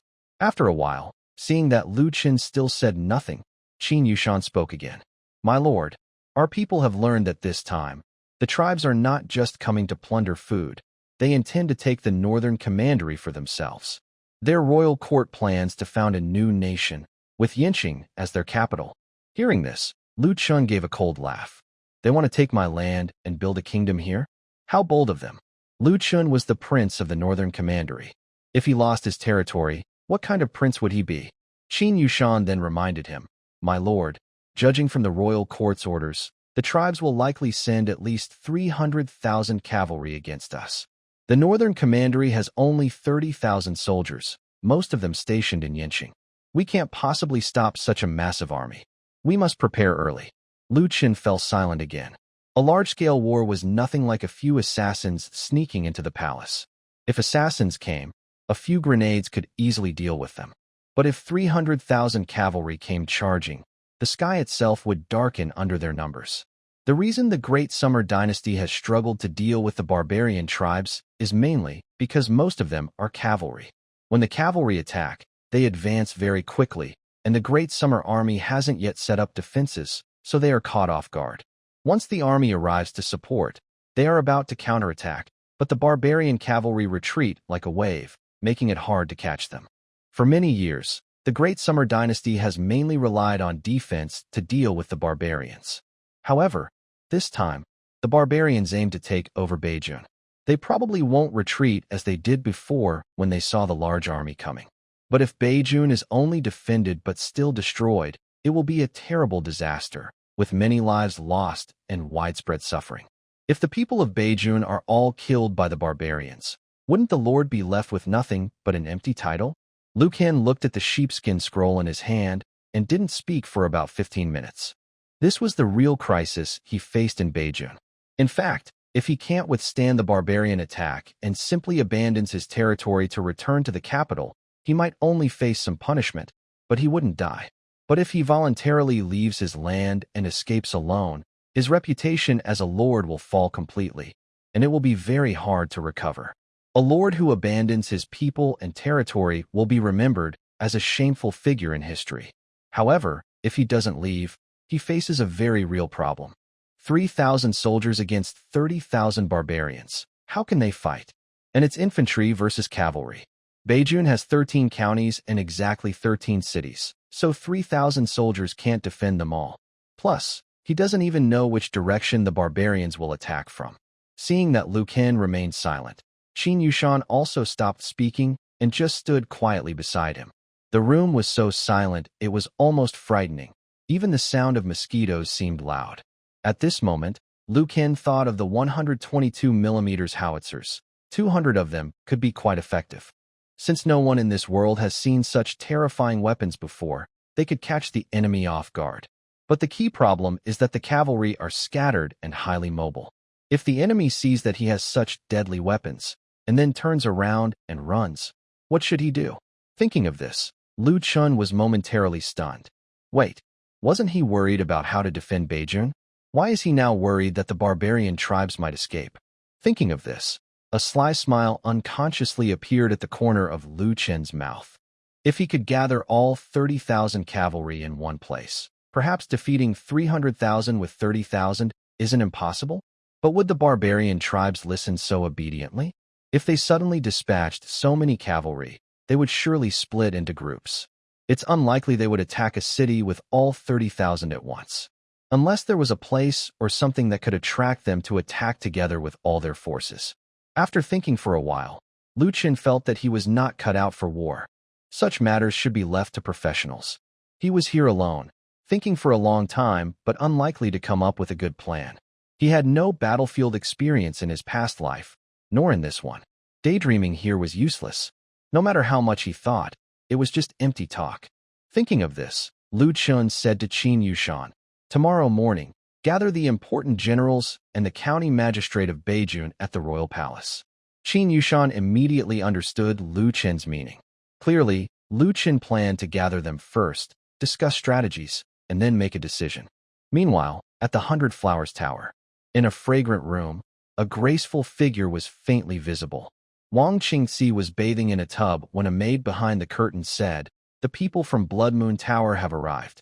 Hearing this, Wang Qingxi immediately got out of the tub. Water droplets clung to her pure white body, sliding down continuously. She looked like a lotus emerging from water. After dressing, Wang Qingxi went to the third-floor pavilion of the 100 Flowers Tower. At this moment, a young man in white was standing by the railing, gazing toward the direction of the Northern King's residence. This scene reminded Wang Qingxi of someone, the former deputy leader of Blood Moon Tower, who also seemed to enjoy standing there, gazing toward the palace. After entering the pavilion, Wang Qingxi immediately said, "Master Zhou, you finally arrived. I've been eager to leave this ghost town of Yin City for a long time." Zhou Hanwen is different from the leader of the Blood Moon Tower. He wears white clothes and looks like a gentle young gentleman, like a delicate scholar. But he is not weak at all. He is a true master. At this moment, Zhou Hanwen asked, "Miss Wang, I heard that the Northern King's residence is planning to take a concubine. Is that true?" Wang Qingxi replied, "Yes, that's true. But why do you ask, Zhou Tower Master? Are you planning to send a female assassin to sneak into the palace and attack the Northern King?" Hearing this, Wang Qingxi showed a faint smile and pretended to be reluctant to recall something, saying, "Zhou Tower Master, if you want to do that, I suggest you reconsider. Chu Yuqin is already a half-step master, and she follows the Northern King every day. Even when he is with his wife and concubines, she listens outside. If you just send a female assassin to approach the Northern King, she will likely be discovered by Chu Yuqin before she even gets close. Our assassins from the 100 Flowers Tower were all wiped out by Chu Yuqin. I suspect she might become a master within a few years." Hearing Wang Qingxi's words, Zhou Hanwen frowned slightly. "I did consider sending a female assassin to approach the Northern King earlier, but after hearing what Miss Wang said, it seems that to succeed in the assassination, we will need to lure the Northern King out. It's best if we can separate him from that mysterious master." At this point, Zhou Hanwen's brow relaxed again, and he looked at Wang Qingxi with a full smile. "Miss Wang, I've heard that the Northern King is quite lustful. Do you think he's interested in you?" Wang Qingxi replied, "The Northern King has indeed been thinking about me. For the mission, I've been keeping him interested. If Zhou Tower Master needs me, just say so," Zhou Hanwen said. "Then please, Miss Wang, lure the Northern King to the 100 Flowers Tower. That will increase our chances of success." Wang Qingxi said, "That's no problem. But even if I bring him to the tower alone, I'm afraid the mysterious master and Chu Yuqin will still follow him." Zhou Hanwen smiled and said, "If we can lure those two out of the palace, it will be even better for us at Blood Moon Tower. I want to give the Northern King a surprise." Zhou Hanwen was not the type to be stubborn. His goal was to retaliate against the Northern King, but he didn't need to kill him immediately. If they can lure those two mysterious masters and Chu Yuqin out of the royal residence, the Blood Moon Tower will be able to enter and cause chaos. He wants the North King to see the bodies of his wives and concubines with his own eyes. This time, the Blood Moon Tower's main goal in North County is to obtain soap perfume and the method to make soap. As long as they can lure out that mysterious master, they will have enough time to steal the soap perfume recipe from the North King's residence. At this moment, Zhou Hanwen thinks that the North King's residence only has one master who is slightly stronger. Without that master, the residence is like a lamb waiting to be slaughtered. Wang Qingxi's lips curl into a slight smile, forming a gentle arc. She says softly, "In that case, I will have the North King come to the 100 Flowers Tower tonight." Hearing Wang Qingxi's words, Zhou Hanwen politely replies, "Then I will trouble Miss Wang." Wang Qingxi responds, "Master Zhou, you don't need to be so polite. It's what I should do." Night falls. Lu Qin stays in his study, repeatedly examining the map of Daxia, especially the terrain of North County. Although the map is hand-drawn by soldiers, it still has some value for reference. Lu Qin is thinking that to maximize the effectiveness of the mortar cannons, the best plan is to lure all 30,000 barbarian cavalry into narrow terrain. Then, they can trap them like a pocket, making it impossible for the barbarian cavalry to escape. Of course, his plan is just on paper now. The actual execution would be very difficult. For example, whether the barbarians will fall for the trap or follow their thinking depends on their commanders. At this moment, there is a knock at the door of the study.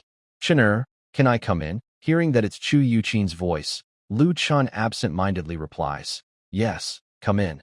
Chu Yuqin enters the study and sees Lu Chun staring at the map on the desk. Since Lu Chun has been locking himself in the study after meeting Qin Yushan, Chu Yuqin knows that a major crisis is coming.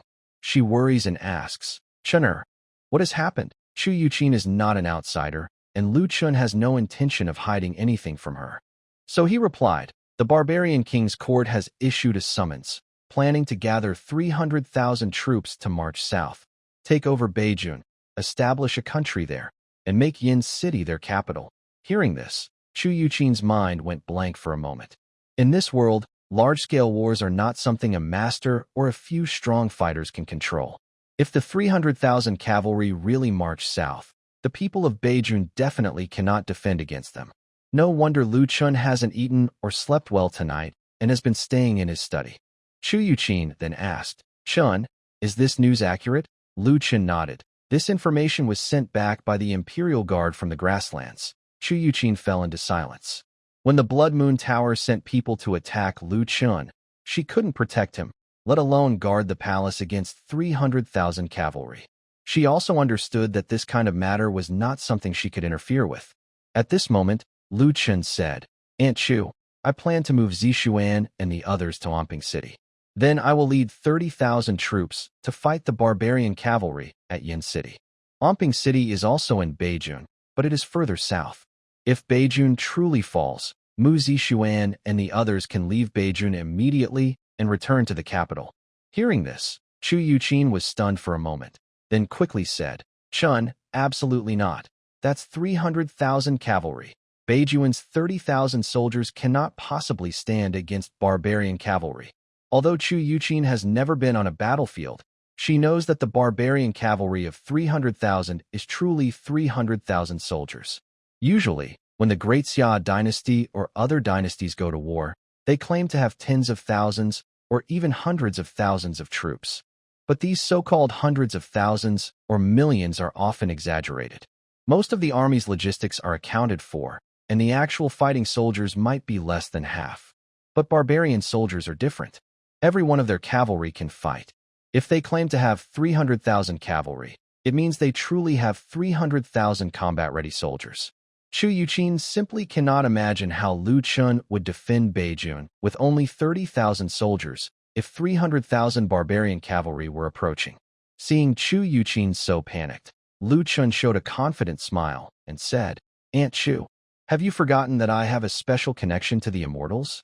Chu Yuqin didn't feel relieved just because of his words. She continued, "Chun, I know you have that special connection, but with your current strength, you can't stop an army of 300,000. Plus, There are definitely many masters among the barbarian army, even grandmasters, Lu Chen calmly replied. What I mean is that I have even more powerful weapons. Hearing this, Chu Yuqin suddenly remembered the mysterious weapons Lu Chen used before. If Lu Chen has many of those kinds of weapons, or if the royal palace can make similar ones, then defeating 30,000 soldiers against 300,000 might be possible. Curious, Chu Yuqin asked, Chun, do you really think these weapons can stop the barbarian cavalry's charge? Lu Chen looked at the map, but didn't answer directly. Instead, he asked, Aunt Chu, do you know what I worry about the most right now? Chu Yuqin looked down at the map, but said nothing. Since Lu Chen said he would lead 30,000 soldiers to face the 300,000 barbarian cavalry, he must not be worried about the enemy reaching the city. If Lu Chen isn't worried about the barbarians coming, Chu Yuqin couldn't think of anything else he might be concerned about.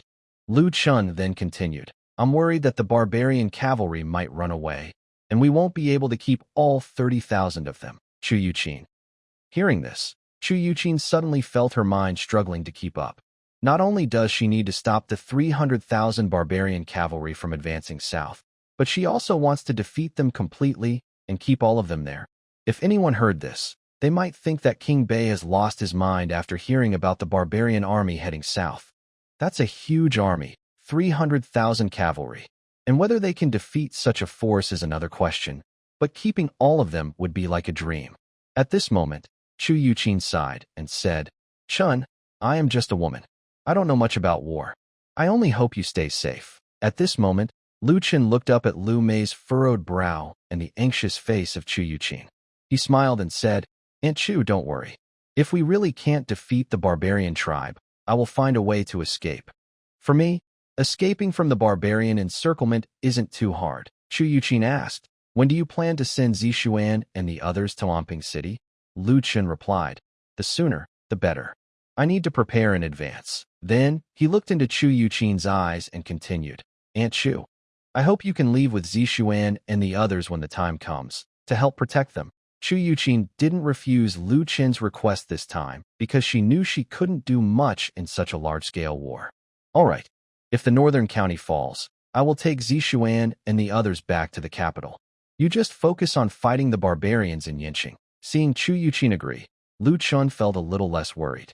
At that moment, a maid's voice came from the door. Prince, urgent letter from the Imperial Guard, Lu Chen said. Come in.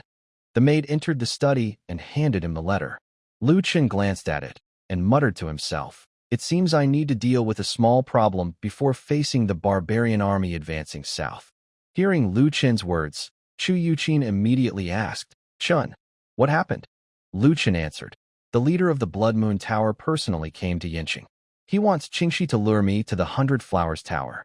If my so-called mysterious master is with me, the Blood Moon Tower people will come straight to the palace and attack it.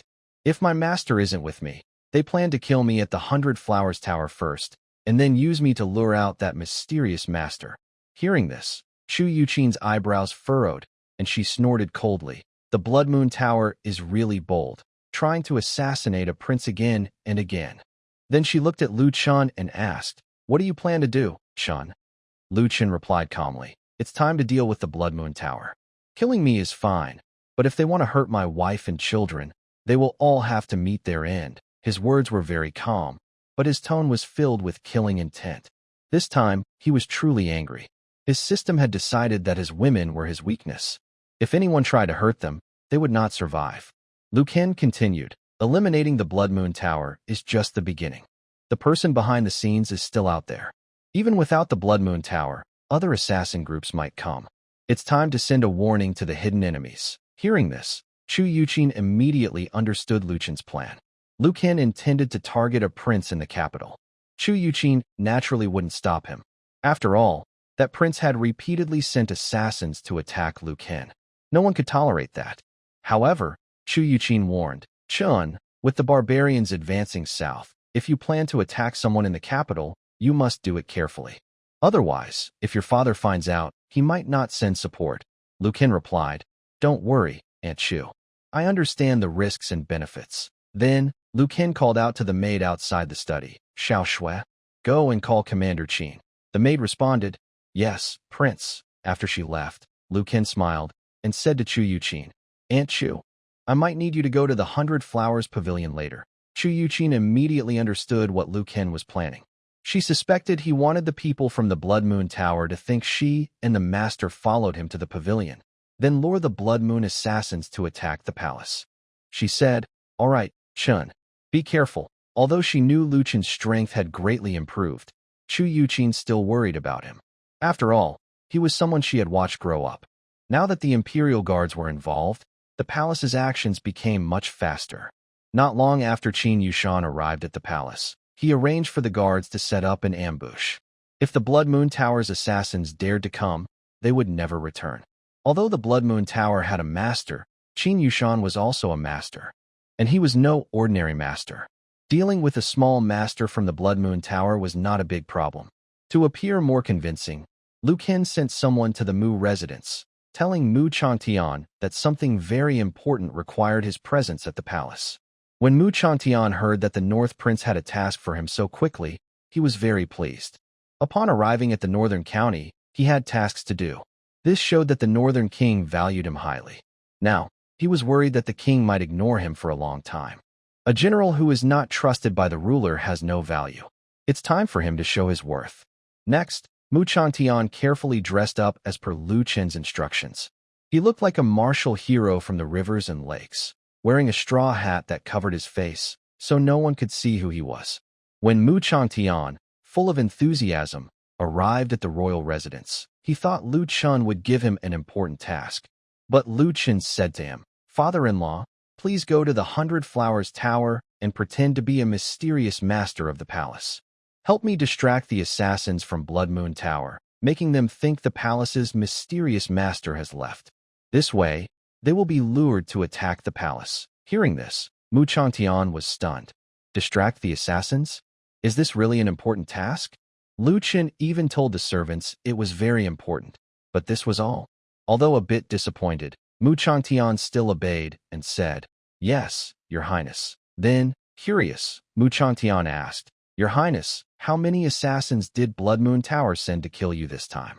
Do you need my help? He still wanted to try. Even though he knew Lu Chen had many strong fighters under his command, he was a master himself, and masters could play a bigger role. Lu Chen smiled faintly and replied, Not many assassins. It will be over quickly. You don't need to help for now. Seeing that, Mu Changtian didn't insist further. He followed the fake prince to the 100 Flowers Tower, as instructed.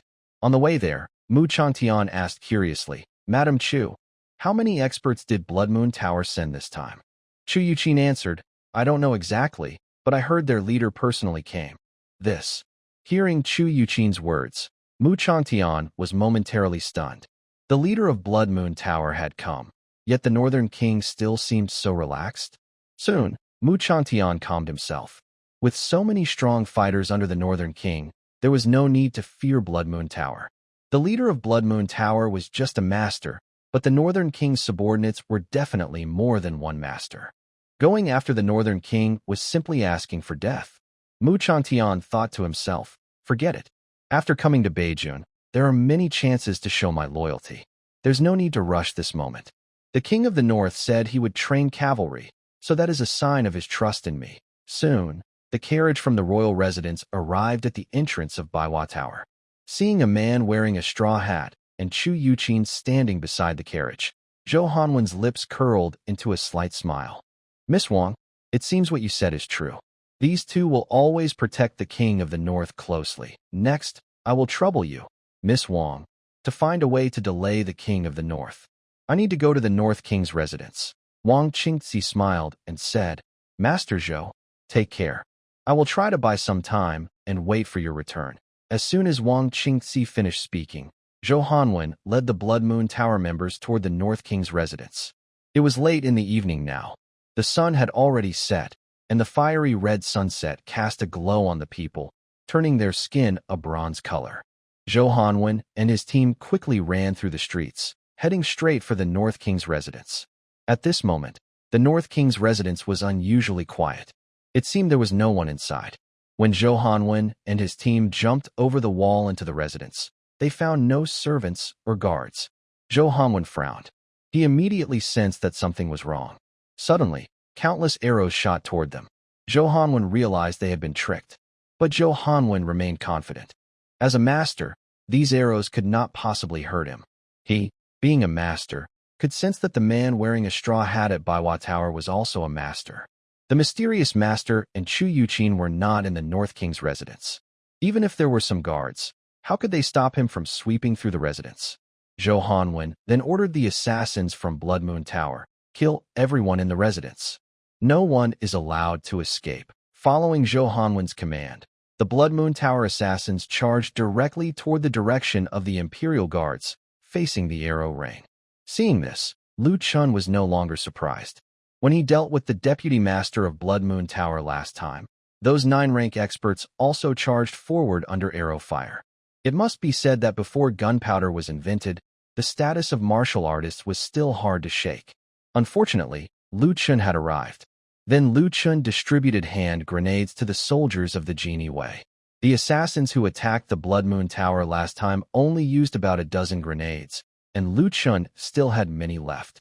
Lu Chun then said to the soldiers, "Throw the grenades in my way." After speaking, Lu Chun pulled the safety pin, held the grenade in his hand for a moment, and then threw it directly toward Zhou Hanwen. Lu Chun's system could recognize people. He immediately saw that the man in white was the owner of the Blood Moon Tower. Since Lu Chun was now a 9th-rank martial artist with great strength, he easily threw the grenade high into the air toward Zhou Hanwen. Zhou Hanwen had very strong perception. His eyes immediately locked onto the round object in the sky. Although he didn't know what it was, he suddenly felt a strong sense of danger.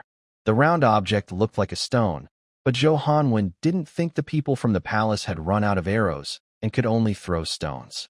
It was clearly some special weapon. Zhou Hanwen quickly jumped back a few steps.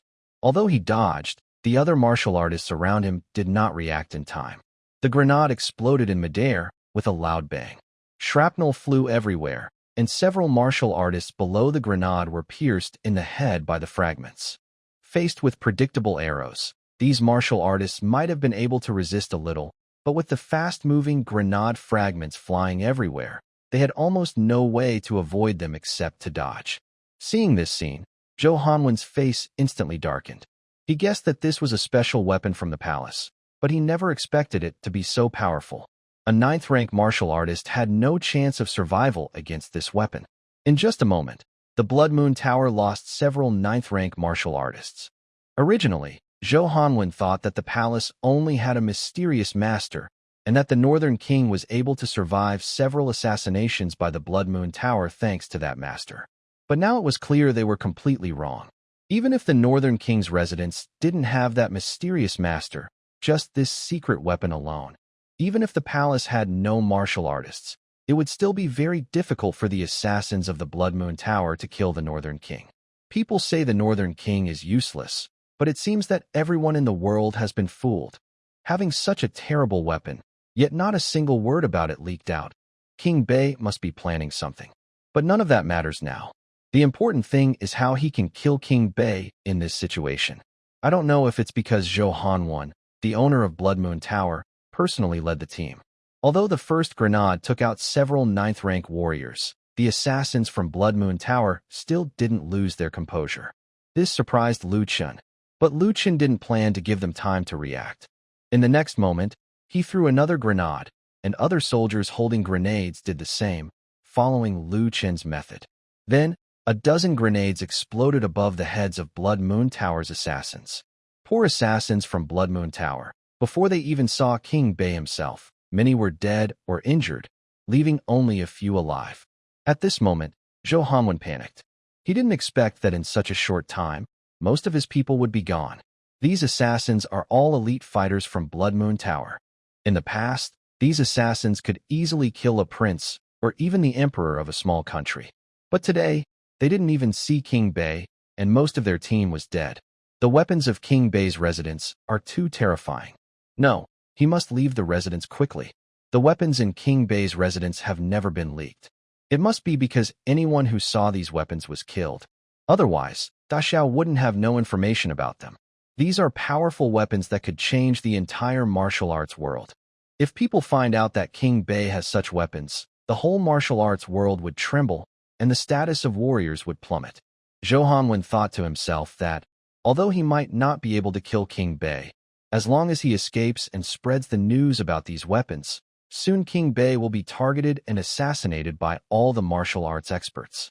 He didn't believe King Bei could still protect himself then. Thinking of this, Zhou Hanwen turned around, ready to run. But at that moment, he saw at the gate of the residence a man dressed in red, with a long sword at his waist, leaning against the doorframe. Seeing Qin Yushan, Zhou Hanwen's pupils shrank slightly. Another master.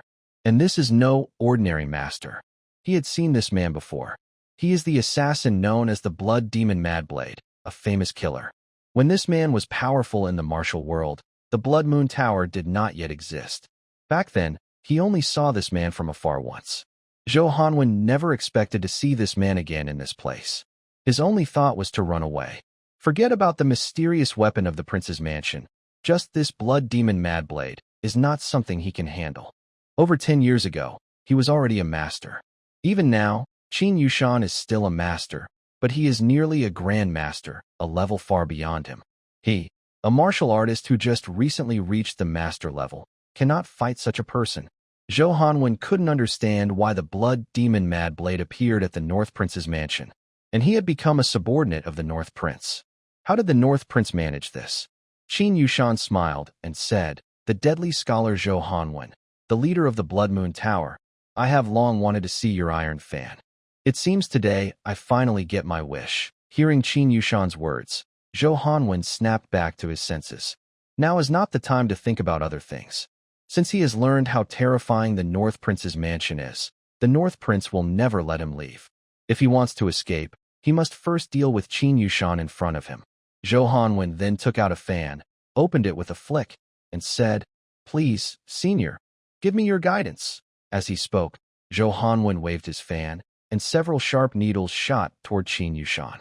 Qin Yushan easily dodged the needles, then stepped forward like a cannonball, rushing toward Zhou Hanwen in an instant. The best way to deal with remote weapons like these hidden weapons in Zhou Hanwen's hand is to get close. But Zhou Hanwen's iron fan was not just for launching hidden weapons.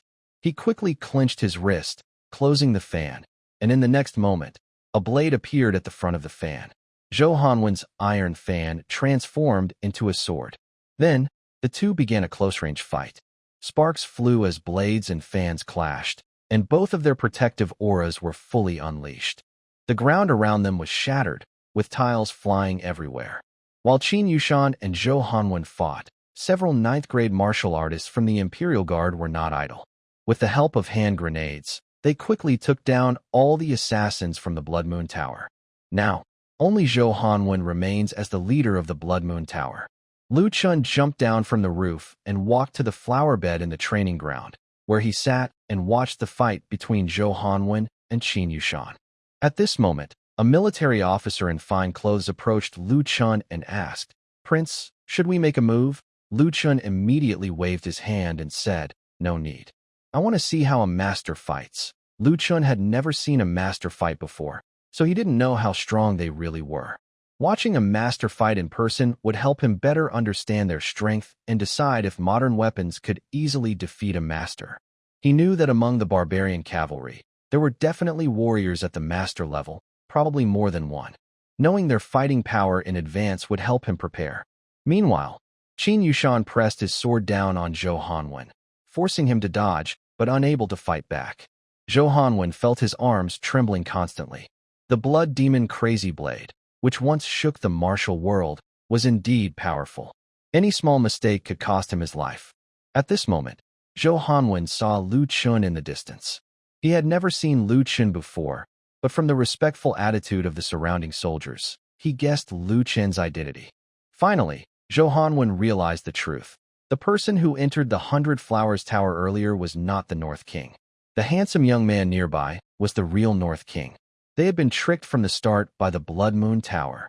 Thinking of this, Zhou Hanwen's heart burned with anger, but he couldn't do anything now. He was being pressed by Qin Yushan and couldn't even escape, let alone kill the North King in this state. Could he really fall today to this young brat? This thought made Zhou Hanwen feel frustrated. Since taking over as the leader of Blood Moon Tower, he rarely failed in assassination missions, especially those he personally participated in, which were always successful. He never expected that today he would be set up by a so-called useless prince. The more Zhou Hanwen thought about it, the angrier he became. Suddenly, his internal energy started to surge wildly, and faintly, a red blood aura appeared around his body. Seeing this scene, Qin Yushan frowned. At this moment, Zhou Hanwen waved his fan, and countless flying needles shot out from it. Qin Yushan quickly stepped back a few paces and used his sword to block the needles. However, Zhou Hanwen had no intention of escaping. The moment all the needles flew out, he charged straight toward Lu Chen nearby. Seeing this, Qin Yushan's face changed dramatically. "Quick, Prince, dodge," Zhou Hanwen roared. "Kid, if you want to kill me, then come and bury with me." Hearing this, Lu Chen smiled slightly and did not dodge. This was the best moment to test the firearm. He was a master, using a blood-burning technique and protected by energy. He wanted to see if Barrett's bullets could pierce his body. Thinking of this, Lu Chen casually raised his hand, and a long Barrett rifle appeared. The dark barrel was aimed directly at Zhou Hanwen's chest. Seeing the suddenly appearing weapon in Lu Chen's hand, Zhou Hanwen froze. The weapon in Lu Chen's hand appeared out of nowhere, shocking everyone who saw it. Even Qin Yushan and the other guards were stunned by this scene. Is this magic trick? Where did such a long weapon come from? Although Zhou Hanwen was momentarily stunned by Lu Chen's action, his body did not stop. As Zhou Hanwen approached Lu Chen, he sneered, "Just a stick to stop me? How much do you think of yourself?" While speaking, Zhou Hanwen prepared to end Lu Chen's life. But what he imagined did not happen. In the next moment, a loud bang sounded. Energy. Lu Chen's shoulder back slightly. Even though he was now a 9th-rank martial artist, holding a Barrett for sniping, the recoil was still strong. Fortunately, his aim was precise, and with the close distance, even a blind person could hit the target with eyes closed. The bullets were very fast, so even a master like Zhou Hanwen couldn't dodge. But there was a difference between a master and an ordinary martial artist. At the moment the bullet was fired, Zhou Hanwen clearly saw a black dot fly out from the top of that strange stick. Zhou Hanwen thought it was a hidden weapon and planned to block it with a fan. However, when Zhou Hanwen swung his fan, a Barrett bullet instantly pierced through his iron fan, then through his protective energy, passing directly through his chest. At the moment the bullet went through Zhou Hanwen's body, he lost all feeling of pain, but he could sense that something had penetrated his body. Zhou Hanwen hesitated, slightly lowering his head. When he saw the blood hole in his chest, his pupils shrank slightly, and he looked terrified and unable to believe what had happened. He couldn't understand how, as a master and with protective energy, any hidden weapon could his body. And his iron fan didn't stop it either. Soon, Zhou Hanwen's consciousness began to fade, and his body collapsed. Seeing the blood hole in Zhou Hanwen's chest, Qin Yushan from afar took a deep breath and sighed. It seems the era of warriors is coming to an end. Qin Yushan had become a member of the Imperial Guard for certain reasons, but he didn't know that Lu Chen possessed such powerful weapons. He only knew that Lu Chen was their master they had to follow. After seeing the damage caused by the Barrett in Lu Chen's hand, he gradually understood why Lu Chen was the master of the Imperial Guard. Because this young man would surely stand at the top of the world and look down on everything. Meanwhile, Mu Chantian learned from Wang Qingzi that the assassins from Blood Moon Tower had gone to the prince's residence, and he immediately returned there with Chu Yuqin. On the way, Mu Chantian noticed that Chu Yuqin looked completely unworried. Curious, he asked, "Madam Chu, aren't you worried that the Northern King might be in danger?" Chu Yuqin replied, "Does General Mu want to see the prince in trouble?" Mu Chantian quickly said, "No, that's not it. I'm just worried that the assassins from Blood Moon Tower might hurt the prince." Since Mu Chantian had just arrived in Northern County, if anything happened to the Northern King, their family would have a hard time. So now, he was the most worried about Lu Chen being in danger. Seeing how calm Chu Yuqin was, Mu Chantian felt a bit curious. Was the Northern Prince's residence really so powerful that, even facing a master and an all-out attack from Blood Moon Tower, they remained completely unfazed? Soon, Mu Chantian and Chu Yuqin returned to the prince's residence. Mu Chantian quickly entered the royal residence, intending to help defend against the assassins from Blood Moon Tower. As soon as he entered, he saw the ground covered with the bodies of assassins dressed in black. This Seeing Mu Changtian and Chu Yuqin return, Lu Chen smiled and said, "Father-in-law, Aunt Chu, you've worked hard." Chu Yuqin didn't speak. She hurried over to Lu Chun and asked with concern, "Chun, are you all right? Are you hurt?" Although she didn't seem worried about the situation at the residence on her way back, she was still very worried about Lu Chen's condition. Lu Chen wanted to say he was fine, but suddenly remembered something. He immediately covered his chest and forced himself to look strong, saying, "Aunt Chu, I'm fine. I just have a small injury." Seeing Lu Chun like this, Chu Yuqin became very nervous. "Chun, are you feeling uncomfortable anywhere now?" Lu Chen replied, "No, I don't feel uncomfortable anywhere. I just feel like something is blocked in my dantian, and I'm a bit short of breath." Hearing this, Mu Changtian also became worried. Just as he was about to speak, Lu Chen said, "Commander Qin, please help handle the bodies at the residence. I'm not feeling well, so I'll go back and rest first." At this point, Lu Chen took Chu Yuqin's jade hand and walked away, saying as he went, "Aunt Chu, please help me adjust my body. I feel my energy isn't flowing smoothly anymore." Seeing this, Mu Changtian was stunned. After Lu Chen and Chu Yuqin left, Mu Changtian curiously asked Qin Yushan, "Commander Qin, is the North King all right?" Mu Changtian didn't understand what was happening. He really thought Lu Chen was badly injured and needed Chu Yuqin to treat him. Hearing Mu Changtian's question, Qin Yushan smiled and said, "The North King is definitely fine." This, Mu Changtian asked suspiciously, "Why do you say he's fine when he's supposed to be hurt?" Qin Yushan asked back, "General Mu, can't you tell that the North King only acts like he's hurt in front of Madame Chu?" Mu Changtian wasn't stupid.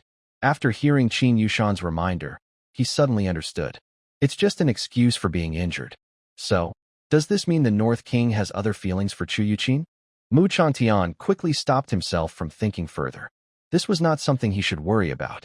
Men, after all, often have thoughts about beautiful women, and it was normal. The North King was also a man, so it was not surprising. Then Mu Changtian focused on the bodies of the assassins scattered on the ground. He noticed that besides the assassins' bodies, there were no other bodies around. There were no bodies of any soldiers from the prince's mansion. This means that when the assassins from the Blood Moon Tower attacked the mansion, the soldiers must have defeated all of them without losing a single person. How is this possible? Mu Changtian then looked at Qin Yushan and asked, "Commander Qin, why didn't I see any bodies of the soldiers from the mansion?" Qin Yushan replied, "General Mu, no soldiers from the mansion died. That's why there are no bodies." Hearing this, Mu Changtian was stunned. The mansion really had not lost a single soldier, yet all the assassins from Blood Moon Tower had been defeated. Is this the true strength of the North Prince's mansion? At this moment, Qin Yushan said, "General Mu, you should go back and rest well today. Tomorrow morning, the prince has summoned us for an important matter. You should come too." Mu Changtian nodded and said, "All right, I will go back now." Then Mu Changtian turned and left the mansion. Meanwhile, Lu Chen and Chu Yuqin arrived at the study. Lu Chen pretended to look very uncomfortable. Seeing Lu Chen like this, Chu Yuqin looked worried and said, "Chen, don't scare Auntie." "What's wrong with you?" Lu Chen said. "Sigh, I accidentally took a hit from an assassin earlier. Commander Qin checked me and said I'm fine, but I still feel uncomfortable in my chest." Hearing this, Chu Yuqin no longer cared about propriety and said directly, "Take off your clothes quickly. Annie will check for you." Lu Chen didn't hesitate. He took off his upper clothes and exposed his chest. Chu Yuqin immediately raised her delicate hands and gently touched Lu Chen's chest. She used her internal energy to help check him. After a careful examination, she found no problems. She muttered to herself, "Strange, I didn't find anything unusual either." When she reached this point, Chu Yuqin looked up and gazed into Lu Chen's eyes with her beautiful eyes, saying, "Chun, do you think it's the same as last time? Did something go wrong while you were practicing martial arts, causing your internal energy to flow poorly?" Lu Chen replied, "That might be the case. I think the thief slap earlier brought out the hidden injuries I accumulated from practicing martial arts recently, which is why my energy flow feels unsteady." At this moment, Chu Yuqin suddenly remembered something and said, "I recall you know healing magic, right? Why don't you try using your magic to heal yourself?" Lu Chen sighed. "Ah, Aunt Chu, it's hard for a healer to heal themselves. My magic can only heal others, not myself. Chu Yuqin looked worried and asked, then what should we do? Lu Chen smiled and asked, Aunt Chu, don't you remember the method I used last time to help me recover? Chu Yuqin hesitated for a moment. Of course, she hadn't forgotten how she helped Lu Chen last time, but she always felt that method wasn't very proper. Moreover, she almost made a mistake last time. If she did the same again, what if she couldn't control herself this time? Thinking about what happened last time, a faint blush appeared on Chu Yuqin's elegant face. She then said, Chun, do you really think that method is good for your health? Lu Chen answered, didn't we already try it last time? It must be effective. Chu Yuqin hesitated briefly and then said, all right, let's try again. But don't get too close with your legs. At this point, Chu Yuqin's face turned even redder, looking shy like a gentle, beautiful woman. It's okay if he gets a little closer to her upper body, but not too close with his lower body. She knew Lu Chen had feelings for her and worried he might not be able to control himself. Seeing that Chu Yuqin agreed, Lu Chen said, yes, I understand. Then Lu Chen raised his hands and directly embraced Chu Yuqin's slender waist from the front. Chu Yuqin's hips rested on the desk, slightly sunken.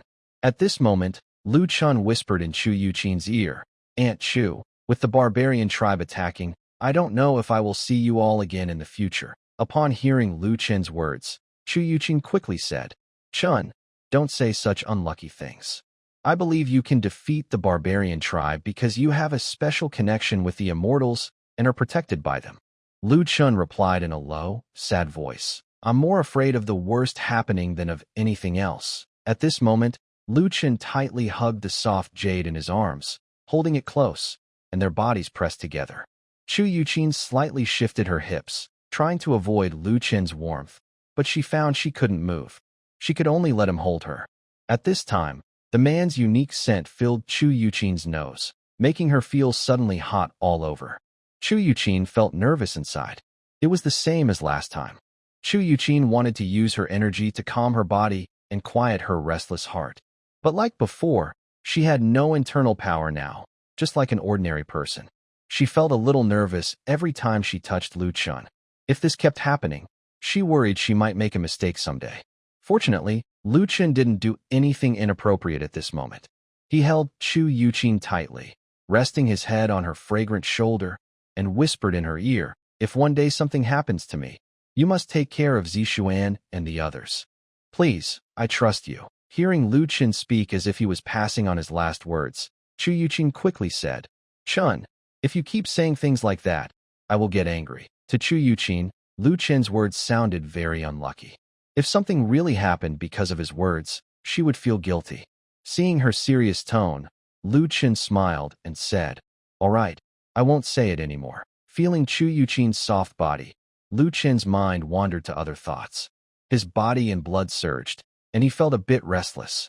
A special, faint fragrance disturbed Lu Chen's nose, constantly stimulating him, as if teasing him. At this moment, Chu Yuqin also sensed something unusual.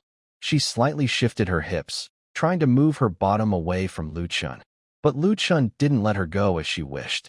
His large hand moved slightly downward, holding her hips firmly, preventing her from moving. Chu Yuqin's heart was in chaos. She didn't expect Lu Chen to be so bold. She quickly pushed her upper body slightly away from Lu Chen and looked at him with eyes full of hope, asking, Chen, are you feeling better? If you're feeling better, then let me go, Lu Chen replied. Chu Yuqin's tone carried a hint of pleading. If this continued, something serious might happen. Lu Chen said, I'm still feeling uncomfortable. Let's stay a little longer. Maybe the hidden injuries have accumulated too much, and I need some time to recover. Chu Yuqin blushed and softly said, can you please keep your hands still? Don't touch everywhere. If you keep doing that, I might really get angry. Lu Chen looked innocent and said, touch everywhere? No, my hands have been just like this all along. Chu Yuqin pursed her lips but didn't say much. She found it hard to speak. Time passed second by second. Chu Yuqin couldn't hold back her inner restlessness anymore. Her whole body softened, and she had to lean on Lu Chen to stand.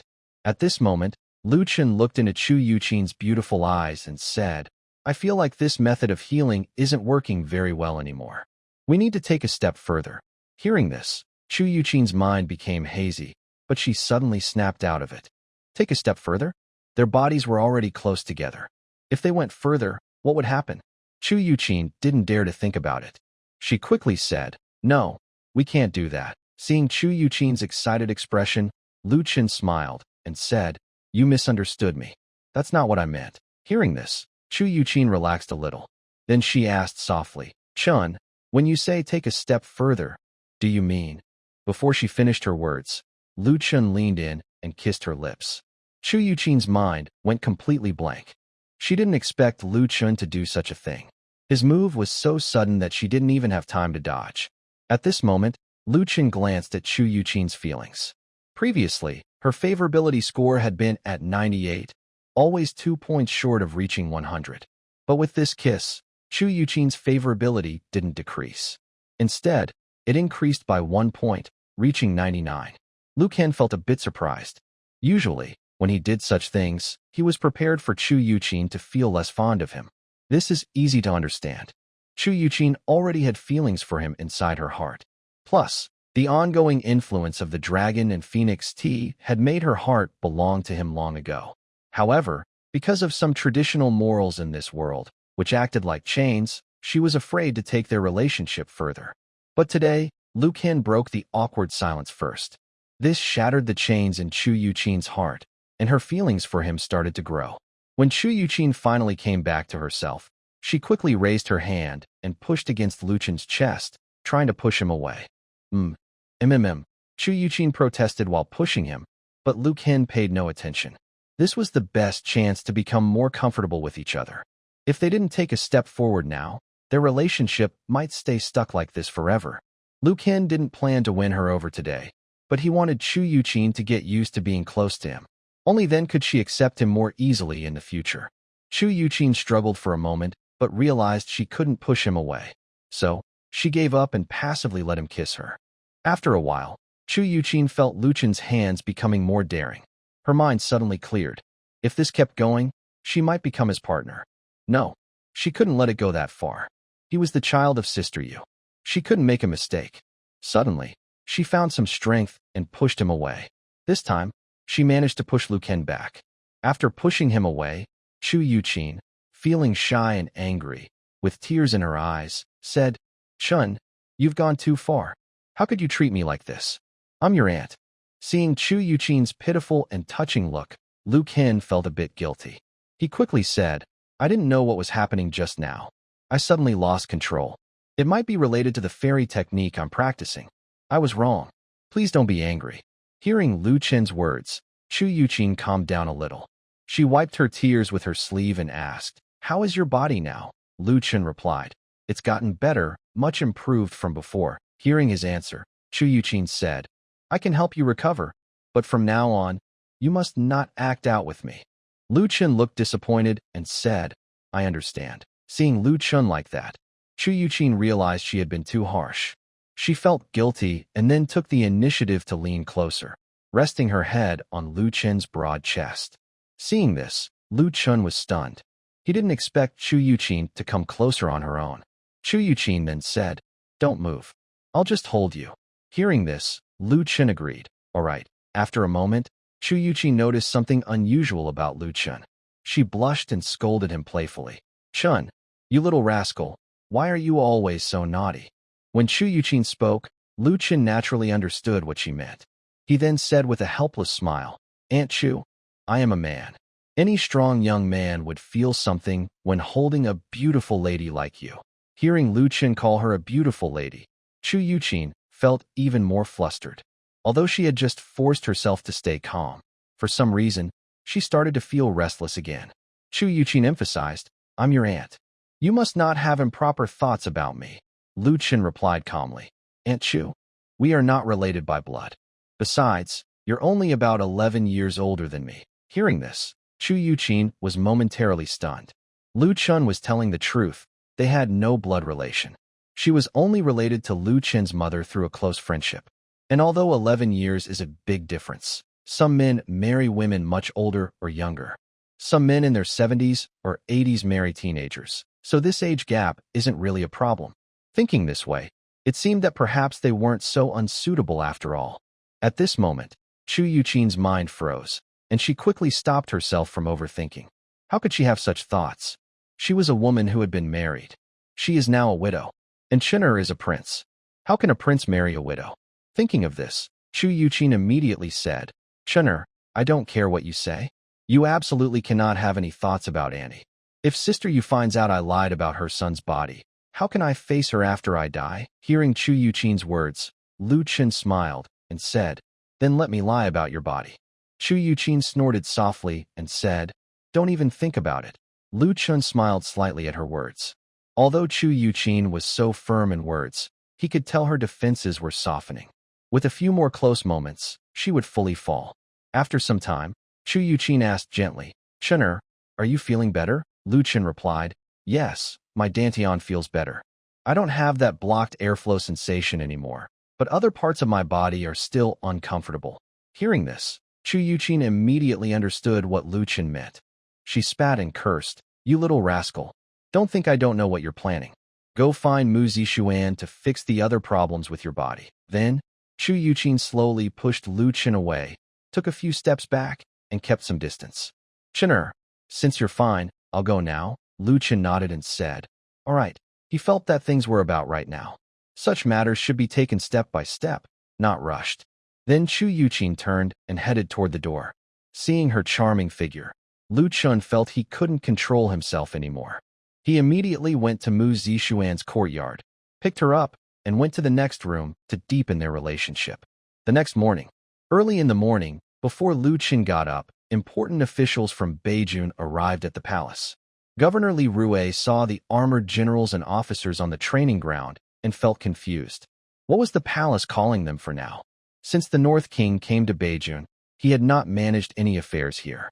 Every time he came to report, the North King would find an excuse to dismiss him. This seemed to be the first time the North King summoned them to the palace. Could it be that the North King plans to take over the affairs of Beijing? Thinking of this, Li Rue felt a bit nervous. He wasn't sure if the Northern King would make major policy changes. If the king really pushed for reforms, his workload as the county governor might increase a lot. But that wasn't what worried Li Rue the most. His biggest concern was that the Northern King might find someone to help with the reforms and then replace him as the county governor with someone close to the king.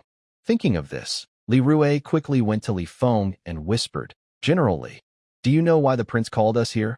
Li Feng shook his head and said, I just received the prince's message. I don't know what he wants. Hearing this, Li Rue became even more worried. If even an important general like Li Feng didn't know the reason, it must be a big matter. At that moment, a middle-aged man in armor, accompanied by two young men, entered the training ground. Seeing the man, Li Feng and the soldiers who had come with Lu Qin to the northern county frozen place. Li Feng then walked toward the man. When he reached him, he was about to bow, but the man raised his arm to stop him. Li Feng looked at Mu Changtian and asked with a confused face, General Mu, why are you here in Northern County? Hearing this, Mu Changtian smiled and corrected him. General Li, you have the wrong person. My surname is Mo, not Mu. Hearing this, Li Feng immediately realized that something must have happened in the capital. As Mu Changtian's subordinate, he would definitely recognize Mu Changtian and his two sons. Li Feng finally understood why Mu Changtian had sent them to follow the Northern King. It seemed that the Tiger Guard army had already been disbanded and reorganized. He then asked, General Mo, what happened in the capital? Mu Changtian replied, The Duke of Mu's estate was suspected of colluding with remnants of the Qin kingdom and was exiled by His Majesty. Our Mo family was also affected. During the exile, we were attacked by bandits, but luckily, the prince sent people to rescue us and brought us to Northern County. Hearing this, Li Feng's mind went blank for a moment. He had also noticed changes in the prince's residence recently. There were many new 9th rank experts, and there was even someone who seemed to be a master-level martial artist. Li Feng had long realized that the Northern King was not an ordinary person. So, it was not surprising that the Northern King could send someone to rescue Mu Changtian. However, Li Feng found it hard to believe that the Northern King had such boldness. There is a difference between being able to save someone and daring to do so. Some people have the ability to help others, but lack the courage to do it. The Duke of Mu's residence was destroyed because of a conflict with the Emperor. Yet, the Northern King still dared to rescue the Mu family, showing how brave he was. If it had been another prince, they would probably be afraid of getting involved and would not dare to help the Mu family. Li Feng wondered if the Northern King had called them today because of General Mu. Just as Li Feng was thinking this, a maid from a royal residence approached and said, "The prince has asked you to wait in his study." Hearing this, everyone immediately headed to Lu Chen's study. After waking up, Lu Chun had a simple breakfast and then went to his study. Inside, everyone was still guessing why the Northern King had summoned them. Suddenly, the Northern King's figure appeared at the door. Everyone quickly bowed and said, "Greetings, Your Highness." Lu Chun waved his hand to signal them to stop bowing. He then walked straight to his desk and opened a map on it. Li Rue was the first to ask, "Your Highness, do you know why you called us today?" Hearing Li Rue's question, Lu Chun did not answer directly. He looked at Qin Yushan in the crowd and said, "Commander Qin, please tell us." Hearing this, everyone's eyes turned to Qin Yushan. Li Rue and the others were curious. What is a commander? When did the prince's residence have such a position?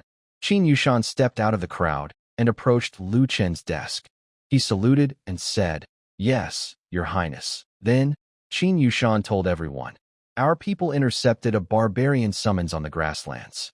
The barbarians are gathering 30,000 cavalry to march south, aiming to conquer Beijing, establish a country there, and make Yin City its capital." When everyone heard this, their faces changed instantly. The barbarians had always been the biggest threat to Beijing. The region was so poor because the barbarians often raided from the south. I didn't expect the barbarians not to come for raiding this time. Instead, they are occupying the northern county and even planning to establish a nation there. Everyone in the study felt very anxious, especially Li Rue. He became the county governor because the previous ones were killed by the barbarians. Otherwise, he wouldn't have been appointed. He thought he could have a few peaceful days, but in just over a year, the barbarians have once again moved south. And this isn't just simple looting. If it were only about stealing grain, Li Rue wouldn't be so worried. The barbarians usually raid the northern cities of Yin City, rarely coming to the more southern city of Yin City. When he realized this, Li Rue quickly asked, Commander Qin, is your information accurate? The barbarians moving south is a big event. The fact that 300,000 cavalry are heading south to attack Northern County must be reported to the court immediately. Everyone believed that with only 30,000 soldiers, Northern County couldn't stand against 300,000 cavalry. They needed the court's army to fight the barbarians. In fact, every time Northern County fights off barbarian invasions, they rely on the court's army. The 30,000 soldiers are just for small threats. At this moment, Qin Yushan said, "Our intelligence has been verified. Our people have infiltrated the barbarian king's court and personally received this news from a barbarian king's mouth." Hearing Qin Yushan's words, everyone looked surprised and unable to believe it. Who exactly is Commander Qin, who is close to the prince? How could someone from the prince's side infiltrate the barbarian king's court? At this moment, Li Rue suddenly realized. He had always thought that Lu Chun was a lazy prince who did nothing. Now he understood that all of that was just a show made by the Northern Prince. The Northern Prince secretly had his own power, which had already spread throughout Northern County and even infiltrated the barbarians. Thinking of this, Li Rue's forehead broke out in cold sweat. Luckily, when the Northern Prince came to Northern County, he didn't cause trouble for him.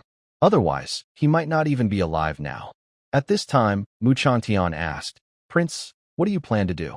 Will you ask the court for help? 30,000 soldiers against 300,000. There's no chance of winning. The court must send a large army, or North County will be lost." Lu Ken said, "I plan to send someone to inform the court soon. However, it takes at least 3 months for the court to gather a big army. The barbarian tribes can do the same in about 2 months. North County still needs us to defend for a while." Although Lu Ken is confident that 30,000 soldiers can hold North County and defeat the 300,000 barbarian cavalry, it is necessary to notify the court. After all, North County is officially part of the Great Xia Empire. If enemies invade without informing the court, whether we win or lose, the court will think we are rebelling because we didn't report such an important matter. But gathering the Great Xia army won't be as quick as the barbarians. It will take at least 2 or 3 months to mobilize the troops. There's a saying, Before the soldiers move, the supplies must be prepared. The Great Xia army certainly won't be as fast as the barbarian cavalry. Moreover, this is in North County, where roads are terrible. Moving a large army here will take even more time. Hearing Lu Ken, Li Rui's face turned even paler. If the barbarians march south, they could take over all of North County in less than a month. But it takes so long to gather the Great Xia army. By the time they arrive, those 30,000 soldiers might already be dead. At that point, what will happen to Yinqing? It's hard to even imagine. Lu Ken continued, I plan to evacuate all the civilians north of Yinqing to the south, then concentrate all our forces in Yinqing to hold back the barbarians' 300,000 army. General Mo, you've fought the barbarians before. What do you think of this idea? Hearing this, Mu Chantian paused for a second and frowned slightly.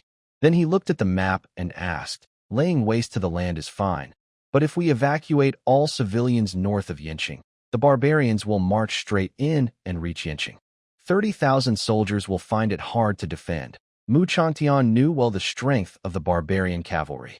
Most of their cavalry are elite. It's unlikely that 30,000 soldiers can hold back 300,000 cavalry.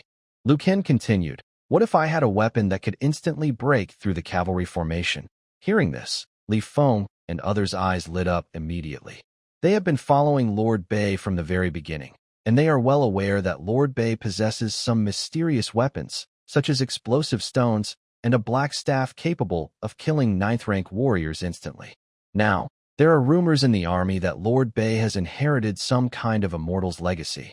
Whether or not he truly has an immortal's inheritance doesn't matter.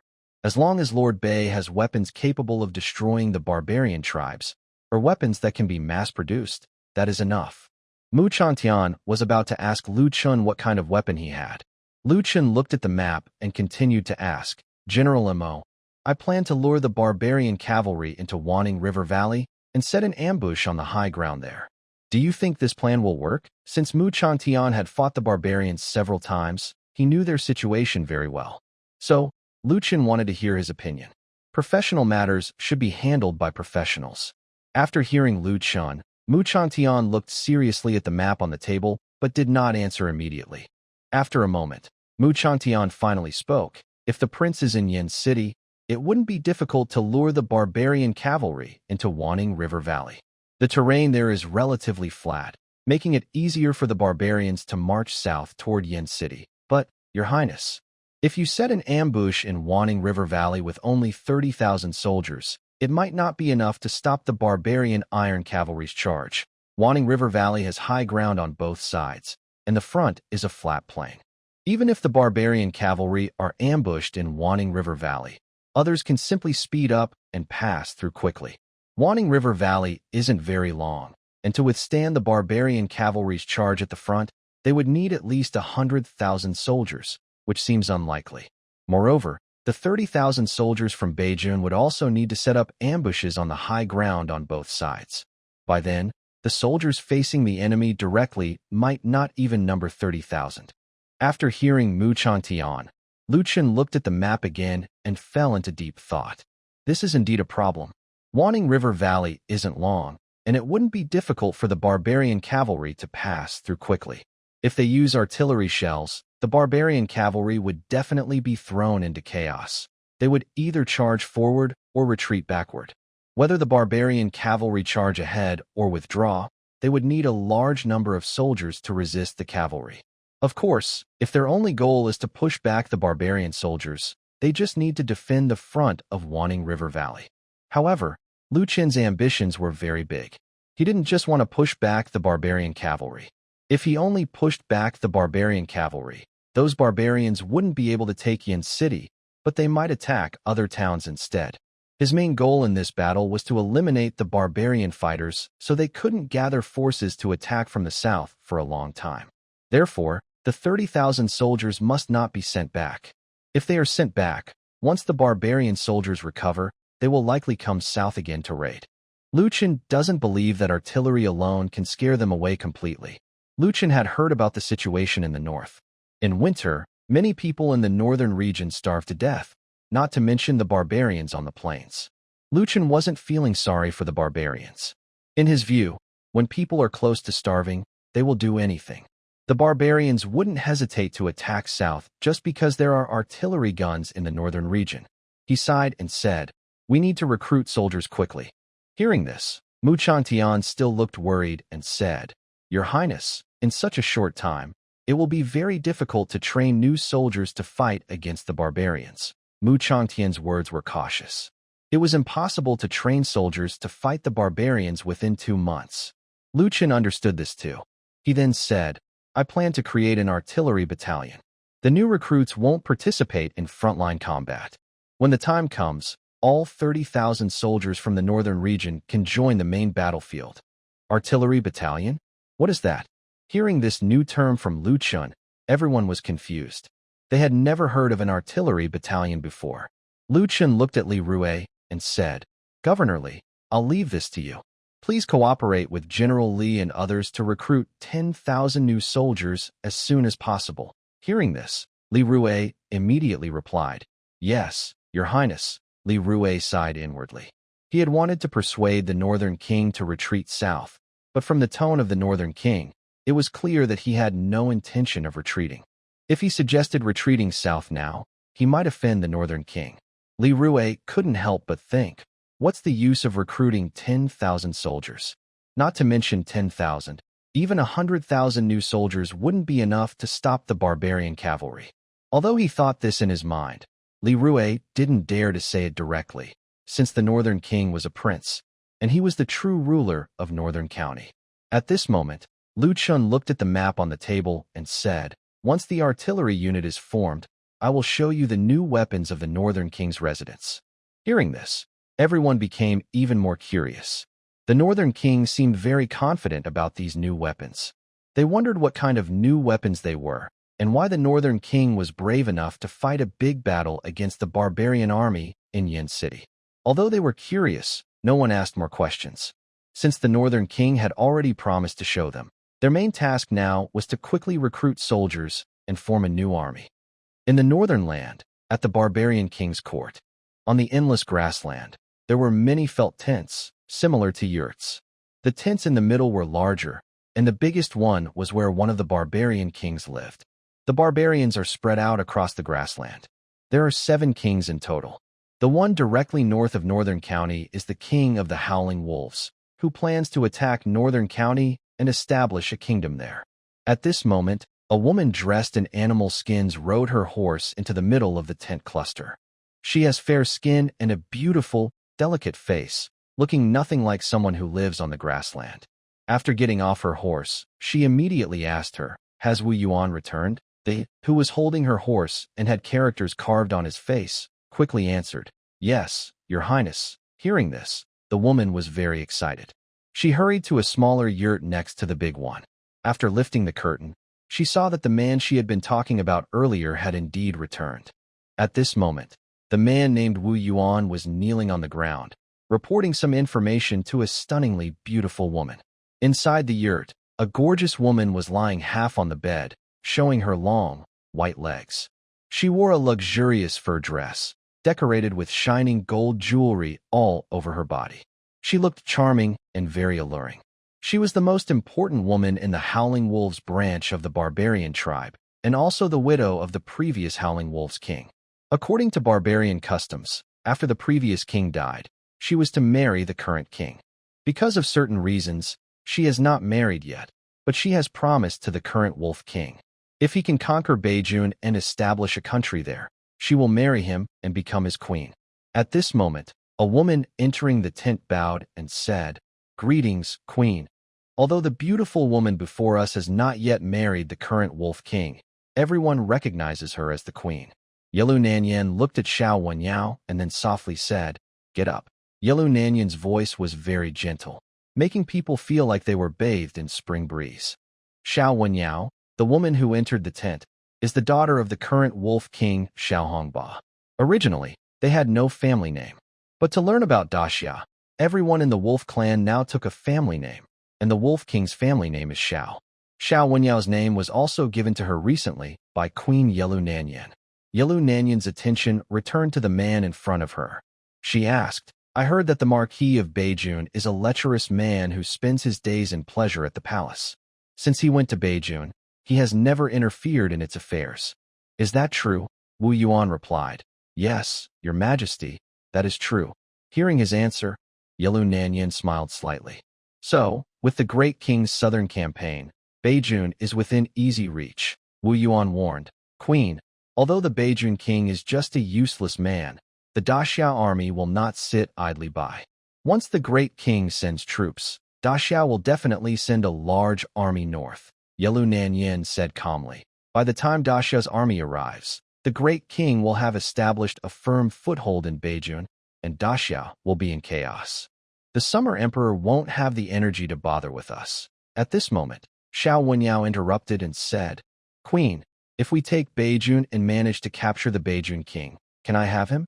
I've heard he is very handsome, and I want him to be my servant. Hearing Xiao Wenyao's words, Yelu Nanyan smiled slightly, and then said, Yao Yao, I'm afraid that's not possible. He is still a prince of Daxia. If we catch him, we can use him to negotiate some deals with Daxia. He still has some use to us. Xiao Wenyao curled her lips and said nothing more, as Yelu Nanyan was the princess and held great influence within the Wolf King clan. Thanks to the princess's leadership, the Wolf King clan has grown to its current size and possesses advanced weapons. She actively learned from the Daxia Empire and secretly bought many people from the Daxia dynasty. Using these people, she maintained trade with Daxia. The man kneeling before her, Wu Yuan, was one of them.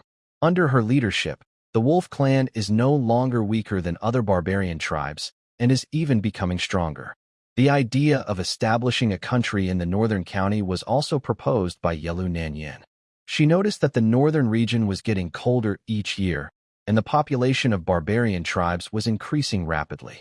The grasslands could no longer support so many tribes. Additionally, Northern County was becoming poorer. Even if they raided grain there, it wouldn't last long for their people. The best solution was to learn from the Daxia Empire by planting crops to support more people. She also heard that a type of grain crop had appeared in Northern County, capable of producing 1,000 gene per mu. If the Wolf King could conquer Northern County and establish a new territory, their branch wouldn't need to move around for water and grass anymore, and life would improve. The strength and size of the Wolf King clan today are thanks to Yelu Nanyan's policies.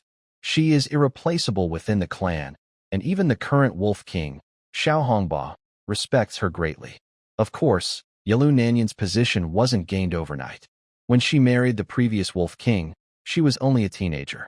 However, the former king was already an old man, bedridden and unable to manage the clan. Yelu Nanyan helped him govern, and over time, she gained significant power. After the Wolf King's death, he had no heirs. With Yelu Nanyan's mediation, the clan elected Xiao Hongba as the new Wolf King. The current king was chosen with Yelu Nanyan's help, further strengthening her control. Yelu Nanyan is a very clever woman. She gives the current king enough face and lets him make major decisions himself, which makes it seem like she has relinquished all her power. Even when the king of the wolves said he wanted to marry her, she did not refuse. Instead, she set a goal for him. If he achieved it, she would marry him. Yelu Nanyan married the previous king of the wolves when she was only a teenager. She is still and does not want to remain single for life just because the man she loved has passed away. So, she will marry someone else. Now, the current king of the wolves, Xiao Hongba, believes that Yelu Nanyan is already his woman. He trusts her very much. As for taking over Beijun and then marrying her, Xiao Hongba considers Beijun a gift for her. At this moment, Yelu Nanyan looked at Wu Yuan kneeling in front of her and said, Wu Yuan, thank you for going to Daxia to gather information. Rest well now. Wu Yuan immediately replied, Thank you, princess. As soon as he finished speaking, Wu Yuan stood up and left Yelu Nanyan's tent. Seeing Wu Yuan leave, Xiao Wenyao quickly said, Princess, I will go now too. Then, Xiao Wenyao turned and left the tent. After Xiao Wenyao left, she hurriedly called to Wu Yuan. Wu Yuan, wait a moment. Wu Yuan stopped and turned to look at Xiao Wenyao, respectfully asking, Your Highness, is there something you need from me? Xiao Wenyao asked directly, Did you bring the perfume soap I asked for? Wu Yuan smiled and said, Since it's your order, I will do as you say. The items are still on the carriage. I will bring them to you right away. Xiao Wenyao said, No need. I will go with you. Tell me about Daxia. Perhaps influenced by Yelu Nanyin, Xiao Wenyao was very interested in all aspects of Daxia. Wu Yuan is from Daxia. Every time he returns, Xiao Wenyao asks him about Daxia's recent events. For example, she asks about fun things happening in Daxia or gossip about the prince. Basically, anything she finds interesting, she asks Wu Yuan to tell her. Hearing her, Wu Yuan said, "Yes, Your Highness. If you want to know anything, just ask me." Then Xiao Wenyao said as she walked, "Everyone says the northern king of Daxia is very handsome. Is that true?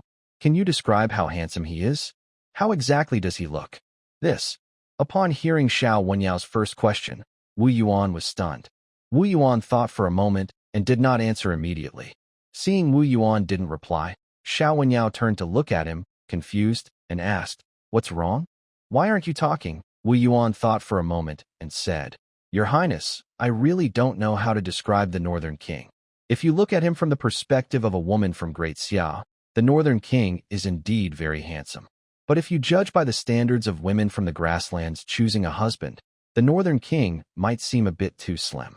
He doesn't practice martial arts, and his body isn't very strong." Hearing Wu Yuan's answer, Xiao Wenyao's eyes lit up. Then she said, "I don't like men who are too muscular. Men from the grasslands are almost all chubby and look ugly. There's nothing good about that." Seeing that Xiao Wenyao seemed very interested in the Northern King, Wu Yuan continued, "Your Highness, you should also know that the Northern King really likes beautiful women. If he sees you, he probably won't be able to walk straight. If you are interested in the Northern King, this southern attack by the king might be a good opportunity for you." Hearing Wu Yuan's words, Xiao Wenyao sighed. "You heard it too. The princess said that the Northern King is useful.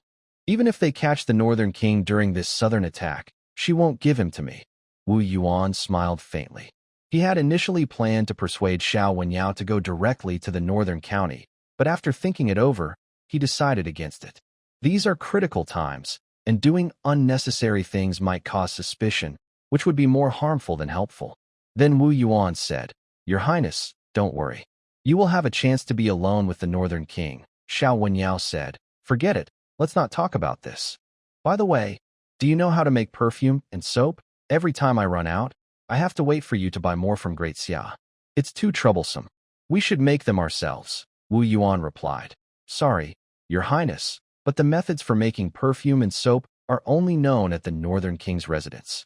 They only sell finished products and haven't shared how to make soap or perfume. Not only that, this time I also brought the princess something called soap, which is made by the Northern Prince's residence. Soap is better to use than regular soap, and I guarantee the princess will like it once she tries it." After hearing Wu Yuan's words, Xiao Wenyang became even more interested in the Northern King. Recently, because her father was planning to attack the Northern County, she often heard rumors about the Northern King. This is one reason why Xiao Wenyang suddenly became curious about him. On one hand, she had been hearing the words, Northern King, quite often, and on the other hand, she wanted a refined servant, a handsome young man. She also thought her servant's status shouldn't be too low. A servant who is too lowly wouldn't give her a sense of achievement. Since the Northern King is a useless prince, this gave her an idea. At first, she thought the Northern King was just a prince who only knew how to enjoy life at home. But after hearing Wu Yuan's words, Xiao Wenyang suddenly realized that the Northern King might actually be useful. She especially liked the perfumes and soap from the Northern King's residence. The perfume could cover the smell of fur, and the soap could clean her body thoroughly. Now, she couldn't live without these two things. When she heard that both were created by the Northern King, her desire to capture him and turn him into her servant grew even stronger. Xiao Wenyang then said, "The Northern King isn't completely useless." Curious, she asked, "By the way, what exactly is soap?" Wu Yuan explained, "Soap is used for bathing. After washing, a person will leave a pleasant scent that lasts a long time." Xiao Wenyang asked, "Isn't that just like perfume?" Wu Yuan replied, "Your Highness, perfume can be applied anytime, but it can't clean the body. Soap, on the other hand, can remove dirt from the body." Xiao Wenyang seemed to understand but was a bit unsure, saying, "So it's the same as regular soap." Wu Yuan was a little speechless and said, "Your Highness, actually, regular soap is used for cleaning clothes, not for bathing." Xiao Wenyang didn't pay attention to Wu Yuan's words and simply said, "Who cares?" as long as it can clean the dirt off my body. Seeing that Xiao Wenyo said so, Wu Yuan didn't bother to correct her anymore. As long as she liked it, that was enough. While walking, the two of them arrived in front of Wu Yuan's caravan. At this moment, Wu Yuan's caravan wagon was filled with various goods brought from Daxia. Since Yelu Nanyan bought Daxia merchants, some Daxia caravans often traded with the barbarian tribes. At first, they only traded salt and tea. Gradually, as trading became more frequent, the barbarians started buying iron from Daxia. Later, they also traded weapons and armor. The Wolf King tribe became so strong because of these Daxia merchants. Wu Yuan immediately went to a couple of wagons, rummaged inside, and then took out a bar of soap to Xiao Wenyo. Your Highness, this is a soap for bathing. From now on, you must not use soap to wash. Soap is bad for your body and can hurt your skin. Hearing Wu Yuan's words, Xiao Wenyo curiously took the soap from his hand. Before she could bring the soap to her nose, she smelled a pleasant scent. She quickly put the soap under her nose and sniffed, then happily said, "It really has a nice smell." It seems the Northern King cares a lot about women's things. If I can make him maybe he will create more useful items for women in the future. Wu Yuan actually wanted to say that this item could be used by both men and women, but he didn't say much. As long as the princess was happy, that was enough. At this moment, a man came to Xiao Wenyo. Your Highness, the great king wants to see you. Hearing this, Xiao Wenyo paused for a moment, then asked, "What does my father want with me?" The man replied, "I don't know either. You'll find out when you go." Xiao Wenyo then handed the soap to Wu Yuan. "Wu Yuan, take these things to my place." Wu Yuan respectfully replied, "Yes, Your Highness." As Wu Yuan finished speaking, Xiao Wenyo happily went to the king's tent, which was the largest Mongolian yurt of the wolf tribe. Inside the yurt, Xiao Wenyo saw many people sitting quietly, whom she had never seen before. Seated in the center was a tall, strong middle-aged man with a prominent bald spot on his head. He was Xiao Wenyang's father, the current king of the wolves, Xiao Hongba. When Xiao Wenyang entered, Xiao Hongba was about to speak, but she immediately asked, "Father, is there something you want to tell me?" Seeing her take the initiative to ask, Xiao Hongba didn't waste words. He simply said, "Yao Yao, you have grown up now, and it's time for you to get married." His words hit her like a thunderbolt, and Xiao Wenyang stood there in shock. After a moment, she finally reacted and quickly said, "Father, I am still young. I don't want to leave you. I want to stay with you." Although Xiao Wenyang was a bit naive, she wasn't foolish. Usually, girls like her would marry into other tribes to form alliances. Looking at the queen, you could see she married an old man who had to be cared for daily, but Yelu Nanyan was considered better because she held significant power. Other women were different. Xiao Wenyang remembered a few women who married the previous Wolf King. They were often mistreated and died.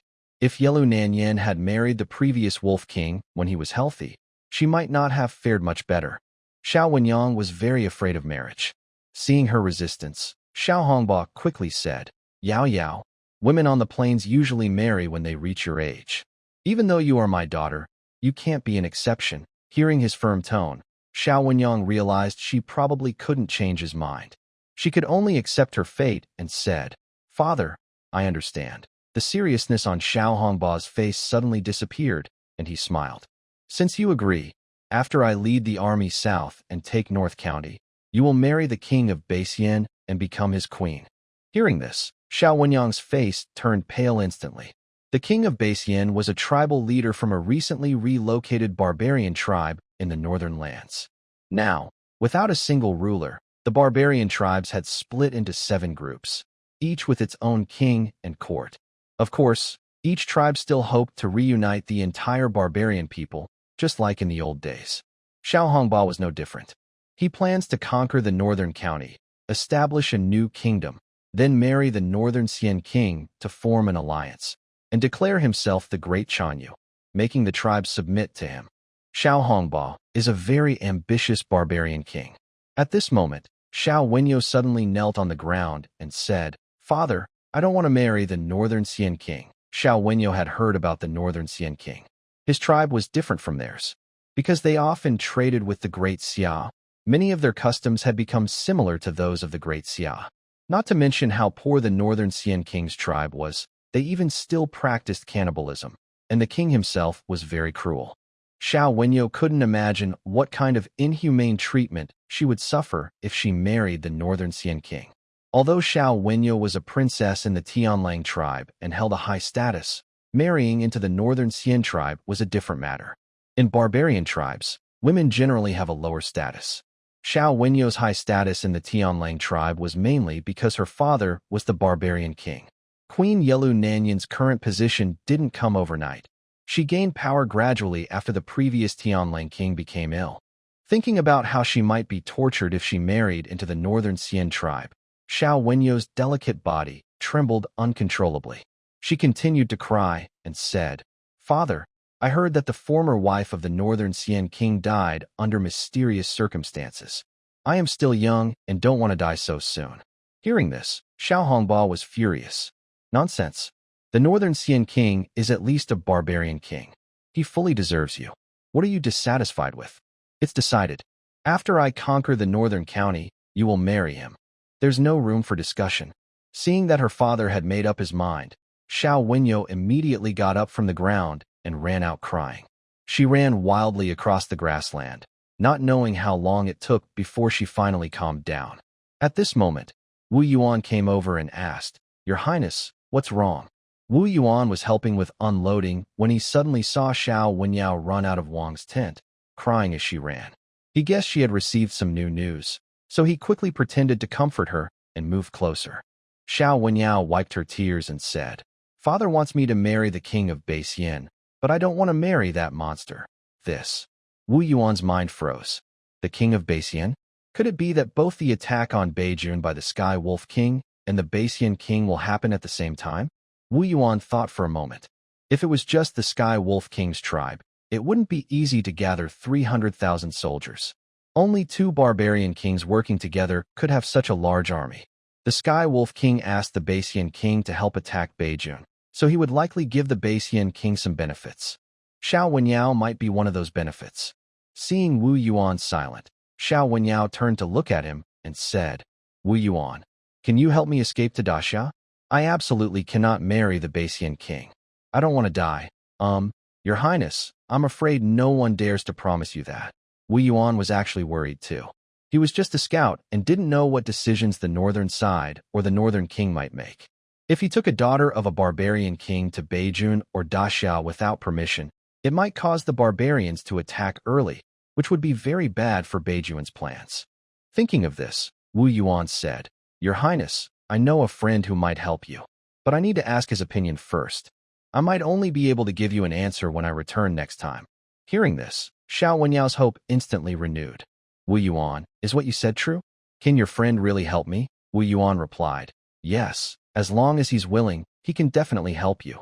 Xiao Wenyao then said, "Thank you. When will you leave for Daxia?" Wu Yuan answered, "Your Highness, I just got back today.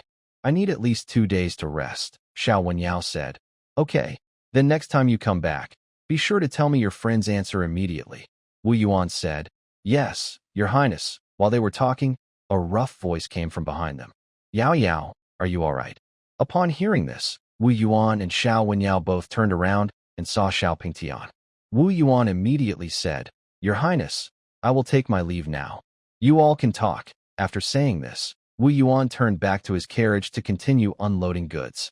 Xiao Pingtian is Wenyao's uncle, the brother of Xiao Hongba's first wife.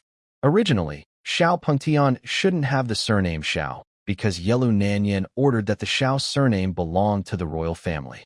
However, to gain Xiao Pingtian's support, Xiao Hongba granted him the surname Xiao. Seeing her uncle, Wenyao asked, "Uncle, what do you want to talk to me about?" Xiao Pingtian sighed and said, "Yao Yao, I have already heard about your situation." Wenyao was momentarily stunned. Xiao Pingtian continued, "Xiao Hongba is getting more and more unreasonable. First, he caused my sister's death, and now he wants to marry you off to a tribe that is not yet civilized." Hearing this, Wenyao immediately caught the key words. She looked at Xiao Pingtian and asked, "Uncle, what did you just say? Did my father really cause my mother's death?" Xiao Pingtian, full of righteous anger, said, "Who else could it be? Your mother was always healthy. How could she suddenly die? It was all Xiao Hongba's fault for wanting to marry a princess and killing your mother." Hearing this, Wen Yao felt as if her worldview was collapsing. She couldn't believe her father could do such a thing. At this moment, Wen Yao still held onto a small hope.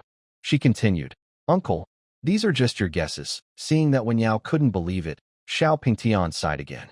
"Yao Yao, you're still young and don't understand these things. Your father has become just like the emperors of the Central Plains dynasty. For power, they are willing to sacrifice anything, even their wives and daughters. All right, let's not talk about this anymore. Don't worry, Yao Yao. I will try my best to persuade your father not to marry you off to the North Xian king. If he refuses, I will think of other ways." Wen Yao was moved and said, "Thank you, uncle." Half a month later, Great Xia, the capital city, Xianzheng Palace. In the court, officials were discussing some unimportant matters when suddenly, a loud shout came from outside the hall. "Urgent report from the north. Barbarian tribes are in turmoil." Upon hearing this, the ministers in the main hall, who had been arguing about customs and etiquette, suddenly fell silent. Soon after, a soldier carrying 3 red flags entered the hall and half kneeled, raising a bamboo tube high above his head, saying, "Your Majesty, the barbarian tribes are moving, and the northern region is in danger." They quickly took the bamboo tube from the soldier and then approached Emperor Xia.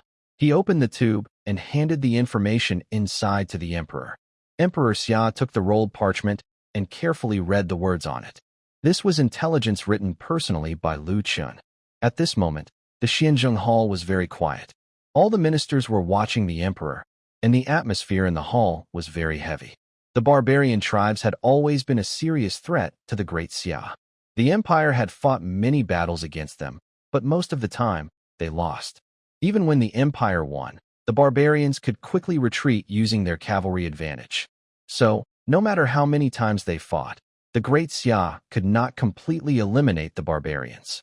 Seeing that the letter mentioned 300,000 barbarian cavalry heading south, Emperor Xia's face darkened instantly.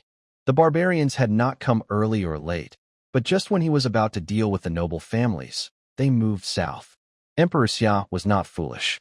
When he saw Lu Chen's letter mentioning the barbarians heading south, he immediately realized that this was definitely connected to the noble families, and perhaps some of his own sons were involved.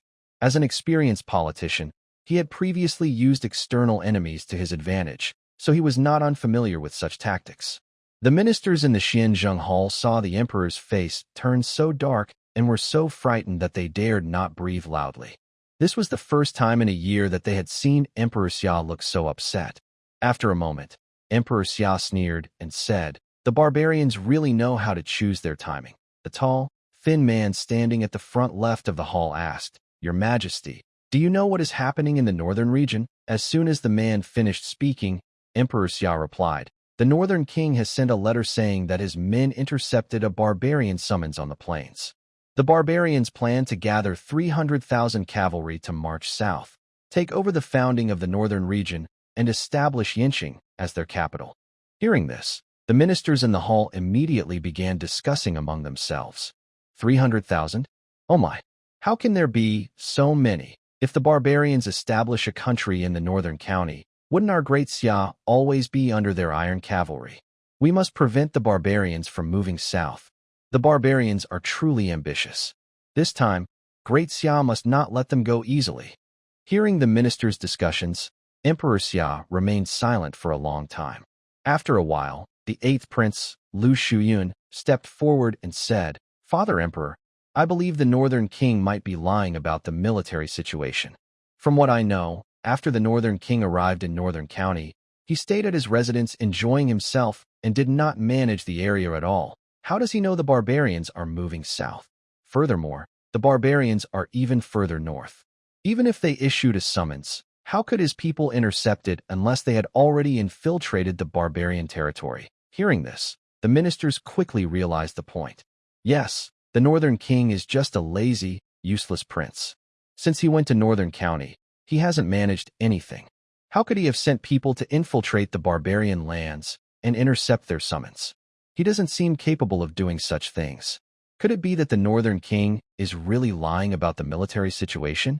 At this moment, Prime Minister Lin Gaoyuan asked, 8th Prince, besides judging by the northern king's actions, Do you have any other evidence that he is lying about the military situation? Hearing this, Lu Shuyun paused briefly. Then he continued, Prime Minister Lin, is that not enough? Do you really think the northern king sent people to the barbarian lands? Lin Gaoyuan replied calmly, I do not know whether the northern king sent people to the barbarian north. I only know that the northern king sent a red ribbon messenger with a message. In the Great Xia dynasty, a red ribbon messenger represented urgent military news. They are not sent out all the time. In Lin Gaoyuan's view, even if the northern king is foolish, he wouldn't ignore the importance of the red ribbon messenger. As for lying about military intelligence, the northern king couldn't bear the punishment for such lies. If the northern king truly is a useless prince, a man who spends all his time enjoying himself at home, would he dare to lie about military matters? Would he not fear losing his throne from Emperor Xia? Therefore, Lin Gaoyuan believes it is highly likely that the barbarians are indeed acting abnormally. As for whether there are 30,000 troops, that is hard to say. It is also possible that the northern king exaggerated the number of barbarian cavalry to gain support from the court. In short, the barbarians will indeed move south, but the number of their soldiers may not be 30,000, which is Lin Gaoyuan's guess. As soon as Lin Gaoyuan finished speaking, the Crown Prince Lu Yi said, Father, I am willing to lead troops north to defend against the barbarians. Before the Crown Prince finished, the second prince spoke sarcastically, Big brother, are you rushing too much? Whether the barbarians will move south is not certain yet. You want to lead troops north now. If you do, are you sure it's just to defend against the barbarians? Even during times of barbarian invasions, there was always internal fighting among officials. Now, with no invasion yet, the situation is even more complicated. If a prince leads troops north and gains fame in the army, it could help him in the struggle for the throne. So, every prince wants to have this chance, and also hopes others won't lead troops north. Hearing the second prince, the first prince sneered, What does second brother mean? Defending against the barbarians is the duty of our royal family. Do you think I have other motives? Just as the second prince was about to speak again, Emperor Xia, sitting on the throne, interrupted, Enough. When the emperor spoke, the noisy court, which was like a marketplace, suddenly became quiet. The question of whether the barbarians will really move south will be confirmed by my shadow guard. What you should discuss now is how to respond if they do. Seeing that the emperor had spoken, everyone stopped debating whether the threat was real or not. At this moment, Lu Shuyun looked unhappy. He had thought that the barbarians moving south would catch the northern king off guard or hide the fact that the northern king had been attacked by assassins from the Blood Moon Tower. He didn't expect the northern king to have already sensed the barbarians' move. But it doesn't matter now. The northern king probably doesn't have many days left. The Blood Moon Tower should have already reached Yin City.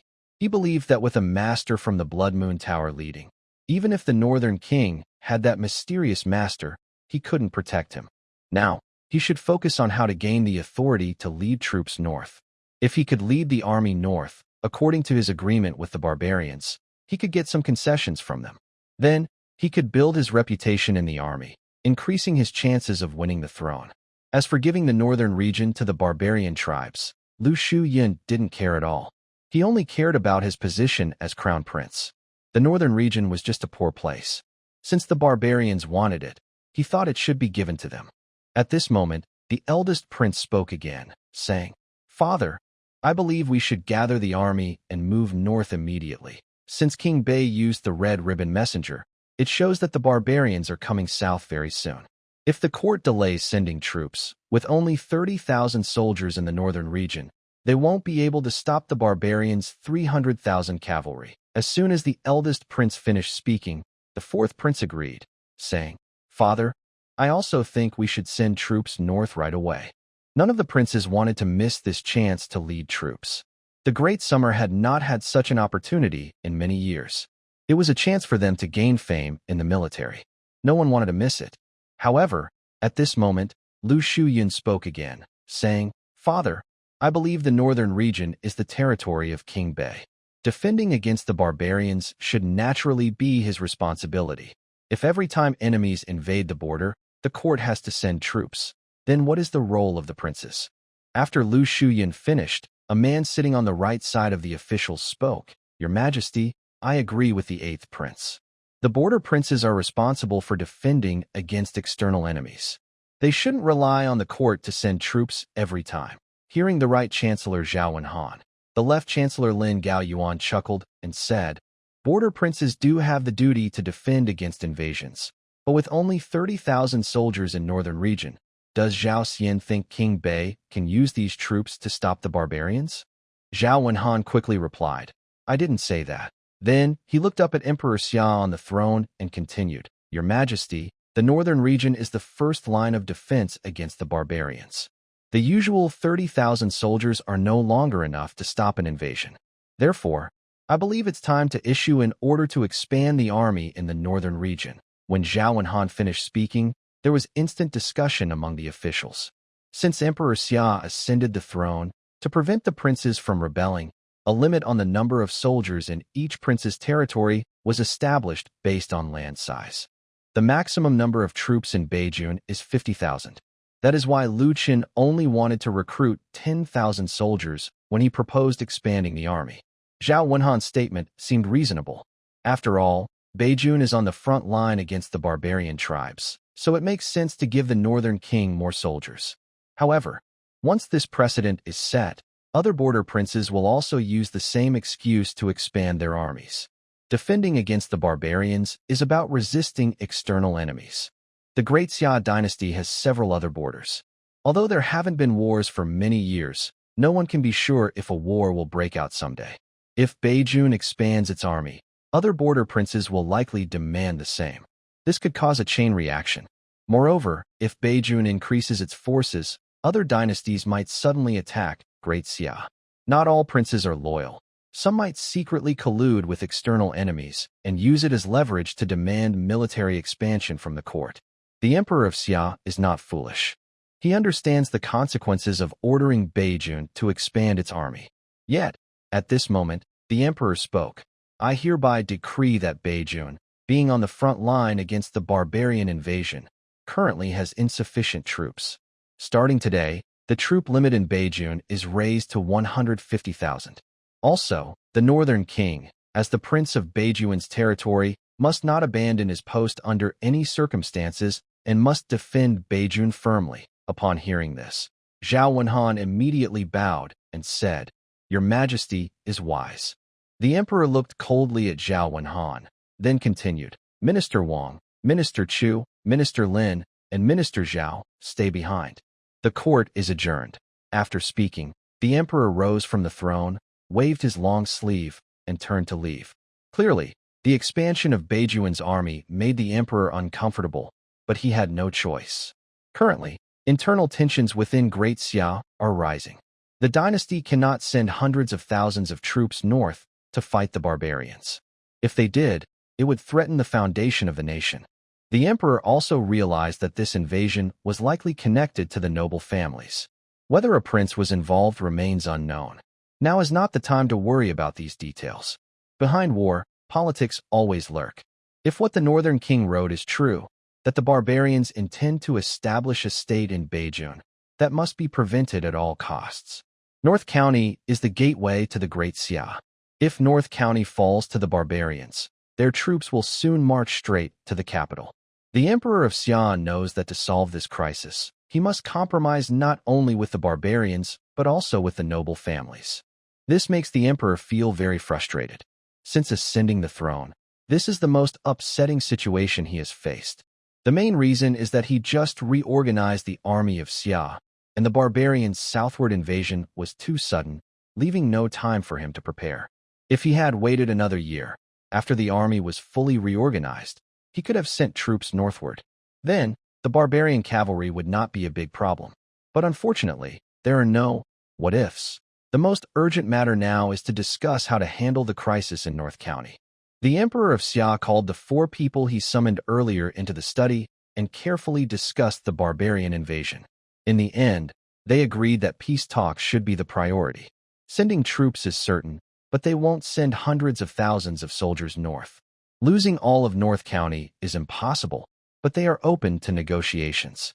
They could give some land in North County to the barbarians.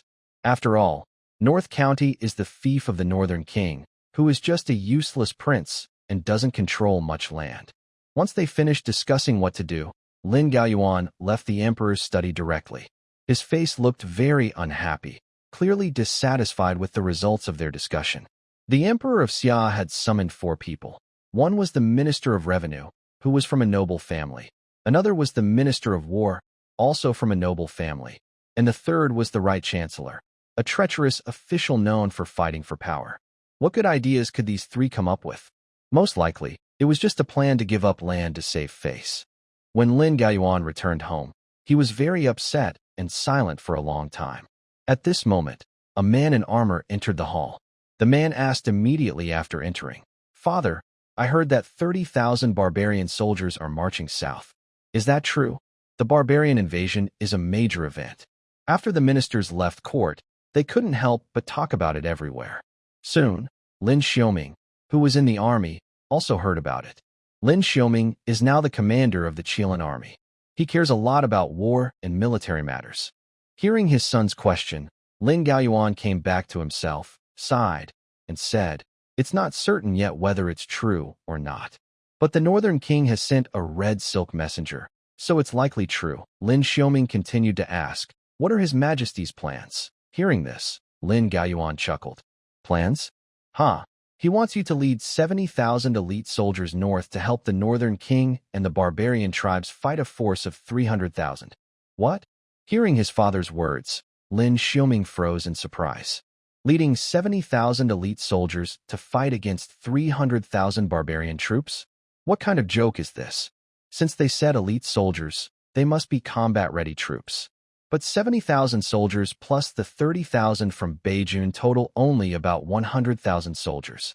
Can 100,000 soldiers really stop 300,000 barbarian cavalry? Lin Xiaoming frowned.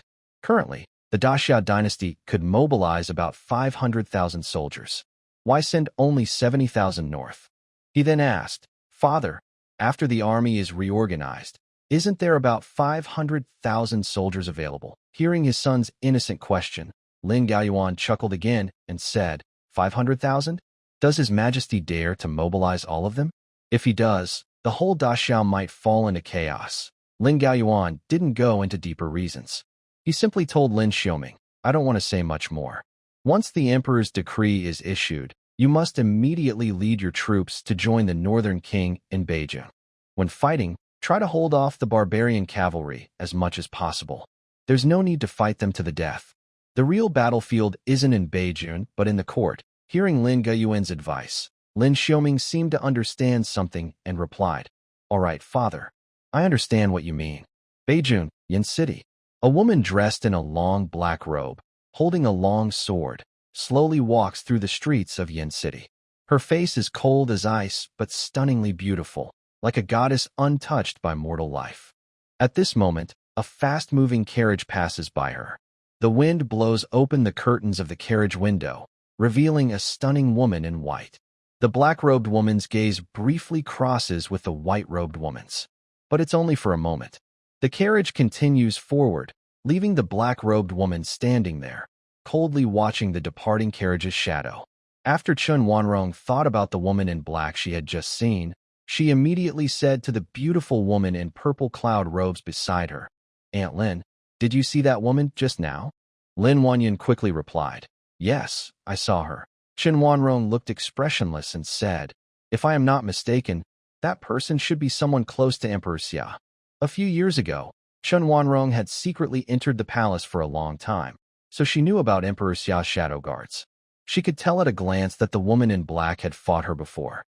Lin Wanyan thought for a moment and then said, "I saw this woman at Chu Yu's palace. She might be one of Emperor Xia's shadow guards." Chen Wanrong continued, "From her aura, she has at least the strength of a master.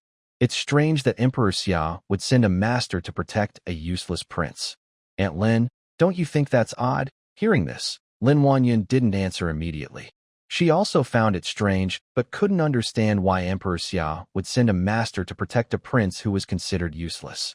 After a moment, Lin Wanyan said, "So, the so-called mysterious master at the prince's residence is that woman?" Chen Wanrong fell silent. She had thought she could easily take control of the northern king and then use the dragon curse to deal with Emperor Xia in the future. But now, She had unexpectedly encountered someone close to Emperor Xia. If that was the case, their plan would not be so easy to carry out. Although she didn't know why Emperor Xia sent someone to protect the useless prince, since he did it, there must be a reason. 1 hour later, Northern King's residence. Chu Yuqin was patrolling the inner courtyard when suddenly a female guard entered and said, "Madam Chu, someone from the Moon Palace has come."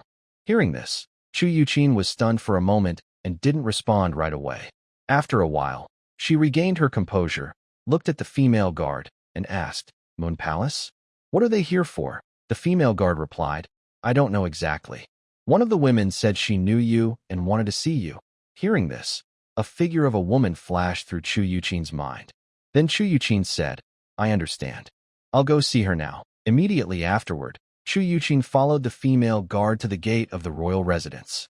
At this moment, a carriage was parked outside the North Prince's mansion, but no one had stepped out yet.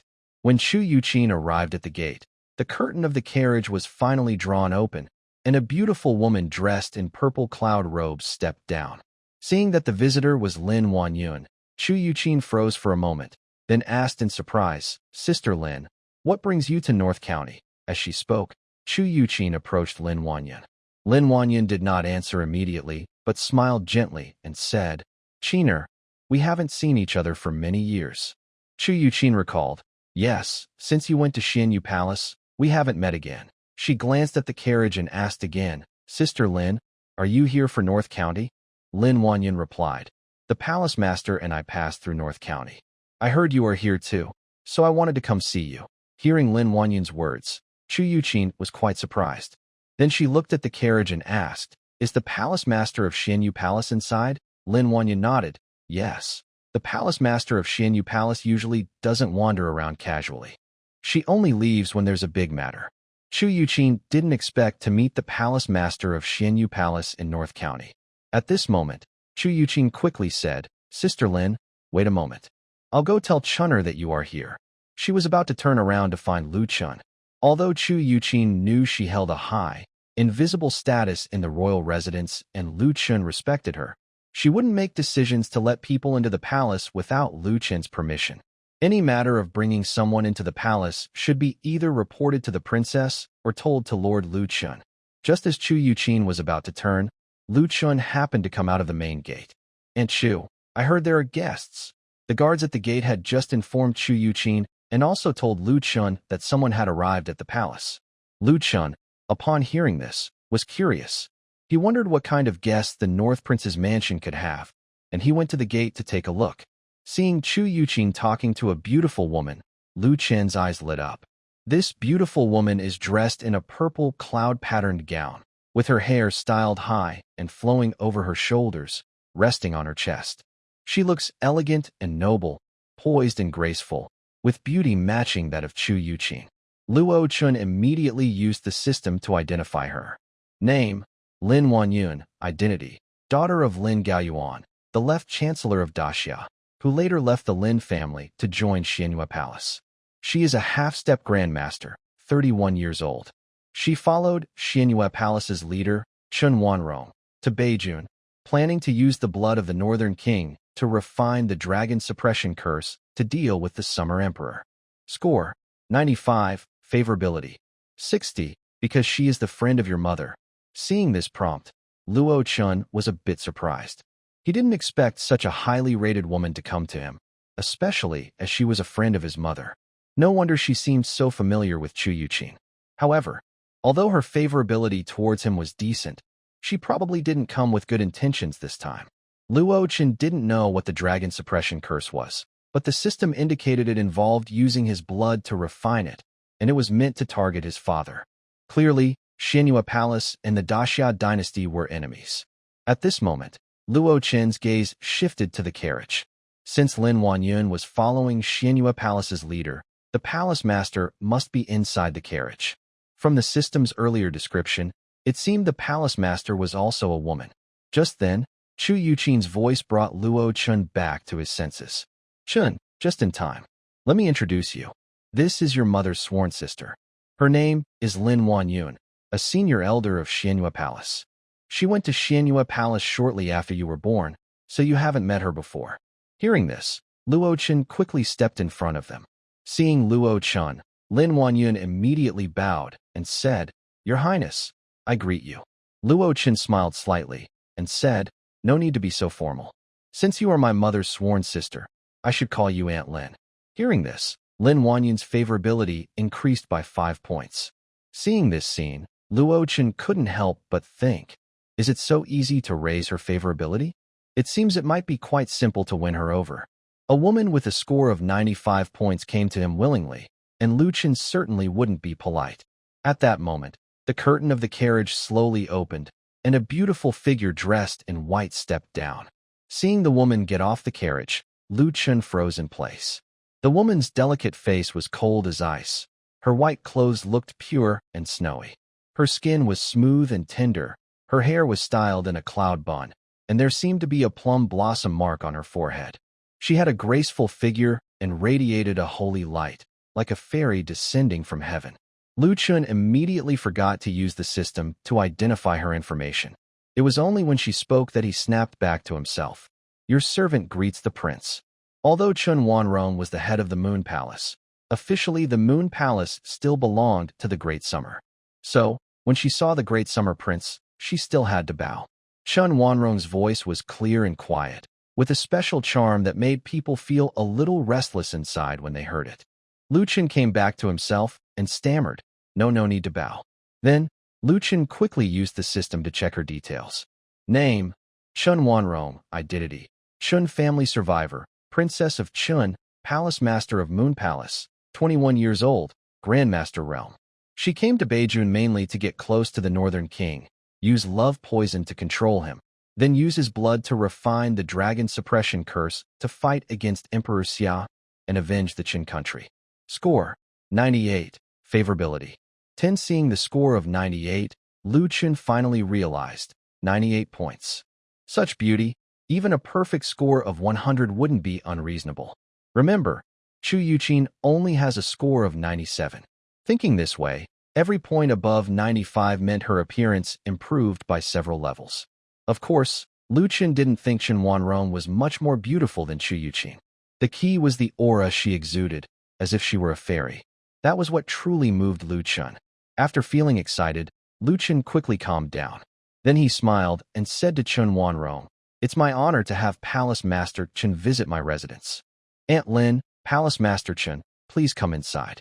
Seeing Lu Chen staring intently at Chen Wanrong, Lin Wanyun couldn't help but sigh inwardly.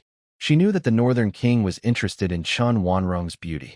"I'm afraid that in a few days, Chen Wanrong will use a love potion on the Northern King, and then he will be completely controlled by her, eventually becoming just a tool for making the dragon suppression curse."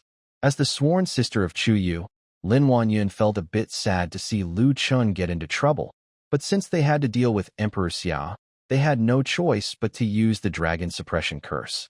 Soon after, Lu Chen took Chen Wanrong and Lin Wanyun into the palace. Once inside the main courtyard of the palace, Lu Chen immediately asked a maid to brew a pot of dragon and phoenix tea. When the tea was ready, Lu Chen personally poured a cup for Lin Wanyun and Chen Wanrong, then said, "Aunt Lin, Palace Master Chen, you've had a long journey.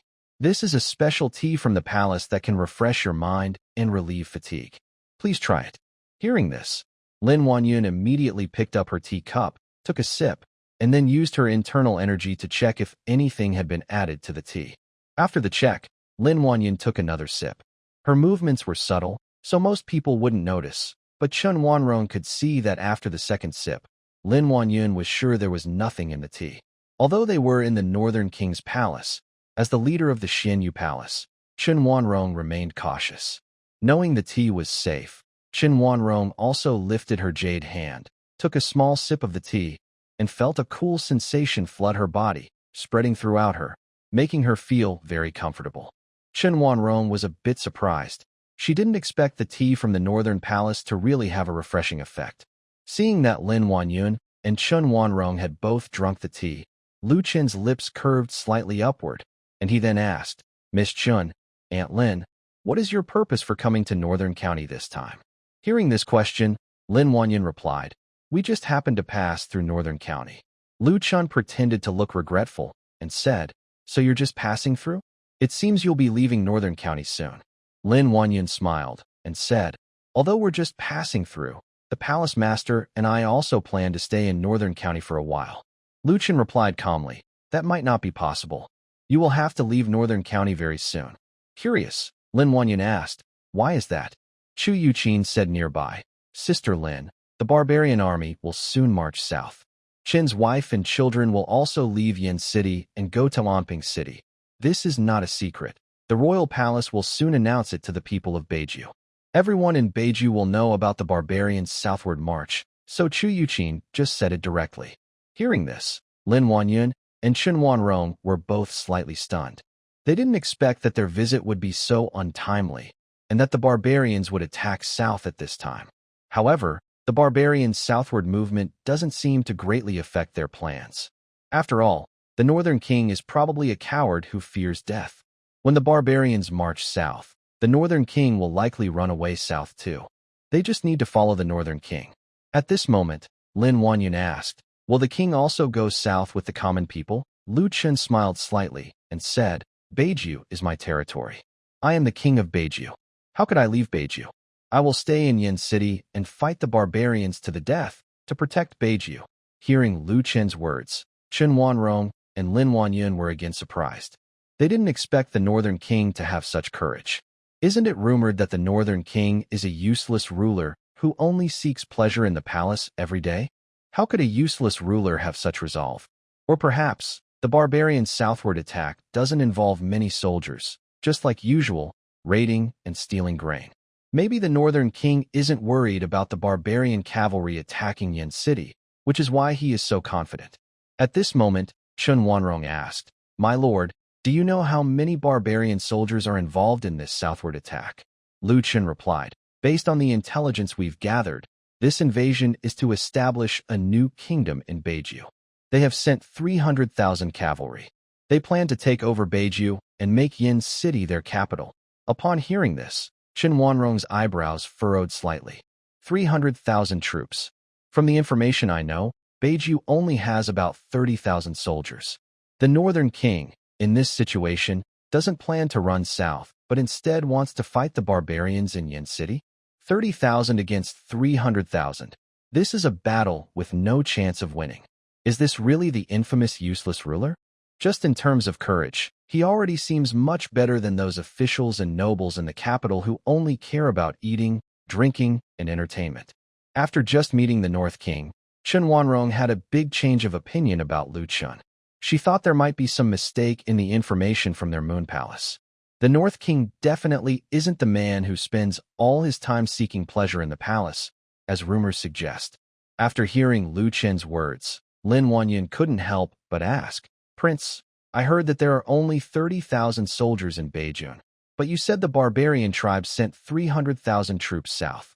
Can the 30,000 soldiers in Beijun resist 300,000 enemies? Hearing this, Lu Chen showed a brave attitude. Even if we can't win, we must try. I am the king of Beijun. If I lose this land, am I still the king of Beijun? Am I still a prince of Daxiao? When that happens, what face will I have to return to the capital to see my father emperor? And what face will I have to face the people of Beijun? This. Hearing Lu Chen's words, Chen Wanrong and Lin Wanyan found it hard to believe. It didn't seem like the North King they knew. At this moment, Chu Yuqin looked at Lu Chen with a resentful expression. She wasn't stupid. She immediately sensed that Lu Chen was putting on a show in front of Chen Wanrong and Lin Wanyan. Although Lu Chen does have this kind of courage and plans to resist the barbarian invasion in Yin City, he usually wouldn't speak like this or act so exaggerated. His righteous and heroic appearance was clearly a performance for other young women. What does this mean? It means Lu Chen has fallen for the palace master of Moon Palace and wants to show off his manliness in front of her. In fact, Chu Yuqin missed one important point. Lu Chen isn't just acting in front of Chen Wanrong. He also has a strong interest in Lin Wanyan. At this moment, Chen Wanrong raised her eyebrows slightly and fell into thought. She originally thought they could easily carry out their plan in Beijun this time, but didn't expect so many unexpected events. First, they encountered the shadow guards around Emperor Xia when entering the city, and now they realized that the North King is not the person they imagined. It seems that using love potion on the North King won't be easy. At least, they should wait until they repel the barbarian invasion. But if the Northern King insists on fighting the barbarian tribes in Yin City, he is very likely to die in battle. Once the Northern King is dead, they won't be able to use his blood to make the Fulong curse. Should they give up on the Northern King? At this moment, Lu Chen smiled and said to Lin Wanyun, "Aunt Lin, in a few days, you and Aunt Chu will go south to Wanping City. After I drive back the barbarian invasion, if you want to travel around Beijing, you can come back then. I will definitely treat you well when you arrive." Lu Chun is very confident about Longfeng Ti. Under its influence, he believes Chun Wanrong and Lin Wanyun will return to Yin City. Moreover, they still need his blood to make that Fulong curse. They haven't achieved their goal yet, so they won't leave Beijing so easily. This made Lu Chen think of a phrase that came to mind when he took down Wang Qingzi. Hunters often appear as prey. Right now, he seems like prey, but once the barbarian crisis is over, he will immediately become a hunter. Lin Wanyun didn't respond to Lu Chen's words. She turned her head to Chen Wanrong, the head of the Moon Palace, who is the one to decide on this matter. Chen Wanrong, with a calm expression, said, "Okay.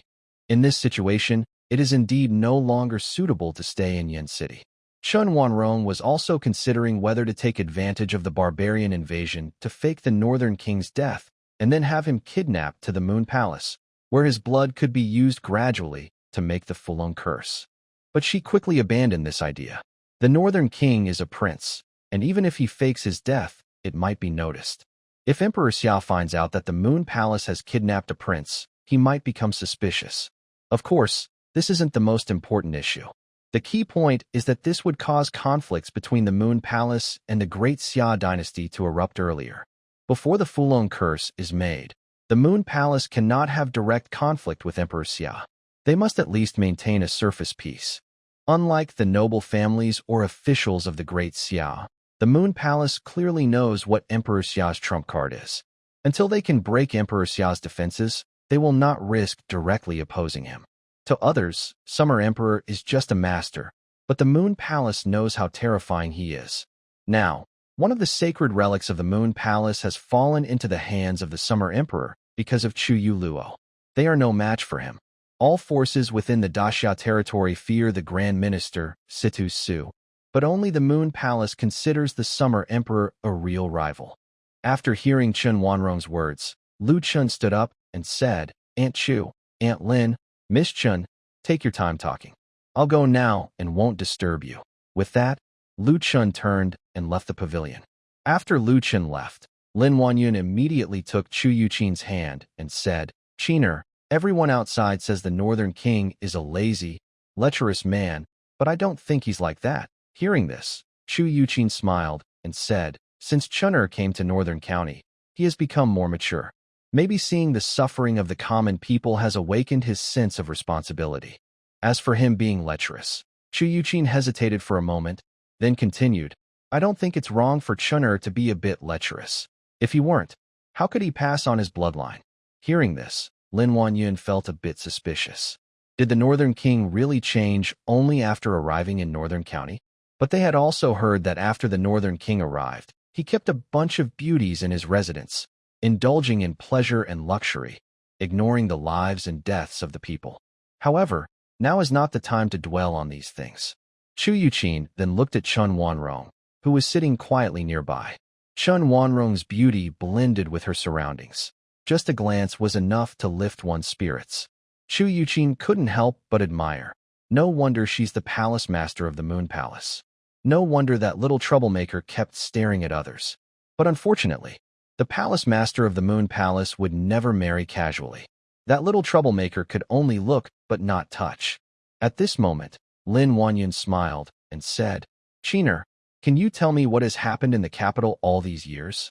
I haven't been back for a long time." Chu Yuqin replied, "Of course." Then, the two beautiful women held hands and began a heartfelt conversation. At dusk, a woman in black, holding a long sword, appeared at the gate of the Northern King's residence. Seeing someone holding a sword at the gate of the palace guards immediately surrounded her. "Who are you?" The woman didn't move. She spoke coldly, "I'm looking for Madame Chu." Hearing this, the The soldiers looked at each other uncertainly. Then the leader said, "Miss, please wait. I will go report to Madame Chu right away." Since only 2 women had come to the palace during the day, the leader thought this woman might also be a guest, so he quickly entered the palace to inform Chu Yuqin. When Chu Yuqin heard another woman had arrived at the gate, she was very confused. What is going on today? Why are so many guests coming all at once? Chu Yuqin didn't know who this visitor was, but since someone had come, she definitely wanted to meet her. Soon, Chu Yuqin followed the palace guards to the gate. As she stepped outside the palace, she paused for a moment. Although the woman had changed a lot, becoming more beautiful and cold, Chu Yuqin recognized her at once. She said in disbelief, Little Bai." Bai Qingqing's face remained cold, as if frozen. Chu Yuqin didn't doubt her cold expression. Bai Qingqing had been like that since she was a child. The master who took her away years ago said she had a special constitution and would never develop feelings, making her a good candidate for martial arts training. Chu Yuqin thought she would never see Bai Qingqing again, so she was surprised to see her today at the Northern Palace. She immediately went to Bai Qingqing and said expressionlessly, "Aunt Chu, I was passing through Beijing, so I wanted to see you." Bai Qingqing's expression was very cold, but hearing her words, Chu Yuqin felt deeply touched inside. Bai Qingqing was a maid that Chu Yu had taken in years ago. Chu Yu had planned for her to be a servant for Lu Chun, but after learning about Bai Qingqing's talent for martial arts, she temporarily gave up that idea. After Chu Yu passed away, Bai Qingqing was taken away by the master who had once said she had martial talent. Bai Qingqing is only 3 or 4 years older than Lu Chun. When they were in the palace, because Chu Yu wanted her to be a servant girl for Lu Chun, they ate, lived, and slept together often. Over time, Chu Yuqin saw Bai Qingqing almost like her own sister. Seeing her long-lost sister again, Chu Yuqin couldn't help but feel excited. Suddenly, Chu Yuqin had an idea. She turned to a nearby soldier and said, "Go tell the prince immediately that Bai Qingqing has arrived." "Yes, Madam Chu." Although the soldier didn't recognize the woman in front of him, Chu Yuqin's excited mood suggested she was very important to the prince. After speaking, the soldier turned and went into the prince's residence to deliver the message. Chu Yuqin approached Bai Qingqing, took her hand gently, and asked with care, "Little Bai, where have you been all these years?" Bai Qingqing replied, "I have been practicing in the mountains with my master." Chu Yuqin said, "It must have been hard for you." Bai Qingqing replied calmly, "It wasn't hard." Chu Yuqin smiled slightly and continued, "If Chen knew you were here, he would be very happy. After you left, Chen thought about you every day. Many nights, he couldn't sleep well." Meanwhile, inside the prince's residence, Lu Chun was in his study, reviewing the intelligence collected by the secret guards. At that moment, a soldier came to the door and knocked, saying, "Prince, Madame Chu asked me to tell you that a woman named Bai Qingqing has come to the residence." Hearing this, Lu Chun paused for a moment. The name was quite old. He almost forgot it. But he still remembered the warm maid who used to sleep with him every night when he was a child. Bai Qingqing? Could she be the servant girl my mother arranged for me? Lu Chun had a deep impression of Bai Qingqing, though he wasn't very familiar with her name. He knew her last name was Bai. He also remembered that the servant girl always had a cold, expressionless face. He thought she was quite interesting. She wasn't afraid of him at all, the prince. When he had nothing to do, he would try to make her laugh in various ways. Sometimes, he would tease her in bed, but unfortunately, she had been by his side for so many years, and he had never managed to make her smile. Later, he heard his mother say that Bai Qingqing seemed to be born without feelings. That was when he realized why this cold girl had always kept a blank face. A woman with no emotions, it was not strange that she had no expression. After all, she didn't even know how to show happiness, anger, sadness, or joy. Lu Chun thought for a moment and then muttered to himself, "I remember she was following some master to practice martial arts. How did she end up in Beijing?" He then got up from his chair and asked, "Where is she now?" The soldier replied, "Your Highness, Madame Chu and that woman are still at the palace gate." Without saying another word, Lu Chun headed straight to the palace gate. When he arrived, he saw a cold and stunning woman who looked like an icy snow lotus.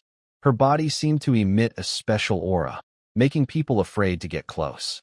It was as if approaching her would bring a chilling sensation. Bai Qingqing had changed a lot since she was a child. She had become more beautiful, with a curvy figure, and her icy face made Lu Chun feel a strong desire to conquer her. Lu Chun then used the system to identify her. Name: Bai Qingqing. Identity: Deputy Commander of the Shadow Guard of Daxia, 20 years old, Grandmaster Realm. She was sent by Emperor Xia to secretly observe Chu Yu since she was young. This time, she came to Beijun on Emperor Xia's orders. The Emperor suspects that someone from the Moon Shadow Palace is near the Northern King and wants to find out what they plan to do. Rating: 95, Favorability: 0, needs to use Dragon Phoenix Tea to restore her emotions. Seeing Bai Qingqing's profile, Lu Chun was stunned. Bai Qingqing was actually someone from his father's side. So, when his mother had an accident back then, perhaps his father had put in a lot of effort? He had always thought Bai Qingqing was just a cold maid with no feelings, but he never expected her identity to be so hidden. If he hadn't activated the multiple children system, he probably wouldn't even know Bai Qingqing was close to Emperor Xia, let alone that she was the deputy commander of the Shadow Guard. The Shadow Guard is a very important force around Emperor Xia. Being chosen as the deputy leader shows how impressive Bai Qingqing is. However, no matter who Bai Qingqing is or what her background is, as long as her score exceeds 90 and she comes to the palace, she is his Lu Chen's woman.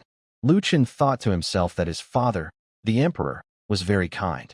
He knew it was hard to find women in Northern County with scores over 90, so he specially sent one to him, a woman at the master level. At this moment, Chu Yuqin, who was talking to Bai Qingqing, suddenly noticed Bai Qingqing staring behind her. She realized something and turned her head to see Lu Chen arriving. She immediately said to Lu Chun, "Chun'er, do you recognize her? She's Xiao Bai, the little maid who grew up with you." Hearing Chu Yuqin's words, Lu Chen smiled and said, "Of course I recognize her." Lu Chun then went to Bai Qingqing and said, "Xiao Bai, we haven't seen each other for many years. I've missed you a lot. Without you, I can't sleep well." Although Lu Chun is a prince, because he grew up with Bai Qingqing and has the soul of a traveler, he rarely shows his royal identity in front of her. When he was young, Lu Chun liked to tease Bai Qingqing with words, mainly to see if she would show any panic or fear. But after several years, he saw no change in her expression. At this moment, Bai Qingqing listened to Lu Chun and, just like when they were children, felt no emotional reaction. She didn't think it was strange, nor did she show any fear. Seeing this, Lu Chen thought to himself that she was truly a heartless woman. At this time, Bai Qingqing stepped forward to bow to Lu Chun and said, "Greetings, Prince." Although Lu Chun didn't flaunt his royal identity in front of her, he was still a prince and the Northern King. She still bowed to him. Lu Chun immediately supported Bai Qingqing's arm and looked into her eyes with a smile, saying, "Xiao Bai, you're getting distant. Why are you still bowing to me?" Seeing Lu Chun staring intently at Bai Qingqing, Chu Yuqin felt a strange feeling in her heart. She couldn't help but wonder if Chun'er also had feelings for Xiao Bai. Thinking of this, Chu Yuqin quickly stopped herself from continuing to think. She didn't know what was wrong with her today. When she saw Lu Chun talking to another woman, she felt a sour sensation in her heart, always feeling that Lu Chun was interested in them. Chu Yuqin tried to comfort herself, thinking that it was not strange if Chun was interested in others. She wondered why she was overthinking. At this moment, Lu Chun said to Bai Qingqing, "Xiao Bai, come in quickly. I want to hear about where you've been all these years and what you've experienced." He then took Bai Qingqing's hand and led her into the palace. Bai Qingqing didn't resist or try to pull away at all. Since they were young, they had been hugging and holding each other, even sleeping together. Bai Qingqing was used to close contact with Lu Chun, so she didn't mind when he held her hand. Soon, they arrived at the main courtyard. Lu Chun immediately asked a maid to brew a pot of Longfeng tea, which he poured for Bai Qingqing himself. According to the system's instructions, this tea was used to restore Bai Qingqing's emotions. Although she didn't know how she would react after her feelings were activated, the main purpose of the tea was to increase a woman's liking for herself, making her unable to leave him. So even if her feelings were restored, it probably wouldn't cause any bad reactions. After pouring the tea for Bai Qingqing, Lu Chun took her hand and said, "Xiao Bai, this is a special tea from the palace. It can help refresh your mind. Try it." Hearing this, Bai Qingqing didn't say anything. She simply picked up the teacup and took a gentle sip. As she drank, she found that the tea indeed had a refreshing effect. However, Because she lacked feelings, she didn't show any surprise. She then put down the cup and, with a blank expression, said to Lu Chun, "Thank you, Your Highness, for the tea." Lu Chun smiled slightly and then asked, "Where did you go to cultivate after leaving the capital? Why haven't you come back to see me?" Bai Qingqing replied, "I went to a deep mountain to cultivate. I don't know what place it was." She lied without blushing or feeling guilty, and others couldn't tell she was lying. If it weren't for the system, they might really believe she had gone to a deep mountain to cultivate. Lu Chun continued to ask, "Are you planning to go back?" White Qingqing replied calmly, "I'm not going back. I have completed my mission." Hearing her answer, Chu Yuqin immediately suggested, "Since you've finished your task, why not stay at the Northern Prince's residence? Stay with us?" White Qingqing didn't refuse and simply agreed. "All right, good." The main reason she came to the Northern Prince's residence was to watch over the prince.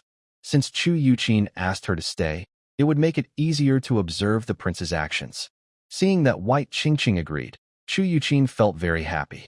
Unlike Chu Yuqin, Lu Qin knew White Qingqing would choose to stay voluntarily. So, when she agreed, he wasn't surprised. He was thinking that White Qingqing had come to the Northern Prince's residence, just as the barbarian tribe was about to attack from the south. Some secrets of the residence might be exposed to her. For example, the secret military forces or the grenade launcher he planned to show the soldiers soon. If White Qingqing reported these things to his father, it could cause trouble for him. The best plan was to make White Qingqing fully his before she reported anything. That way, he could keep his secret safe from his father. Thinking of this, Lu Qin smiled and said to White Qingqing, "Little Bai, this tea can help improve your cultivation. You should drink more." He then poured himself a cup of Dragon Phoenix tea and took a sip. When White Qingqing heard that the tea could help her improve her skills, she became interested. She had thought it was just a refreshing drink, but now she saw it had other benefits. She said, "Oh, okay." After speaking, she picked up her teacup again and took another sip. She felt that the tea indeed helped her improve her cultivation, making her internal energy flow more smoothly. Because she needed to gather information, she asked, "Prince, do you have more of this tea?" Lu Qin replied, "Yes, I have tea plants at my estate. If you want to drink tea in the future, you can pick the leaves and brew it yourself." Hearing his answer, White Qingqing was already preparing to report this information. The tea that can improve one's realm is something unheard of. As the deputy leader of the Shadow Guards, she would definitely tell Emperor Xiao about this. To gather more information, Bai Qingqing took the initiative to ask, "Prince, today I saw a woman in the city with a plum blossom mark on her forehead. Have you seen her before?" Chen Wanrong sensed that Bai Qingqing was extraordinary, and Bai Qingqing also sensed that Chen Wanrong was not ordinary. Both are masters, and they are very familiar with the aura that masters emit. Bai Qingqing suspected that the woman was the mysterious master rumored to be in the Northern Prince's residence. She planned to investigate her carefully to find out which forces were behind her. Hearing Bai Qingqing's question, Lu Chun didn't hide anything and directly said, "Are you talking about Miss Chun? She has a plum blossom mark on her forehead, and she is currently in the prince's residence. Do you need to see her? I can have her come here now." Hearing Lu Chen's answer, Bai Qingqing thought to herself that the woman was indeed the mysterious master of the Northern Prince's residence. Since the target was confirmed, the next task was simple. She just needed to find out what that woman was doing in the prince's residence. As Bai Qingqing was thinking this, her mind suddenly froze, and then a sharp pain shot through her. The next moment, Bai Qingqing looked dazed, her body swayed, and she felt as if countless images flashed through her mind, as if some memories that didn't belong to her were flooding into her. Seeing Bai Qingqing covering her head with her hand and wobbling, Lu Qin quickly supported her. Xiao Bai, what's wrong?"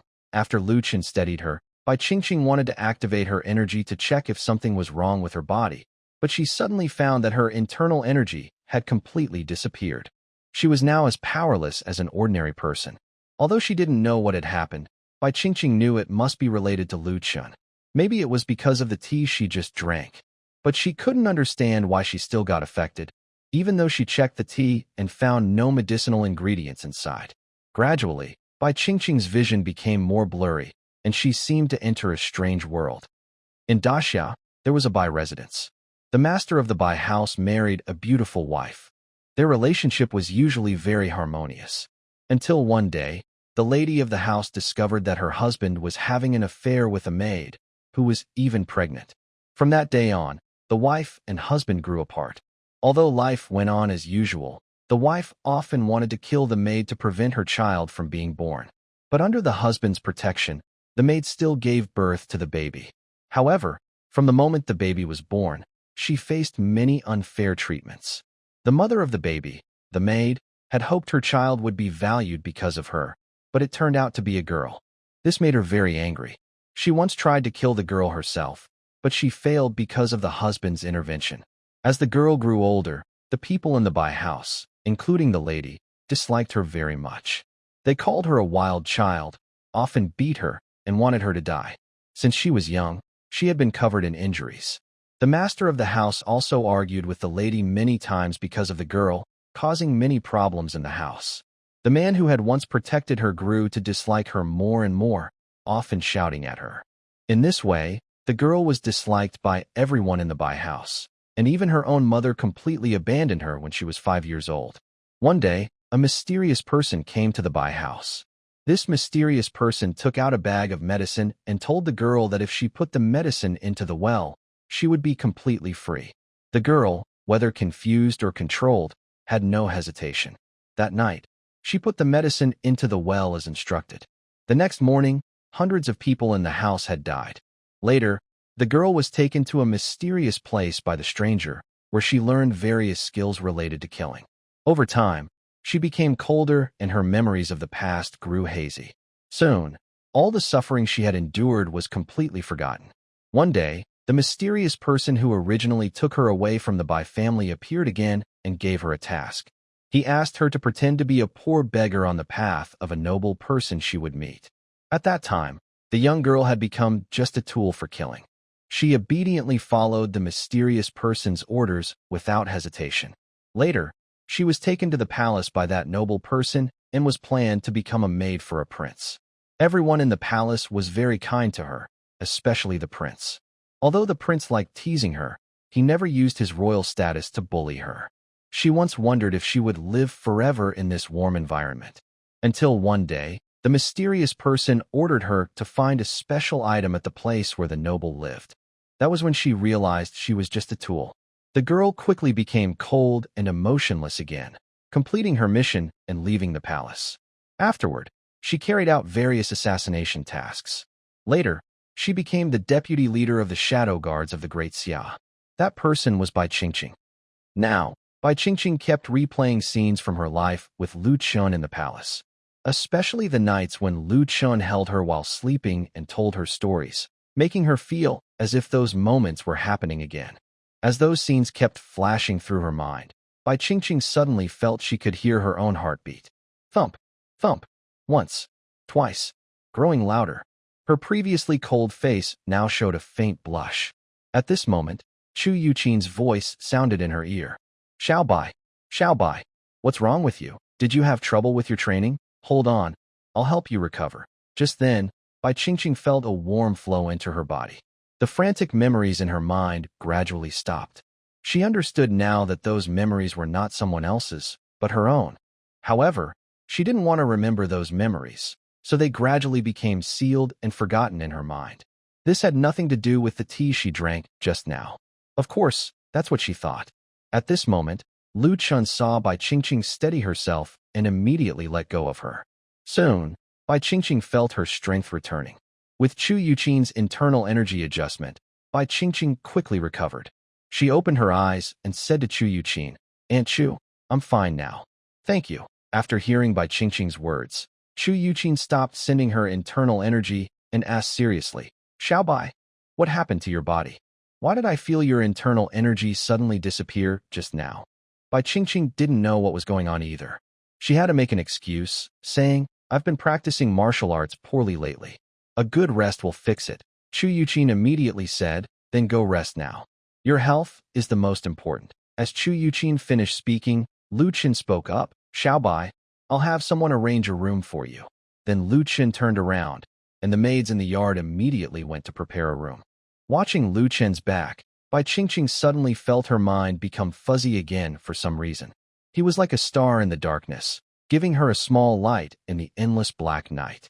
At this moment, Lu Chun was still asking the maids to prepare by Qingqing's room when suddenly a system notification sounded in his ear. A text box appeared in front of him. Bai Qingqing's emotions have revived. Favorability 100. Seeing this message, Lu Chun was stunned for a moment. Bai Qingqing's feelings just revived, and her favorability shot up to 100 instantly. Lu Chun quickly recovered and turned to look at Bai Qingqing. He saw that she was staring at him. It seemed like her eyes had gained something new. As for what that was, Lu Chun couldn't quite say. Although she still looked cold and distant, her eyes seemed to emit a gentle glow. Lu Chun quickly arranged a room for her and had the maids help Bai Qingqing take a bath and rest. Just as Lu Chun was thinking about talking to Bai Qingqing tonight, Chu Yuqin suddenly found him. At this moment, Lu Chun was sitting in the study, still recalling Bai Qingqing's stunning, icy face. Thud, thud, thud. After hearing the knocking, Lu Chun snapped back to himself and quickly said, "The door isn't locked. Come in." Next, Chu Yuqin pushed the door open and entered. Today, Chu Yuqin wore a blue cloud pattern dress. Her full figure was tightly fitted, highlighting her curves. She had her hair in a traditional bun, looking like a mature woman who was already married. And indeed, she was married. Seeing her, Lu Chun smiled and asked, "Aunt Chu, is there something you want to talk to me about?" Chu Yuqin asked directly, "Chun, today Xiao Bai suddenly lost her power. Is it because of you?" She often experienced sudden loss of her abilities in front of Lu Chun, so she wanted to ask if it was caused by him. If it was, then it didn't matter much. But if Bai Qingqing had a health problem, she needed to pay close attention. That's why she came to ask Lu Chun. Lu Chun didn't hide anything and said directly, "Yes, it's because of me. I told you before, any woman who has feelings for me will lose her powers after touching my body." Hearing this, a strange look appeared on Chu Yuqin's face. She remembered those words clearly. At first, she thought this little troublemaker was joking with her. But now, knowing that only women who love him would lose their powers after contact, Chu Yuqin felt very conflicted inside. In a way, she also had feelings for Chun. But how could she develop romantic feelings for him? That was absolutely not allowed. Chu Yuqin quickly stopped herself from thinking further. Then she changed the subject and said, "Chun, I remember you have a magical skill that can heal the body. Did you use it today to help Xiao Bai? Do you know what's wrong with her?" Lu Chun replied, "Yes, I checked. Nothing serious, just a small mistake during practice. I've already helped her recover, and I'll check on her again later. It should be fine." Chu Yuqin relaxed a little. So it was just a training mistake.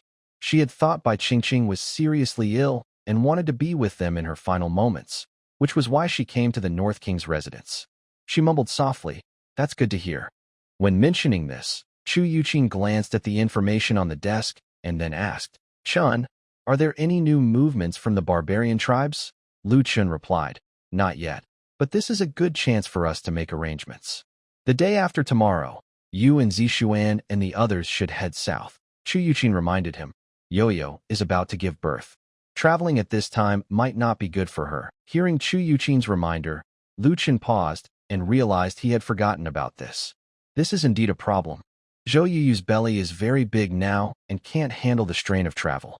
Should we let Zhou Yuyu stay in Yin City too? Although we are confident in defeating the barbarians, Yin City will be the front line of the war. Lu Chun doesn't want to leave any worries behind. If Zhou Yuyu stays in Yin City, what if a powerful barbarian warrior finds out and comes to take her away? They might not follow the rules of war. Although this is unlikely, it's not impossible. Anything can happen on the battlefield. While Lu Chun was thinking about what to do, suddenly a maid's voice came from outside. "Prince, something's wrong. Big trouble." Hearing the frantic voice, Chu Yuqin immediately turned around and opened the door to the study. The maid rushed in, panting, and said, "Prince, Lady Zhou, something has happened." Hearing this, Lu Chun's face darkened. He stood up quickly and asked, "What happened?" The maid hurriedly explained, "Lady Zhou was resting in the pavilion earlier when she suddenly had stomach pains, and there was blood everywhere. Lady Zhou quickly sent someone to find you." Realizing that Zhou Yuyu might be in danger, Lu Chun didn't ask more. He headed straight to the courtyard where Zhou Yuyu was. Chu Yuqin quickly followed, ready to see if she could help in any way. Soon, the entire prince's residence was in chaos. Seeing the maids rushing back and forth, Lin Wanyun, sitting in the East Courtyard Pavilion, became curious. She immediately grabbed a maid and asked, "Little girl, what is happening at the prince's residence? Why do you all look so panicked?" The maid replied, "Lady Zhou's water broke. We are going to the North Courtyard to help." Hearing this, Lin Wanyun was momentarily stunned. The Lady of Xiaozhou? Of course, she didn't know who the Lady of Xiaozhou was. After all, Xiaozhou and De Zhou were nicknames used by the servants of the palace to distinguish between Zhou Yuyu and Zhou Xiaoxiao. But when she heard the maids call her Madam, Lin Wanyun guessed that it was probably a minor wife of the North King who was in trouble. Lin Wanyun no longer stopped the maid in front of her. "I see. You can go now." The maid bowed slightly, and then quickly walked around Lin Wanyun, heading toward the North Courtyard. At this moment, Lin Wanyun went to the pavilion and said to Chun Wanrong, "Palace Master, I think this is a good opportunity. If we can help the North King save his minor wife, he will probably be very grateful to you." Chun Wanrong wanted to plan a love charm on Lu Chun, but first, she needed to make Lu Chun fall in love with her. Only then could the charm be successfully planted. Otherwise, even if she managed to cast the love charm, it would be hard to fully control Lu Chun. Chun Wanrong thought for a moment, her face cold, and said, "Aunt Lin, tell the maid to tell the North King that I can save his wife. If he needs help, he can speak to me." Seeing Chun Wanrong agree, Lin Wanyun turned around and went to the entrance of the courtyard. She caught a maid heading toward the North Courtyard and asked her to deliver a message to Lu Chun. When the maid heard that someone could save Xiao Zhou's wife, she naturally didn't dare to delay. She hurriedly ran toward the North Courtyard. At this time, Lin Wanyun returned to the courtyard and sat in the pavilion. "Palace Master, what should we do next? Should we follow the North King's wives south?" They originally thought they could carry out their plan easily, but now it seemed they would have to delay it.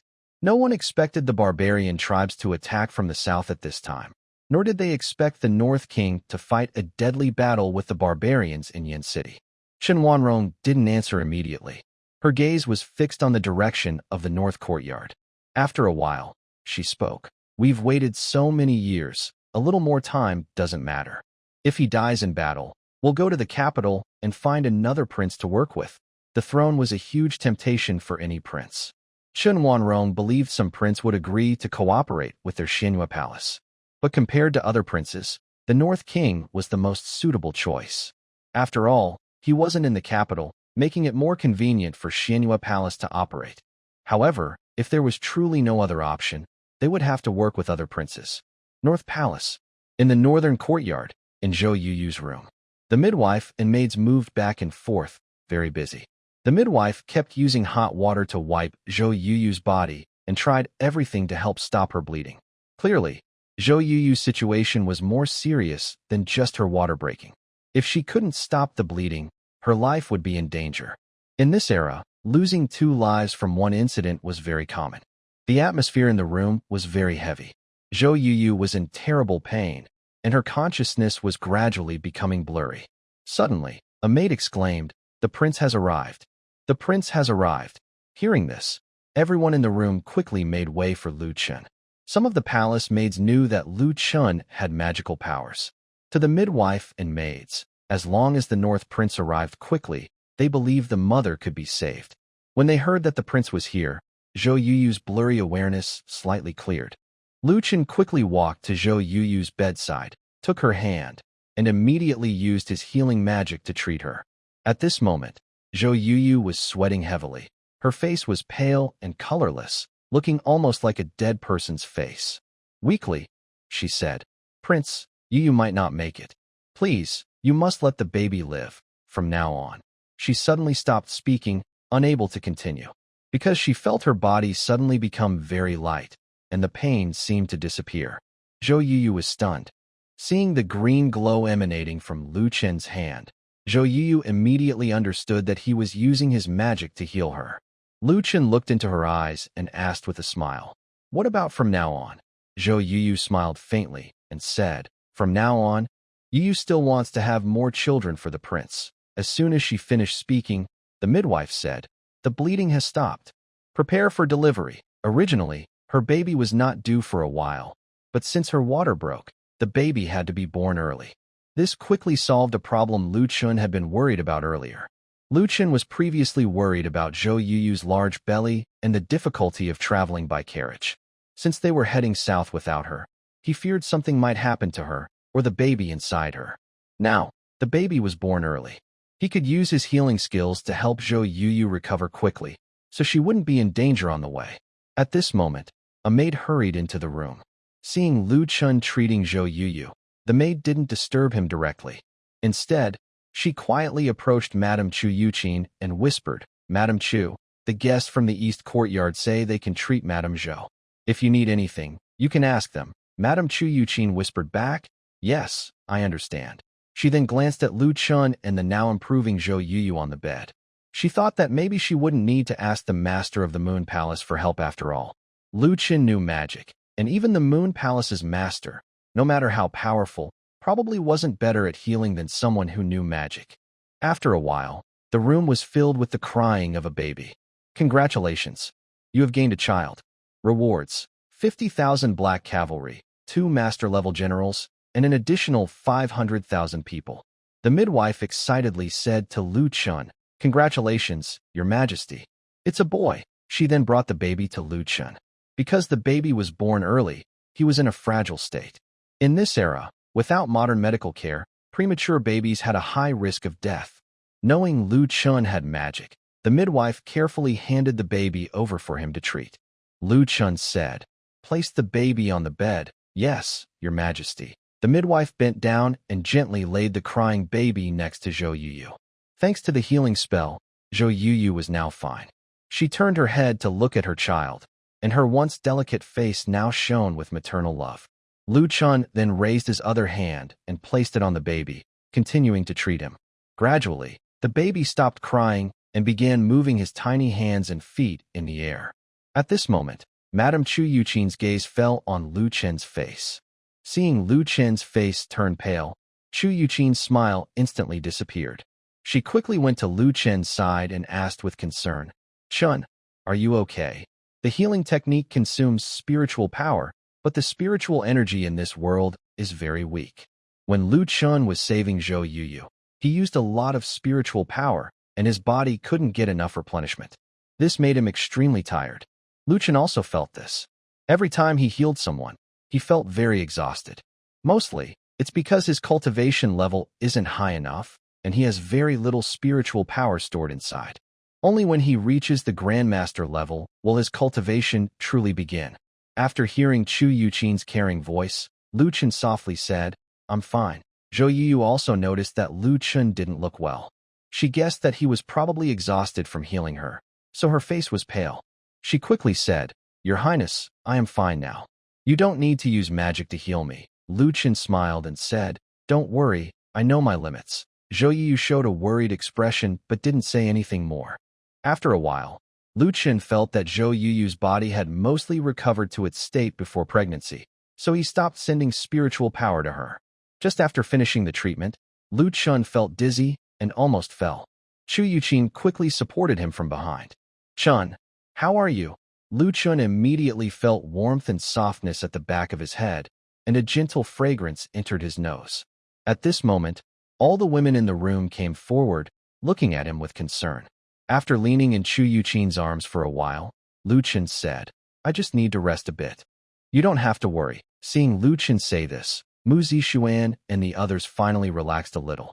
After a moment, Chu Yuqin held Lu Chen's head and gently brushed his cheek with her hand, saying, "Chen, let's give the baby a name." Lu Chen looked at the baby on the bed, thought for a moment, and then said, "Let's call him Lu Changsheng." This baby was a premature birth.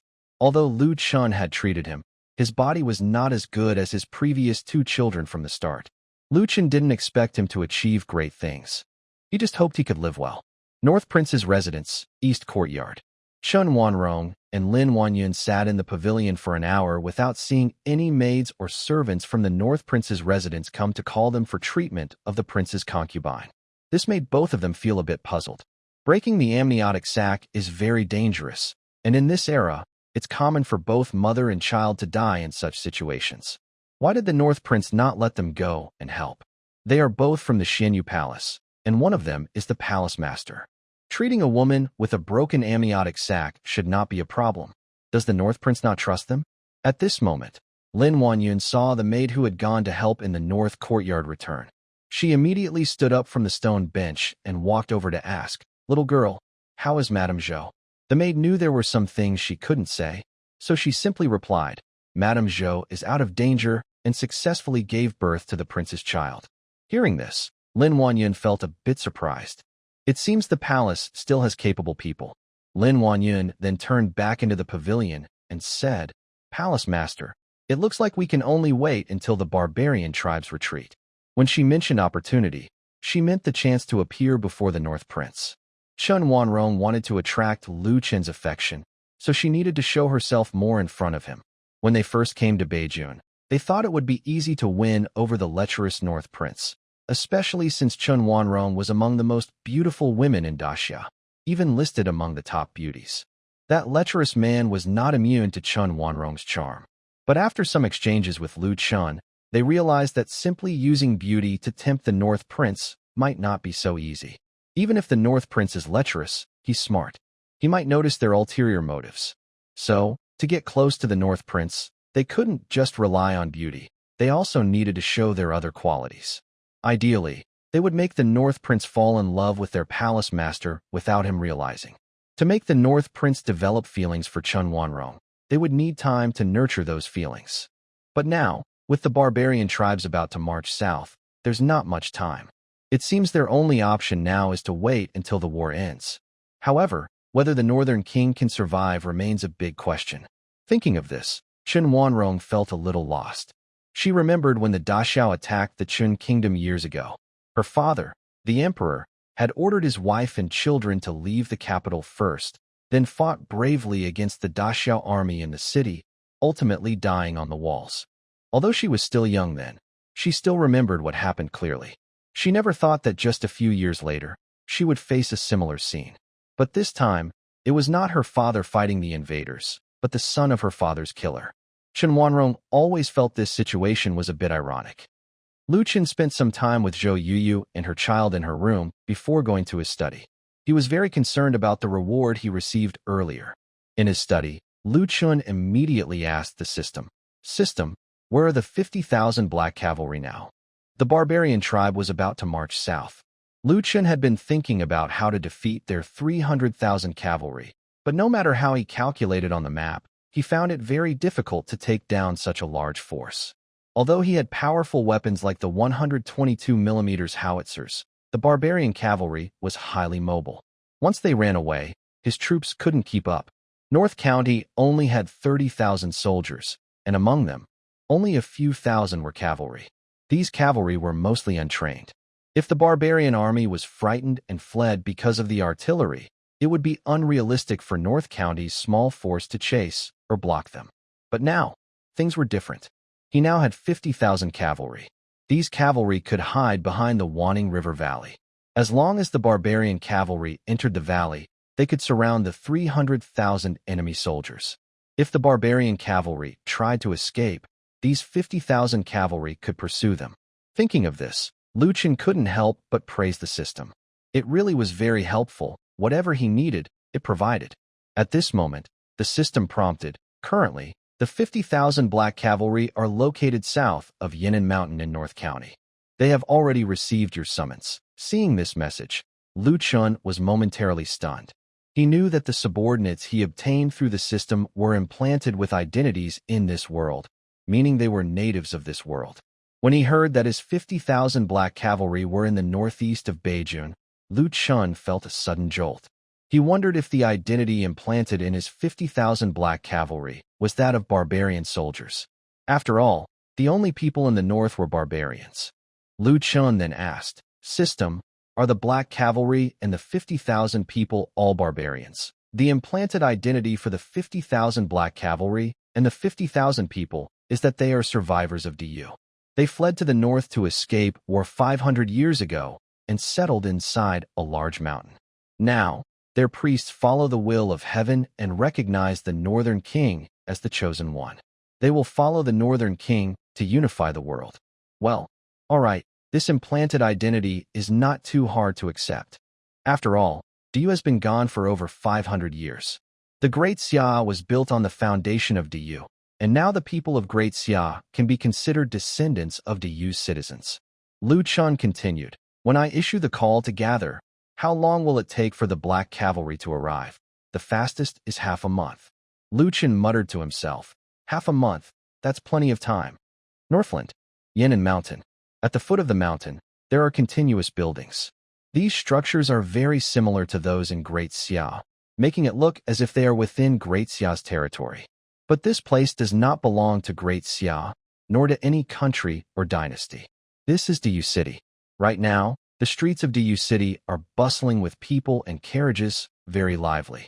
However, suddenly, all the pedestrians on the street stopped, as if their bodies had been frozen. The moving carriages also came to an abrupt halt. Everyone looked up simultaneously, gazing southward. At the same time, in the city lord's mansion of Diyu City, an old man stared intensely at a turtle shell in front of him and said to two burly men dressed in black armor nearby, "The will of heaven is in the south. The human emperor has appeared. It's time for us to come into the world." Then, the two strong men summoned the black cavalry and rushed with all their might toward Great Xia's Beijun. Evening. Chu Yuqin finished her dinner and began patrolling the inner courtyard. Although the palace was lit with many lanterns at night, their light was not very bright, and the courtyard still looked quite dim. Suddenly, Chu Yuqin saw a shadow slipping into Bai Qingqing's courtyard. Chu Yuqin frowned, lightly kicked off the ground, and jumped onto the wall, then quickly followed. The other person was sneaky and looked like a bad person. Chu Yuqin was curious about who would come so late to break into the North King's inner courtyard. People who had previously tried to attack Lu Chun were now missing, and even their bodies couldn't be found. Despite this, someone was still lurking around the North King's residence, making trouble. After entering Bai Qingqing's courtyard, Chu Yuqin immediately hid behind a fake mountain, wanting to see what the shadow was planning to do. At that moment, the shadow quickly opened Bai Qingqing's door and slipped inside. Because the lantern's light was too dim, Chu Yuqin couldn't see what the person looked like clearly. She wondered why this person was going to Bai Qingqing's room. Could he be planning to do something harmful to Bai Qingqing? Bai Qingqing was a martial artist. During the day, she probably sensed Bai Qingqing's internal energy, and Bai Qingqing might already be a 9th-rank martial artist, possibly even stronger than her. If this assassin was coming to trouble Bai Qingqing, wouldn't that be asking for trouble? Moreover, Bai Qingqing had just arrived at the palace. How could there be an assassin coming to bother her today? Or perhaps the assassin had entered the wrong room. Maybe he intended to go to Lu Chen's room, but mistakenly thought Bai Qingqing's was Lu Chen's? While Chu Yuqin was thinking this, a candlelight appeared inside the room. However, there was no sound of a fight. Chu Yuqin was momentarily stunned. What was going on? Why didn't Bai Qingqing fight the assassin? Could it be that they were working together? No. It should be that Bai Qingqing and that person were in cahoots. Bai Qingqing had been gone for so many years, and today she suddenly came back and said she wouldn't leave. That seemed suspicious. Chu Yuqin was always very sensitive about Lu Chen's safety. Even when Wang Qingzi came to visit Lu Chun to build a relationship, she remained cautious of Wang Qingzi. Chu Yuqin carefully approached the room, planning to see what was happening inside. Meanwhile, inside the room, after lighting a candle, Lu Chun looked at Bai Qingqing, who was sitting cross-legged on the bed. Bai Qingqing was confused when she saw Lu Chun come to find her so late. She asked, "Your Highness, is there something you want from me?" Lu Chun smiled and replied, "Can I come to see you if I have nothing to do?" As he spoke, he sat down on the bed with practiced ease, acting as if he didn't realize he was sitting on a young woman's bed. Suddenly, Lu Chun moved very close to her. Bai Qingqing's heart fluttered unexpectedly. She felt a strange, unfamiliar sensation. Lu Chun then asked, "Xiao Bai, do you remember the times when I used to hold you and tell you stories when we were children?" Hearing this, Bai Qingqing became even more confused. Why would the Prince of the North come to her room late at night just to talk about these things? She answered expressionlessly, "I remember." Lu Chun reached out and took her delicate hand, continuing, "You should also remember that I said I wanted you to be my woman when you grow up." Hearing this, Bai Qingqing finally understood why the North Prince had come to her room so late. She remembered that when she was a maid in the palace, the prince was not a modest person. Recently, intelligence gathered by the shadow guards also mentioned that the prince was a very lecherous man. He stayed awake late at night and came to her room. What could be his purpose, alone with a young woman? However, Bai Qingqing didn't react strongly. She looked like a wooden doll, not stopping him when he moved closer. She said with a blank face, "I am just the prince's maid. If the prince wants my body, he can have it any time." Seeing her cold, emotionless face, Lu Chun felt even more restless. The more Bai Qingqing appeared indifferent, the more Lu Chun wanted to see her beg for mercy, which fueled his desire to dominate. But Lu Chun didn't rush into the main point just yet. Bai Qingqing's feelings had just begun to awaken. Since she had been used to being close to herself since childhood, she didn't know how to resist. So, he planned to directly reveal Bai Qingqing's true identity, letting her understand that he already knew who she really was. When her identity was exposed, Bai Qingqing would surely react differently. Lu Chun didn't believe she could stay so calm later. Then, Lu Chun raised his hands and placed them on Bai Qingqing's fragrant shoulders. He slowly laid her down on the bed, then leaned over her soft body, just watching her. Bai Qingqing also looked into Lu Chun's eyes. She still didn't resist. At this moment, Lu Chun lifted her delicate arms over her head, then held her wrists with one hand. He whispered in her ear, "Deputy Commander Bai, to complete the task your father gave you, is it worth sacrificing your innocence?" Hearing Lu Chun's whisper, Bai Qingqing's pupils suddenly contracted. She didn't expect her true identity to be known by Lu Chun. With her feelings awakening, Bai Qingqing now felt more emotions, like nervousness and fear. She was no longer the fearless killer she used to be. She found it hard to believe that she had just arrived in North County, and wondered how the North King had discovered her identity. Moreover, the secret agent's intelligence said the North King was just a useless prince. Based on her childhood understanding of him, he was probably just a lecher. But now, this North King could see through her identity in one sentence? Although she felt nervous inside, Bai Qingqing, experienced in dealing with big scenes, quickly calmed down. She then said coldly, "Prince, what do you mean? I don't understand what you're saying." Lu Chun's restless hand slipped into Bai Qingqing's clothes, and he said while messing around, "Xiao Bai, it seems you've grown quite a bit over the years." He then blew softly into her ear, making Bai Qingqing suddenly feel her heart flutter. Next, a strange sensation flooded her body. For a moment, her body became a little hot, something she had never experienced before. Bai Qingqing was stunned again. For the first time since her feelings had just awakened, she experienced this kind of body sensation. She didn't know how to respond. But she also understood that this must be related to Lu Chun. Bai Qingqing slightly twisted her delicate body, trying to break free from under Lu Chun. However, her body was already fixed by Lu Chun and couldn't move at all. Seeing Bai Qingqing start to struggle, Lu Chun knew his words had worked. He continued whispering in her ear, "Little White, my father the king sent you to Beijing. He probably wants to see if there are people from the Xianyu Palace around me, right?" When Lu Chun revealed her mission, Bai Qingqing suddenly became alert. The Northern King clearly knew more than she had thought. This was troublesome. She had just arrived at the Northern King's residence, and her identity and mission had already been uncovered by the king. Even though Lu Chun had directly revealed her secret, Bai Qingqing still stubbornly said, "Your Highness, I came to Beijing on my own. It has nothing to do with His Majesty. I don't know why you think otherwise." Bai Qingqing truly couldn't understand how the Northern King could know her identity and mission. Even if the Northern King's intelligence network was very advanced and there were spies in the capital, the most he could find out was that she was a shadow guard. He definitely wouldn't know she was the deputy leader of the shadow guard. Even the leader of the shadow guard didn't know she was the deputy leader, yet the Northern King knew. Moreover, when Emperor Xia issued her orders, he did so in front of her, without involving anyone else. The chances of the information leaking seemed very low. Could it be that something went wrong with Emperor Xia's trusted people? The Grand Master. Bai Qingqing's mind immediately flashed with the image of Situ Su. On the day Emperor Xia gave her the order, Situ Su was also present. So, the person most likely to leak her identity and mission was probably the Grand Master, Situ Su. But Situ Su was a close confidant of Emperor Xia. He had no reason to betray him. Did Situ Su betray them?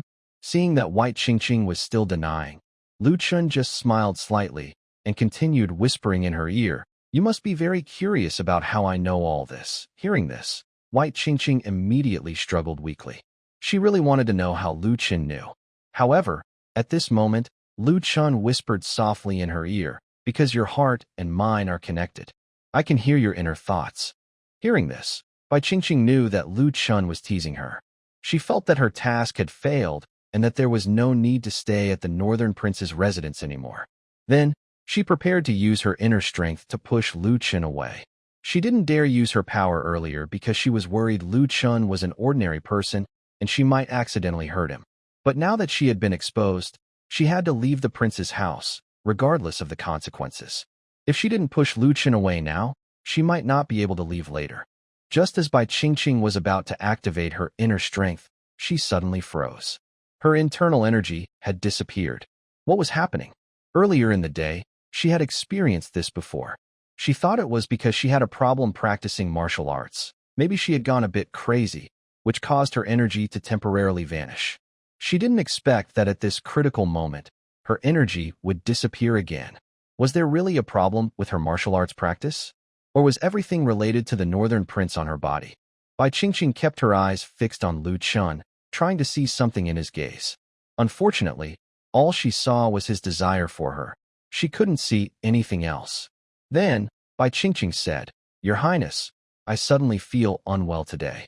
I can only serve you another day." Her tone remained cold, and her expression was indifferent, as if she didn't care at all about being unable to escape from Lu Chun.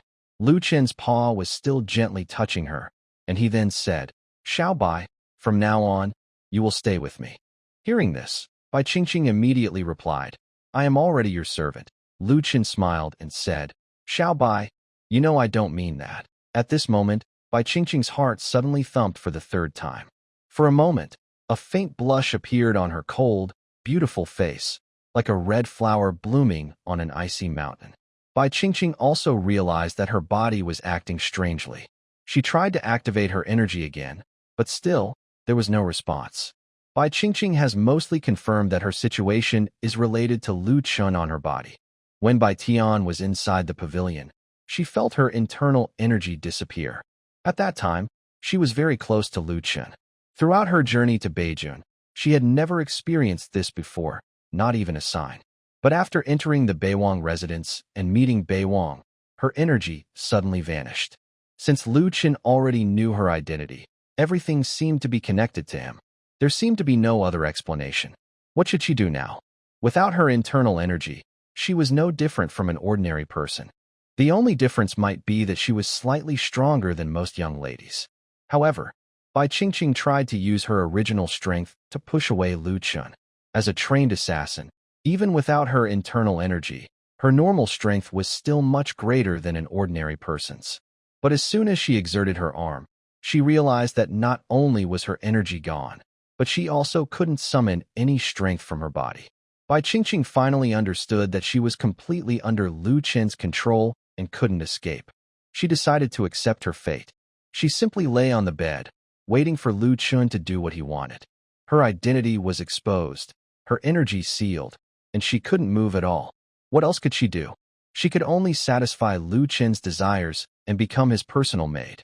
Anyway, she had been close to Lu Chun since she was young. Although they weren't married, her innocence had long been given to him. In this era, an unmarried woman holding a man's hand was considered a serious disgrace. As a maid who often kept Lu Chun company, she had no claim to innocence. Thoughts of her childhood flashed quickly through her mind. From birth, her tragic fate was sealed. Now, everything happening was just part of her destiny. She was just a tool, whether to serve the Summer Emperor's rule or to be an outlet for Beiwang's frustrations, it all seemed the same. After all, she was just a tool. Seeing Bai Qingqing's eyes look to the side and lying there passively, as if she was letting him do whatever he wanted, Lu Chun was a bit confused. He had already revealed her identity. Although her affection for him was at 100, she should still try to resist a little, right? Are you just going to accept it so easily? At this moment, Lu Chun continued, "Xiao Bai, I can't change your past, but I can change your future. Quit the Shadow Guard and become my woman, okay?" Bai Qingqing still didn't respond. She looked completely indifferent, as if she didn't care at all. What could she say? Her own people were already pressed beneath Lu Chun. Their skin was only separated by a few layers of clothes, and Lu Chun could act at any moment. Seeing Bai Qingqing's expression, Lu Chun thought to himself that her feelings must have already awakened. She couldn't still be someone indifferent to love and relationships, right? Thinking this, Lu Chun looked up at Bai Qingqing, then slowly leaned in toward her pink lips. Bai Qingqing didn't dodge. Lu Chun simply moved closer. He didn't care anymore. Since he had already started, he decided to continue. Lu Chun then began to kiss Bai Qingqing. Meanwhile, at the door, Chu Yuqin was wide-eyed, peering through a small hole at what was happening inside the room. Although the candlelight inside was dim, Chu Yuqin could clearly see the faces of the two inside and what they were doing. She quickly used her energy to calm herself down. Then, a faint feeling arose in her heart. It was frustrating that Bai Qingqing had just come to the palace during the day, and now Lu Chun, that bad guy, was sneaking into her bed at night to be with her. Although Chu Yu had originally planned for Bai Qingqing to be Lu Chen's servant girl, she thought that since others had just arrived in Beijing, they should at least rest before doing anything. No one expected her to be served that very night. She had thought it was an assassin entering the palace, but it turned out to be this bad guy again. Chu Yuqin sighed and decided not to watch anymore. She turned and left the door. Bai Qingqing was Lu Chen's servant girl, so Chu Yuqin didn't want to interfere too much with what Lu Chen wanted to do. Even if they had a child, it was no big deal. Later, she could find a family for Bai Qingqing, arrange a godfather and godmother, and then marry her into the Northern King's palace as a concubine. After Chu Yuqin left, Lu Chun and Bai Qingqing continued their kiss. Bai Qingqing initially thought she didn't care anymore, since she had been close to Lu Chun since childhood and felt nothing from his touch. However, she soon realized something was wrong. Their intimate kiss made her body feel extremely restless, and a warm sensation seemed to flow through her entire body. For the first time in many years, she experienced this feeling. Bai Qingqing didn't understand what was happening to her. When she was in the palace, the female officials there had taught her some knowledge about relationships, since she was raised as Lu Chen's maid. But back then, her feelings had been shut off. Even when Lu Chun held her close and their skin touched, she felt nothing. Now, things were different.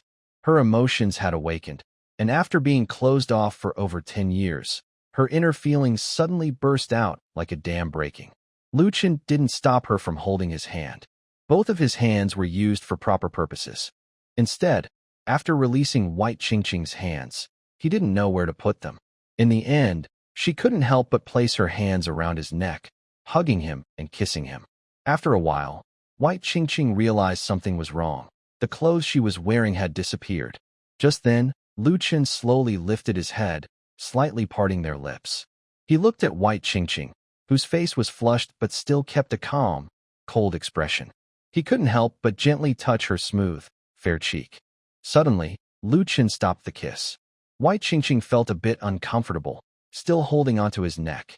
At this moment, Lu Chun teased her softly, saying, "Little Bai, it seems you've learned some bad habits over the years." Hearing this, Bai Qingqing felt a wave of shame and embarrassment, making her feel utterly humiliated.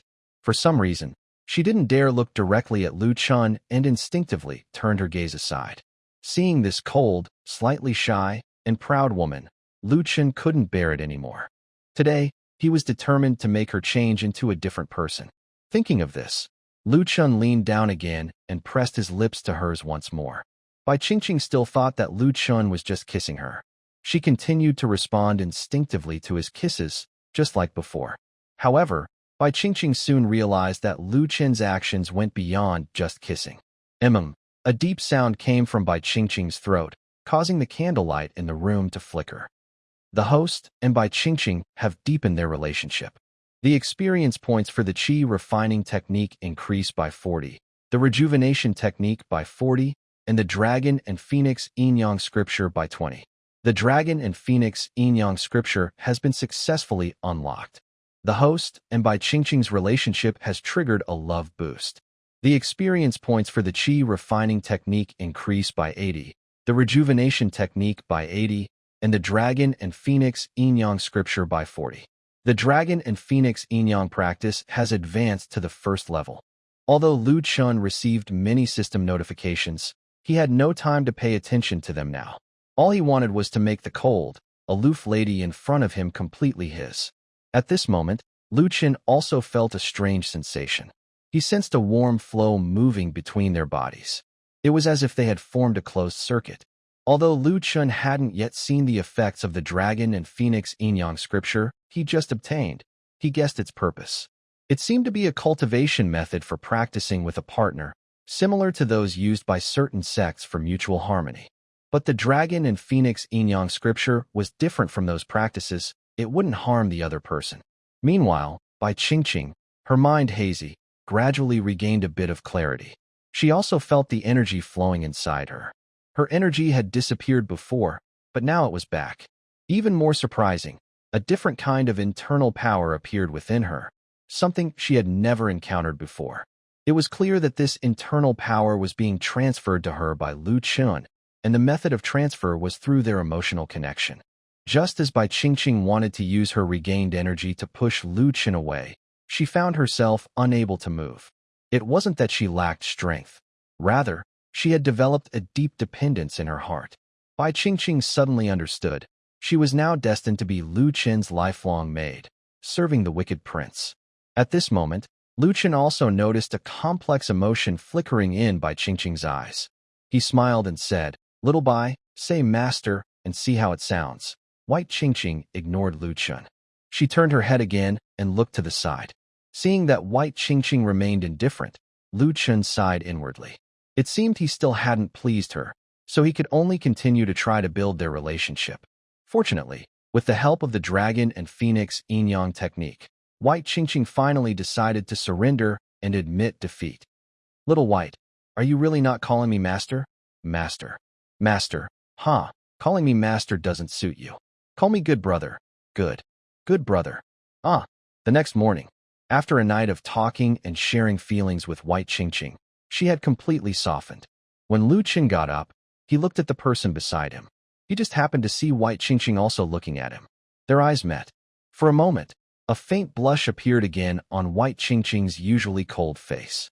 Bai Qingqing quickly turned her head and returned to her icy expression from yesterday. Lu Chen then wrapped his arms around Bai Qingqing and softly asked in her ear, "Little White, do you really not want to be with me?" Bai Qingqing's body, with her back to Lu Chen, spoke in an emotionless tone. "I am simply a servant girl of the prince." She had said this yesterday, but Lu Chen could tell that although the words were the same, her meaning had changed when she said it again. Bai Qingqing knew she had no choice but to betray the Summer Emperor. Her identity had been uncovered by Lu Chen, and her body was now under his control. At this moment, she had no other option but to surrender to Lu Chen. Moreover, she had fully accepted Lu Chen in her heart. To her, being a tool for the Summer Emperor or for Lu Chen made no difference. She had never felt a sense of belonging to the Shadow Guards, and now that she was controlled by Lu Chen and became his person, that was quite normal. However, she was not yet used to being Lu Chen's woman. Before her feelings revived, even if Lu Chen hugged and kissed her, she wouldn't feel anything. But now it was different. When her skin touched Lu Chen's, she felt her body stir, heat up, and a strange feeling arose inside her that she couldn't understand. Especially after last night, she felt even more confused. She didn't know why she felt like she had become a different person. Not only did she shout loudly in front of Lu Chen, but she also called him master, big brother, and husband, among other things. She even wondered if there was another soul inside her body. Everything that happened yesterday seemed unrelated to her. It was caused by that other soul. At this moment, Lu Chen no longer cared about Bai Qingqing's verbal submission. Anyway, her heart already belonged to him. Lu Chen then rolled over, holding Bai Qingqing's delicate body, and looked down at her cold and beautiful face. Bai Qingqing felt that strange sensation from last night again. She tried to use her inner strength to stop her body from trembling, but she quickly found that her power had disappeared. Bai Qingqing realized that whenever she touched Lu Chen's body, her inner strength would vanish. However, there was an exception. When she and Lu Chen developed feelings for each other, her power would return because their internal energies would form a circle, circulating endlessly inside their bodies. In her current situation, she couldn't use her inner strength at all. Seeing the shy expression of the icy beauty, Lu Chen suddenly became playful and started to tease her. Bai Qingqing's body grew warmer and warmer. She bit her silver teeth and frowned slightly. The more Lu Chen looked at her, the more he wanted to tease her. At this moment, Bai Qingqing spoke first, saying, "Your Highness, it's time for you to get up." Lu Chen chuckled softly and replied, "You, a servant girl, dare to tell me, the prince, what to do? Looks like I need to teach you a lesson and make you understand the rules of the palace." As he finished speaking, Lu Chen leaned down. Bai Qingqing tried to turn her head to avoid him, but Lu Chen immediately raised his hand, pinched her delicate chin, and then kissed her. Meanwhile, inside the palace courtyard, early in the morning, Chu Yuqin began her daily patrol. At this moment, a maid came to her. "Madam Chu, something terrible has happened." Seeing the maid's panicked look, Chu Yuqin frowned and immediately asked, "What happened?" The maid hurriedly replied, "Commander Qin came to see the prince to discuss something, but I searched all the ladies' rooms and couldn't find the prince. It seems he has disappeared." Generally, Lu Chen would come out of his wife's room every morning, either because he woke up early and went to the study. Today, the maid first checked the study, then went to Mu Zixuan's courtyard, but didn't find Lu Chen anywhere. She thought he might be missing, so she hurried to find Chu Yuqin. Hearing this, Chu Yuqin pouted. She knew exactly where Lu Chen had gone.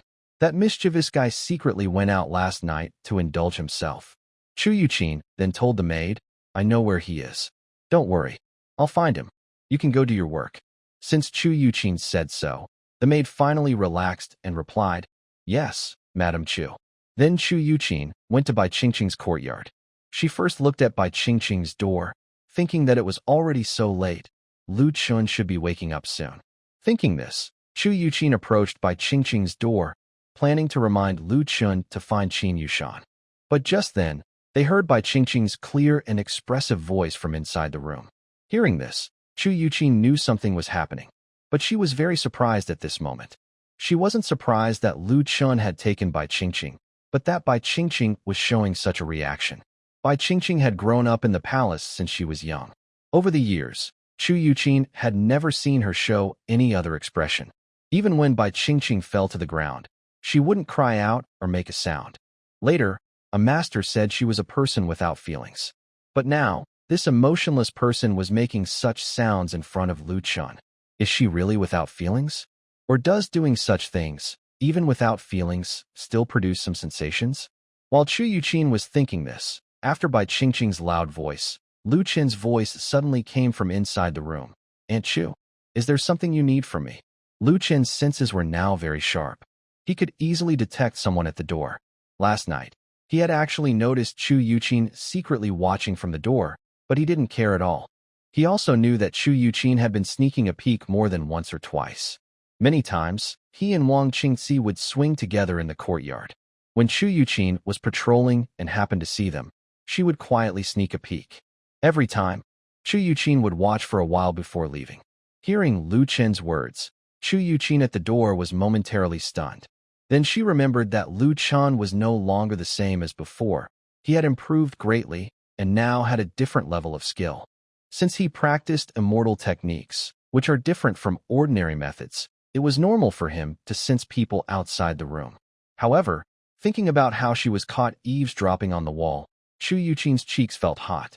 She cleared her throat and said, "Chen, Commander Qin wants to see you. He is waiting for you in your study." Hearing this, Lu Chen immediately replied, "Oh, okay. I understand. I'll go right away." He then got up from the bed and gently touched Bai Qingqing's face, smiling. "Little Bai, it seems you've fully embraced your role as the maid."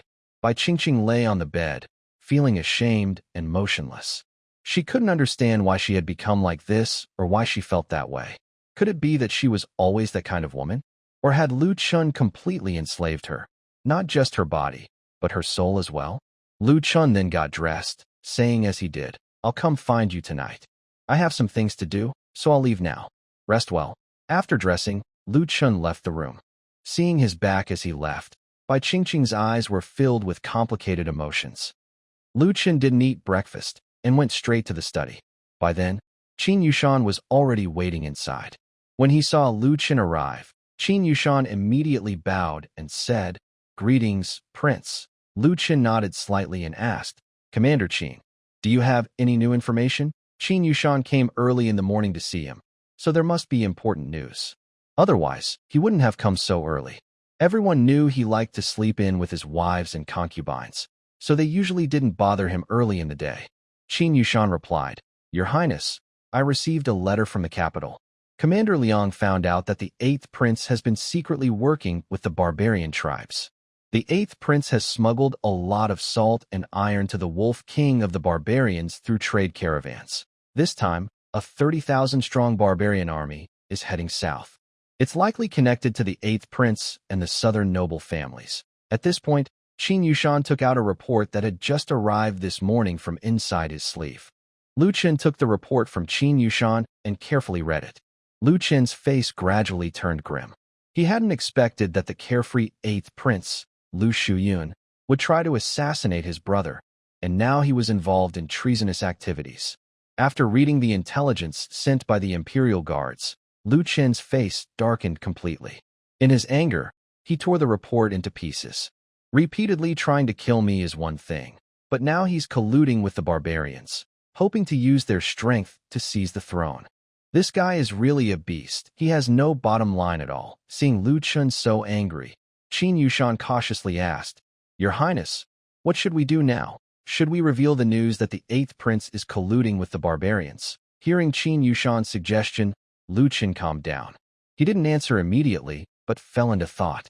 If he revealed that Lu Shuyun was working with the barbarians, it would definitely hurt him. But there's no solid evidence, and he can't prove Lu Shuyun's guilt. Moreover, Lu Shuyun's treason isn't something a single prince can decide. It depends on the court's decision, mainly his father's opinion. If his father says Lu Shuyun has betrayed the country, then Lu Shuyun is a traitor. If his father says Lu Shuyun is innocent, then Lu Shuyun is probably fine. However, Lu Shuyun's mother's family is from the royal clan, and his father is about to start clearing out the noble families.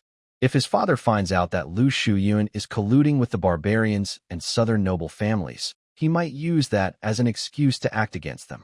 Thinking of this, Lu Qin asked, "Commander Qin, if my father finds out that the 8th Prince is colluding with the barbarians and noble families in the south, what do you think he will do?" Hearing this question, Qin Yushan paused for a moment. After all, this involves the emperor, and Qin Yushan found it hard to guess what he would do. At this moment, Lu Qin added, "Just say what you think." Seeing Lu Qin's response, Qin Yushan spoke up, "Your Highness, I believe that after His Majesty learns this news, he will be very angry.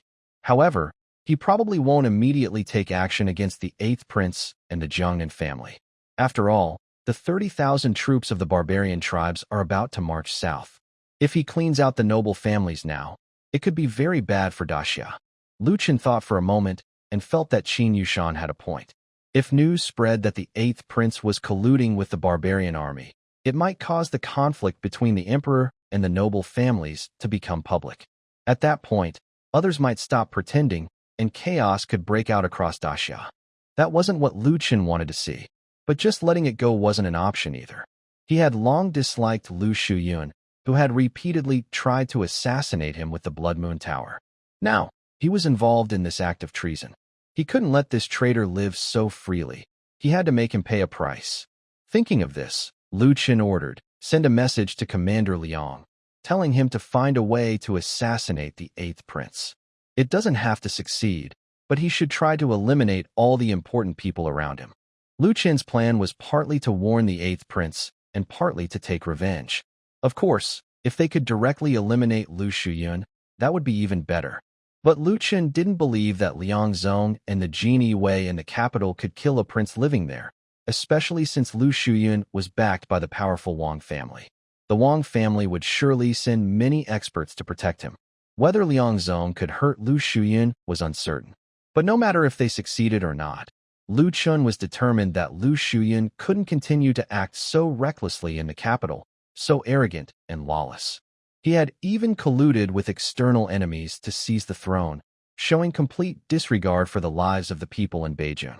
Although Beijing was now under his control as the Northern King, it was still officially part of Daxia. If Lu Shuyun succeeded in seizing the throne, Beijing would be under his rule. Yet, this guy was willing to sell out Beijing just to get the throne. Lu Qin knew that his decision to order the assassination of Lu Shuyuan was emotional and risky, even risking exposing the Jin Yiwei's activities. But if he didn't do something, he couldn't hold back his anger. Qin Yushan also saw Luo Qin's inner thoughts. He knew Luo Qin was very angry now, so he suggested, "Your Highness, although the news about the 8th prince colluding with the barbarian tribes should not be spread for now, you can leak some information to the Emperor. The Emperor will definitely send the Shadow Guards to investigate. If they find out about the 8th prince's collusion, even if you don't punish him now, after the barbarian tribe's southern invasion is over, he will reveal the evidence and deal with the 8th prince and the Jiangnan noble family." Originally, Emperor Xia was thinking of finding an excuse to take action against the noble families. But when the Jiangnan noble family went to collude with the barbarians, it was like they were offering themselves up for punishment. As for sacrificing an 8th prince, it was nothing to Emperor Xia. The 8th prince was just a representative of the Jiangnan noble family. Emperor Xia never planned to choose him as the heir. The royal family is ruthless. Emperor Xia didn't care when the 8th prince tried to assassinate the northern king, so he wouldn't mind sacrificing one 8th prince. He has many sons, and losing one or two wouldn't hurt him. Moreover, as a master, Emperor Xia is young and strong, and he can produce children very quickly. After hearing Qin Yushan's suggestion, Luo Qin thought for a moment and then said, "I will write a memorial to my father right away." Hearing this, Qin Yushan quickly said, "Your Highness, absolutely not." Luo Qin was surprised and asked, "Didn't you suggest that I reveal some information to my father? If I don't write a memorial, how can I tell my father about the collusion between the barbarians and the 8th prince?" Qin Yushan explained, "Your Highness, what I mean is that this matter should not be sent to the emperor through a memorial. If you write a memorial, it becomes a political matter. The emperor might discuss it with the ministers, and the memorial might be seen by others before reaching him. If you want the emperor to know about this, you should write a family letter. Only a family letter can be delivered directly to His Majesty immediately. In Daxiao, memorials sent from local officials must be reviewed by lower officials, and some never reach the emperor's hands. If Luo Qin writes a memorial and it is discovered by the 8th prince's people, it will definitely be intercepted, which is certain. But if he writes a family letter, it's different. Writing a family letter in the name of the 9th prince means it will be sent directly to the emperor." Hearing Qin Yushan's words, Lu Qin paused for a moment. A family letter? A prince who has become a vassal writing a family letter to the emperor? Has Daxiao ever had such an unusual thing? He had never heard of a vassal prince who went to serve as a vassal and still needed to write a family letter to the emperor. Going to serve as a vassal meant he was now a subject, and the father-son relationship would become less close. At this point, sending a family letter might seem a bit too. Lu Qin thought for a moment and realized that Qin Yushan's point might actually be reasonable. If he submitted a memorial, it might never reach Emperor Xia. But a family letter was different. He didn't believe anyone would intercept his personal letter. Although the idea of a vassal prince writing a family letter to the emperor was a bit abstract, he still had the right to write one. After all, even as a vassal prince, he was still the son of Emperor Xia.